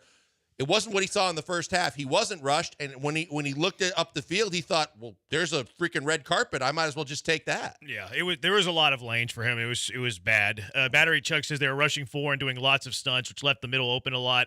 Sometimes that's true. That's true a decent amount, but they were also blitzing more than they've blitzed all year. I think they blitzed like over 60% of the snaps, and their season average is around 25%. Yep. So they were sending extra guys a lot, but they were not using spies. And then whenever they did rush 4, they were doing stunts. And if you do stunts, you got your defensive linemen running all over the place, and it leaves easy holes up the middle for the best running quarterback in the game today. So I think Matthew's spot on. I think Battery Chuck's spot on for the most part there as well. 713-780-ESPN-2894 says that Harris was the spy and was able to run him down a few times before he got hurt. I don't know if he was spying or if that just where he was in coverage, because they run a lot of zone, and then he just reacted. I'm not sure. Either one is possible. I thought he was spying. I thought that he was doing a good job effectively keeping his eyes on Lamar. But regardless, anybody in the middle has to do that anyway. I mean, they have to be able to watch the middle and clog it up, especially if you're sending extra personnel at the quarterback. 713-780-ESPN. Are you mad at Slowick? 4321. Not sure if the interview thing messed him up, but definitely his worst coaching game that I've seen this year. Made a couple poor choices on 4th and 2, I thought, and also that trick play that only seemed to trick the Texans. There's been some duds. Like Carolina was a dud. The Jets game was a dud. I know that Stroud got hurt in that game, because if you knock out the opposing quarterback, you increase your chances of winning. Sarcasm. Better mention that. Well, the Jets did. The Jets. No, I'm knocked saying out you're Stroud. talking about the duds. Atlanta was a dud. So there's been some duds for Yep. this offense. This wasn't the only dud all year. And then we talked about the trick play. Like, it wasn't perfectly executed. You had a couple of Raven defenders that wrecked that play by getting into the backfield, making it look off. But if Stroud connects with Hutchinson on a decent throw or they pick up a block there, that's an explosive play. So there's a lot of things to critique Slowick in this game. I have difficulty critiquing the trick play there. 6100 on the plus side, there's a better chance we keep Slowick due to yesterday's performance. That is interesting. Like, if you're somebody right now that does not like Slowick a whole lot, you're mad at Bobby Slowick, do you want Bobby Slowick to be here next year? Again, I'm looking at it from the positive side, because I think we both have said it would be good for all parties involved if he was here for another year. And I think that if you want to look at it from the positive side of what happened yesterday against a team that, look, if you're just being honest with yourself, you were going up against the best team in football. So it was going to be an uphill battle no matter what, and everything would have had to been perfect for you to be having a chance to win late.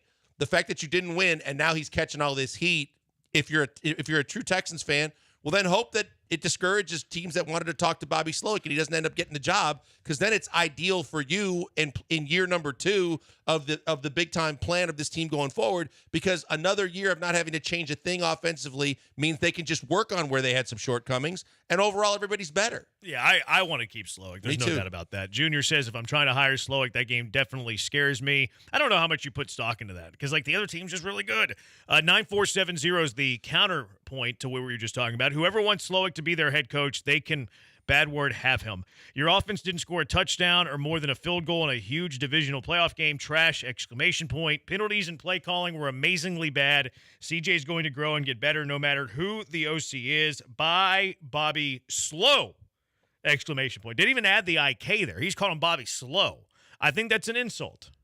I think that the entire text to me was insulting, because for as much as you want to poo-poo all over him because of what you saw yesterday or Saturday, where were you the rest of the year when you were singing his praises and watching right before your very eyes an offense, a quarterback, a set of receivers, not the starting running back you had at the start of the year, a patchwork makeshift offensive line throughout the year, have success over and over again. So much so that you won double-digit games and you won the division. So it's easy to crap on him now, but overall, when you think about it, the biggest thing that you should be worried about is how is he as a leader of men and how is he in the interview process? Because that's what's going to get him make or break his job, because he doesn't even have to call plays in his new job if he gets a head coaching job. But the way he's going to get it or not get it is going to be impress people with his ability to lead men, convince people that he is going to be in a position to be a manager and be the best CEO guy, that a coach can be. I think whoever hires him, though, would want him to call plays. Because I think part of Probably right. a huge part of his allure is that he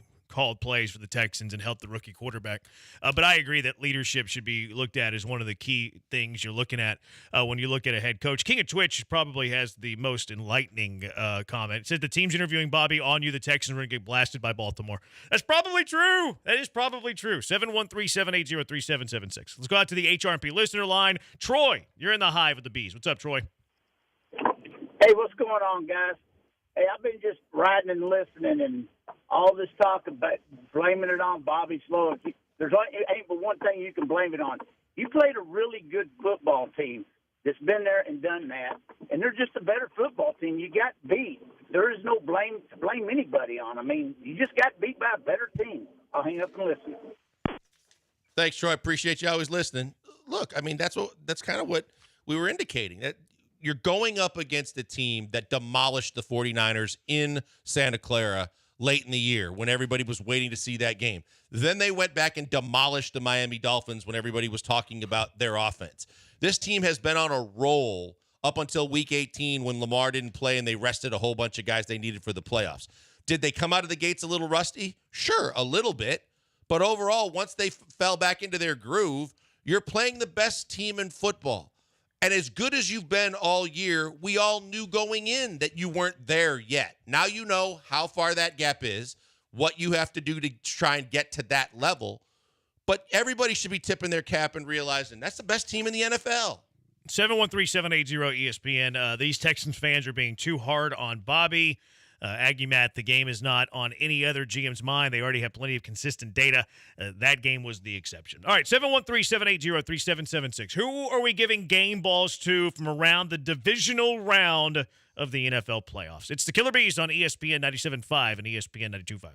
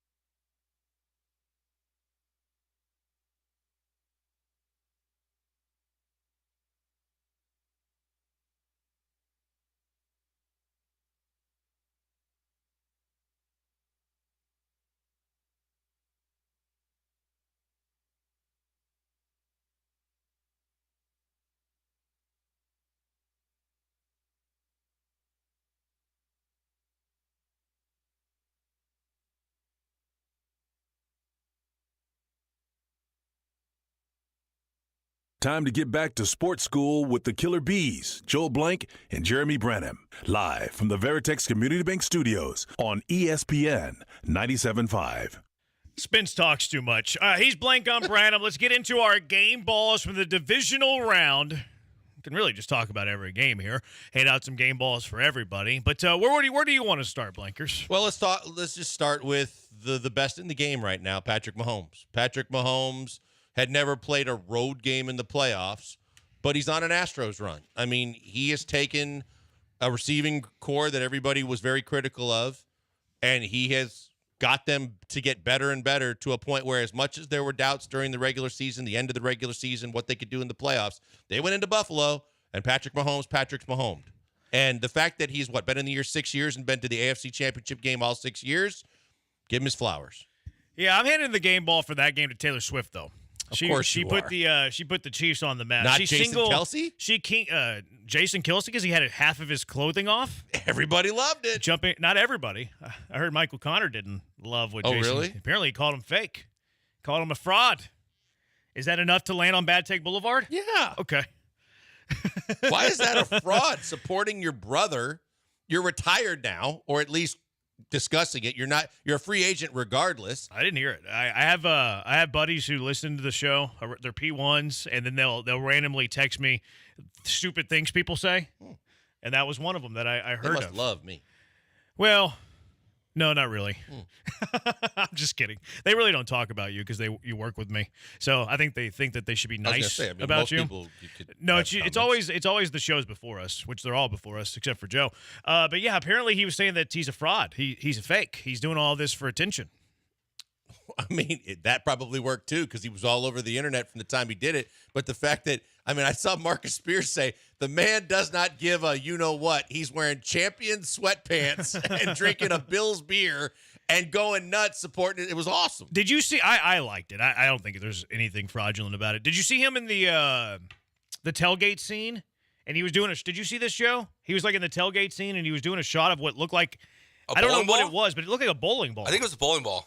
Okay. I think they drink out of bowling balls. Is that what they do? Out of the finger holes? Yeah. I think that's what it was. That's what I thought it was, but I wasn't 100% sure. I'm pretty confident that's what it was. Okay, I wonder what it was a bowling ball or a kettlebell, it looked like. Well, there's no holes in kettlebells. No, I know there's not, but that's why so it was tough. one of the two. So it's probably a bowling ball. Yeah. Huh. Okay. There's I wonder a what revelation. There's no holes in a kettlebell, but there's a handle. I'm going to give Taylor Swift my first game ball there for making that game relevant. No one would have watched that game if it weren't for Taylor Swift. Right. Her boo, by the way, had a big game. 5 catches, 75 yards, 2 touchdowns. They passed Tom Brady and Rob Gronkowski for the most playoff touchdown connections in NFL history. Yep, they sure did, and they've been impressive. That's part of that 6 years in a row doing what they did, playing deep into the playoffs every single year. I saw Brady went out on Twitter and said, that's pretty impressive when you catch a guy like Gronk. I think Tom had something to do with it, too. Yeah, that was nice humility there for Tom. I appreciate that. I also want to give a game ball to Mecole Hardman for bringing attention to the worst rule in football. And it looks like they're going to change this rule, according to Jeremy Fowler and others that are aware of this. Now, I do question handing the football off to Mecole Hardman in that spot whenever he had already fumbled once before. Did. Like, what are we? You have Isaiah Pacheco, another game ball, 15 carries, 97 yards, and a touchdown. He deserved one. Why in the world are you like Andy Reid? I love you, man. I love you. Why are you giving the football to Mecole Hardman in that spot? It's 1st and goal. That feels like one of those moments where Andy Reid listened to Matt Nagy for some reason. That was a Bobby Slowick cute play. Yeah, because that was the first thing I was thinking was Hardman's already fumbled once. Why the hell would you do that there and try to think that anybody was going to be caught off guard or that he was going to be able to do better? He just has been off this whole second go-round with the Chiefs so far. Yeah. And he obviously had a problem hanging onto the football. I thought it was a very, very odd call. Yeah. He literally had 2 plays. He touched the ball twice and fumbled both times. What are you doing giving that guy the ball? Is that it? He only catched it twice total? Yes. He had a carry and reception for a total of 1 yard and 2 fumbles. Unbelievable. Pacheco was unreal, though. That last drive, too, and to hammer it home. His effort after first contact is just next level. 6-rounder. 6-rounder out of Rutgers. Yeah. So, hey, all these people clamoring for running backs. You can kind of get them wherever. I'm going to give a game ball to Scott Norwood for missing that kick to tie it wide right, part due. That is awesome. I love to see Scott Norwood. Then I'm going to pile on. What do you got? I'm going to give a game ball to wide left because wide left basically cost the Green Bay Packers a football game too, because Carlson, I was going to tweet it and then I forgot to hit send, but I was like, hey, now misery loves company. So now wide right can call wide left. They can go play golf and try to hit it straight, because both of them deserve to be kicked somewhere else for those kicks. We'll get to Green Bay. Oh, I'm sure we will. You forgot to press send? I did. I was on the couch, and I really hate it because I get a lot of, obviously I don't want to get distracted watching, but I looked at it, I was like, oh, I forgot to hit send on that one. That game should. That's like the oldest man thing you've ever said. I'll own it. I did it. The Apple TV, too. What about the Apple TV? Well, you couldn't figure out the Apple TV? No, I never even opened the Astros. it. I have it. We've got it through different streaming services, the games that I needed to see, but I got Apple TV still in the box. The grown man crying at the Buffalo game. That was pretty he gets pathetic. a game ball because you're pathetic. The defense for Kansas City, game ball to all of them, though. Justin Reed, I miss Justin Reed watching that game. Nick Bolton was fantastic. Did you notice how physical the Kansas City Chiefs defense was with Josh Allen? They were hitting him at the echo of the whistle, sometimes beyond the whistle. What a great idea by the Kansas City Chiefs defense with their physicality towards Josh Allen. I bet you they were thinking Bounty Gate before that game in Buffalo. You think Josh Allen played bad? I think that they dumbed down the game plan for him because they don't trust him to throw the football. Did you see the spray chart where it's like everything was at the line of scrimmage, heavy running attack? I think Joe Brady was like, yeah, I don't trust Josh Allen with the ball, and he tried to give him the game. He tried to fumble it. He did fumble it late, but it went out of bounds.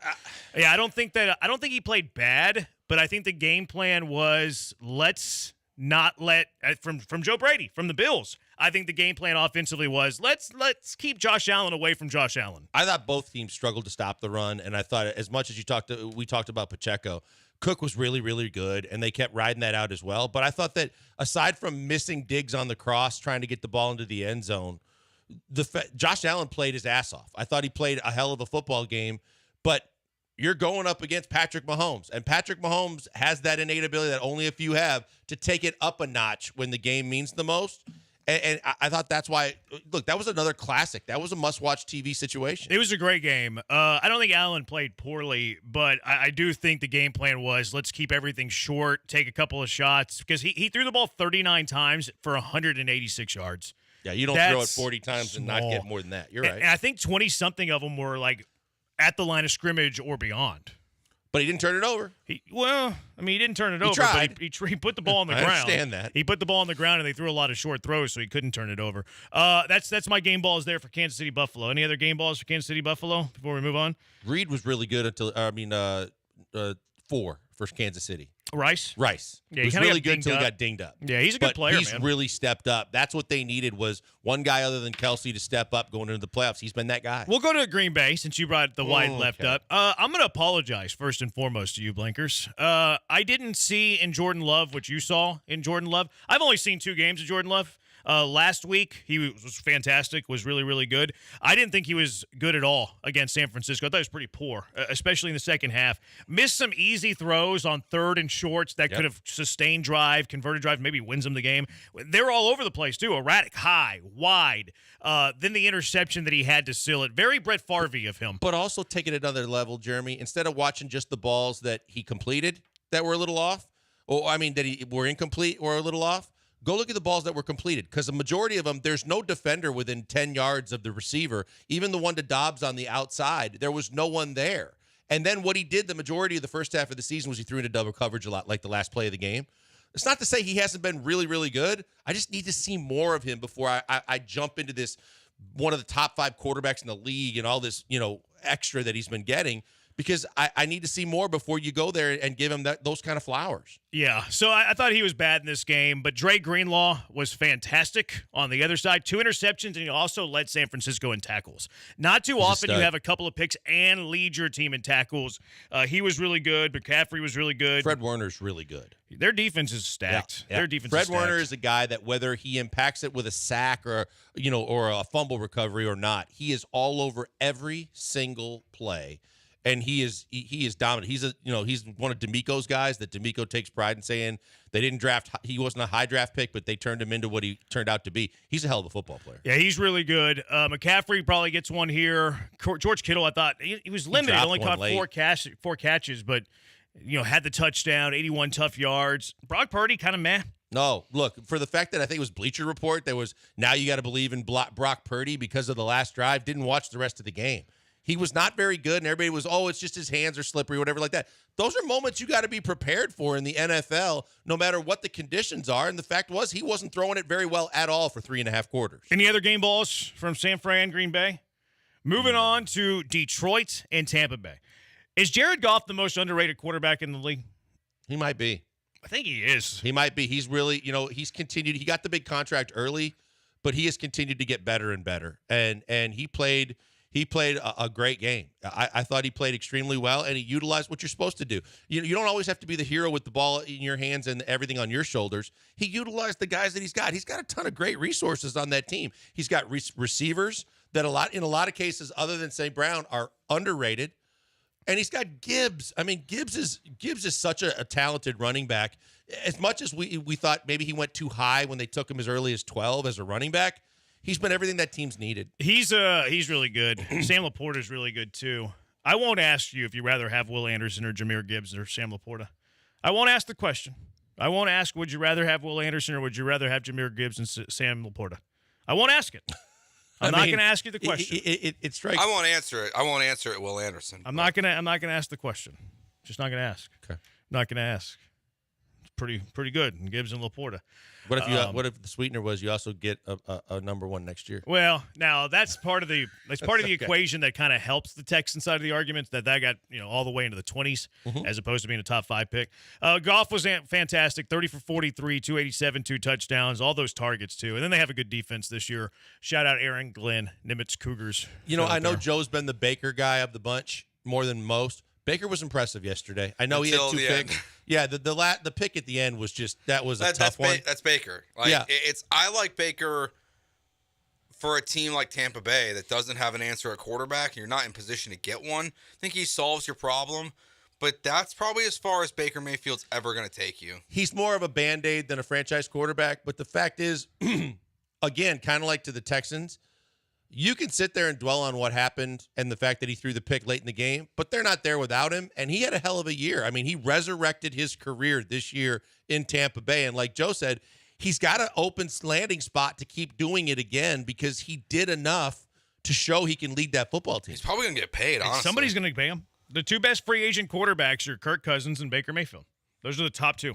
And if you look at what Tampa Bay did, and they talked about it during the game, how they wanted an offensive coordinator that was more or less very structured ball control and let the defense do their thing, and that's what they really wanted in an offense. Well, then you got the right quarterback too, because he as long as he doesn't have to go out of his comfort zone and try and be heroic, which sometimes he's going to try and do anyway. In that division and the way that they played, and with the defense being as good as it was, you got to re-sign some guys, but they could do it again. Any other game balls? I mean, Amon-Ra St. Brown, he's great as always. He's so good. He's a. You got a little grief the other day, Blankers, for saying Nico was on the same tier as him. When did I say that? I think Friday, maybe. Did I say that? Huh. I don't remember saying. I don't remember Joel saying that either. Yeah, it was. I remember you saying it. I don't necessarily remember the context. I think you kind of said like they're the top team's receivers. I think somebody was saying that you kind of like leveled them, like you comparing the two. If I'm going to say the top receiver on each team, it's accurate. I wouldn't put Nico on him on Ross. I'm just saying the top receiver on each team. Right. I don't know. I don't remember what you said. Yeah, I don't. But I think that's what you said. I think whenever I read the text, like, it's a little out of context. Because like the top tier is obviously like Jefferson, Chase, Tyreek Hill. I would put St. Brown on a higher tier than Nico. Yeah. I would have him on the net. Like, but Nico would be on the next tier. Yeah, I don't think he's that far behind. I'd probably have St. Brown on the second tier of receivers, and I'd probably have Nico on the third tier. That's fair. That's probably fair. I was going to say, I thought we said this at the start of the year when you guys were talking fantasy football and everybody was talking about he was going to lead the league in receptions and do all these things. Then I wasn't as high on him, but I mean, he's their wide receiver one. He's impressive. Yeah, I like him a lot. All right, that does it for game balls. Let's grade C.J. Stroud for the final time this season. Kind of brings a tear to my eye, like it did Will Anderson when they lost Saturday. Grade Stroud at Baltimore. Grade him knockout style against Lamar, or boxing style. And let's grade him on the season too. 713-780-3776. Killer Bees on ESPN 97.5 and ESPN 92.5. Guys, look, it's a great time to be a sports fan. We know it. All those games games were fun to watch this weekend. There's more on the horizon with the conference championship games, and you've got NBA almost every night, college basketball almost every night, sports. And if you're a sports fan and you love watching sports on television, you got to go to mybookie.ag because it's the way that you make even the most uninteresting game more interesting, and they're always taking care of their customers too. Go to mybookie.ag right now and figure out, but between all those sporting events that are going on, you get a real-life Vegas feel. You can put money down on the games from the comfort of your own home. You can do in-game betting, and they have live in-the-flesh dealers standing by for poker, blackjack, roulette, all kinds of casino games too. If you want to get your gambling fix on, there's only one place I tell you to do it. It's mybookie.ag because they always have bonuses, and they have them because you listen to us. Use your promo code BET975 whenever you see an opportunity to get bonus cash. And whether you're new to MyBookie or you're reloading as an existing customer, you'll find out that is the gateway to getting you those bonuses. You can get from $5 to $1,000 if you put that money in and you use that promo code. You can double it instantly. That means you put 50 in, now you got 100 in your account. More games, more money in your account, more games you can bet on, and more chances you can win. Start today. Go to mybookie.ag. Use the promo code BET975. Load up your account and get ready to go. As I always tell you, bet anything, anytime, anywhere. With the only place I tell you to do it, it's mybookie.ag. Promo code BET975.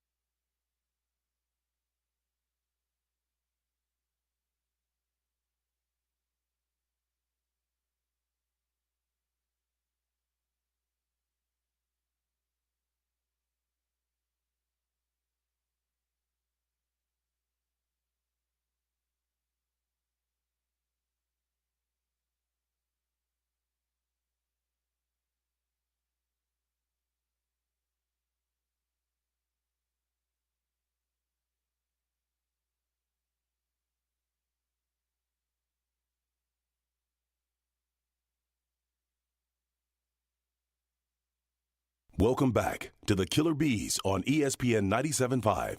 Killer bees are also known as Africanized bees. And we all know there's nothing Africanized about these two guys. It's Joel Blank and Jeremy Branham. Spin should stop lying. He's Blank on Branham. Let's grade C.J. Stroud for the final time. It's sad. It's sad to do this with Stroud. C.J. was 19 of 33 in the game against Baltimore, 175 yards. No touchdowns, no interceptions, no sacks. QBR 53.1 if you're into that sort of thing. Quarterback rating of 72.2 if you're into that sort of thing. 3 carries for 9 yards. Your grade, your thoughts on his play. C.J. Stroud, rookie quarterback for the Texans. Look, just not the way that we wanted the season to end. He didn't do enough, but neither did anybody else. I mean, on the positive side, he didn't turn it over, but you don't get a W in a win-or-go-home situation. And you don't want to hear it at this time of the year, who's available and who's not. You just got to find a way, and they didn't find a way. So as a team, you get a loss. The completion percentage wasn't great. The biggest positive is you didn't turn it over. I'm just going to finish. It sucks, but I'm going to finish with a bogey because of all the negative that comes with losing and the way the offense looked and the fact that this was one of, like I mentioned earlier, 2 this season where they didn't get an offensive touchdown. So as the quarterback, it all starts and ends with you. Maybe you get too much blame because of it, but I'm going to go Bogey. Yeah, I don't really – watching this game, I don't see anything that C.J. Stroud did poor. You know, like I'm like, oh my goodness, what is he doing? Even the one where it was almost intercepted over the middle was like tipped at the line. So nothing that Stroud did in this game. I'm sitting here, I'm like, man, CJ did not play well. Like somebody tweeted at me that CJ Stroud looks deer in the headlight, not ready for the moment. I'm like, I don't see that, man. Like the first half, they're tied with Baltimore. He led 2 scoring drives. One of them they converted with a field goal. The second one they didn't. Didn't do enough, but nothing about his game I was like failure or not ready for the moment. I didn't think that he played poor. Just the offense couldn't get going. Like you mentioned, I have to go Bogey as well for C.J. Stroud, his final grade of the 2023 season. Definitely. Same. I mean, I think there's an argument, like everything you just said about how like it wasn't his fault that they lost, but even in the game, like there's a couple throws to Schultz and Nico that he has open to him that he misses. There's one, there was one in the second half where Nico was wide open across the middle of the field, but the pressure got to CJ and he just totally missed him. So it wasn't his worst game, but it wasn't good enough in this moment. So we end the season this way. Joel's golf grade for CJ Stroud ends at a -6. It's good. I've got him at a -7. It's good. Jeremy at a -9. It's really good.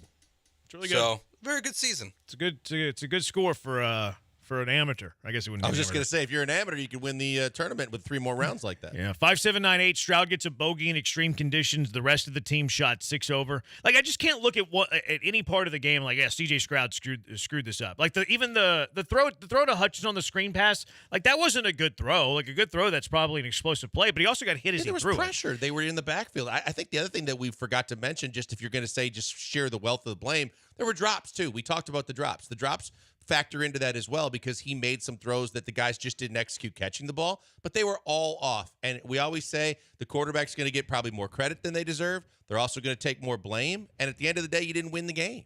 Yeah. So bogey there, 713-780-ESPN. CJ's freshwater jellyfish. CJ looked really stupid out there. I don't think he looks stupid, CJ. That's rude. That's not very nice. Virginia says still isn't par. Played worse than expected bogey. Not really sure what that means. 713-780-3776. What about the boxing grade? If we're grading a boxing round or UFC round, CJ Stroud versus Lamar Jackson, how would you score it? 10-9 Lamar Jackson. Man, I'm close to a 10-8. I'm probably going to go 10-8. Lamar, he had 4 touchdowns. Like he threw for 2, he ran for 2, he didn't have a turnover. He was 16 for 22, highly efficient. He ran for 100 yards. It's not really anything that Stroud did. It's all that Lamar Jackson did. Lamar Jackson was excellent. Now, a lot of that's because D'Amico's game plan against Lamar was not very good. But if you're going based on performances, I have to go Lamar with a 10-8 round over C.J. Stroud. Yeah, definitely. I mean, it was a knockout. He knocked him out. Like so, 10-8. I mean, knocked him out of the playoffs. 10-8 or just a knockout. True. Yeah, That's you can true. go knockout since it is his final time that we'll see him. Typically, we've reserved knockouts for people getting hurt. But yeah, which you should have done with Lamar. It's true. See, but this is a knockout. /S. I look at this too and say, Lamar doesn't always win pretty. But when you actually watch the game and you find out all the different ways that he can beat you, it's impressive. I mean, as quick as he hits the hole and how in the open field he can be elusive. He's fast, obviously, but he can be physical. The throw that we were mentioning to likely in the end zone. It wasn't pretty. It wasn't great, but it was effective, and he got the job done. No, he's a heck of a player. He's playing. I'm excited to see Ravens Chiefs. That's going to be a really entertaining game, I think. 2851. If it were a fight, they would have stopped it. I could see that. 6761, 10-9, and 10-8. Haha, are y'all high? That's the type of game Lamar plays. It was a knockout. I mean, we're grading it as if it were a round, though. Like CJ's still standing. Well, I mean, to Joe's point, he's not still standing because he got eliminated from the playoffs. So 6761. You know what? I can be impressionable. I can be open-minded. I can admit when I'm wrong. I'll give you that one. You're right, 6761. You're 100% right. It was a knockout. Joe talked me into it. 6761 talked me into it. We're not going to see Stroud again this season. Y'all are right. Lamar Jackson won by knockout. I agree with you guys. I agree with you guys. Now, rookie year for CJ. I mean, I don't think anybody can say anything badly, right? The great rookie year, one of the best we've seen this century. A+. Everybody's extremely happy about the future. This is the greatest rookie season that we have ever witnessed. And the fact is that when you look at all the different variables that were going against him personally, to be as good as he was for the duration of the season and take you to levels you did not think, most people did not think they were going to get to and beyond, he deserves the highest grade possible. He deserves a double eagle. He deserves A+. He deserves, however you want to look at it. He was just a massive success. Yeah, massive success on all fronts. I mean, I don't think anybody saw this coming. Nope. Like, maybe you have I think people saw a franchise quarterback. He's the guy you can build around. Perhaps someday he's going to be someone that can lead you to the promised land of the NFL. But to have this type of rookie year with where the Texans had been in the previous 3 seasons, 11 wins in the combined 3 years, everybody thinking they have so far to go as an organization, no one in their wildest imaginations could have expected this from C.J. Stroud. No, I remember Travis Johnson being the first one to tell me before the season started. I was like, especially because he started off slow in preseason, and Trap, a lot of times being an ambassador and all that, and a former player, he gets access that the media doesn't get to. And he was like, no, he's it. He's special. This kid's got everything. And I found myself getting off the phone with him going, man, I don't know. I guess I don't see it, but I hope he's right.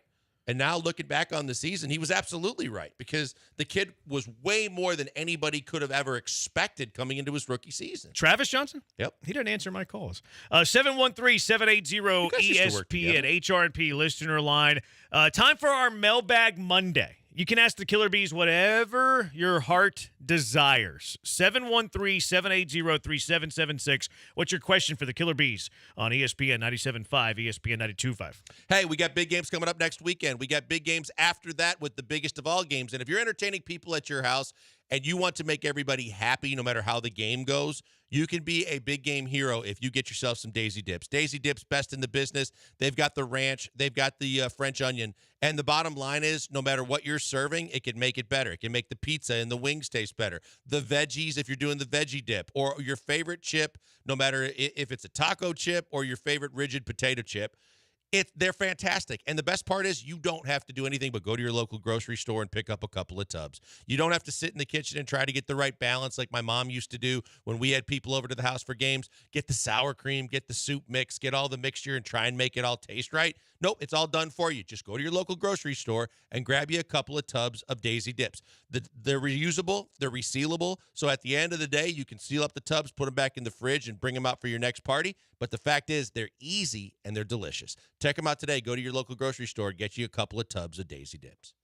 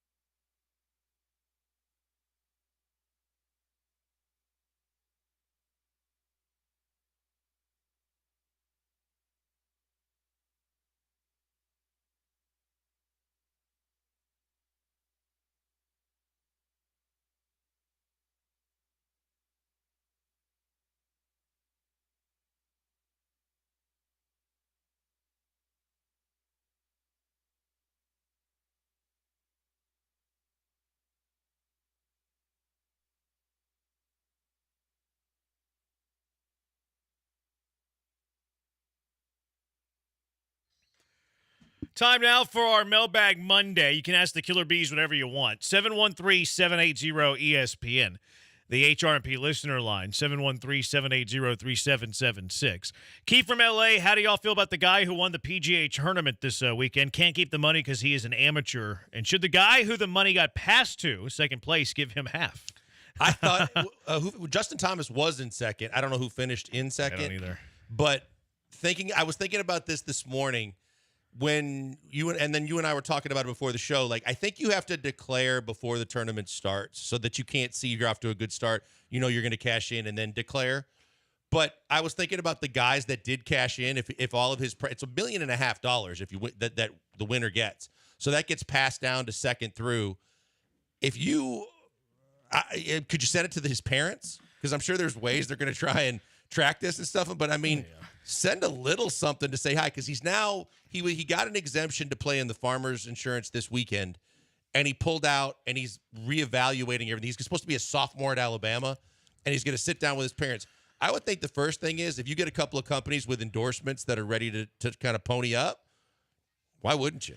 First Nick Saban and now Nick Dunlap leaving. Christian Bezuidenhout is the guy who finished second and I guess won all the money. Ain't no way he's sitting $750,000. Give him a Nick little Dunlap. something. Hey, take him out to dinner. You get a nice steak dinner is what you're getting. I'm curious to see if he wants to turn pro or keep his amateur status, or maybe Liv will offer him $250 million. 713-780-ESPN. Questions for the Bees are Mailbag Monday. 713-780-3776. Let's go out there for Pena. Pena, what's your question for the Killer Bees? Hey, what's going on, guys? So my question for y'all, it's 2 in 1. It's regarding the same thing. So spaghetti. Do y'all pour the sauce on top of the noodles, or do you mix them? And the second part of the question is, do you prefer meatballs or the ground beef? Thank y'all. Have a great day. I'm going to go traditional meatballs, and I'm going to go you pour the sauce on top of the pasta if you're going to go authentic. But you can't go wrong either way. No. What is it? I think there's actually a phrase for it. I think it might be called dirty spaghetti. When it's already mixed in? When you mix it together. Okay. I think it might be called dirty spaghetti. I like them both. I don't really care if it's on or mixed together. I think both taste fantastic. I could not care less. Now, I'm more of a meat sauce than meatball guy. I like the way the consistency is. It saves me the trouble of having to cut it. I think it gets sauced better when it's a meat it sauce. up a little bit with the meat sauce. Yeah, I'm more meat sauce than meatball on my spaghetti. I was going to ask you how you grew up and how you grew up. More meat sauce. My mom was all meat sauce. Yeah, we were more meat sauce than meatball. Joe, do you have Joe's father-in-law runs an Italian restaurant. Right. We go meat sauce most of the time, and then we put it on top because my wife doesn't like a ton of the red sauce, just a little bit, so we can't mix it together. That's how I grew up on it, though. It's like my parents would just put it all together and you just take it right out. Yeah, it's very good. Here's a fat kid hack. Meatball on top of meat sauce. I mean, yeah, double for sure. down on the meat. Double down on the meat. A lot of times that's what most people do, I think. Yeah. Lots of Parmesan. Yeah. 6860, would you rather Nick Caserio trade up in the draft to get a wide receiver or make a big free agent splash at wide receiver? That's Justin. I mean, you're going to have Tank back, and Nico played his tail off. I would rather them draft a wide receiver and not have that big bill, because you got a lot to do with the money that you have, bringing your own free agents back that you want to keep and exploring the market. I would rather draft a wide receiver. Now that doesn't answer the question, though. Would you rather trade up in the draft to get a receiver? Oh, I didn't hear the trade up part. Yeah. Would you rather Nick Caserio trade up in the draft to get a receiver? I don't want to trade up. If you're using your first-round pick on a wide receiver, fine. I don't want to trade up. Then, I mean, that's a tough one. I would still say that I would stay away from free agency, but then whatever I save, I'm trading away a draft pick. I probably go with the trade up route because I like the idea, at least. Yeah, I know you're losing draft capital by doing so, but you're also saving your free agent dollars to be able to spend however you choose. Right. And then you're getting said rookie on a rookie deal. So you have them, and imagine it would be in the first round. So now you're looking at having that guy on a very affordable, team-friendly deal for 5 years. So I lean the trade up in the draft to get a receiver than a big free agent splash. And we know that Nick Caserio is a willing-dilling son of a gun. I mean, first reaction, just based off what some of the top mock drafters are throwing out there, if there's going to be 3 wide receivers going in the top 10, then I lean to free agency. Because if your name's not Marvin Harrison Jr., Malik Neighbors, or Roma Dunze, like, I'm not trading up for you. And I can't imagine the Texans going from 23 to a top 10 pick. Coleman? Yeah. I like him a lot too, but if those guys are going there, Keon Coleman will be gone by the top 15. Yeah, but maybe he goes like 18, and you can trade from Right. 23 to 18 I mean, and give a third. Keon Coleman's awesome because like he's got like DeAndre Hopkins light, where not everything's a 50-50 ball. It's like 60-40. So that's high praise. I would lean towards trade up, but if I have to go to the top 10, I'm going to free agency. They said Mike Evans ain't coming down and giving anybody bargains. That would be scary, even if it's a shorter term deal, because he dropped some balls yesterday too. But I don't. If he's going, heavy wide receiver money, you're talking 20 plus. Yeah, and I don't. I was looking at Texans cap on Twitter today, and he says after all these future signings, like these reserve future deals, that the Texans cap space is going to be at 61.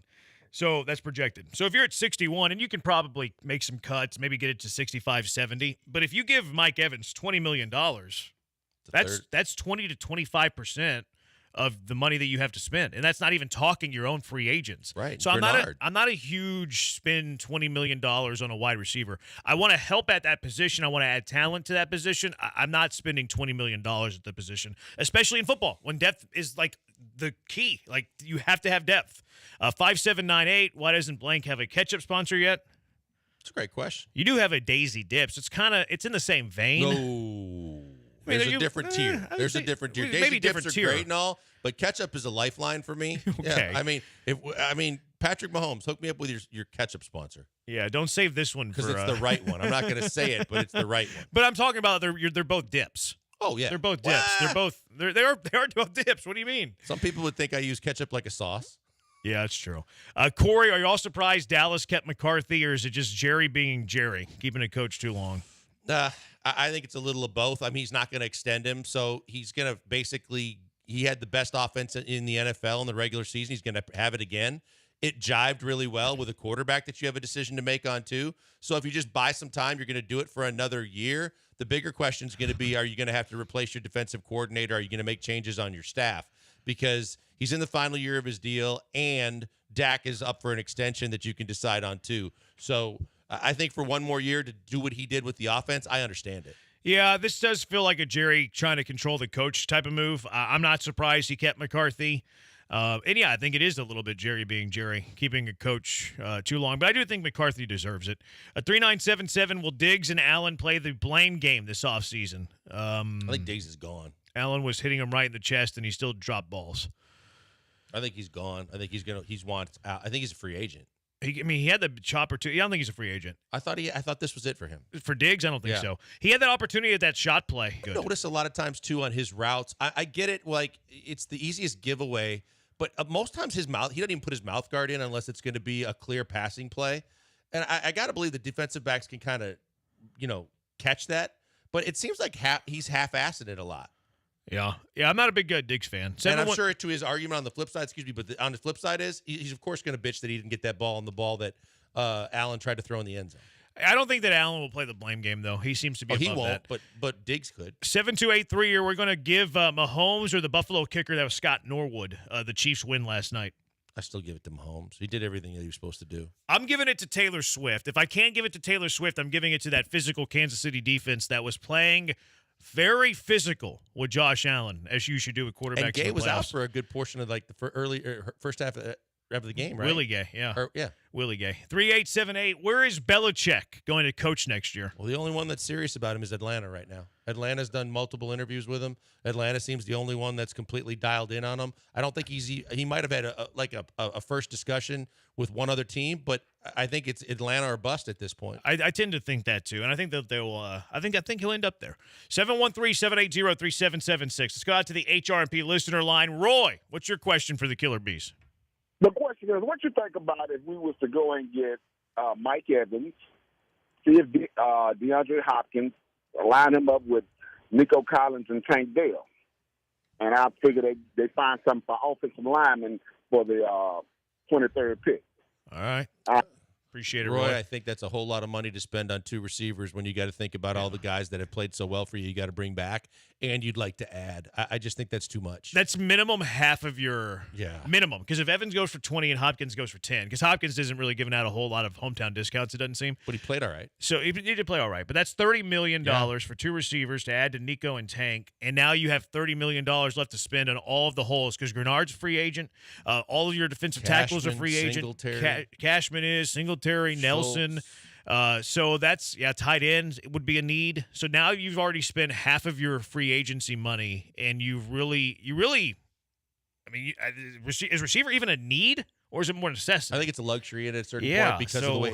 Assuming you're getting your number one back in Tank, who's going to end up being in unison with Nico, your two best receivers, you're in a good spot. I would say adding a receiver is a need.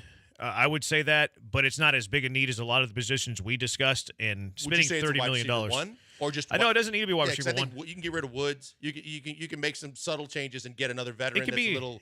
Honestly, I think it's a high priority. It could be a high priority, but it doesn't have to be $20 million, $30 million. No, it doesn't. You could do it in the second rounder. Like if the Xavier Legette kid from South Carolina is a second round pick and he's your wide receiver 3, awesome. Gabe Davis was a name that is a free agent, and they were talking about him potentially leaving in free agency because he's a free agent. If he's your wide receiver 3, cool. Like he's a big play guy waiting to happen. So like I would agree that wide receiver 3 is a need, but it's not a need in the sense that you have to spend a whole lot of money or a first-round draft pick one. No, I think it has to be, I would say, a first, second, or a solid name in free agency. Because, look, the offense struggled without Tank. They only scored over 20 points. I think I saw DJ tweet this. The only time they did it without Tank was last week against the Browns. So what if they add Adam Thielen, but he doesn't break the bank? Yeah, I don't know if he's just not explosive to me. He had a good year.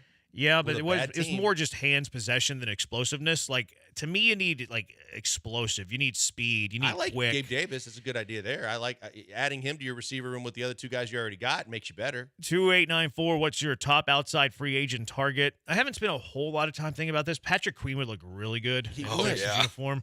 I would love. You see, Patrick Queen got physical with Dalton Schultz now. Pushing him. He tackled him 3 steps outside. All game. Just saying. Supposed to be physical with guys. That's the biggest question. Are you going to re-sign Grenard? Because if you're not, pass rush has to be top priority. This guy says, what hour did y'all talk Hater last week? This other guy says, if Graveman didn't need surgery, is Hater an Astro? Ooh, it's a good question. I think no. I would say no as well. Yeah, I'm no on this one. All right, that's it for our Mailbag Monday. 713-780-ESPN. Cam, Amin, they started against the Celtics. We saw that. Jalen struggled from 3. What if Jalen isn't a star? Are we okay with it? Are we more okay with it if Cam or Amin turn out to be a star? I'm getting closer and closer to being done with Jalen, Blankers is, and all in on Amin and Cam. I'll tell you what he means next. It's the Killer Bees on ESPN 97.5 and ESPN 92.5. My colleague, Cougs, U of H class of 1990 has been protecting the interests of businesses for nearly 25 years. HR&P provides comprehensive human capital management services, including HR compliance, benefits administration, and payroll. HR&P will also work with you to customize a plan for whatever you need. There's nothing cookie cutter about HR&P. If you need a little bit of help, a lot of help, or anything in between, HR&P will create a plan for what you and your business needs. Also, their customer service second to none. You'll never talk to a stranger on the other side of the line. You'll be calling someone that is familiar with you, familiar with your company. I can speak to that customer service. Anytime I have a question, I always get a quick response that's easy to understand. Let HR&P take on the demands of human resources and eliminate your HR burden so you can get back to growing your business. Give them a call now, 281-880-6525, and let HR&P customize a plan for you, 281-880-6525, or check them out at hrp.net. That's hrp.net.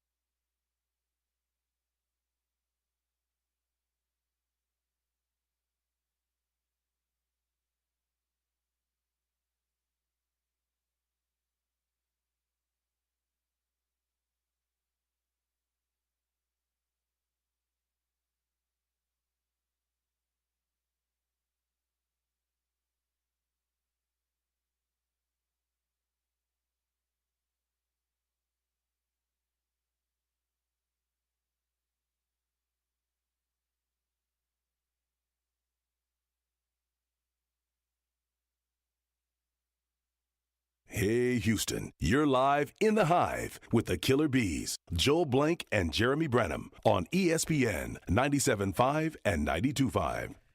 He's Blank on Branham. I'm dipping out a little bit early today. I got to fly to Provo, going to Provo, Utah. Watch some Cougar basketball Party tomorrow time. against BYU. Yeah, they like their soda, caffeine-free. Yeah, caffeine-free. The Jamal Shedd, Big 12 Player of the Week. Congratulations there. Well It'll be a fun deserved. one, though. BYU, really good offense. Houston, really good defense. Will be fun tomorrow. We saw some young players for the Rockets yesterday. Cam got a start against Boston. Amin got a start against Boston. Had some pretty good numbers there. Jalen continuing to struggle from the outside. What are you seeing from these young players and their potential for stardom? Yeah, I was thinking about it, and it kind of just extends a conversation we've had going throughout the season. I'm more and more out on Jalen Green as being what everybody's expecting him to be, a superstar. I'm not saying trade him immediately. I'm not saying that I need to know if he's going to be a Rocket or not. And in order to be a Rocket, he's going to have to start doing some things better. But I'm already moved on from the fact that he has to be one of your big three or one of your big superstars. And when I looked at it, I saw the block that Amen made the other night against Utah in overtime. I look at the fact that we know he's got to improve his shooting, but he gets to the basket. He does so many things well. And Cam has just been everything you could have asked for and more. And now you see why he should have been a lottery pick that a lot of people just passed on. These two kids look like they have a better chance to be what you want Jalen to be than Jalen right now. And I think that's why I'm okay with saying I just need to find out if Jalen's going to be a Rocket, because it's one thing to say he was 1 of 6 from three-point range. It's another thing to say he still takes a ton of bad shots. I know that with Fred out now that Ime wants to really set the tone that he wants Amen and then Jalen to have more opportunities to facilitate the offense. Jalen's biggest thing is that he's got to accept that and understand that facilitating the offense doesn't mean trying to score, because I think he can be a good passer. We know he's got basketball skill, but the bigger thing to me is I'm thinking more and more that one, if not both of these guys, Cam and Amen, can end up being one or two of your big-time go-to big three type on a championship caliber team, and less that it's Jalen Green. Yeah. I'm probably the Jalen defender of this show. Mm-hmm. Like, I don't – what's the hurry of having to know if Jalen Green's on this team or not? Well, I'm not saying when, but I'm saying before his contract comes up, right? Before it's time to pay him big money, and you know he's going to want big money, that I really have to have, some serious in-depth looking at Jalen Green and figuring out what he can be for me. Now, he might be something totally different to somebody else, but right now I see more potential of being like a star player in Cam and Amen. Okay, I just wanted to set the timeline because I don't think our timelines are different either. Like, No, I'm not gonna send crazy money at Jalen Green until I feel a little bit more confident than I do now. And my patience is wearing thinner on Jalen Green, certainly from like the perspective of can he be a star. But it's not something where I need to decide now. Now we're halfway through the year. Like it doesn't seem like it's getting a whole lot better. Like I keep waiting for this Jalen Green tear, for him to go on a heater and just be like, okay, here he is. And it's not coming. Like he'll have 1 or 2 games where he's like really good, but he doesn't sustain it. There's no consistency there. And it's like, okay, well, you need to add consistency. He's just not. He had more consistent stretches last year. Now I feel in terms of stardom, I don't know where I'm at with Amin yet. Like Amin to me is kind of like a Ben Simmons type. I think he can be a point guard on a good team. And I like his game a lot. Now, yes, for him to like really be a superstar, he's probably going to have to shoot better from three-point land. I don't think he needs to in order to be like a really good starter, but star level, I would say that he needs to add that to his game. One thing that does annoy me a little bit with like the Jalen Green, Cam Whitmore conversation, I like Cam Whitmore a lot, and I do think he has that potential. But Cam Whitmore, when he has a bad game, he gets a lot more grace than when Jalen Green has a bad game. We're talking about the Celtics game, and Jalen Green played poorly. He played better than Cam Whitmore. Jalen Green was better than Cam Whitmore against Boston, yet we don't hear it all. Cam Whitmore had a stinker, yet we're hearing Jalen Green had a stinker, even though Jalen Green had a much better game than Cam Whitmore. So, like, the consistency of the angst from the fan base, I notice, is way more consistent with Jalen Green, and Whitmore has a lot more grace. Now, maybe it's because Jalen's in year 3, Cam Whitmore's in year 1, but he's still, like, he hasn't played a ton of games in his rookie season at the NBA level, so that's probably where that grace comes in. But it's just curious to me how we get a lot of disdain from Jalen in a game where he played better than Whitmore, and everybody's saying Whitmore's the next star. It starts with where you were drafted. it's also, like you said, how many years you've been in the league. And then it's how you handle adversity. Like Cam got sent down and deserved every bit of it and had to understand how to be a pro. But when he came back up, he doesn't really force a lot of the action. He kind of lets the ball come to him. Now, if it means he sees a guy in front of him he knows he can take, he's taking him to the basket. Yeah. And if the ball, if he's not afraid to pass it, knowing if it comes back, if I get a wide open three, I'm supposed to take it, and he does, and he's pretty consistent making them. You're right that he didn't play well last night, but what I liked was there was always that fight in him. You don't see the body language. You don't see the giving up on defense when you miss a shot or don't get a foul called against you, and you see a guy that kind of has conceptualized, okay, this is what I need to do to fit in with my coach, this system, and have the best chance to play minutes on this team this year and going forward. Yeah. Whereas Jalen's still struggling with, I don't like the system. It just seems like all of his body language and like when things aren't going well for him, he's more like willing to just kind of just shrug his shoulders and walk away with his head down going, this ain't it. This ain't it. I feel higher on Whitmore than I do Jalen, despite what I just said. And Amin, to me, they have different talents. Like, Amin, to me, seems like he can be a Rajon Rondo, Ben Simmons type. I don't know if he's ever going to be like a leading scorer type.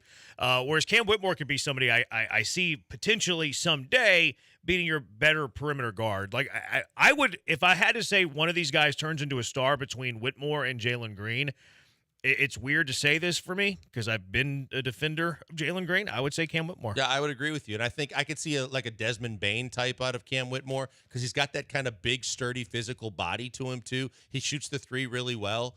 I see a lot of star potential in Cam Whitmore. But to your point on Amen Thompson, I think who's around him matters, right?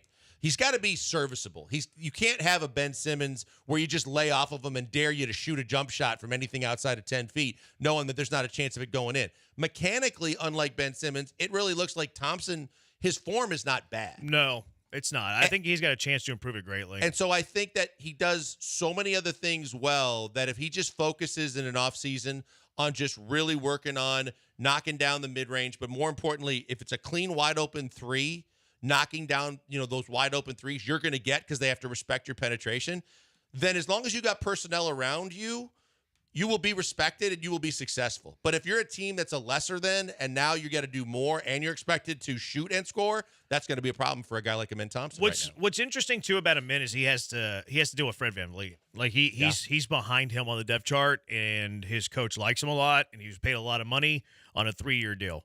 So it's hard for Amin to get tons of minutes if VanVleet is healthy. Whereas Cam and Jalen are kind of, I think, fighting for the same minutes. And if Cam surpasses Jalen Green, and they're going to give Jalen Green a long runway because they have to figure out what he can do and what he has. I think the path to a consistent starting role on this team is closer for Cam than it is Thompson. Did you think Cam was a 3 coming out or a 2? I don't think there's much difference between a 2 and a 3. On the defensive end, it matters a bit, but on the offensive end, to me, it doesn't. Like, they're both wings. You got a point guard, you got 2 wings, you got a stretch 4, you got a 5. I think the 2 and 3 on offense are the same thing. Defensively, more of a 3. It matters, a little bit more wider. But also because Cam seems to be more physical. He seems to have that kind of that more NBA frame already. But the other reason why I asked the question was, do you think that they can play together? Because I think that would be Jalen buying into the system a little bit more. But there's no reason to say that they couldn't both be part of what makes this team good. It's just, I think it's more relying on Jalen's shoulders. He's got to have more buy-in to the overall instead of just worrying about, did I get my numbers? Did I do what I expect me to do? It's got to be a we, because you look at it and say, hey, when Jalen was sitting the other night and VanVleet's out of the lineup, the fight that I saw against a team that's a championship caliber team like Boston, and the fact that they were staying in the game gives me the most reason for hope for all this team. Yeah, they both can play together. I think they can play together. Now you have Dylan Brooks in the equation. You have Tari Easton in the equation. So you do have a surplus of guards. Pessimistic Chad, come on, JB. It's draft position, and Green being in year 3. He's a bust. Fair enough. That probably is the difference in the grace. Cam a rookie, Jalen year 3. 8807, Cam was coached up at Villanova while Jalen was playing AAU. I think that matters. I think it matters a lot. Sure. And you weren't coached up by just anybody. You had a system set up by Jay Wright, and whether Jay Wright was there his last year or not. Look, Jay Wright in Villanova, they have a structured way that they're going to handle their business, much like you have the luxury of dealing with Kelvin and his staff. That's a great program to come out of. if you're going to try and get NBA ready in a short period of time. I think there's absolutely something to that. 713-780-ESPN. All right, Hive. Texans season is over. When do you want to start the offseason talk for the Houston Texans? 713-780-3776. Killer Bees, ESPN 97.5 and ESPN 92.5.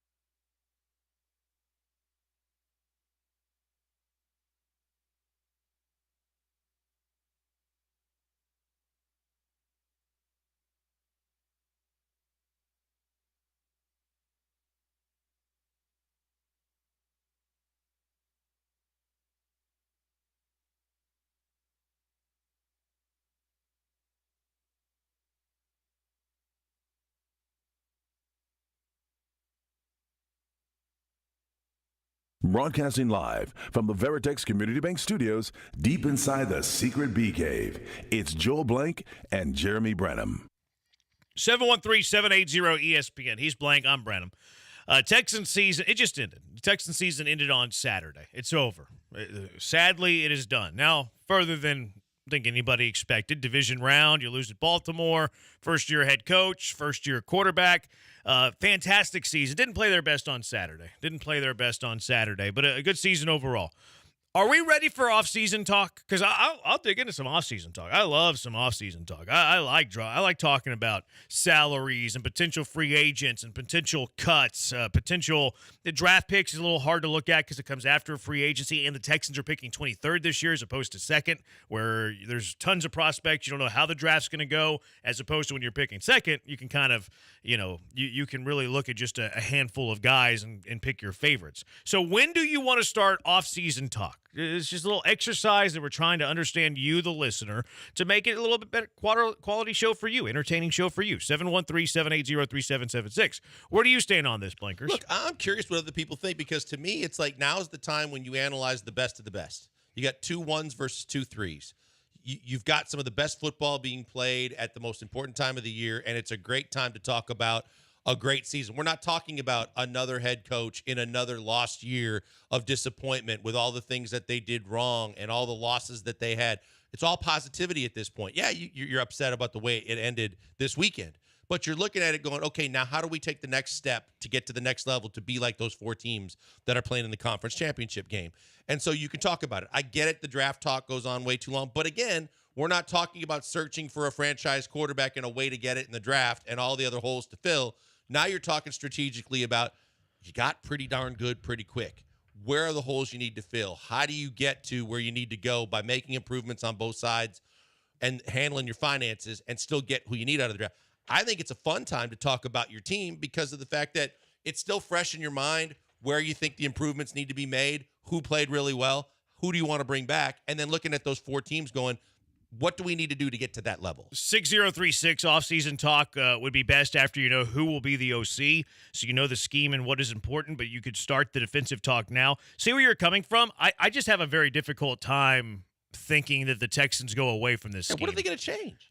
Well, if Solik leaves and now you're in the market for an offensive coordinator and you bring in Eric Bieniemy or Cliff Kingsbury, now you're changing up your scheme. See, I don't think they're going to do that. I don't either. I think it's they're a long to shot. Stick with the Shanahan shell, and they're going to stay in that mold, and that's exactly what CJ flourished in. So why wouldn't you just stick with that? You can bring in different terminology, different playbook, different coach, but you keep it in the. I mean, it's the KISS therapy philosophy anyway. But you keep it simple, stupid. Like if it worked and everything, and you had this great year, why would you go away from it? 1764 says Pro Bowl weekend. That doesn't exist. There's no such thing as Pro Bowl weekend. That's a myth, right? That is not real. It's flag football weekend. Oh, they do play the flag football. They play flag That's football, not and they real. do the skills challenge. That's not real. Joe, where do you stand on this? When are we talking? I mean, he's a Bears fan. He's been talking about it since week 5. When does off-season football talk begin? It starts now. Okay. Sorry, the Rockets are irrelevant. It starts now. Irrelevant? They're fighting for a play-in spot, Cool. Joe George. No one cares. Like, I care a little bit, but, like, for me, like, it's football and baseball 24/7. So, like, I'm good to start now. Don't disrespect Cougar basketball, Joe. I Number 4 in the nation, number 1 in the net, number 1 in the There's Ken a lot Pom. of basketball to love. A lot of basketball to love, Joe. That's disrespectful. But time is now, I don't says think people 9-4. agree. 9497 says the time is now. Lots of exclamation points. Spencer says, today, would you take a flyer on Chase Young if available? I heard he might be going back to Washington. What? Yeah. Why?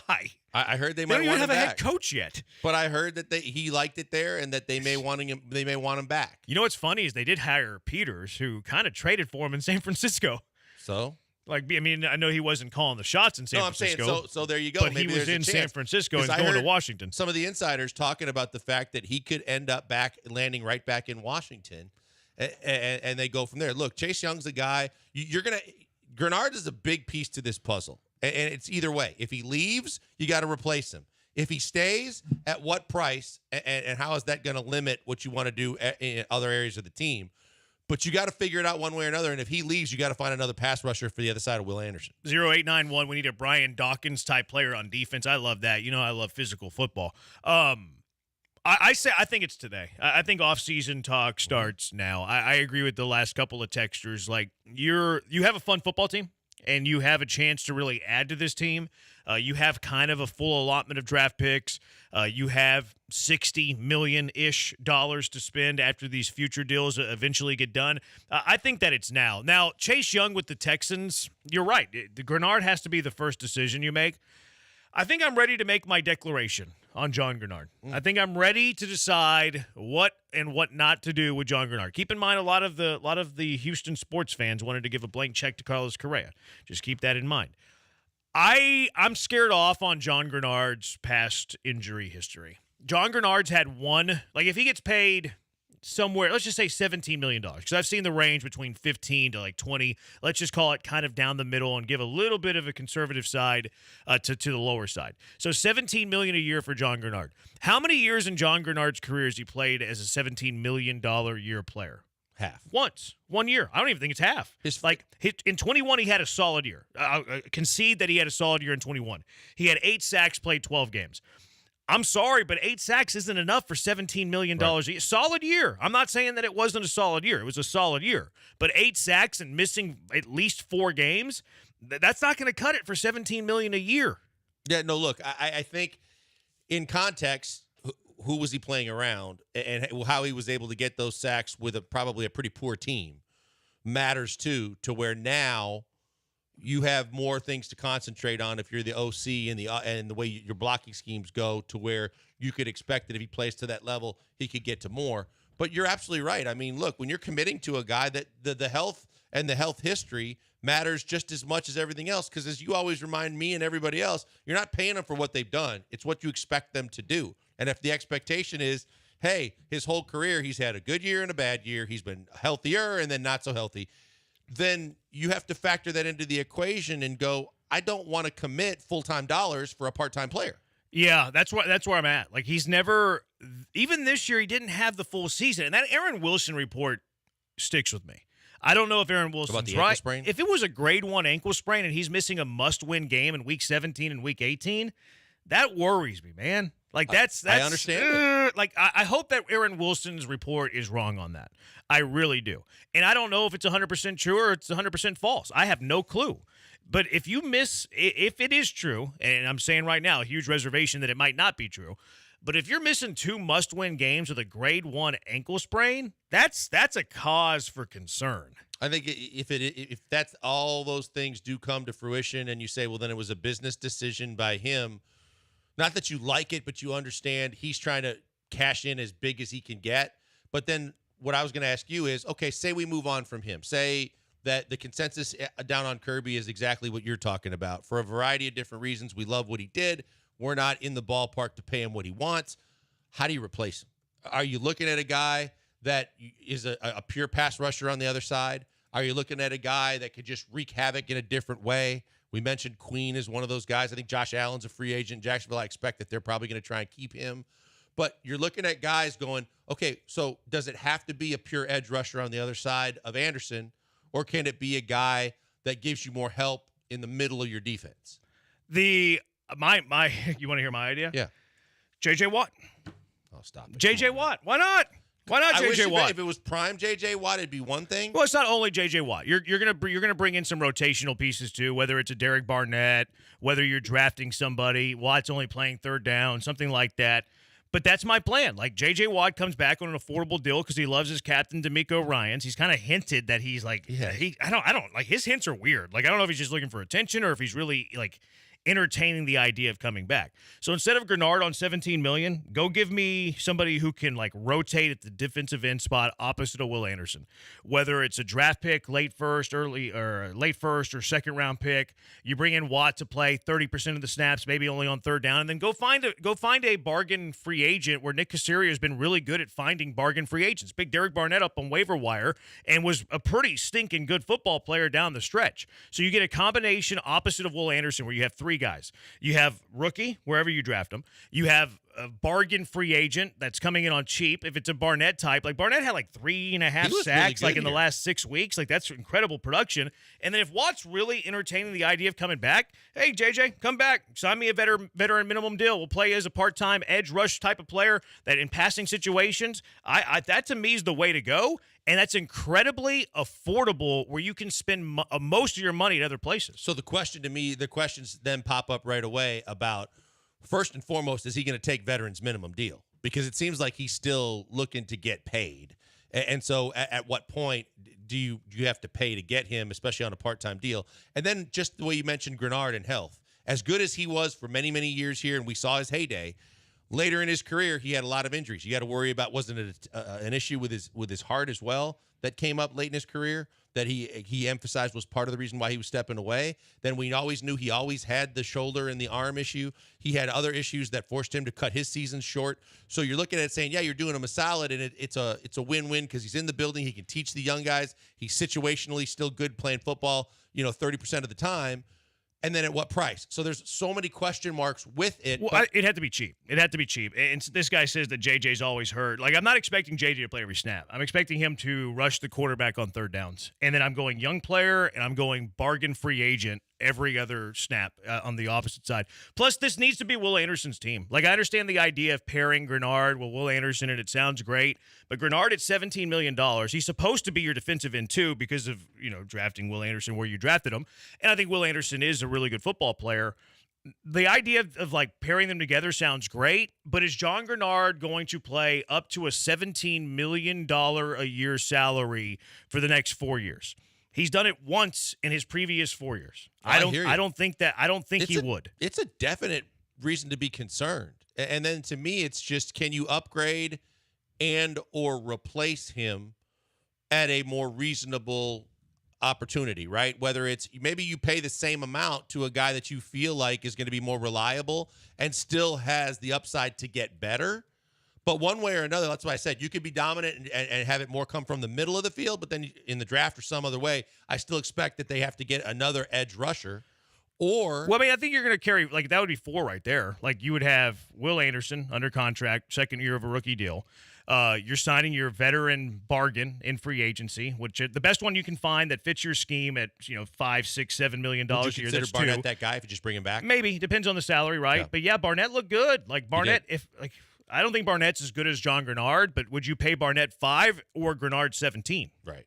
That's what I'm saying. Like I'd rather go with Barnett. Be that guy because what he showed you in a small dose was maybe he wasn't the first round pick that the Eagles had him targeted to be, but he was better than average when he came here. Yeah, so that would be my plan. Like, I don't think Grenard can play up to the $17 million a year deal consistently. The injury proneness scares me. He's only done it once in his entire career. The Texans are going to be around 60 to 65 to $70 million. If you pay Grenard 17 of that 60, now you're looking at 43, which is still healthy.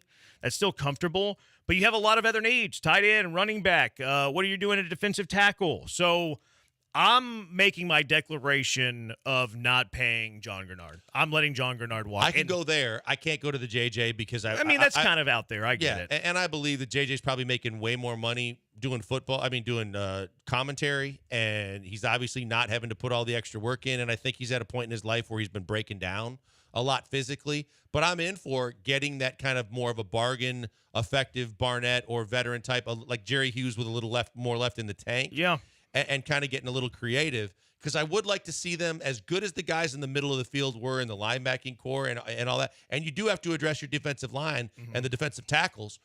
But I think that if you could get someone that's a little bit more dominant in the middle of the field too, it would be a huge help for D'Amico and his defense. And I think Grenard is good, but how much of it is scheme? And go look at how often they split snaps at defensive end too. Like even when Grenard's 100% healthy, he's playing 70% of the snaps. Like, and I understand nowadays it's still a lot. You want him to be fresh, all of those things. But I think I'm more spread the wealth, sign some bargain free agents, really make sure the middle of the defensive line is strong. And as you like, if you're going to go after like a Patrick Queen type, well, you're going to have to save money elsewhere. That means you're probably letting Grenard walk. It means you're probably not going to sign a top-of-the-market wide receiver. You're probably going to sign a second, third-tier guy or draft one. So that's where I'm at with Grenard. Maybe that's radical. Maybe it's crazy. Maybe you all disagree. And if you do, 713-780-ESPN, HRP listener line, 713-780-3776. We saw the best of the AFC on Saturday. Now you have to figure out how to get on that level. Where do you start? What do you need? What are your primary areas of concern and need for that immediate improvement? 713-780-3776. Killer Bees, ESPN 97.5, ESPN 92.5.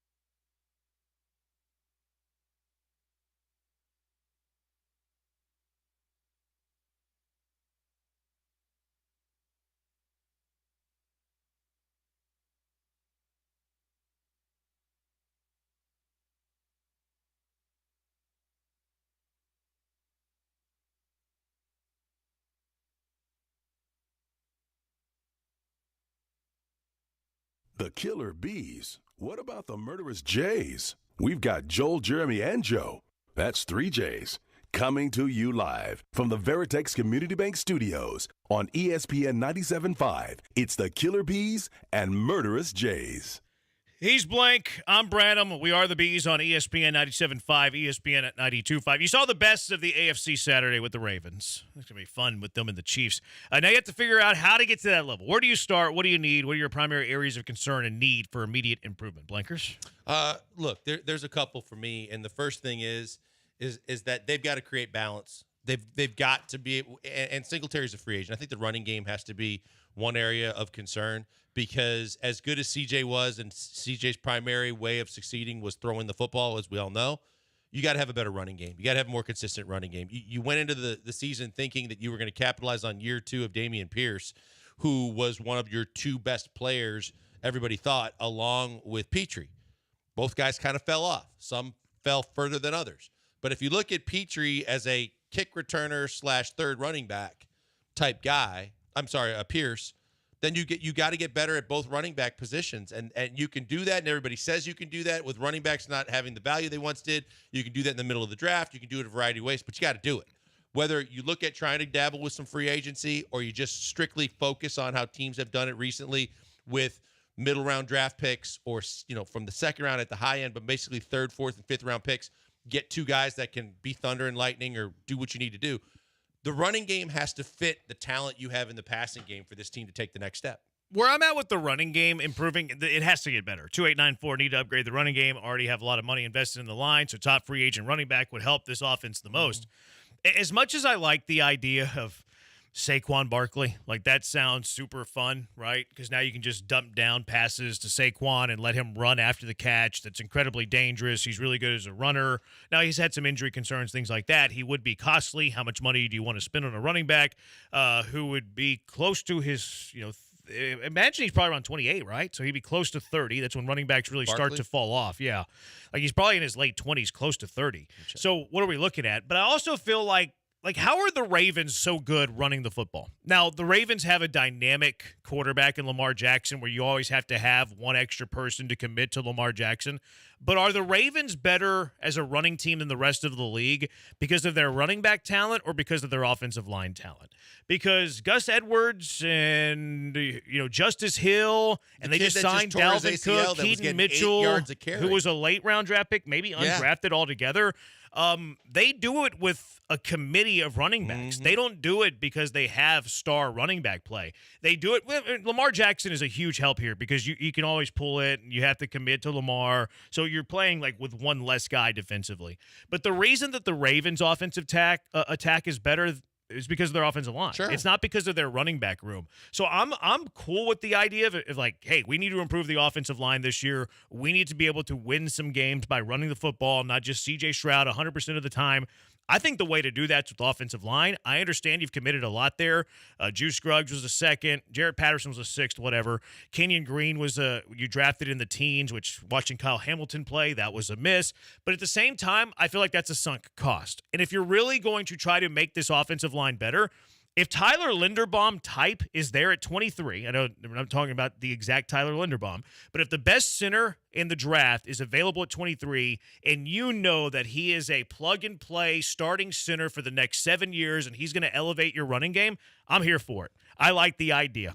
Yeah, the biggest thing with that is, too, then I would assume you mean Juice goes over to your left guard. Probably. Either way, whichever one's better. Like whoever you draft, if they're better at left guard, Juice is better at center, you feel cool. If you feel Juice is better suited at left guard, the guy you draft's better suited at center, cool. Scary thing about that is that, because you know how general managers normally work, they're going to give Green every chance to earn a starting spot back again and be, as long as he's healthy, have a chance to get right back in there and do that. If he sucks, that's idiotic. And you're costing your team. I hate the idea of operating that way. Well, we drafted this guy, number 15, after trading down 2 years ago. He stinks. If we play him there, we're going to win 2 less games, but let's do it because we did it. If Nick Caserio operates that way, I'm going to curse Nick Caserio's name. And I get it, but you also know that has been more than common common action with a lot of general managers in this league forever because they want to prove everybody wrong and prove them right in taking the guy that they did.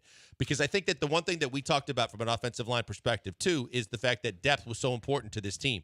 And they really got lucky in a lot of ways because they made a lot of late moves and made shift on the fly to kind of not only just cover up for the Green injury they knew was coming, but for everybody else that got hurt along the way with Howard and everything else, the way they had to play musical chairs yet again, and it worked out. You want to try and avoid that because you want to set the precedent that we can run it down your throat whenever we feel like it, and you've got three pieces of that puzzle already pretty much in place. I like the fact that Juice can play multiple positions. I like the fact you mentioned Patterson. He could play center for you and be your backup center, and you'd be in a really good spot because we know injuries happen. But if you get the chance to get a big-time center, then you take it because now you've got insurance built in if Green doesn't turn out to be that guy. And he just either can't stay healthy or he can't run block, which he's never been able to do well anyway, or is a pass block. He can't pass block well. He run blocks well. So you've got to find a guy that can be more consistent. If you want to set a tone offensively, no matter how good your quarterback is, you set it at the offensive line and the line of scrimmage. If you can do that by getting better in the offensive line, and to your point, if you go and get a center, I'm all for that too because you're not talking about gaping holes all over the place now. You're talking about specifically getting more balance by getting a running game that's more consistent. Yeah, so that's where I'm at with the offensive lines and the running game in general. 8807, Kyron Williams and Puka are fifth rounders. Caserio can get it done in the draft. That's where I'm at too. Like, you don't need to sign Saquon Barkley or Josh Jacobs or Derrick Henry to add running back talent to the room. Devin Achane was a third rounder. You don't think a Devin Achane talent would add a lot to the Texans running back room with the element of speed, the element of an explosive play just waiting to happen? Like, you can add extreme talent even outside of free agency. I think for me, like the offensive line, I'm pretty good with it, honestly, as is. I think Jared Patterson showed himself pretty well when he played early on in the season. And I think if you go into next year with Patterson, Scruggs, Kenyon Green, and like a low-level veteran to compete for those two spots, I think you're in a good place. And frankly, like I hear you, Joel, most of the time about this Kenyon Green thing.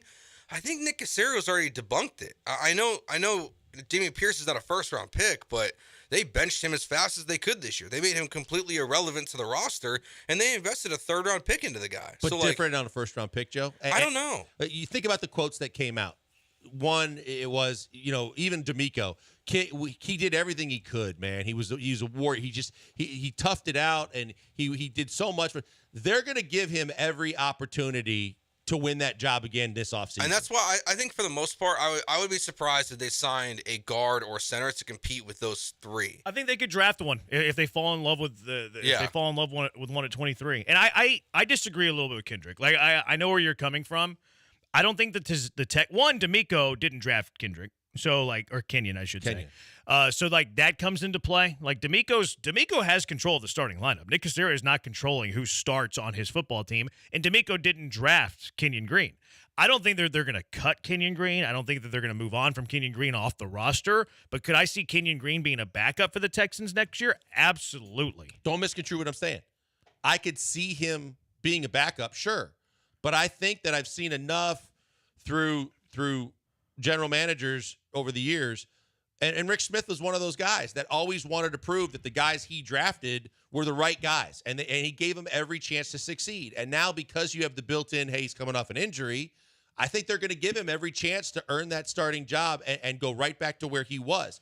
I hope they also have the wherewithal to say at a certain point, it's just not there. And this team's too good to try and take that chance. Yeah, I just don't think D'Amico's committed to Kenyon Green being a starter. I think that everybody should have the right of trying to earn a starting job, and I also don't think it's going to dismiss the possibility of if the best player available at number 23 is a Tyler Linderbaum type of center, I don't think because of Kenyon Green's status on the team that they would not draft that center. No, I get that, but what I'm saying is, because of the fact that he was a first-round pick, you're right, everybody has the right to fight for that position, but because he had that, because we heard both D'Amico and Nick talk about, hey, this kid did everything we asked of him and more, that they're already going to side on giving him a little extra opportunity to try and earn that again. But it shouldn't discount the fact that I don't think they're at the point of just taking best player available, but if you get a chance to get a dominating center,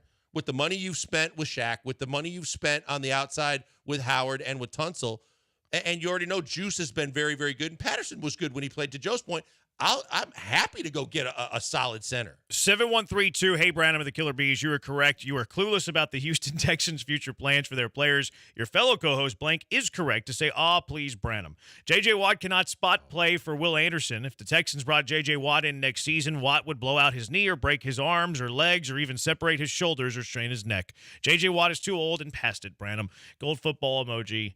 Normal brown football emoji. I got to dip out, but the focus has mostly been on Bobby Slowick. But Gerard Johnson, his head coach calls him Gerard. What do you call him? He called him Gerald. Gerard? No, D'Amico Ryans was asked about Gerard Johnson today. He called him Gerald twice. Yikes. Yeah, so just keep that in mind. D'Amico called Gerard Johnson Gerald twice today when he spoke about Gerard Johnson. But the focus has mostly been on Bobby Slowick. But Gerard Johnson getting looks as offensive coordinator as well. Saints, Browns. How concerned would you be if the Texans lost both? It's the Killer Bees on ESPN 97.5 and ESPN 92.5.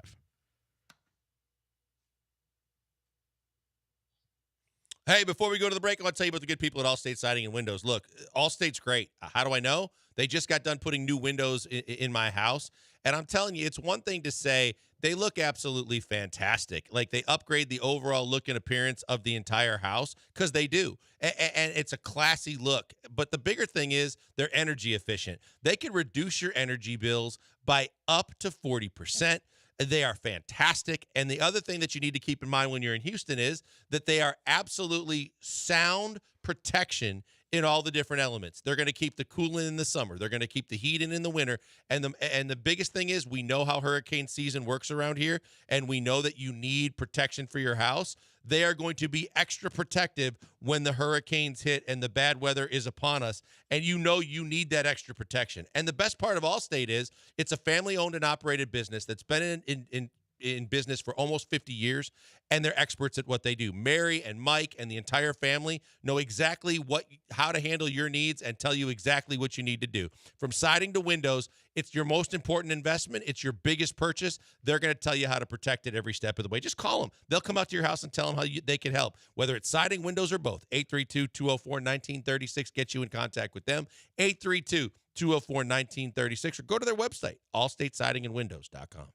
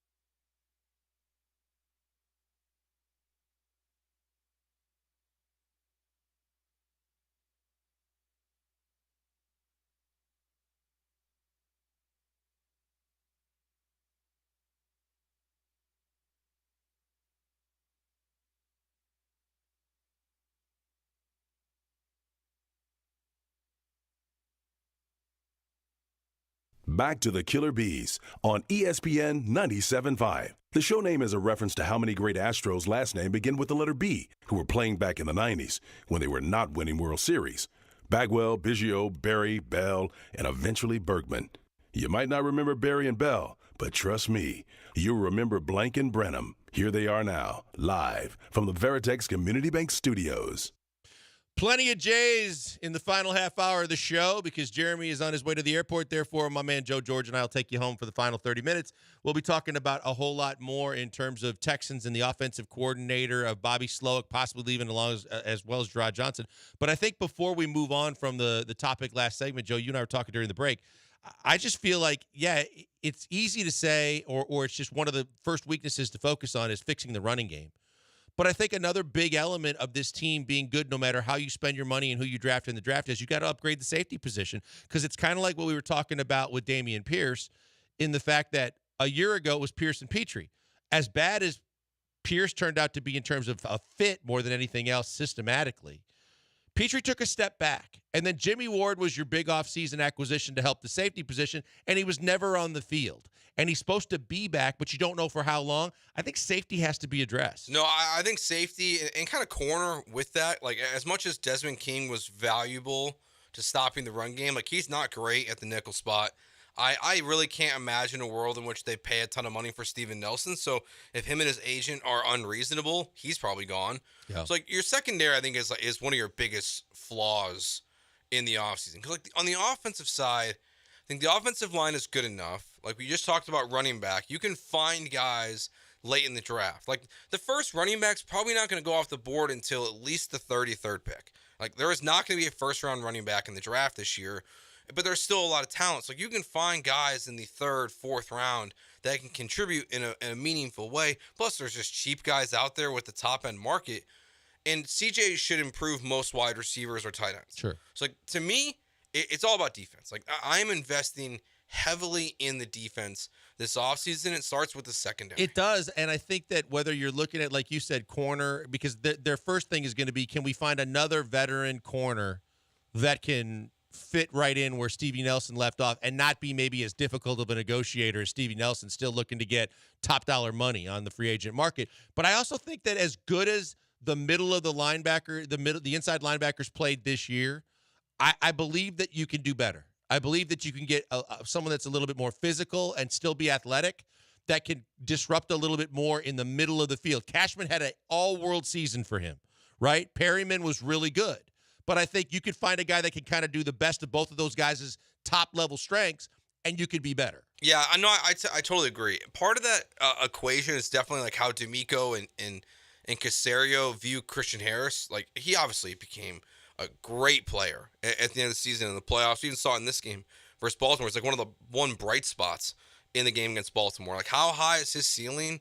Because I agree. Like, they're there. That's a huge problem. And we saw, in the game on Saturday, your interior defensive line is a huge problem. Like, I think every problem that the Texans have it's 90% of it is on defense. Like, I question if you can go into a season and going forward with Tank Dell as just your number 2 wide receiver and not a like high quality of depth there, because I do question his sustainability year in and year out. Like, and that's important, but it's all about he's defense. not blocking on a goal line play. He's probably more sustainable. Hopefully. Hopefully he is. But, like, it's all about defense. Defense is the number 1 priority. I think no questions asked. Like 90% to me, I think running game makes it a lower number on defense. Yeah, I think you can find guys. I mean, I know the game was out of hand, but look what Dalvin Cook did, like, against you. I mean, you look across the NFL, there's guys all over the place. Saw it with Chris Brown, Chase Brown, whatever one it is from Illinois, who was playing in Cincinnati. During the end of the season, he started to spell, Joe Mixon. You saw it in Vegas this year. Zamir White, he finally stepped up in a big way to replace Josh Jacobs when he was out. So, but system matters so much here. For sure. I think you can find it. I mean, look at Miami. Like, Miami's got Achane, yes, but they've got, 32-year-old Raheem Mostert. You got Jeff Wilson, who contributes on a weekly basis for them.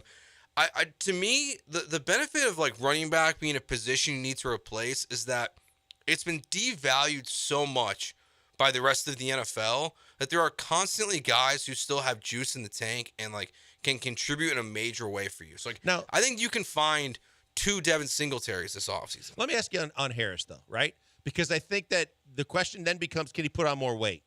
Can he be a little bit more physical? But if he bulks up or he tries to be more physical, does he lose part of what he's been so valuable doing, which is covering both, end to end, side to side, covering every bit of the field, getting in the backfield when you need him to, dropping into coverage when he has to, stopping the run. If he gets more physical, does he limit some of the things that have made him so good this second half of the season? It's definitely possible, but the best part about this situation for this one player is he wants to be D'Amico. Like, if you have the model for Christian Harris, it is like turn him into D'Amico Ryans or turn him into Fred Warner.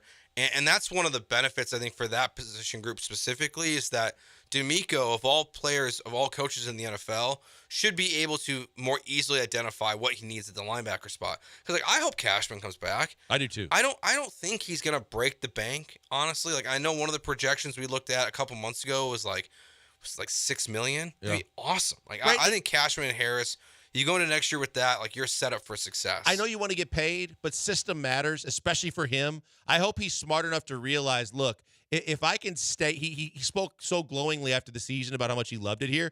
But if you can get a guy that says, hey, I really love this system because it's perfect for me, and I might make a little less, but I'll make playoff money, hopefully, but I'll also be in the best case to succeed, and I'll stay here. I hope that's the best scenario for both parties, because I think if he goes somewhere else for a bag, I think he could fail as easily as he was successful this year. Now, look, all that being said, if they paid, Patrick Queen or Devin White, Oh, I'd love it. I'm not going to be upset about it. Like, if they invested in, if they told Grenard, like, you're gone, we're not paying you $20 million, but we're going to invest $16 million with Patrick Queen or Devin White, I think that'd be great too. Like, it's not. That's why I'm so fascinated by where they go, because I think, to our point, like, they have so many holes to fill defensively, and not holes, but where they need to upgrade, because, like, they showed very clearly, like, they're not in the tier with Baltimore, Kansas City, Buffalo this weekend, and you play all three of those teams next season. That's the schedule. It's going to be a big part too. But don't you think, like, because I think David and White are both free agents for Tampa. They're a little bit longer in the tooth, but if you put a more, that's what I was getting to, like, in terms of upgrading the physicality and the flexibility in the middle of your front seven, I think that would be a huge help for this team. Yeah. Levante David's definitely much older. He'll be 34 next year when the season starts. Devin White will only be 26. So him and Patrick Queen are both going to be 25, 26 next year. That's so, great. Like, there's youth there where, like, it's not like we're not seeing linebackers, be bust out of the NFL quickly. But, the negative of paying those guys is you have your Shaq Leonards of the world who, like, they paid him. He completely got one injury, fell off a cliff. Right. But so for me, like, I would invest in, like, if I could choose, I would go heavy defense, and then just hope that CJ and whoever your offensive coordinator is can just elevate the talent on offense. Because I think the defense needs a lot of help. I think you use the majority of your money to keep your own and then on defense. And I think you use the majority of your draft to do whatever you need to do offensively and or kind of, if you can find, like you said, like, if you can find running back or secondary help, then you if you go to the other side of the defense, maybe you can get a guy or two you can groom that D'Amico likes. But getting to the what we teased into it real quick, though, I mean, look, there's been talk about Bobby, and we know that everybody was upset about Bobby interviewing this week. And I think it was more in the delivery than the result, because you can't fault a guy for trying to get an upgrade. But Gerard Johnson's a guy that's a local kid that, is the quarterback coach. A lot of people think that it would just be the natural progression if Bobby leaves, Gerard Johnson, just slides up. But then there's also, it's out there that the Saints, Browns, they're looking at Johnson potentially to be an OC for them, and he gets the upgrade there instead. Are you more concerned, and is it a bigger concern if you lose Bobby and you would lose a Gerard Johnson? I think so, because, like, you talk about the succession plan, it just becomes harder to replace two coordinators. Like, I believe in CJ enough to where I don't think you're going to see, like, what happened with the Eagles and their offense if the Texans lose Slowick. But you'd like to keep both of them. Mm-hmm.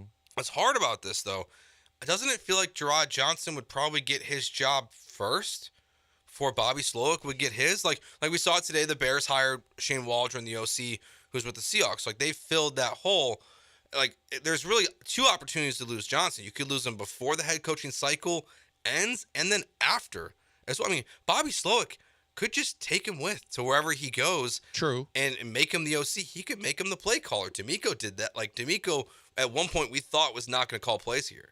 But I think that's the attractiveness, to Jeremy's point earlier, too. The attractiveness of getting a Bobby Slowick is you expect him to call plays. So maybe he's like what Miami did with, was it Frank Smith, where you bring him in, but McDaniel's going to call the plays, but you get all the experience. See, I think Gerard Johnson needs more seasoning. I wouldn't want him to be the offensive coordinator right away. I would rather them continue to develop him. And I think that losing Gerard Johnson would be okay for me. I just don't want to lose Bobby. And if you lose Bobby, I feel very strongly that they'll go outside the building, get a Shanahan guy that's somewhere else. And maybe it is a guy like Smith that can't call plays in Miami that could get a promotion calling plays in Houston. Yeah, you make him the associate head coach, let him call plays, and then it works out great for you. I kind of agree with Gerard Johnson because I think, even when Jeremy's been here, we're all kind of collectively, we're not sure if he's ready to be the OC of this team. So if he walks out, and it's not the OC, I'm not gonna be too upset if that happens. It sucks, but you can find other quarterback coaches that CJ can work with and it not really change things. I know CJ has given him a ton of credit for what he's done this year, but if he's not ready to be your OC, you almost kind of have to let him walk out the door. See, that's where I think too, when you talk about Bobby, and it would be best suited for him to have another year under his belt before he takes a head coaching job. I get that, but I also think that if push comes to shove and he gets an offer he can't refuse, he'll be just fine calling plays for somebody else because of what he's already done. I think in Gerard Johnson's case, it's, hey, you're getting the first step towards what could be a very quick progression for you, but I think saying automatically you're going to go and be an offensive coordinator and be ready to call plays just because you watched Bobby do it for a year, I think that's a bigger stretch. I think I'd have more concern about that if I was a team hiring him than being concerned if he left and walked out the door. Yeah, I mean it's a huge jump to do that. I mean Gerard Johnson didn't start, coaching until 2020. Bobby Slowick is in his 10th year. In the NFL. So he went 9 years without calling plays. Gerard Johnson going 4 years without calling plays and then stepping into that role. It's such a massive, massive jump, and that's where. Every person's different. We all know that. But I do wonder, if what happened in Philadelphia with Brian Johnson, their quarterback coach, who was a young guy, hotshot name, they promoted him to OC, it doesn't go well. Yeah. He might be getting fired by tomorrow. And here's the thing, too, Joe. When you think about it from the standpoint of Johnson as a quarterback coach, it's one thing, hey, he's getting his feet wet, he's learning. In a couple of years, he'll be ready, right? But Brian Griese went from the broadcast booth, just like Johnson, ex-quarterback, went to the broadcast booth, and it's one thing to say, and he was a good quarterback coach for the Niners, or he's a good quarterback coach for the Niners. But when you say, hey, now I want you in 1 year's time, I want you to turn around, run the whole offense, and be the offensive coordinator, I think that's a bigger leap than anybody should be willing to try and make. Yeah, from an organizational and I think it's a good point because I bring up Brian Griese's name quite a bit as an option. And this is almost, I guess it's ageist of me, but I was a freshman in college when Gerard Johnson went into the NFL in 2011. Brian Griese last played in the NFL, I don't know, 15 years ago? So it's almost like he's got 10 years on. He last played in the NFL in 2008. Gerard Johnson was still in college. Right. So it's with Brian Griese, he was 48 years old. So it's just almost this belief that he's going to have much more of a wealth of knowledge. Plus, no offense to Gerard, Brian Griese was a pretty solid quarterback. He wasn't a great quarterback. He was a solid quarterback in the NFL. Yeah, no, he was. And it's obviously in his bloodlines with his dad and everything like that. But I think that even with him, my point being, too, as a quarterback coach trying to learn along the way to call plays, you need more than just 1 year. You have to continue to get seasoning. Maybe they give him more. Kind of look at the way Andy Reid kind of groomed Bieniemy, where he wasn't calling plays, then he was calling some plays, then he was calling all the plays. And I think when you're trying to make that progression, OC is a very, very tough, from quarterback coach to OC, it's a longer deal than just 1 year's time.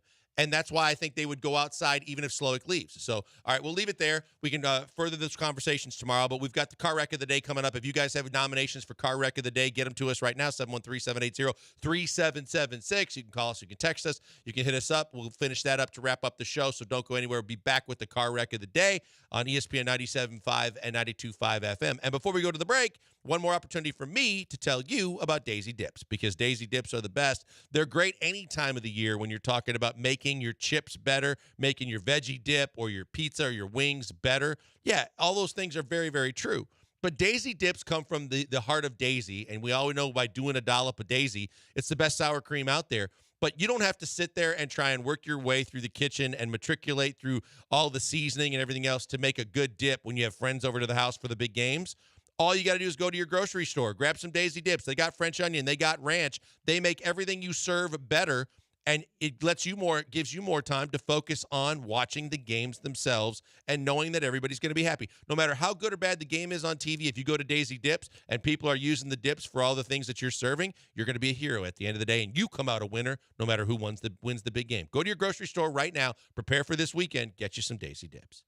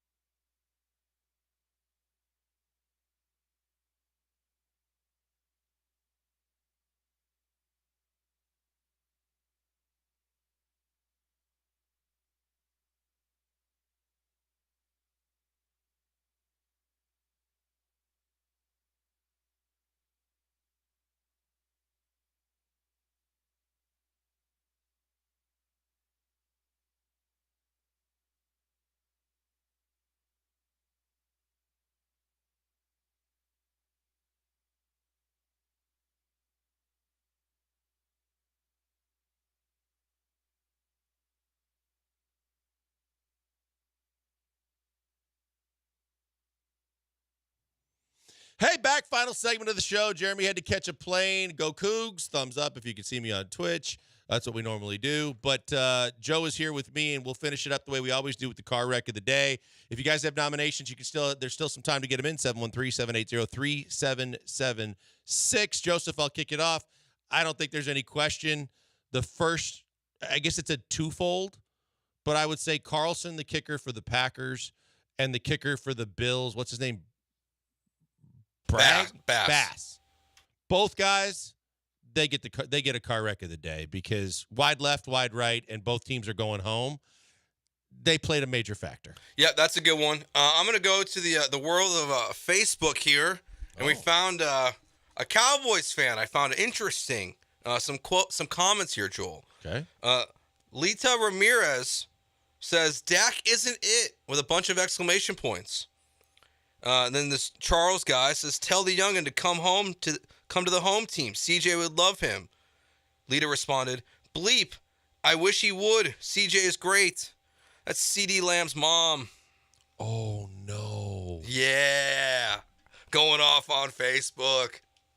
Oh, my. Dak ain't it. That means that there was more to what we saw in the Packer game about the disconnect between those two. And what's crazy about that is CD broke all the single season receiving records set by Michael Irvin. He had a hell of a year. Dak had a hell of a year. Wow, that's a bad look, Mom. Yeah, I know it's tough. I saw Micah Parsons apologized. I don't know if it was his dad or someone But Micah Parsons had to issue a public apology for comments made by one of his family members. Tough look. Yeah, it's a bad look. I mean, I think the worst family member of all time in that regard has to be Mahomes' brother, Jackson. Is it? Who's worse than LeVar? Yeah, but Jackson not only crossed a lot of lines there, he crossed other lines too. Yeah, but LeVar is pretty tough. Caleb Williams' dad sounds like he might make a run for the trophy. I think you're right, though. I think it's either LeVar Ball or it's Jackson Mahomes. I can't think of – there have been wives that have gotten into it before or gotten involved, but not to that level. By the way, speaking of that, CJ's mom got way too much love. It was creepy this weekend. Did you see that? Yeah, it was a lot. It was a little too much. CJ's a good story. You got to show the mom. Yeah, I guess. But when you show, then you have to also realize that the tell factor is going to be way more than we needed on social media with everybody that was saying way too much about her attractiveness. And then another one I got here, Joel. Bills fan apparently got a tattoo saying Super Bowl champs the day before they lost to the Chiefs. Owie. I don't understand the tattoo thing. Now, there's this Lions fan out there that has a Super Bowl champion for this year tattoo. He's still alive with 2 games left. But I could never in my wildest dreams, I would say, before a season, I'm going to get a tattoo that says no Super Bowl champions. We already know injuries injuries happen. Yeah, we already know that best laid plans can be completely thrown out. What was it when Jason Terry had, he has a tattoo of every team he ever played on? Yeah. And he got the Celtics one and then got traded within a month or two? It's tough. That's a bad look. And I think it was a championship trophy. Well, he is a Larry O'Brien. But it was tied to the Celtics logo somehow. Because he won one with the Celtics, didn't he? No, I don't think so. I think he won it with the Mavs. No, you're right. I think you're right. I think the Larry O'Brien trophy is from when he's with the Mavs. Yeah, but then he put a Celtics logo in. Yeah. I think it said something similar, and that's a bad look. We got anything else? I didn't look at the text again. No, I don't got anything. That's good for me. I mean, the thing is I've seen too many people also trying to stick up for the kickers. I get that there's other things that happen during the course of the game where you can take blame, but those things, if both those kicks go through, you're driver's seat. I can't tell you how angry I was, and I know you were happy, but when Carlson missed kickers the kick, are kickers. Freaking ball games. They ruin everything. Freaking Niners. I don't want to hear from what's his name, Bang Bang Niners gang, Julian this week because he got lucky. We haven't heard from Julian in a while. I was surprised he didn't call curious if today. he was going to try it on the bench this morning, or John and Lynn. Yeah. All right, who wins? Kickers? Oh, kickers for sure. They stink. They're not real people. I told you, if they go on a vacation together because misery loves company, one wide left, one wide right, no one can hit it straight if they played golf. Yeah, Kaimi, you too, buddy. He's a free agent now. Careful. Been missing kicks lately. You going to get rid of him? No. All right, I didn't think so. All right, coming up next, it's the bullpen with Joe George and Brian McDonald as BMAC is in the house. That means they'll take you all the way home until 7 o'clock. You guys will enjoy the ride home. Jeremy, myself, and Joe will be back tomorrow for another edition of the Killer Bees. Have a great night, everybody.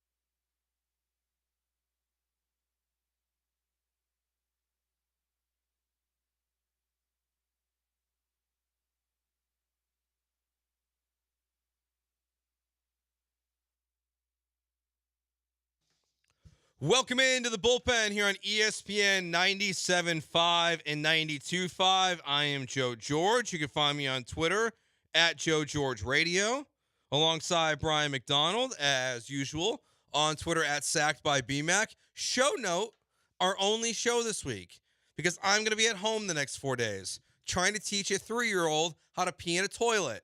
I can't wait. I'd rather work. Same. I'd rather work. If the Texans would have not got their ass kicked, I probably would have found a way to work. Oh, you would have canceled the vacation? I would have found a way. Me and Granado both would have canceled our vacations if the Texans won. But they didn't. They got smoked. Saturday's game was not fun. The first half was fun. Steven Sims was fun. We were doing a watch along on Twitch. The video we put out is very funny because Josh Beard goes to give Michael Connor a high five and Connor completely ignores him. That made me laugh quite a bit. But Saturday's game was not enjoyable at all. And I think it's pretty clear how most Texans fans feel right now. I think it's really kind of two paths of, like, everyone's good with the regular season. It was incredible. I think there is a portion of Texans fans that might be a vocal minority here that are upset with the way this season ended and letting it cloud their judgment of most of the regular season. And then I think there's like the opposite extreme where it's like, oh, well, we lost. Who cares? We'll be back. Everything's great and sunshines and roses. Yeah, I'm not that fan. No. I am not that fan because, at all. You never know. You never know. I had this conversation with a buddy of mine who happens to be a Ravens fan. And he's like, oh, you guys are going to be, great next year. You're going to win a Super Bowl in 3 years. And the comment I, had back to him was like, look, I mean, Dan Marino got to the Super Bowl in year 2. I know this was not kind of is the Texas Super Bowl because they never even reached a conference title game. It's not quite the exact same situation, but you never know how these things go. I mean, CJ could get hurt. D'Amico could decide to go elsewhere. You could have, terrible luck with your draft picks and free agent signings, for the next few years and waste this away like countless other franchises. I'm sure Chargers fans after year 1 of Justin Herbert thought, oh, we're going to win Super Bowls. You're kind of starting over right now with the Chargers. I mean, look in your division. Like Jacksonville came off of this miraculous win last year in the playoffs, down by like 21 points or whatever it was, 27 points to the Chargers. Four Mitchell Chargers. And then look at the Jags this year. They're not in the playoffs. Like it's funny because the outcome, the end is great, but we keep referencing are the Houston Texans this year in 2023 and ending in 2024, the 2015 Astros. Well, to be the 2015 Astros, you have to miss the playoffs next year and then win a Super Bowl. We're not going to handle that, Joe. We're not going to handle that. Okay? It's not going to go well. I wasn't like super. I'd only been in Houston I got here in 2015, so I don't know what the Astros fans' reaction was when they missed the playoffs in 16. But I can't imagine it was great. But this fan base is much more unhinged than that Astros fan base was at the time. Astros fans now, very unhinged. But like back then, they were like, no, not really going to games. I don't remember anyone being like just livid. I mean, everyone was disappointed because, 2015, you felt like you should have won the series against the Royals, who ended up going on to be, champions. It feels like you should have knocked out the champions and you lose because, the certain relievers who I will not name coughed it up and you had a 4-run lead. But I think this situation's a little bit different because with those Houston Astros, and maybe this is why the reaction was different. With those Houston Astros, you looked at the roster, it was good, but you definitely felt, with a lot of young players and some guys still that hadn't even come up yet, like Kyle Tucker, you didn't really feel like they were quite there yet. Whereas, maybe you could say the same thing about the Houston Texans, but it's different because quarterback. You felt like you were there. Yeah, there's no one position in baseball that's a 1v1 comparison to what a quarterback does for an NFL team. Yeah, so you have a Cy Young winner, but it's not the same. Yeah, exactly. Dallas Keuchel was a Cy Young Award winner coming off that season, but yeah, it's just not the same. Yeah, so and that's where the future of the Texans should be bright, but there are no guarantees. Yeah, you do have. Ask the Colts fans about the Andrew Luck years. Exactly, I think everyone brings up this is the best rookie season of all time. I think it is for sure, hands down. Mainly because the only other comparison is Andrew Luck. There's a big difference between 18 interceptions to 5 for C.J. Stroud. Andrew Luck threw for 200 more yards than C.J. Stroud did this year. Certainly Stroud had a better season. Yeah, and played one extra game. They've won the same amount of games that year. if you include the playoffs. I don't think the Colts won a playoff game that year. So I think No, they went 11-5 and lost in the first round to Baltimore, I think. Yeah, so that's funny. So you won the same amount of games as the Colts did that year. Andrew Luck and C.J. Stroud both threw for 23 touchdowns in their rookie season. So the difference is that Luck threw a gajillion interceptions. They both got sacked almost the same amount of times. CJ got sacked 38 times this year. Luck only got sacked 41 times that season. I didn't realize CJ's sack numbers were that high. I knew they were up there. It's I don't think it's the number is kind of deceiving because the bulk of that came like the first 2 weeks he was sacked 11 times in 2 games. 11 2 times. And then the end of the season was pretty tough too. Yeah, like right before, or at least before the concussion. So like they came in big chunks, but there was too many in those chunks. But with the game on Saturday, like that's where you can see that the Texans, it was a great story, but you could see like it's so clear that this team has a gajillion flaws. Now they're not flaws that are impossible to overcome. Like the penalties, every one, all the penalties. Joe. So literally, we're doing this Twitch watch along. It's me, Connor, Beard, and Paul. And at one point, we're literally just playing the game every time they throw a flag and false start. Like, who is it? Like the first time, we all got it right, Larry Tunsil. And then it was, who's the next one? Everyone got one besides the center in like 3 possessions. It felt like. It got so bad that it even transferred over to the defensive side of the ball. That Jonathan Grenard, when it was so clear the Ravens were running out the end of the third quarter, it was like 20 seconds left. You could tell they weren't snapping the ball. And then with like 3 seconds left in the quarter, Jonathan Grenard, for some reason, decides he's going to jump off sides. The pre-snap penalties took years off my life on Saturday. There were so many. It was unbelievable. Yeah, and that's where it's just. That's not even being a young, like, that's just undisciplined football. Well, yeah, because, I mean, Jonathan Grenard is his 3rd, 4th year in the league? 4th. Larry Tunsil's certainly not a young guy. George Fant's not young. These aren't. Shaq Mason's not young. No, exactly. No, you can't dismiss this as, young team growing pains. I think they got rattled by the situation and how loud, because credit to the Baltimore crowd, that stadium was rocking. The loudest I've heard this year of any Texans game. And look, and the reality I think they were just rattled by the situation. 100%. I mean, at one point they literally showed George Fant. I think it was on the Shaq Mason offsides. They showed George Fant pointing into his ear, into his headphones that he couldn't hear. Yeah. And it's like, well, I don't know, maybe figure something out with like silent count. I don't know what you have to change. And it did seem like it got better in the second half, but the second half was so bad that it didn't even really matter because on the flip side, like as good as your defense played in the first half, the second half, it was taking candy from a baby. Like it was 5 yards, 6 yards. I just felt like at some point the defense kind of gave in, and that's not even to take a shot at them or to criticize them. When the Ravens went up by 14 early in the fourth quarter, after another dominant third quarter, we saw in the first game against Baltimore. Baltimore. Pretty much every other quarter except for the third, it was an even game. In the third quarter, they won 15-0. In this game, it was 7-0 technically, but they started a drive in the third that ended early in the fourth. That basically makes it a 14-0 third.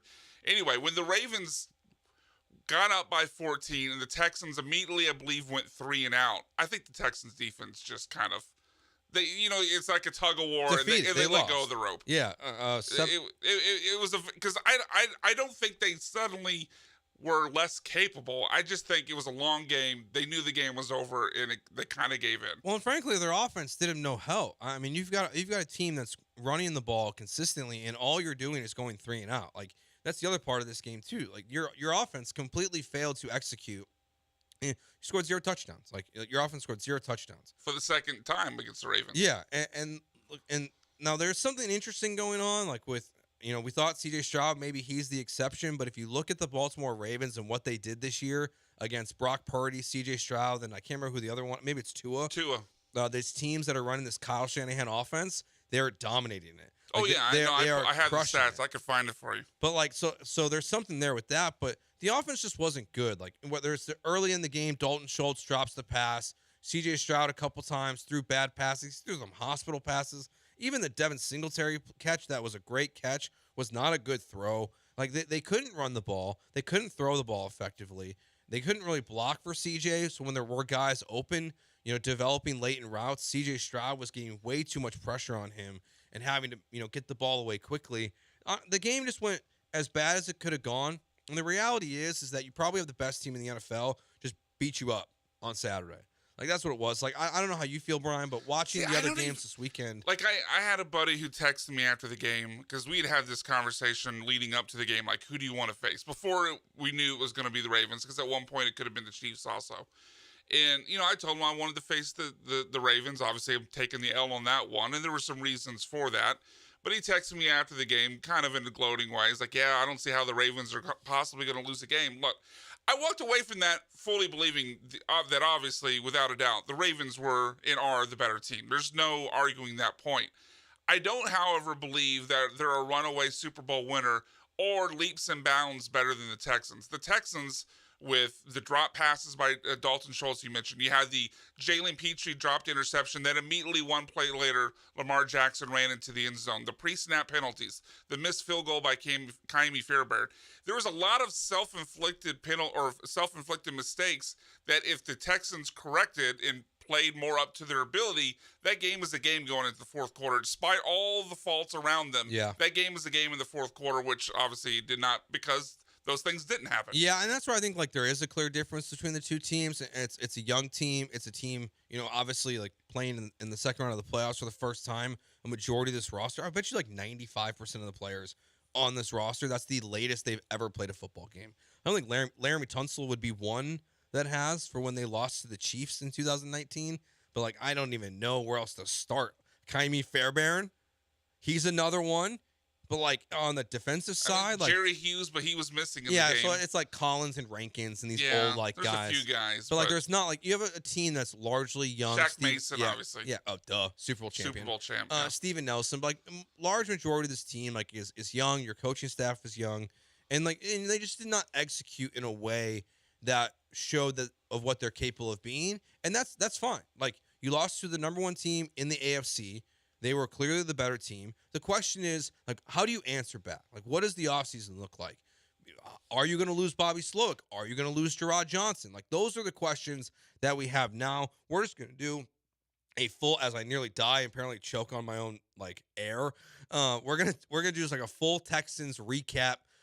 Josh Hader's an Astro. Awesome. He got introduced to the media today. We talked all about it on Friday. It's on the podcast if you missed it. It is the Bullpen here on ESPN 97.5 and 92.5.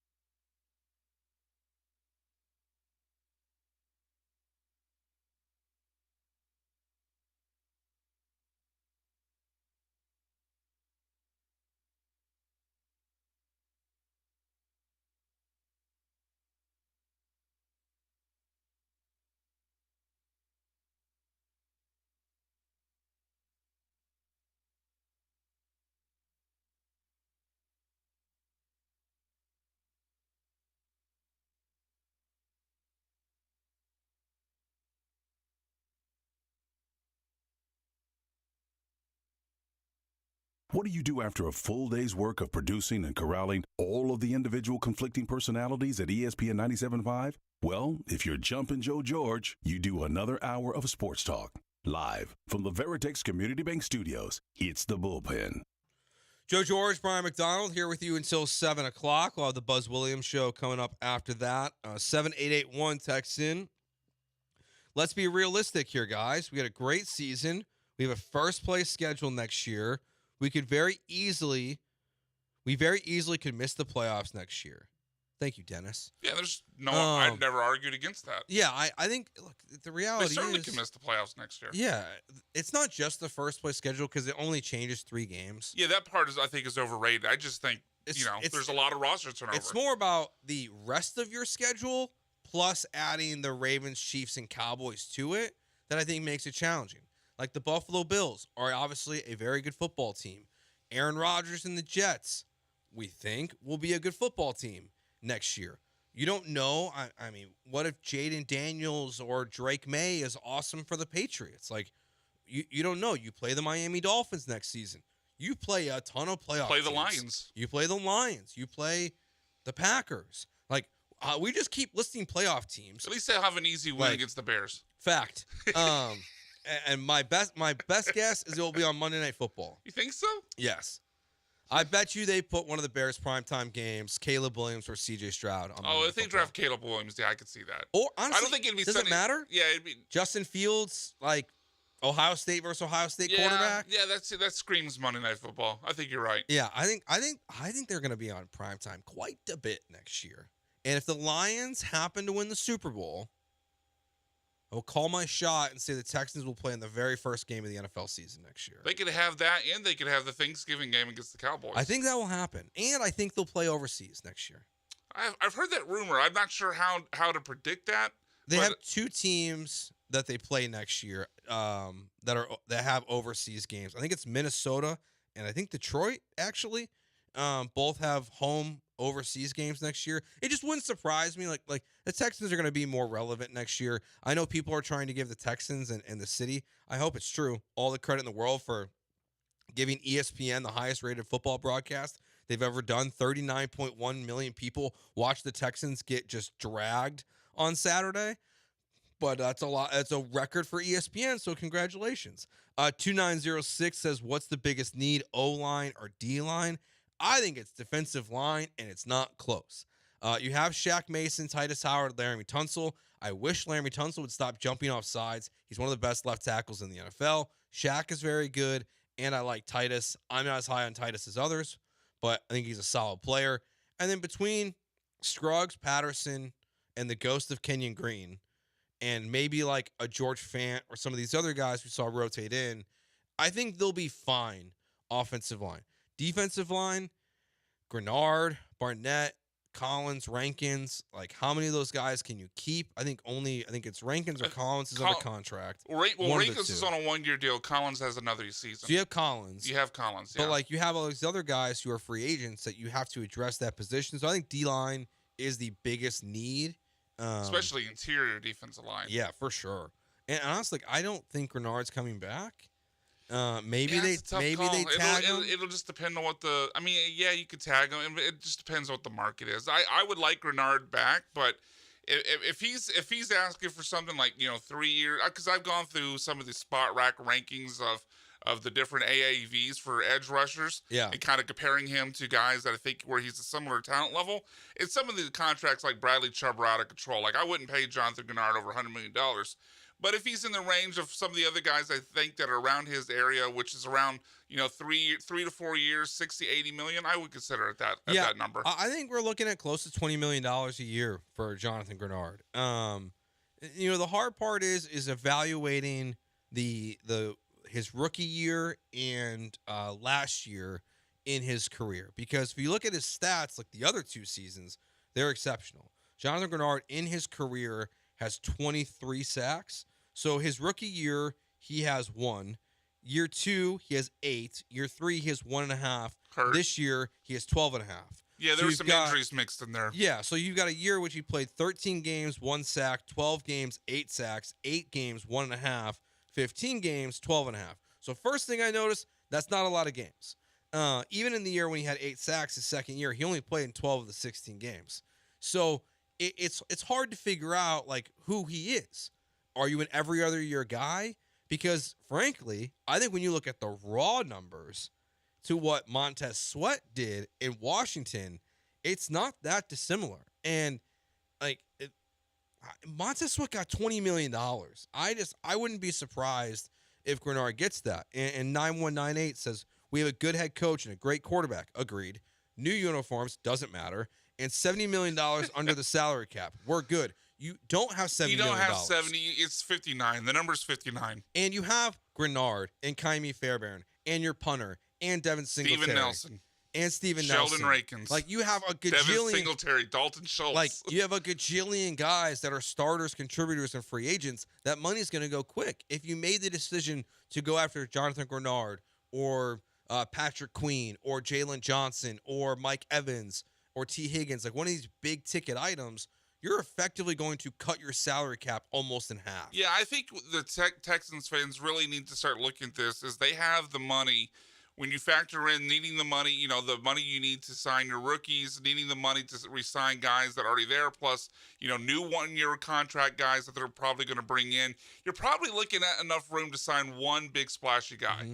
And this is not an offseason where you're signing like 3 big names. It's not going to be that sort of offseason. Yeah, or you're going to sign 2 big names, and then everyone else is going to be a $2 million player. Yeah. And look, that's very possible. Like, immediate reaction to me, I'm out on Schultz. Is the dropsies too much? Even when he catches it, I think it looks awkward. He's just a guy. Exactly. Like, and I know he saved your season with that catch from against Tennessee. Yeah, he'll never buy a drink in this town because of that catch. But like I'm not. Is anything more special than hell? Let's just go back to Dallas where he was before this season. Is anything more special than like a Jake Ferguson? No, that's why they let him go. Exactly. Like, he's like a 50 catch, 600-yard guy. Who's the tight end from Texas, BMac? Oh, Javonte Sanders. That should be their 2nd-round pick. Yeah, it depends. He's awesome. I would definitely be willing to do that, depending on what else they like. I would. It's definitely not my top need. Yeah. But if they address defensive line the first round, hell, go back to Texas. You could get Byron. Maybe let's go to Vondre Sweat, and then we go back with Javonte Sanders and tag team the Longhorns. I saw a mock draft in which it had the Texans taking 3 UT players. I saw that same one. Yeah. And did they take Jonathan Brooks as well? No, I think it was Javonte Sanders. Sign me up. Sanders. It was. No, they took a Donnie Mitchell or whatever his name is. Oh yeah, Adonai Mitchell, the former the guy that transferred from Georgia. Yeah, they took him in the first, and then they took 2 more. Look, that's fine. Those are 3 really good players. I would not be upset about that actually. The draft is fascinating. I have the Melody. What a interesting Twitch name. I don't know what that means. Okay. Keep saying Chris Jones. Agreed. Like, if you're gonna pay someone $20 million, I also would rather pay Chris Jones. I'll look it up. How old is Chris Jones? He's definitely way older than Jonathan Grenard. But so you have plenty of options. You have plenty of holes. But the one thing, going back to Saturday, I think this is a positive. Like, it's not always a good. Yeah, he's 29. It's a little old. Yeah. It depends on what he's asking for. I'll put it. That's like a 2-year, 3-year deal. Sure. Anything beyond that, I'm out. Yeah, or that 3rd year has to be 0 guaranteed dollars. The thing about this weekend though too that I think that helps the Texans give a more clear picture of this team for the fans and even for the front office and the coaching staff. I do feel like it really exposed your flaws. Like running backs. The Ravens did you a favor in that regard. Like they put on full display. You need this, you need that, and you need that. So like running back, you need running back out. Because like I like Singletary, but every single team in the NFL has at least 2 running backs that can contribute. The Texans have 1. Yeah, but how many of those negative run plays would you put on Singletary's shoulders? I'm actually saying like you need someone to like help him. Oh, like, okay. Yeah, I'm with you there. Like you don't have. Right. You should be able to have 2 Devin Singletaries. Devin Singletary, no offense, buddy, not hard to find. Yeah, like in an age where literally every single NFL team is going running back by committee. The Texans are like the only team not going running back by committee, and it's not because they can't play Dameon Pierce.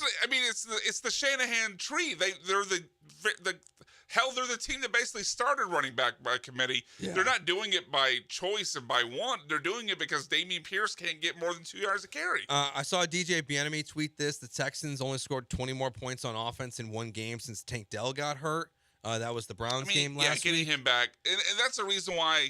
Look, like you mentioned that mock draft that had Adonai Mitchell from Texas going to the Texans in the first round. That'd be a reason why. Like I was kind of wide receiver in the first early in the season, but with how well like Nico and Tank proved it. Like early on, it felt like maybe this is a little fluky. We'll see how it goes. But they proved it for long enough to where I'm not taking a wide receiver in the first round. I don't know, man. Not with what? Where are you going to draft? What 23? Yeah, 23. I mean, Adonai Mitchell is probably there. You're hoping for a Keon Coleman. Like if you were up near the top and you could get Neighbors or a Dunze, sure.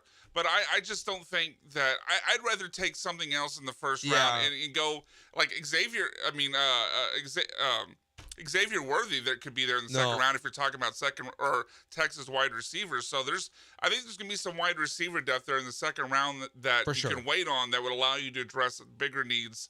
Because, I mean, whoever you draft is, your third wide receiver? Yeah, but... I don't like spending first-round picks on third wide receivers. Yeah, I understand, but, like, my only counter is that, like, you have, at some point, like, you're going to have to pay Nico.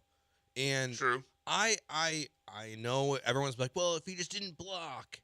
But are we sure Tank Dell is going to play, like, 12 games every year? At least? Because I'm not. And that's where, to me, his two injuries were the stupid play where he was blocking and then a concussion which was, I mean, he was going to the ground. It was kind of unlucky. So yeah. I get He's that. Just so small. I know, but, I mean, his injuries were not related to his size. His injuries were a stupid play where he shouldn't have been blocking inside the interior. Yeah, and he got then a rolled up concussion that could happen to anybody. No, for sure. I kind of question, like, if you can move forward. Now, a second and third round pick makes a ton of sense because, A, the one thing Nick Caserio proved this season is he can evaluate second and third round wide receiver talent. Yeah, with Nico Collins and Tank Dell. Say, what round were those two guys? They're both third round picks. Maybe, hopefully, the game versus the Browns, there's something there with Mechie.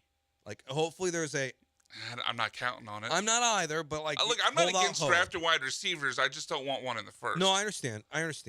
I think they can go a million ways. You could draft a center with where they're picking in the draft. You don't know what's going to be gone. Looking at these mock drafts already are giving me headaches.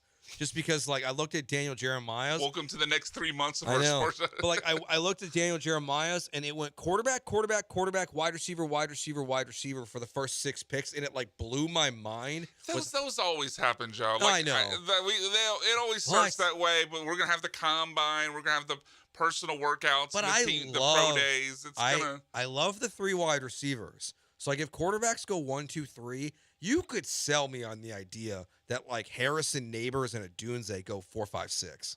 It's not outside the realm of possibility. It's just these things shake up. You never know. There'll be guys that rise. Yeah, for sure. Like, and that's where, like, to your point, like, you can find guys elsewhere. Like, late in the draft, Roman Wilson from Michigan, I would love it. Like, there are guys you can find later in the draft. I just think you have to address the wide receiver point at some point. But, like, we talked about interior defensive linemen just real quickly before we go to break. And Travis, will take you on the other side. The secondary, like, priority number 1. Like, Jimmy Ward is not going to be on the field enough. Jalen Petrie, overrated. He's a box safety. Like, Steven Nelson, I probably am going to let him walk. Desmond Keene, you already cut him once. You're really working with Derek Stingley and a lot of question marks. Like, that to me is where, like, if you're going to invest big, I'm looking at the safety and cornerback position as, like, high priority. And I'd rather, talking about investment, and I know we'll have to carry a lot of this over to the other side of the break, but that's a position where if I'm investing heavily, it's not with my first round pick, it's in free agency.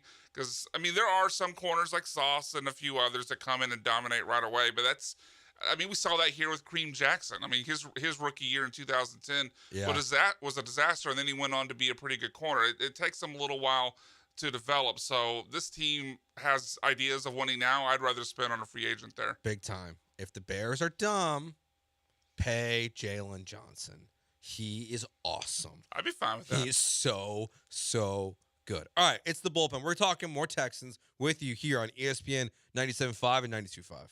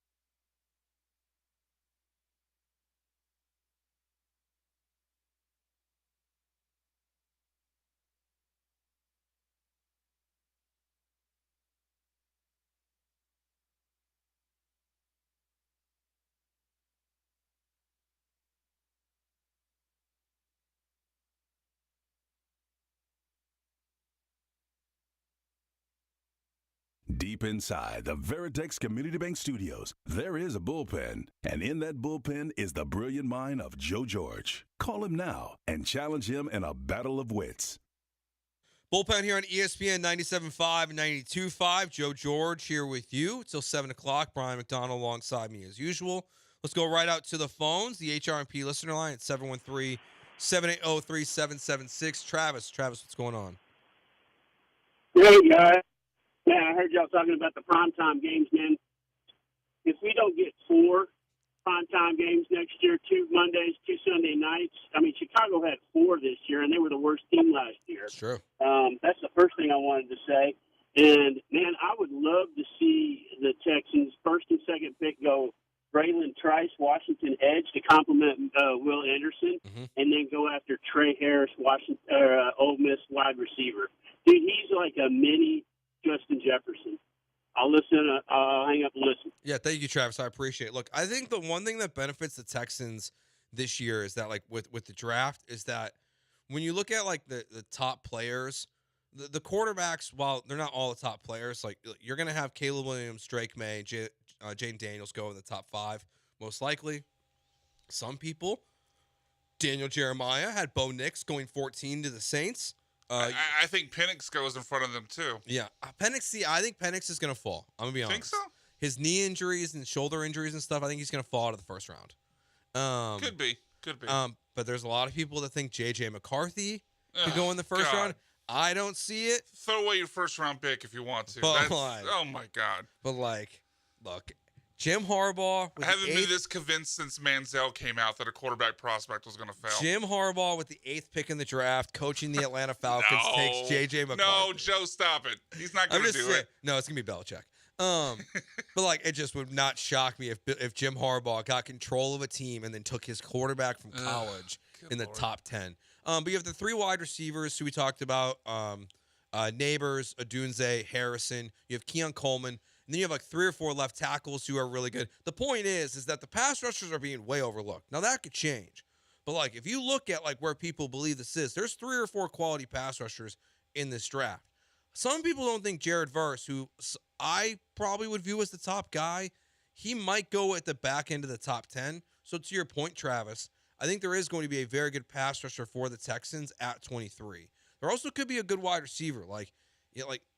Obviously, all this is to be TBD. You can't really go into a draft at 23 and be like, we're going to expect to take this. It is best player on the board. The reference that Jeremy keeps using. I mean, if there's a run on tackle and there's a run on, quarterback and wide receiver, then take the interior defensive lineman and the pass rusher that falls. But if Keon Coleman is sitting there at 23, I'm not passing on him. I know it's not a super duper need, but I loved him at Florida State and I'd be all about him. At least, and to Travis's point about at least 4 primetime games, do we count the overseas games as primetime because they're at a different time than everything else? They're an island game, but they're not primetime. Okay. He didn't say Thursdays, though. So I'll include Thursday. I think the Texans will have at least 4 primetime games next year. I don't know what the limit is, but when you look at their schedule, there's more than 4 possibilities. There's a lot of good matchups. I'll just count them off here. Ravens, Bills, Dolphins, Lions, and then I would also include the Cowboys, the Packers, the Chiefs, and the Jets. That's 8. That's 8 prime. And that's not even division games, which Colts and Jaguars could be sexy as well. And Bears and Packers, as much as people don't want to see the Bears, to your point, Travis, on primetime, agreed. I hate watching them on primetime. No one wants to watch it. No one wants to watch it. Whether they take a quarterback or not, that's the top 3 media market. That's part of the reason. And then you have Green Bay, where the Texans and C.J. Stroud going to Green Bay versus Jordan Love. There's some sex appeal to that matchup that you could sell. So I think 4 is definitely the minimum next year. I would be stunned if it's not 4. Yeah, I would be shocked. I would go above that. I'll put my number out there at 5.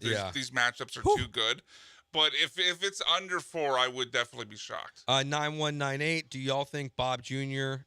Or Kerry, I guess is his name, trying to take the team away from Mama McNair will affect football operations? No. Right? I don't know. I'm not a lawyer. I don't know how these things are going to work. I'll wait till plays out in the courtroom. 3227, I understand we had a great season, but are you guys 100% sold this team as a playoff team next year? We needed a lot of breaks to win this division. Keep listening. We're going to do our way too early, overreactionary, hot take predictions for the Texans 2024 season. I'm probably going to have them miss the playoffs. But we'll do a full. I haven't really decided yet. Spoiler alert. I have 10 you more decide in the moment. You're going to feel it out. I have 15 more minutes to do my way too early prediction. Bobby Slowick. Let's get there. We could do like a 6-hour show tonight. I'm about to say, we got like 2 minutes before the break. You want to get into Bobby Slowick now?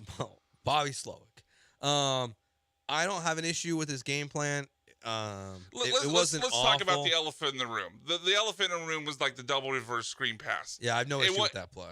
Right, because and I'm sure this is the reason why, and this has been pointed out by like the replays, and I've seen. I think it was Bill Barnwell put out like a graphic of the play as well.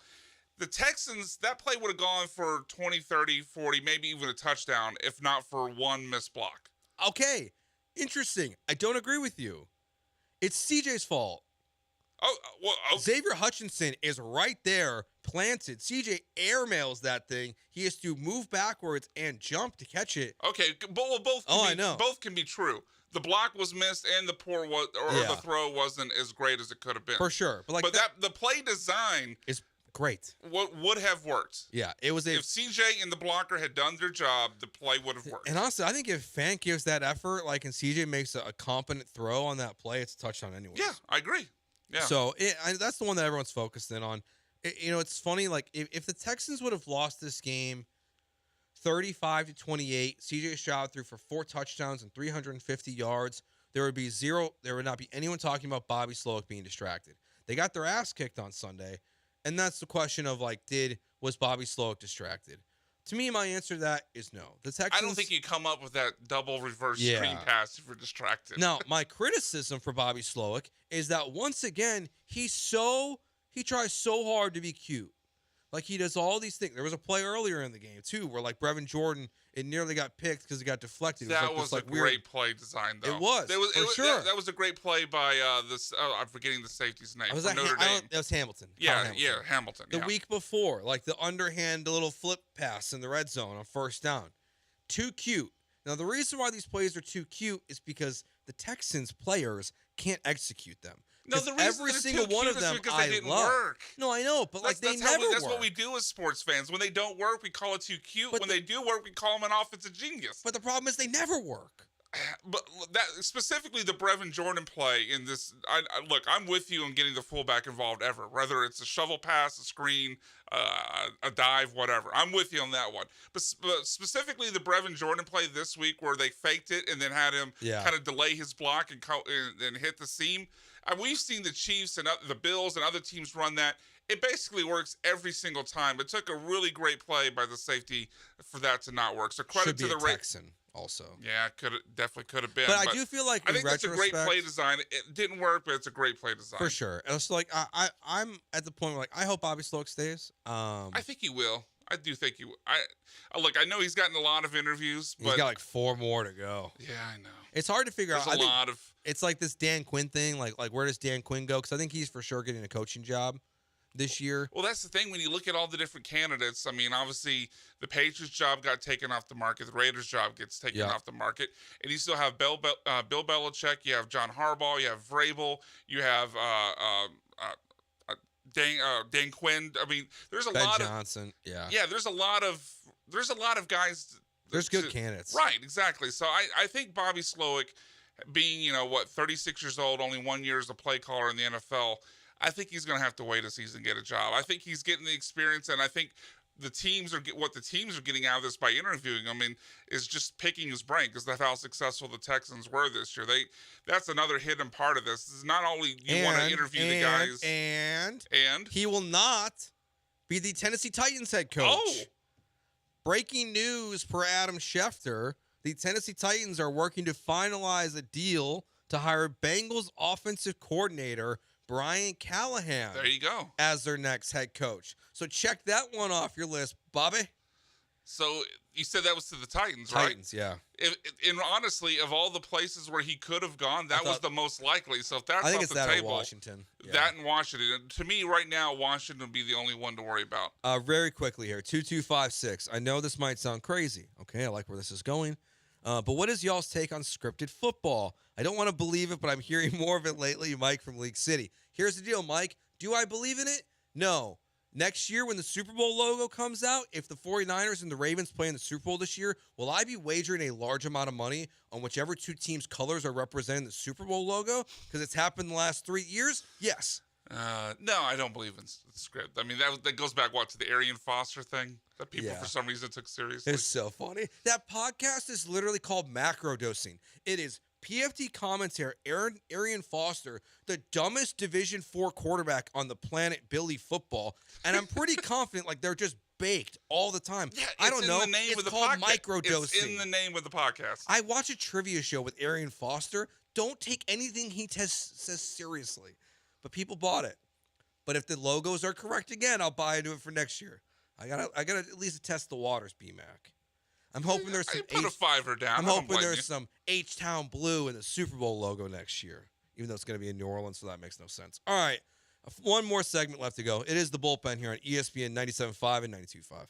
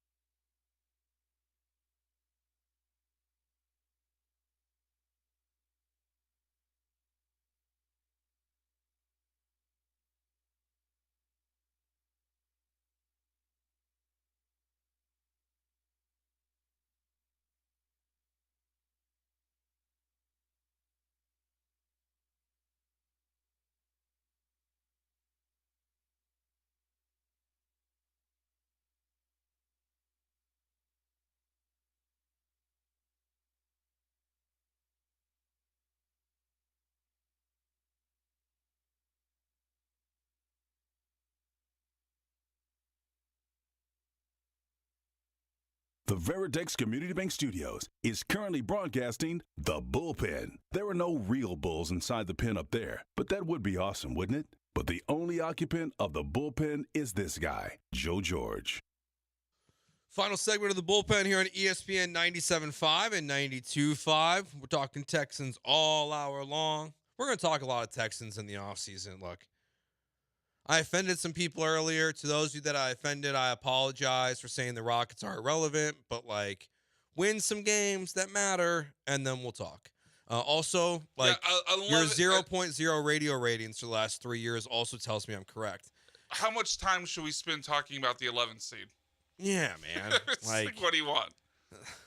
I hope the Rockets make the playoffs this year. Seed, I would love to talk Rockets basketball, but I don't really want to argue about Jalen Green versus Cam Whitmore minutes every Monday, Tuesday, Wednesday, Thursday, Friday. No, that sounds horrible. But it's off season time for the Astros, for the Texans. It's pretty much going to be the focus. And one of the things with the Texans that's going to be a driving point of the conversation this entire off season, the Texans are going to be the name attached to a majority of free agents. You're going to see, we already saw it last week. Betting odds came out for A.J. Brown. The Texans were the betting favorite at plus 400 to be A.J. Brown's next team if he's traded. That same thing's going to happen with Mike Evans, T. Higgins, Saquon Barkley, Austin Eckler, Tony Pollard.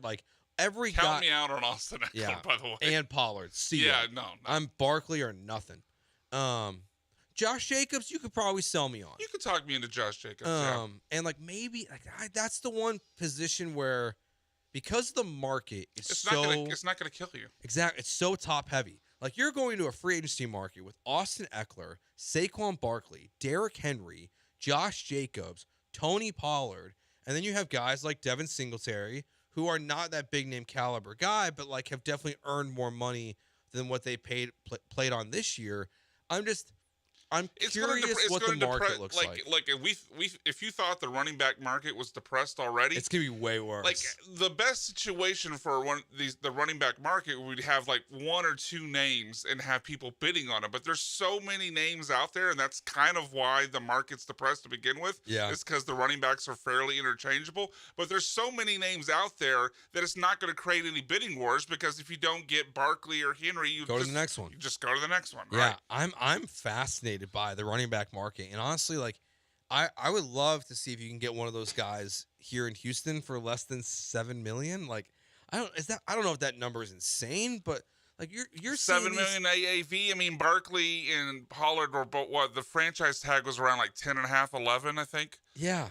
So it's not insane. I think 7 to 8. I think is probably what you'd want to pay. So can I get Austin Eckler for 5? I don't want.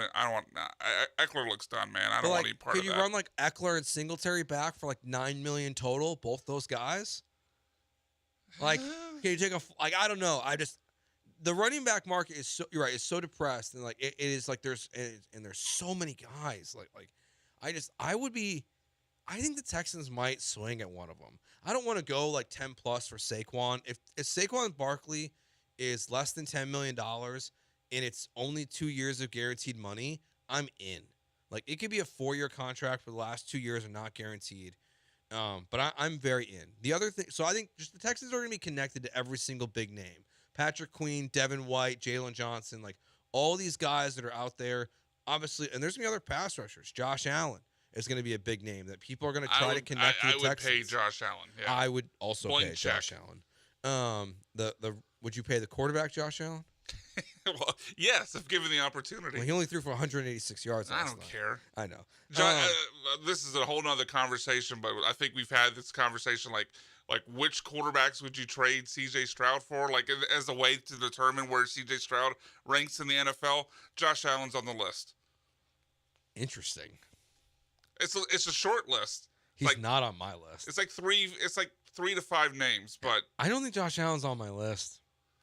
You've been hanging out with Jeremy too long. It's too Brett Favre, man. It's too Brett Favre. That won a Super Bowl. Got to another. That's true. It's true. And then Jordan Love replicated Brett Favre's final throw of his career this weekend. If you have not seen Jordan Love's interception and then side by side with Brett Favre's final interception as a Minnesota Viking, it is astonishing. No, I haven't seen the side by side. I'll have to look it up. It is Favre rolling to his right, across the middle for no reason, easily picked off. It is the same exact play as Jordan Love. I was wow, he really is trying to be Brett Favre, keep in your pants, Jordan. All right, way too early, super hot takey. Yes, we can change them whenever we want. Texans predictions for 2024. The draft hasn't happened. Free agency hasn't happened. We are not locked in, but I can read a schedule. I know we don't know the order. I'm going to say the Houston Texans win 9 games last year and get the last seed in the playoffs. I'm one game different from you on the lower side. I did the classic August sports radio segment of going game by game and picking win or loss that every radio show does in August, and I came up with 8 and 9. Yeah, I got them to 9 wins. But I was off by 3 games this year, so that means they're winning 11. I'm going to pick them at 8, and they're going to win 11. I was at 7, so I was also off by You were off 3 games. Yeah, you're also off by 3. So, you know, that means they're winning 12. Means we're winning 12 games next year. That's pretty good. And like, obviously, so much can happen. Like, you looked at the schedule this year, you're like, oh, they're gonna play Aaron Rodgers, and I still got their butts kicked by the Jets without Aaron Rodgers and led by Zach Wilson. So like, so much can change. But yeah, that's why I don't like to get wrapped up in the like, oh my god, first place schedule, because you don't know what's gonna happen. With these teams. And that's where it's more about. It's about the rest of the schedule. And yes, you add in Baltimore, Dallas, and Kansas City. So I'm still going to have the Texans as a playoff team next year, but it's going to be 9 wins, and it's going to be a grind to get there once again. Because, like, part of it is, for example, I don't believe in this, like, Anthony Richardson Colts thing. I don't really believe in Jacksonville. I don't really believe in Tennessee. So, like, I think you're going to win 4 games in your division again next year. You go 4-2. Like, that's 4 out of your 9 wins. You have to win 5 games against all your other opponents. Like, that is obtainable. You play the Bears. That's 5 wins right there. They suck real bad. You play Minnesota, Jared Allen or whatever that, Jaron Allen? Jaron Allen? Jaron Allen. There we go. We got there. We got there. Well, D'Amico Ryans. Jared Allen was a pass rusher for the Vikings. D'Amico Ryans doesn't know Gerard Johnson's name, so he called him something else today. I don't know if that means something. He's a little distracted. He's got a baby on the way. I don't know if that means. D'Amico does? Yeah. I didn't know that. You didn't see that? D'Amico, proud papa. Yeah, he said he's going to start his offseason on baby watch because his wife is expecting. All right, lead topic for the Killer Bees tomorrow, Brian. I won't be here. 713-780-3776. Would D'Amico Ryans left the Texans game if his wife went into labor? Thankfully, they're both dads, so I know they would give like a responsible take. If Jeremy was not a dad, I would love to hear his take on that. I think he would go scorched earth. Just to be a troll. I love it. I'm going to miss those guys, maybe, for the week. All right, I'm out the rest of the week. Brian will be producing the Killer Bees, so I will talk to you next Monday at 3 o'clock. So long. Goodbye. Happy offseason. Enjoy the championship games. Ravens beat the 49ers in the Super Bowl. That's my official prediction. Goodbye.